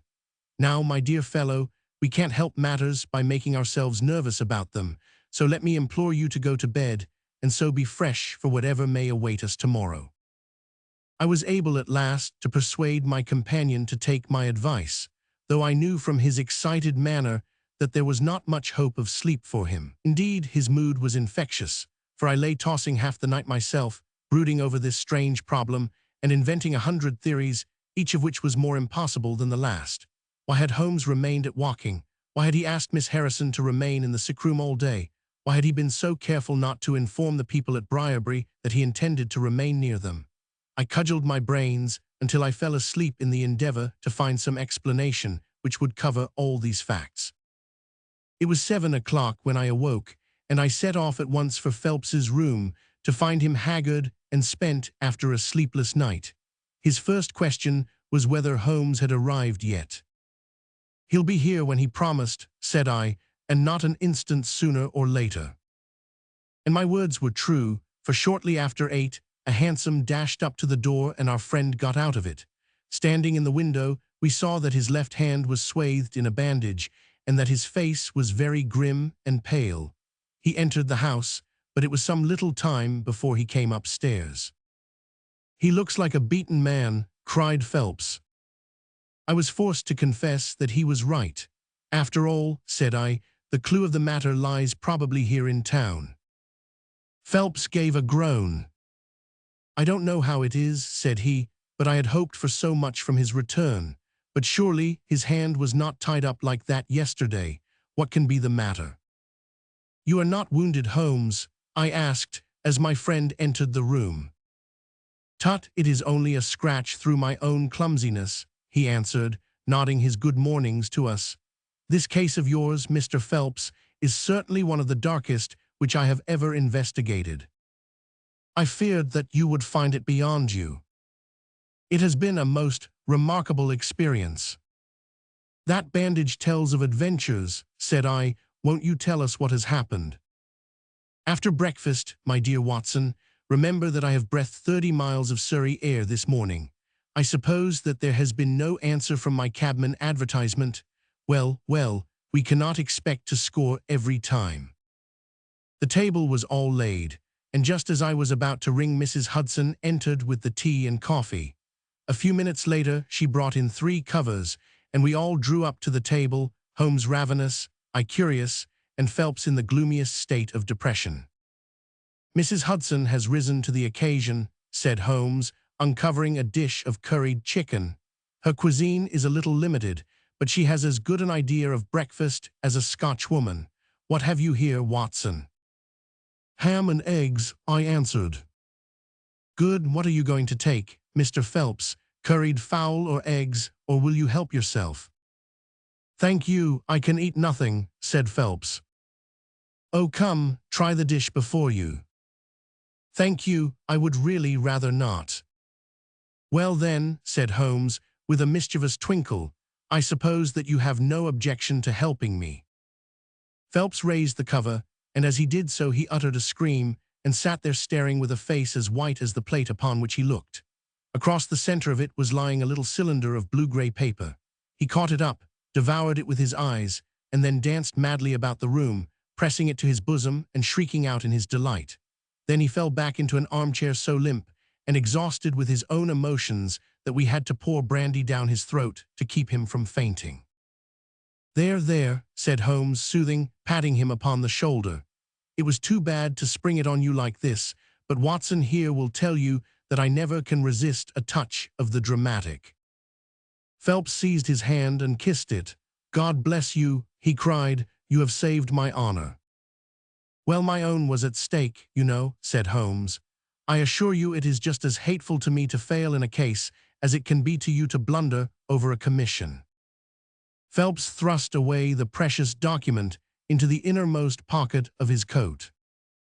"I have not the heart to interrupt your breakfast any further, and yet I am dying to know how you got it and where it was."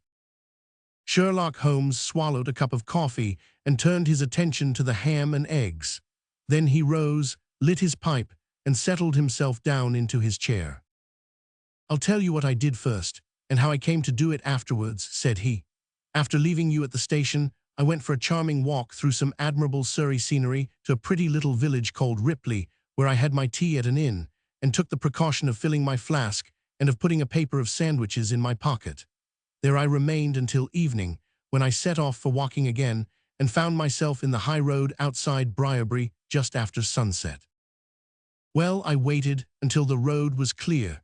It is never a very frequented one at any time, I fancy, and then I clambered over the fence into the grounds." "Surely the gate was open," ejaculated Phelps. "Yes, but I have a peculiar taste in these matters. I chose the place where the 3-foot trees stand, and behind their screen I got over without the least chance of anyone in the house being able to see me. I crouched down among the bushes on the other side, and crawled from one to the other, witness the disreputable state of my trouser knees, until I had reached the clump of rhododendrons just opposite to your bedroom window. There I squatted down and awaited developments. The blind was not down in your room, and I could see Miss Harrison sitting there reading by the table. It was 10:15 when she closed her book, fastened the shutters, and retired. I heard her shut the door, and felt quite sure that she had turned the key in the lock." "The key?" ejaculated Phelps. "Yes, I had given Miss Harrison instructions to lock the door on the outside and take the key with her when she went to bed. She carried out every one of my injunctions to the letter, and certainly without her cooperation you would not have that paper in your coat pocket. She departed then, and the lights went out, and I was left squatting in the rhododendron bush. The night was fine, but still it was a very weary vigil. Of course it has the sort of excitement about it that the sportsman feels when he lies beside the watercourse and waits for the big game. It was very long, though almost as long, Watson, as when you and I waited in that deadly room when we looked into the little problem of the speckled band. There was a church clock down at Woking which struck the quarters, and I thought more than once that it had stopped. At last, however, about 2 in the morning, I suddenly heard the gentle sound of a bolt being pushed back and the creaking of a key. A moment later the servant's door was opened, and Mr. Joseph Harrison stepped out into the moonlight. "Joseph!" ejaculated Phelps. He was bareheaded, but he had a black coat thrown over his shoulder so that he could conceal his face in an instant if there were any alarm. He walked on tiptoe under the shadow of the wall, and when he reached the window he worked a long-bladed knife through the sash and pushed back the catch. Then he flung open the window, and putting his knife through the crack in the shutters, he thrust the bar up and swung them open. From where I lay, I had a perfect view of the inside of the room and of every one of his movements. He lit the 2 candles which stood upon the mantelpiece, and then he proceeded to turn back the corner of the carpet in the neighborhood of the door. Presently he stopped and picked out a square piece of board, such as is usually left to enable plumbers to get at the joints of the gas pipes. This one covered, as a matter of fact, the T-joint which gives off the pipe which supplies the kitchen underneath. Out of this hiding place he drew that little cylinder of paper, pushed down the board, rearranged the carpet, blew out the candles, and walked straight into my arms as I stood waiting for him outside the window. Well, he has rather more viciousness than I gave him credit for, has Master Joseph. He flew at me with his knife, and I had to grasp him twice, and got a cut over the knuckles before I had the upper hand of him. He looked murder out of the only eye he could see with when we had finished, but he listened to reason and gave up the papers. Having got them, I let my man go, but I wired full particulars to Forbes this morning. If he is quick enough to catch his bird, well and good. But if, as I shrewdly suspect, he finds the nest empty before he gets there, why, all the better for the government. I fancy that Lord Holdhurst for one, and Mr. Percy Phelps for another, would very much rather that the affair never got as far as a police court. "My God," gasped our client, "do you tell me that during these long 10 weeks of agony the stolen papers were within the very room with me all the time. So it was. And Joseph a villain and a thief. I'm afraid Joseph's character is a rather deeper and more dangerous one than one might judge from his appearance. From what I have heard from him this morning, I gather that he has lost heavily in dabbling with stocks, and that he is ready to do anything on earth to better his fortunes. Being an absolutely selfish man, when a chance presented itself, he did not allow either his sister's happiness or your reputation to hold his hand. Percy Phelps sank back in his chair. "My head whirls," said he. "Your words have dazed me." "The principal difficulty in your case," remarked Holmes in his didactic fashion, "lay in the fact of there being too much evidence. What was vital was overlaid and hidden by what was irrelevant. Of all the facts which were presented to us, we had to pick just those which we deemed to be essential, and then piece them together in their order, so as to reconstruct this very remarkable chain of events. I had already begun to suspect Joseph, from the fact that you had intended to travel home with him that night, and that therefore it was a likely enough thing that he should call for you, knowing the Foreign Office well, upon his way. When I heard that someone had been so anxious to get into the bedroom, in which no one but Joseph could have concealed anything, you told us in your narrative how you had turned Joseph out when you arrived with the doctor. My suspicions all changed to certainties, especially as the attempt was made on the first night upon which the nurse was absent, showing that the intruder was well acquainted with the ways of the house. How blind I have been! The facts of the case, as far as I have worked them out, are these. This Joseph Harrison entered the office through the Charles Street door, and knowing his way, he walked straight into your room the instant after you left it. Finding no one there, he promptly rang the bell, and at the instant that he did so, his eyes caught the paper upon the table. A glance showed him that chance had put in his way a state document of immense value, and in an instant he had thrust it into his pocket and was gone. A few minutes elapsed, as you remember, before the sleepy commissionaire drew your attention to the bell, and those were just enough to give the thief time to make his escape. He made his way to Woking by the first train, and having examined his booty and assured himself that it really was of immense value, he had concealed it in what he thought was a very safe place, with the intention of taking it out again in a day or two, and carrying it to the French embassy or wherever he thought that a long price was to be had. Then came your sudden return. He, without a moment's warning, was bundled out of his room, and from that time onward, there were always at least two of you there to prevent him from regaining his treasure. The situation to him must have been a maddening one, but at last he thought he saw his chance.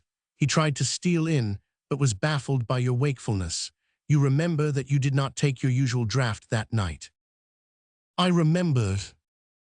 I fancy that he had taken steps to make that draught efficacious, and that he quite relied upon your being unconscious. Of course, I understood that he would repeat the attempt whenever it could be done with safety. Your leaving the room gave him the chance he wanted. I kept Miss Harrison in it all day so that he might not anticipate us. Then, having given him the idea that the coast was clear, I kept guard as I have described. I already knew that the papers were probably in the room, but I had no desire to rip up all the planking and skirting in search of them. I let him take them, therefore, from the hiding place, and so saved myself an infinity of trouble. Is there any other point which I can make clear? Why did he try the window on the first occasion, I asked, when he might have entered by the door? In reaching the door, he would have to pass 7 bedrooms. On the other hand, he could get out onto the lawn with ease. Anything else? You do not think, asked Phelps, that he had any murderous intention? The knife was only meant as a tool. It may be so, answered Holmes, shrugging his shoulders. I can only say for certain that Mr. Joseph Harrison is a gentleman to whose mercy I should be extremely unwilling to trust. Chapter 12. The Final Problem. It is with a heavy heart that I take up my pen to write these the last words in which I shall ever record the singular gifts by which my friend Mr. Sherlock Holmes was distinguished. In an incoherent, and as I deeply feel, an entirely inadequate fashion, I have endeavored to give some account of my strange experiences in his company, from the chance which first brought us together at the period of the study in Scarlet, up to the time of his interference in the matter of the naval treaty, an interference which had the unquestionable effect of preventing a serious international complication. It was my intention to have stopped there, and to have said nothing of that event which has created a void in my life, which the lapse of 2 years has done little to fill. My hand has been forced, however, by the recent letters in which Colonel James Moriarty defends the memory of his brother, and I have no choice but to lay the facts before the public exactly as they occurred. I alone know the absolute truth of the matter, and I am satisfied that the time has come when no good purpose is to be served by its suppression. As far as I know, there have been only 3 accounts in the public press: that in the Journal de Genève on May 6, 1891, the Reuters dispatch in the English papers on May 7th, and finally the recent letter to which I have alluded. Of these, the first and second were extremely condensed, while the last is, as I shall now show, an absolute perversion of the facts. It lies with me to tell for the first time what really took place between Professor Moriarty and Mr. Sherlock Holmes. It may be remembered that after my marriage and my subsequent start in private practice, the very intimate relations which had existed between Holmes and myself became to some extent modified. He still came to me from time to time when he desired a companion in his investigation, but these occasions grew more and more seldom, until I find that in the year 1890 there were only 3 cases of which I retain any record. During the winter of that year and the early spring of 1891, I saw in the papers that he had been engaged by the French government upon a matter of supreme importance, and I received 2 notes from Holmes, dated from Narbonne and from Nimes, from which I gathered that his stay in France was likely to be a long one. It was with some surprise, therefore, that I saw him walk into my consulting room upon the evening of the 24th of April. It struck me that he was looking even paler and thinner than usual. "Yes, I have been using myself up rather too freely," he remarked, in answer to my look rather than to my words. "I have been a little pressed of late. Have you any objection to my closing your shutters?" The only light in the room came from the lamp upon the table at which I had been reading.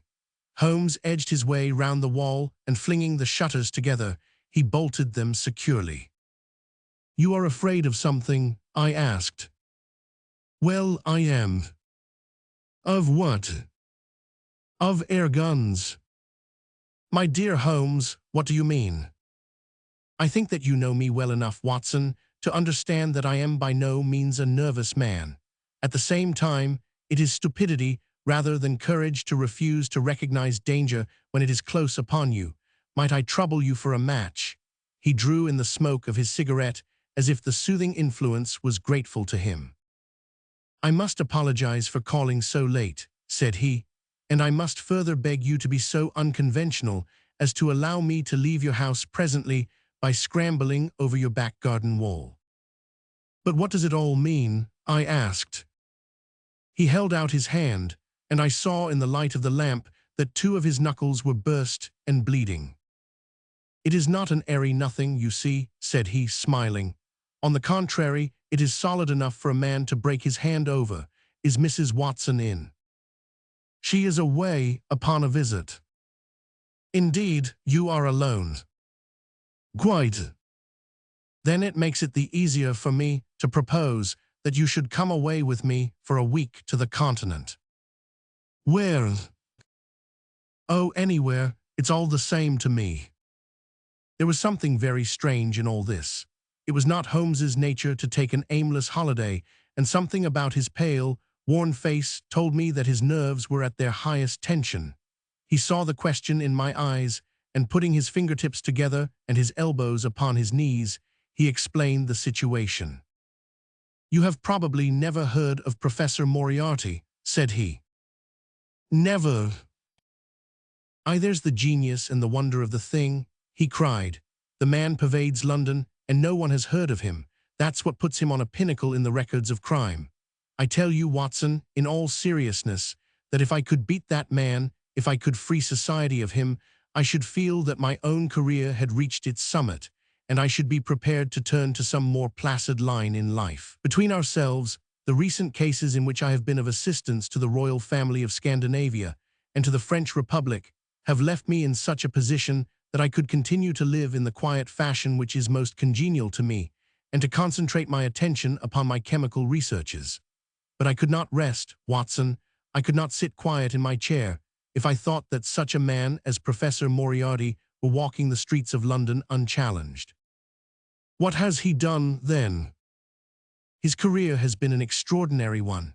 He is a man of good birth and excellent education, endowed by nature with a phenomenal mathematical faculty. At the age of 21, he wrote a treatise upon the binomial theorem, which has had a European vogue. On the strength of it, he won the mathematical chair at one of our smaller universities, and had, to all appearances, a most brilliant career before him. But the man had hereditary tendencies of the most diabolical kind. A criminal strain ran in his blood, which instead of being modified was increased and rendered infinitely more dangerous by his extraordinary mental powers. Dark rumors gathered round him in the university town, and eventually he was compelled to resign his chair and to come down to London, where he set up as an army coach. So much is known to the world, but what I am telling you now is what I have myself discovered. As you are aware, Watson, there is no one who knows the higher criminal world of London so well as I do. For years past, I have continually been conscious of some power behind the malefactor, some deep organizing power which forever stands in the way of the law and throws its shield over the wrongdoer. Again and again, in cases of the most varying sorts, forgery cases, robberies, murders, I have felt the presence of this force, and I have deduced its action in many of those undiscovered crimes in which I have not been personally consulted. For years I have endeavored to break through the veil which shrouded it, and at last the time came when I seized my thread and followed it, until it led me, after 1,000 cunning windings, to ex-Professor Moriarty of mathematical celebrity. He is the Napoleon of crime, Watson. He is the organizer of half that is evil and of nearly all that is undetected in this great city. He is a genius, a philosopher, an abstract thinker. He has a brain of the first order. He sits motionless, like a spider in the center of its web, but that web has 1,000 radiations, and he knows well every quiver of each of them. He does little himself. He only plans, but his agents are numerous and splendidly organized. Is there a crime to be done, a paper to be abstracted, we will say, a house to be rifled, a man to be removed? The word is passed to the professor, the matter is organized and carried out. The agent may be caught. In that case, money is found for his bail or his defense, but the central power which uses the agent is never caught, never so much as suspected. This was the organization which I deduced, Watson, and which I devoted my whole energy to exposing and breaking up. But the professor was fenced round with safeguards so cunningly devised that, do what I would, it seemed impossible to get evidence which would convict in a court of law. You know my powers, my dear Watson, and yet at the end of 3 months I was forced to confess that I had at last met an antagonist who was my intellectual equal. My horror at his crimes was lost in my admiration at his skill. But at last he made a trip, only a little trip, but it was more than he could afford when I was so close upon him. I had my chance, and starting from that point, I have woven my net round him until now it is all ready to close. In 3 days, that is to say on Monday next, matters will be ripe, and the professor, with all the principal members of his gang, will be in the hands of the police. Then will come the greatest criminal trial of the century, the clearing up of over 40 mysteries, and the rope for all of them. But if we move at all prematurely, you understand, they may slip out of our hands even at the last moment. Now, if I could have done this without the knowledge of Professor Moriarty, all would have been well, but he was too wily for that.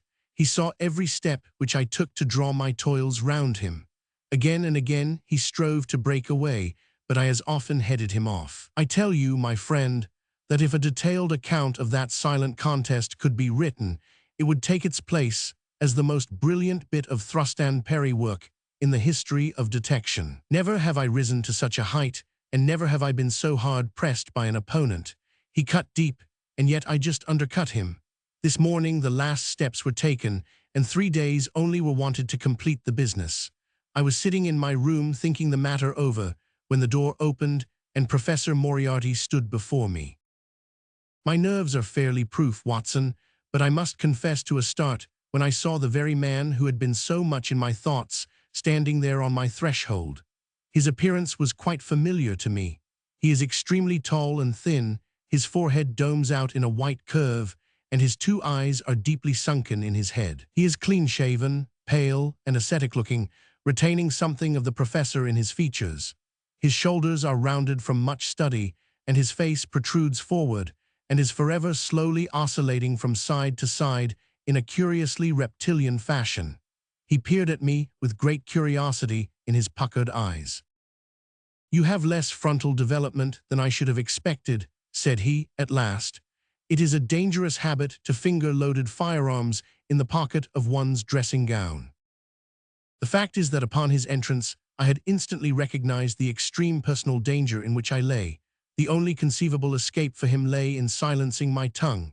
In an instant, I had slipped the revolver from the drawer into my pocket and was covering him through the cloth. At his remark, I drew the weapon out and laid it cocked upon the table. He still smiled and blinked, but there was something about his eyes which made me feel very glad that I had it there. "You evidently don't know me," said he. "On the contrary," I answered, "I think it is fairly evident that I do. Pray take a chair. I can spare you 5 minutes if you have anything to say." "All that I have to say has already crossed your mind," said he. "Then possibly my answer has crossed yours," I replied. "You stand fast." "Absolutely." He clapped his hand into his pocket, and I raised the pistol from the table, but he merely drew out a memorandum book in which he had scribbled some dates. "You crossed my path on the 4th of January, said he. "On the 23rd you incommoded me. By the middle of February I was seriously inconvenienced by you. At the end of March I was absolutely hampered in my plans. And now, at the close of April, I find myself placed in such a position through your continual persecution that I am in positive danger of losing my liberty. The situation is becoming an impossible one." "Have you any suggestion to make?" I asked. "You must drop it, Mr. Holmes," said he, swaying his face about. "You really must, you know." "After Monday," said I. "Tut, tut," said he. "I am quite sure that a man of your intelligence will see that there can be but one outcome to this affair. It is necessary that you should withdraw. You have worked things in such a fashion that we have only one resource left. It has been an intellectual treat to me to see the way in which you have grappled with this affair, and I say, unaffectedly, that it would be a grief to me to be forced to take any extreme measure. You smile, sir, but I assure you that it really would."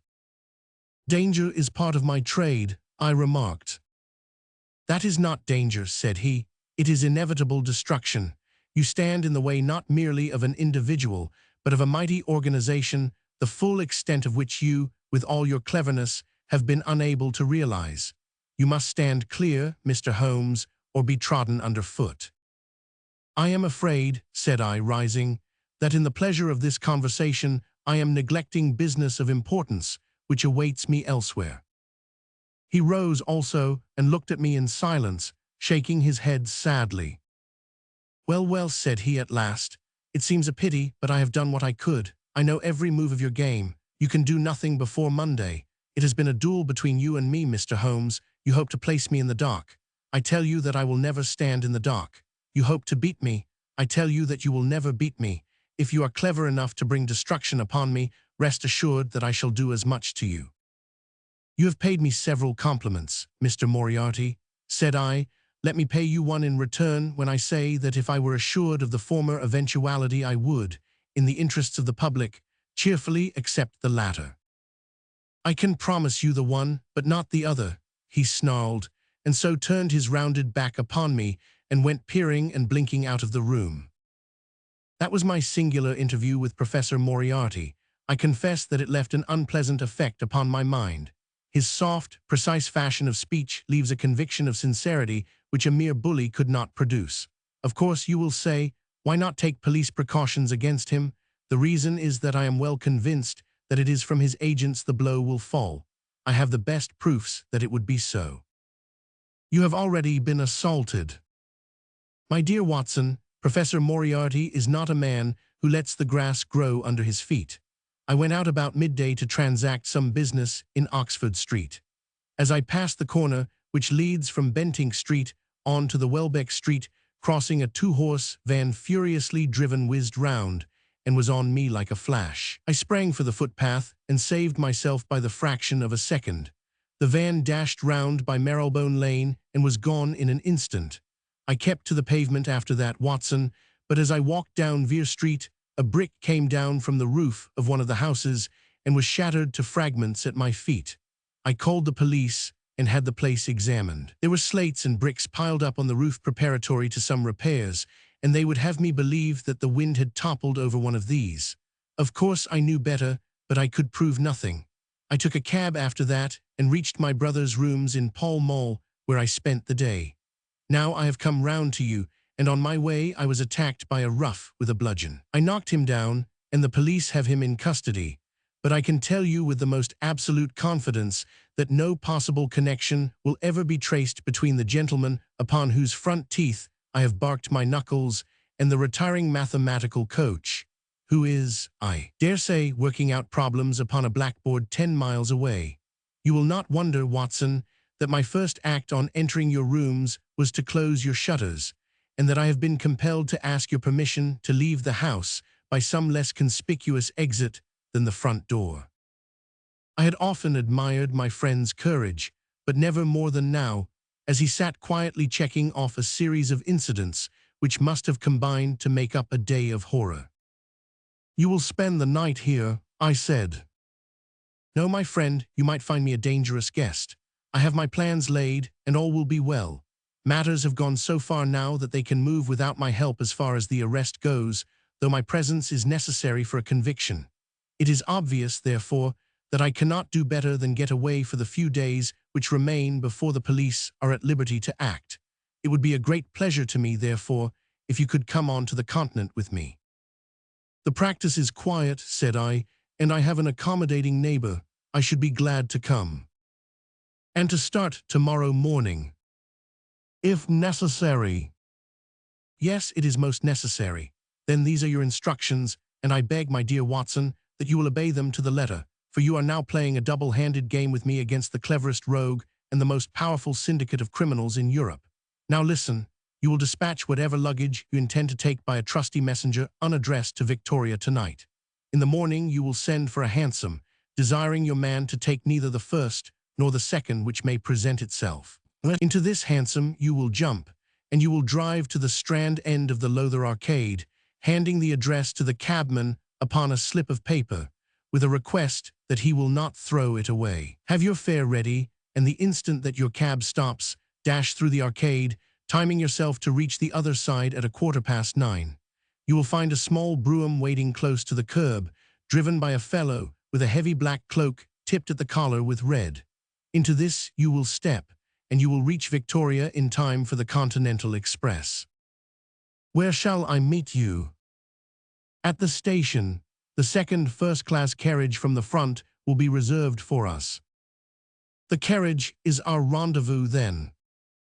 Yes. It was in vain that I asked Holmes to remain for the evening. It was evident to me that he thought he might bring trouble to the roof he was under, and that was the motive which impelled him to go.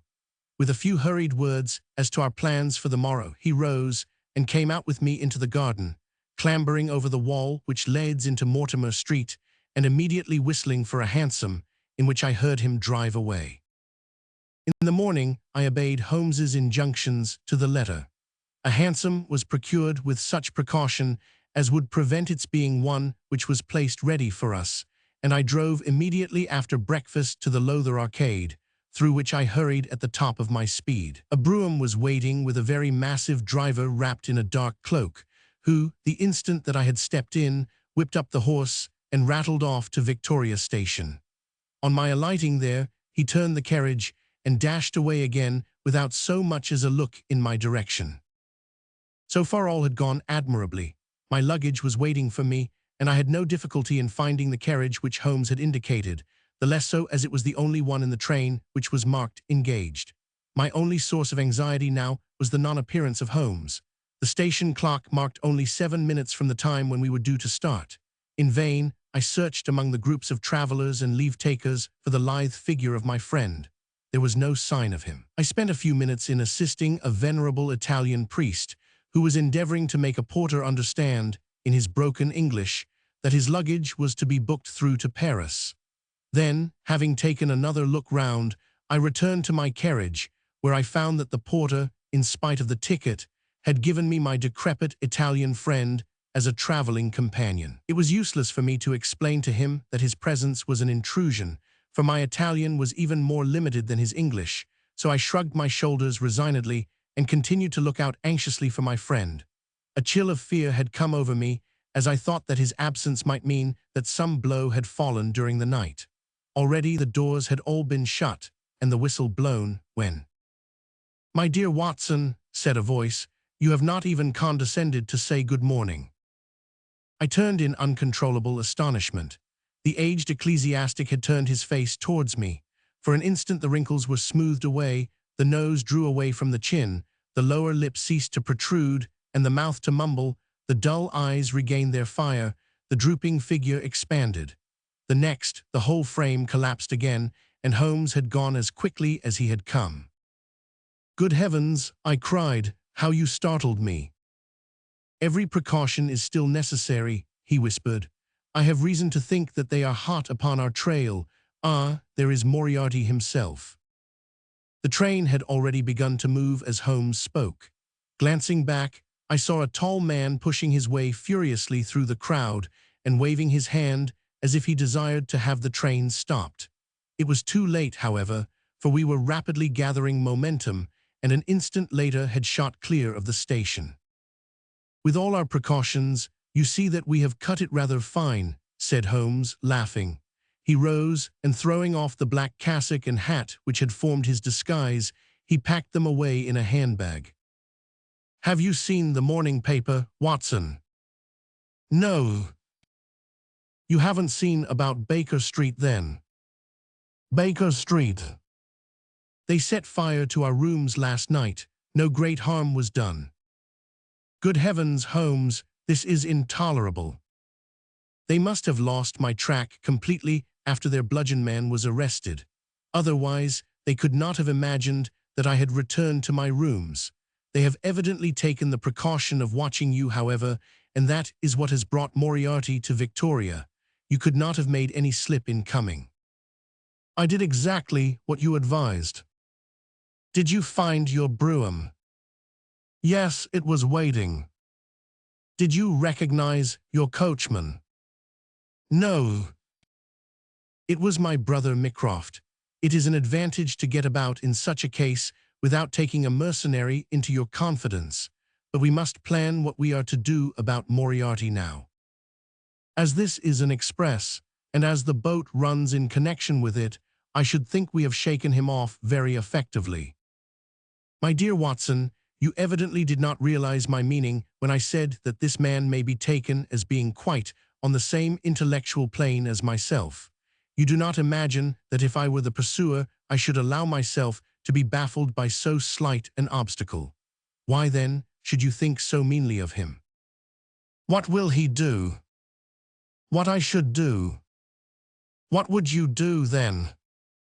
"Engage a special." "But it must be late."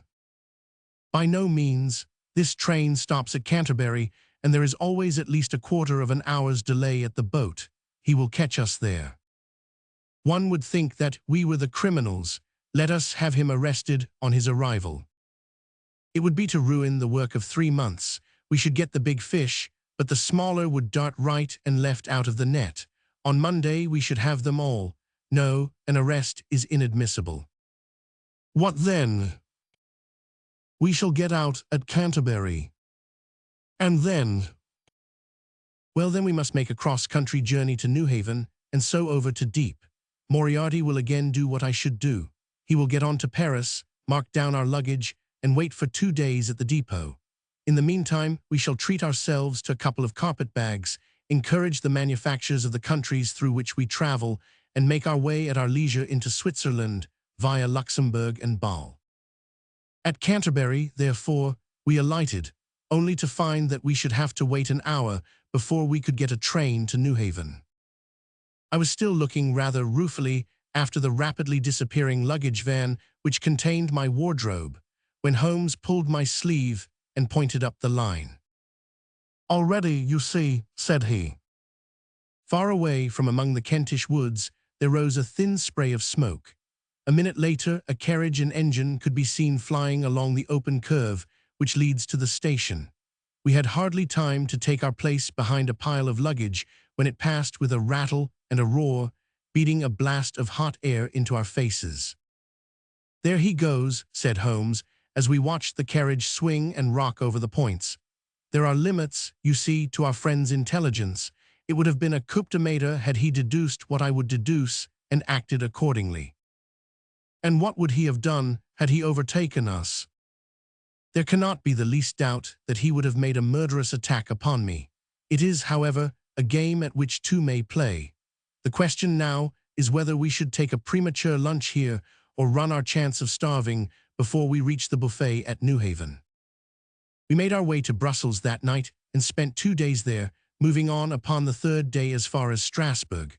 On the Monday morning, Holmes had telegraphed to the London police, and in the evening we found a reply waiting for us at our hotel. Holmes tore it open, and then with a bitter curse hurled it into the grate. I might have known it, he groaned. He has escaped. Moriarty. They have secured the whole gang with the exception of him. He has given them the slip. Of course, when I had left the country, there was no one to cope with him, but I did think that I had put the game in their hands. I think that you had better return to England, Watson. Why? Because you will find me a dangerous companion now. This man's occupation is gone. He is lost if he returns to London. If I read his character right, he will devote his whole energies to revenging himself upon me. He said as much in our short interview, and I fancy that he meant it. I should certainly recommend you to return to your practice. It was hardly an appeal to be successful with one who was an old campaigner as well as an old friend. We sat in the Strasbourg Salamander arguing the question for half an hour, but the same night we had resumed our journey and were well on our way to Geneva. For a charming week we wandered up the valley of the Rhone, and then, branching off at Luc, we made our way over the Gemmi Pass, still deep in snow, and so, by way of Interlaken to Meiringen. It was a lovely trip, the dainty green of the spring below, the virgin white of the winter above. But it was clear to me that never for one instant did Holmes forget the shadow which lay across him. In the homely alpine villages or in the lonely mountain passes, I could tell by his quick glancing eyes and his sharp scrutiny of every face that passed us, that he was well convinced that walk where we would, we could not walk ourselves clear of the danger which was dogging our footsteps. Once, I remember, as we passed over the Gemmi and walked along the border of the melancholy Daubency, a large rock which had been dislodged from the ridge upon our right clattered down and roared into the lake behind us. In an instant Holmes had raced up onto the ridge, and standing upon a lofty pinnacle, craned his neck in every direction. It was in vain that our guide assured him that a fall of stones was a common chance in the springtime at that spot. He said nothing, but he smiled at me with the air of a man who sees the fulfillment of that which he had expected. And yet for all his watchfulness, he was never depressed. On the contrary, I can never recollect having seen him in such exuberant spirits. Again and again, he recurred to the fact that if he could be assured that society was freed from Professor Moriarty, he would cheerfully bring his own career to a conclusion. I think that I may go so far as to say, Watson, that I have not lived wholly in vain, he remarked. If my record were closed tonight, I could still survey it with equanimity. The air of London is the sweeter for my presence. In over 1,000 cases, I am not aware that I have ever used my powers upon the wrong side. Of late, I have been tempted to look into the problems furnished by nature rather than those more superficial ones, for which our artificial state of society is responsible. Your memoirs will draw to an end, Watson, upon the day that I crown my career by the capture or extinction of the most dangerous and capable criminal in Europe. I shall be brief and yet exact in the little which remains for me to tell. It is not a subject on which I would willingly dwell, and yet I am conscious that a duty devolves upon me to omit no detail. It was on the 3rd of May that we reached the little village of Meiringen, where we put up at the Englischer Hof, then kept by Peter Staler the elder. Our landlord was an intelligent man and spoke excellent English, having served for 3 years as waiter at the Grosvenor Hotel in London. At his advice, on the afternoon of the 4th we set off together, with the intention of crossing the hills and spending the night at the hamlet of Rosenloy. We had strict injunctions, however, on no account to pass the falls of Reichenbach, which are about halfway up the hill, without making a small detour to see them. It is indeed a fearful place. The torrent, swollen by the melting snow, plunges into a tremendous abyss, from which the spray rolls up like the smoke from a burning house. The shaft into which the river hurls itself is an immense chasm, lined by glistening coal-black rock, and narrowing into a creaming, boiling pit of incalculable depth, which brims over and shoots the stream onward over its jagged lip. The long sweep of green water roaring forever down, and the thick flickering curtain of spray hissing forever upward, turn a man giddy with their constant whirl and clamor. We stood near the edge, peering down at the gleam of the breaking water far below us against the black rocks, and listening to the half-human shout, which came booming up with the spray out of the abyss. The path has been cut halfway round the fall to afford a complete view, but it ends abruptly, and the traveler has to return as he came. We had turned to do so, when we saw a Swiss lad come running along it with a letter in his hand. It bore the mark of the hotel which we had just left, and was addressed to me by the landlord. It appeared that within a very few minutes of our leaving, an English lady had arrived who was in the last stage of consumption. She had wintered at Davos Platz, and was journeying now to join her friends at Lucerne, when a sudden hemorrhage had overtaken her. It was thought that she could hardly live a few hours, but it would be a great consolation to her to see an English doctor, and if I would only return, etc. The good Staler assured me in a postscript that he would himself look upon my compliance as a very great favor, since the lady absolutely refused to see a Swiss physician, and he could not but feel that he was incurring a great responsibility. The appeal was one which could not be ignored. It was impossible to refuse the request of a fellow countrywoman dying in a strange land, yet I had my scruples about leaving Holmes. It was finally agreed, however, that he should retain the young Swiss messenger with him as guide and companion while I returned to Meiringen. My friend would stay some little time at the fall, he said, and would then walk slowly over the hill to Rosenloy, where I was to rejoin him in the evening. As I turned away, I saw Holmes, with his back against a rock and his arms folded, gazing down at the rush of the waters. It was the last that I was ever destined to see of him in this world. When I was near the bottom of the descent, I looked back. It was impossible from that position to see the fall, but I could see the curving path which winds over the shoulder of the hill and leads to it. Along this a man was, I remember, walking very rapidly. I could see his black figure clearly outlined against the green behind him. I noted him and the energy with which he walked, but he passed from my mind again as I hurried on upon my errand. It may have been a little over an hour before I reached Meiringen. Old Staler was standing at the porch of his hotel. "Well," said I, as I came hurrying up, "I trust that she is no worse." A look of surprise passed over his face, and at the first quiver of his eyebrows, my heart turned to lead in my breast. "You did not write this," I said, pulling the letter from my pocket. "There is no sick Englishwoman in the hotel." "Certainly not," he cried, "but it has the hotel mark upon it. Ha, it must have been written by that tall Englishman who came in after you had gone," he said. But I waited for none of the landlord's explanations. In a tingle of fear, I was already running down the village street and making for the path which I had so lately descended. It had taken me an hour to come down. For all my efforts, 2 more had passed before I found myself at the fall of Reichenbach once more. There was Holmes's alpine-stock still leaning against the rock by which I had left him, but there was no sign of him, and it was in vain that I shouted. My only answer was my own voice, reverberating in a rolling echo from the cliffs around me. It was the sight of that alpine-stock which turned me cold and sick.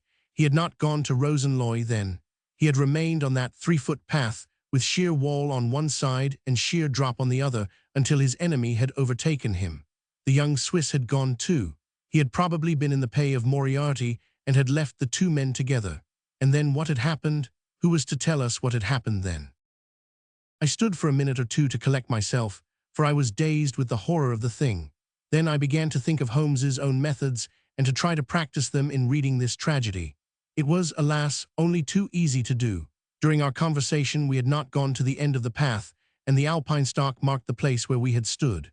The blackish soil is kept forever soft by the incessant drift of spray, and a bird would leave its tread upon it. 2 lines of footmarks were clearly marked along the farther end of the path, both leading away from me. There were none returning. A few yards from the end, the soil was all ploughed up into a patch of mud, and the branches and ferns which fringed the chasm were torn and bedraggled. I lay upon my face and peered over with the spray spouting up all around me. It had darkened since I left, and now I could only see here and there the glistening of moisture upon the black walls, and far away down at the end of the shaft, the gleam of the broken water. I shouted, but only the same half-human cry of the fall was borne back to my ears. But it was destined that I should after all have a last word of greeting from my friend and comrade. I have said that his alpine stock had been left leaning against a rock which jutted on to the path. From the top of this boulder, the gleam of something bright caught my eye, and raising my hand, I found that it came from the silver cigarette case which he used to carry. As I took it up, a small square of paper upon which it had lain fluttered down onto the ground. Unfolding it, I found that it consisted of 3 pages torn from his notebook and addressed to me. It was characteristic of the man that the direction was precise, and the writing as firm and clear as though it had been written in his study. "My dear Watson," he said, "I write these few lines through the courtesy of Mr. Moriarty, who awaits my convenience for the final discussion of those questions which lie between us. He has been giving me a sketch of the methods by which he avoided the English police and kept himself informed of our movements. They certainly confirm the very high opinion which I had formed of his abilities.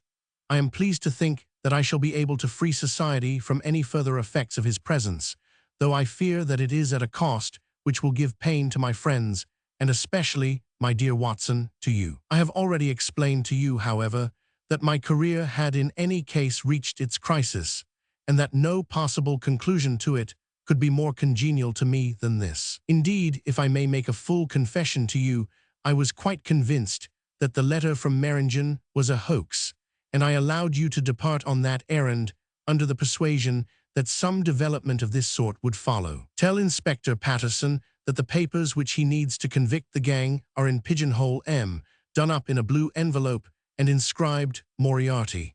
I made every disposition of my property before leaving England and handed it to my brother Mycroft. Pray give my greetings to Mrs. Watson and believe me to be, my dear fellow, very sincerely yours, Sherlock Holmes. A few words may suffice to tell the little that remains. An examination by experts leaves little doubt that a personal contest between the 2 men ended, as it could hardly fail to end in such a situation, in their reeling over, locked in each other's arms. Any attempt at recovering the bodies was absolutely hopeless, and there, deep down in that dreadful cauldron of swirling water and seething foam, will lie for all time the most dangerous criminal and the foremost champion of the law of their generation. The Swiss youth was never found again, and there can be no doubt that he was one of the numerous agents whom Moriarty kept in his employ. As to the gang, it will be within the memory of the public how completely the evidence which Holmes had accumulated exposed their organization, and how heavily the hand of the dead man weighed upon them. Of their terrible chief, few details came out during the proceedings, and if I have now been compelled to make a clear statement of his career, it is due to those injudicious champions who have endeavored to clear his memory by attacks upon him, whom I shall ever regard as the best and the wisest man whom I have ever known.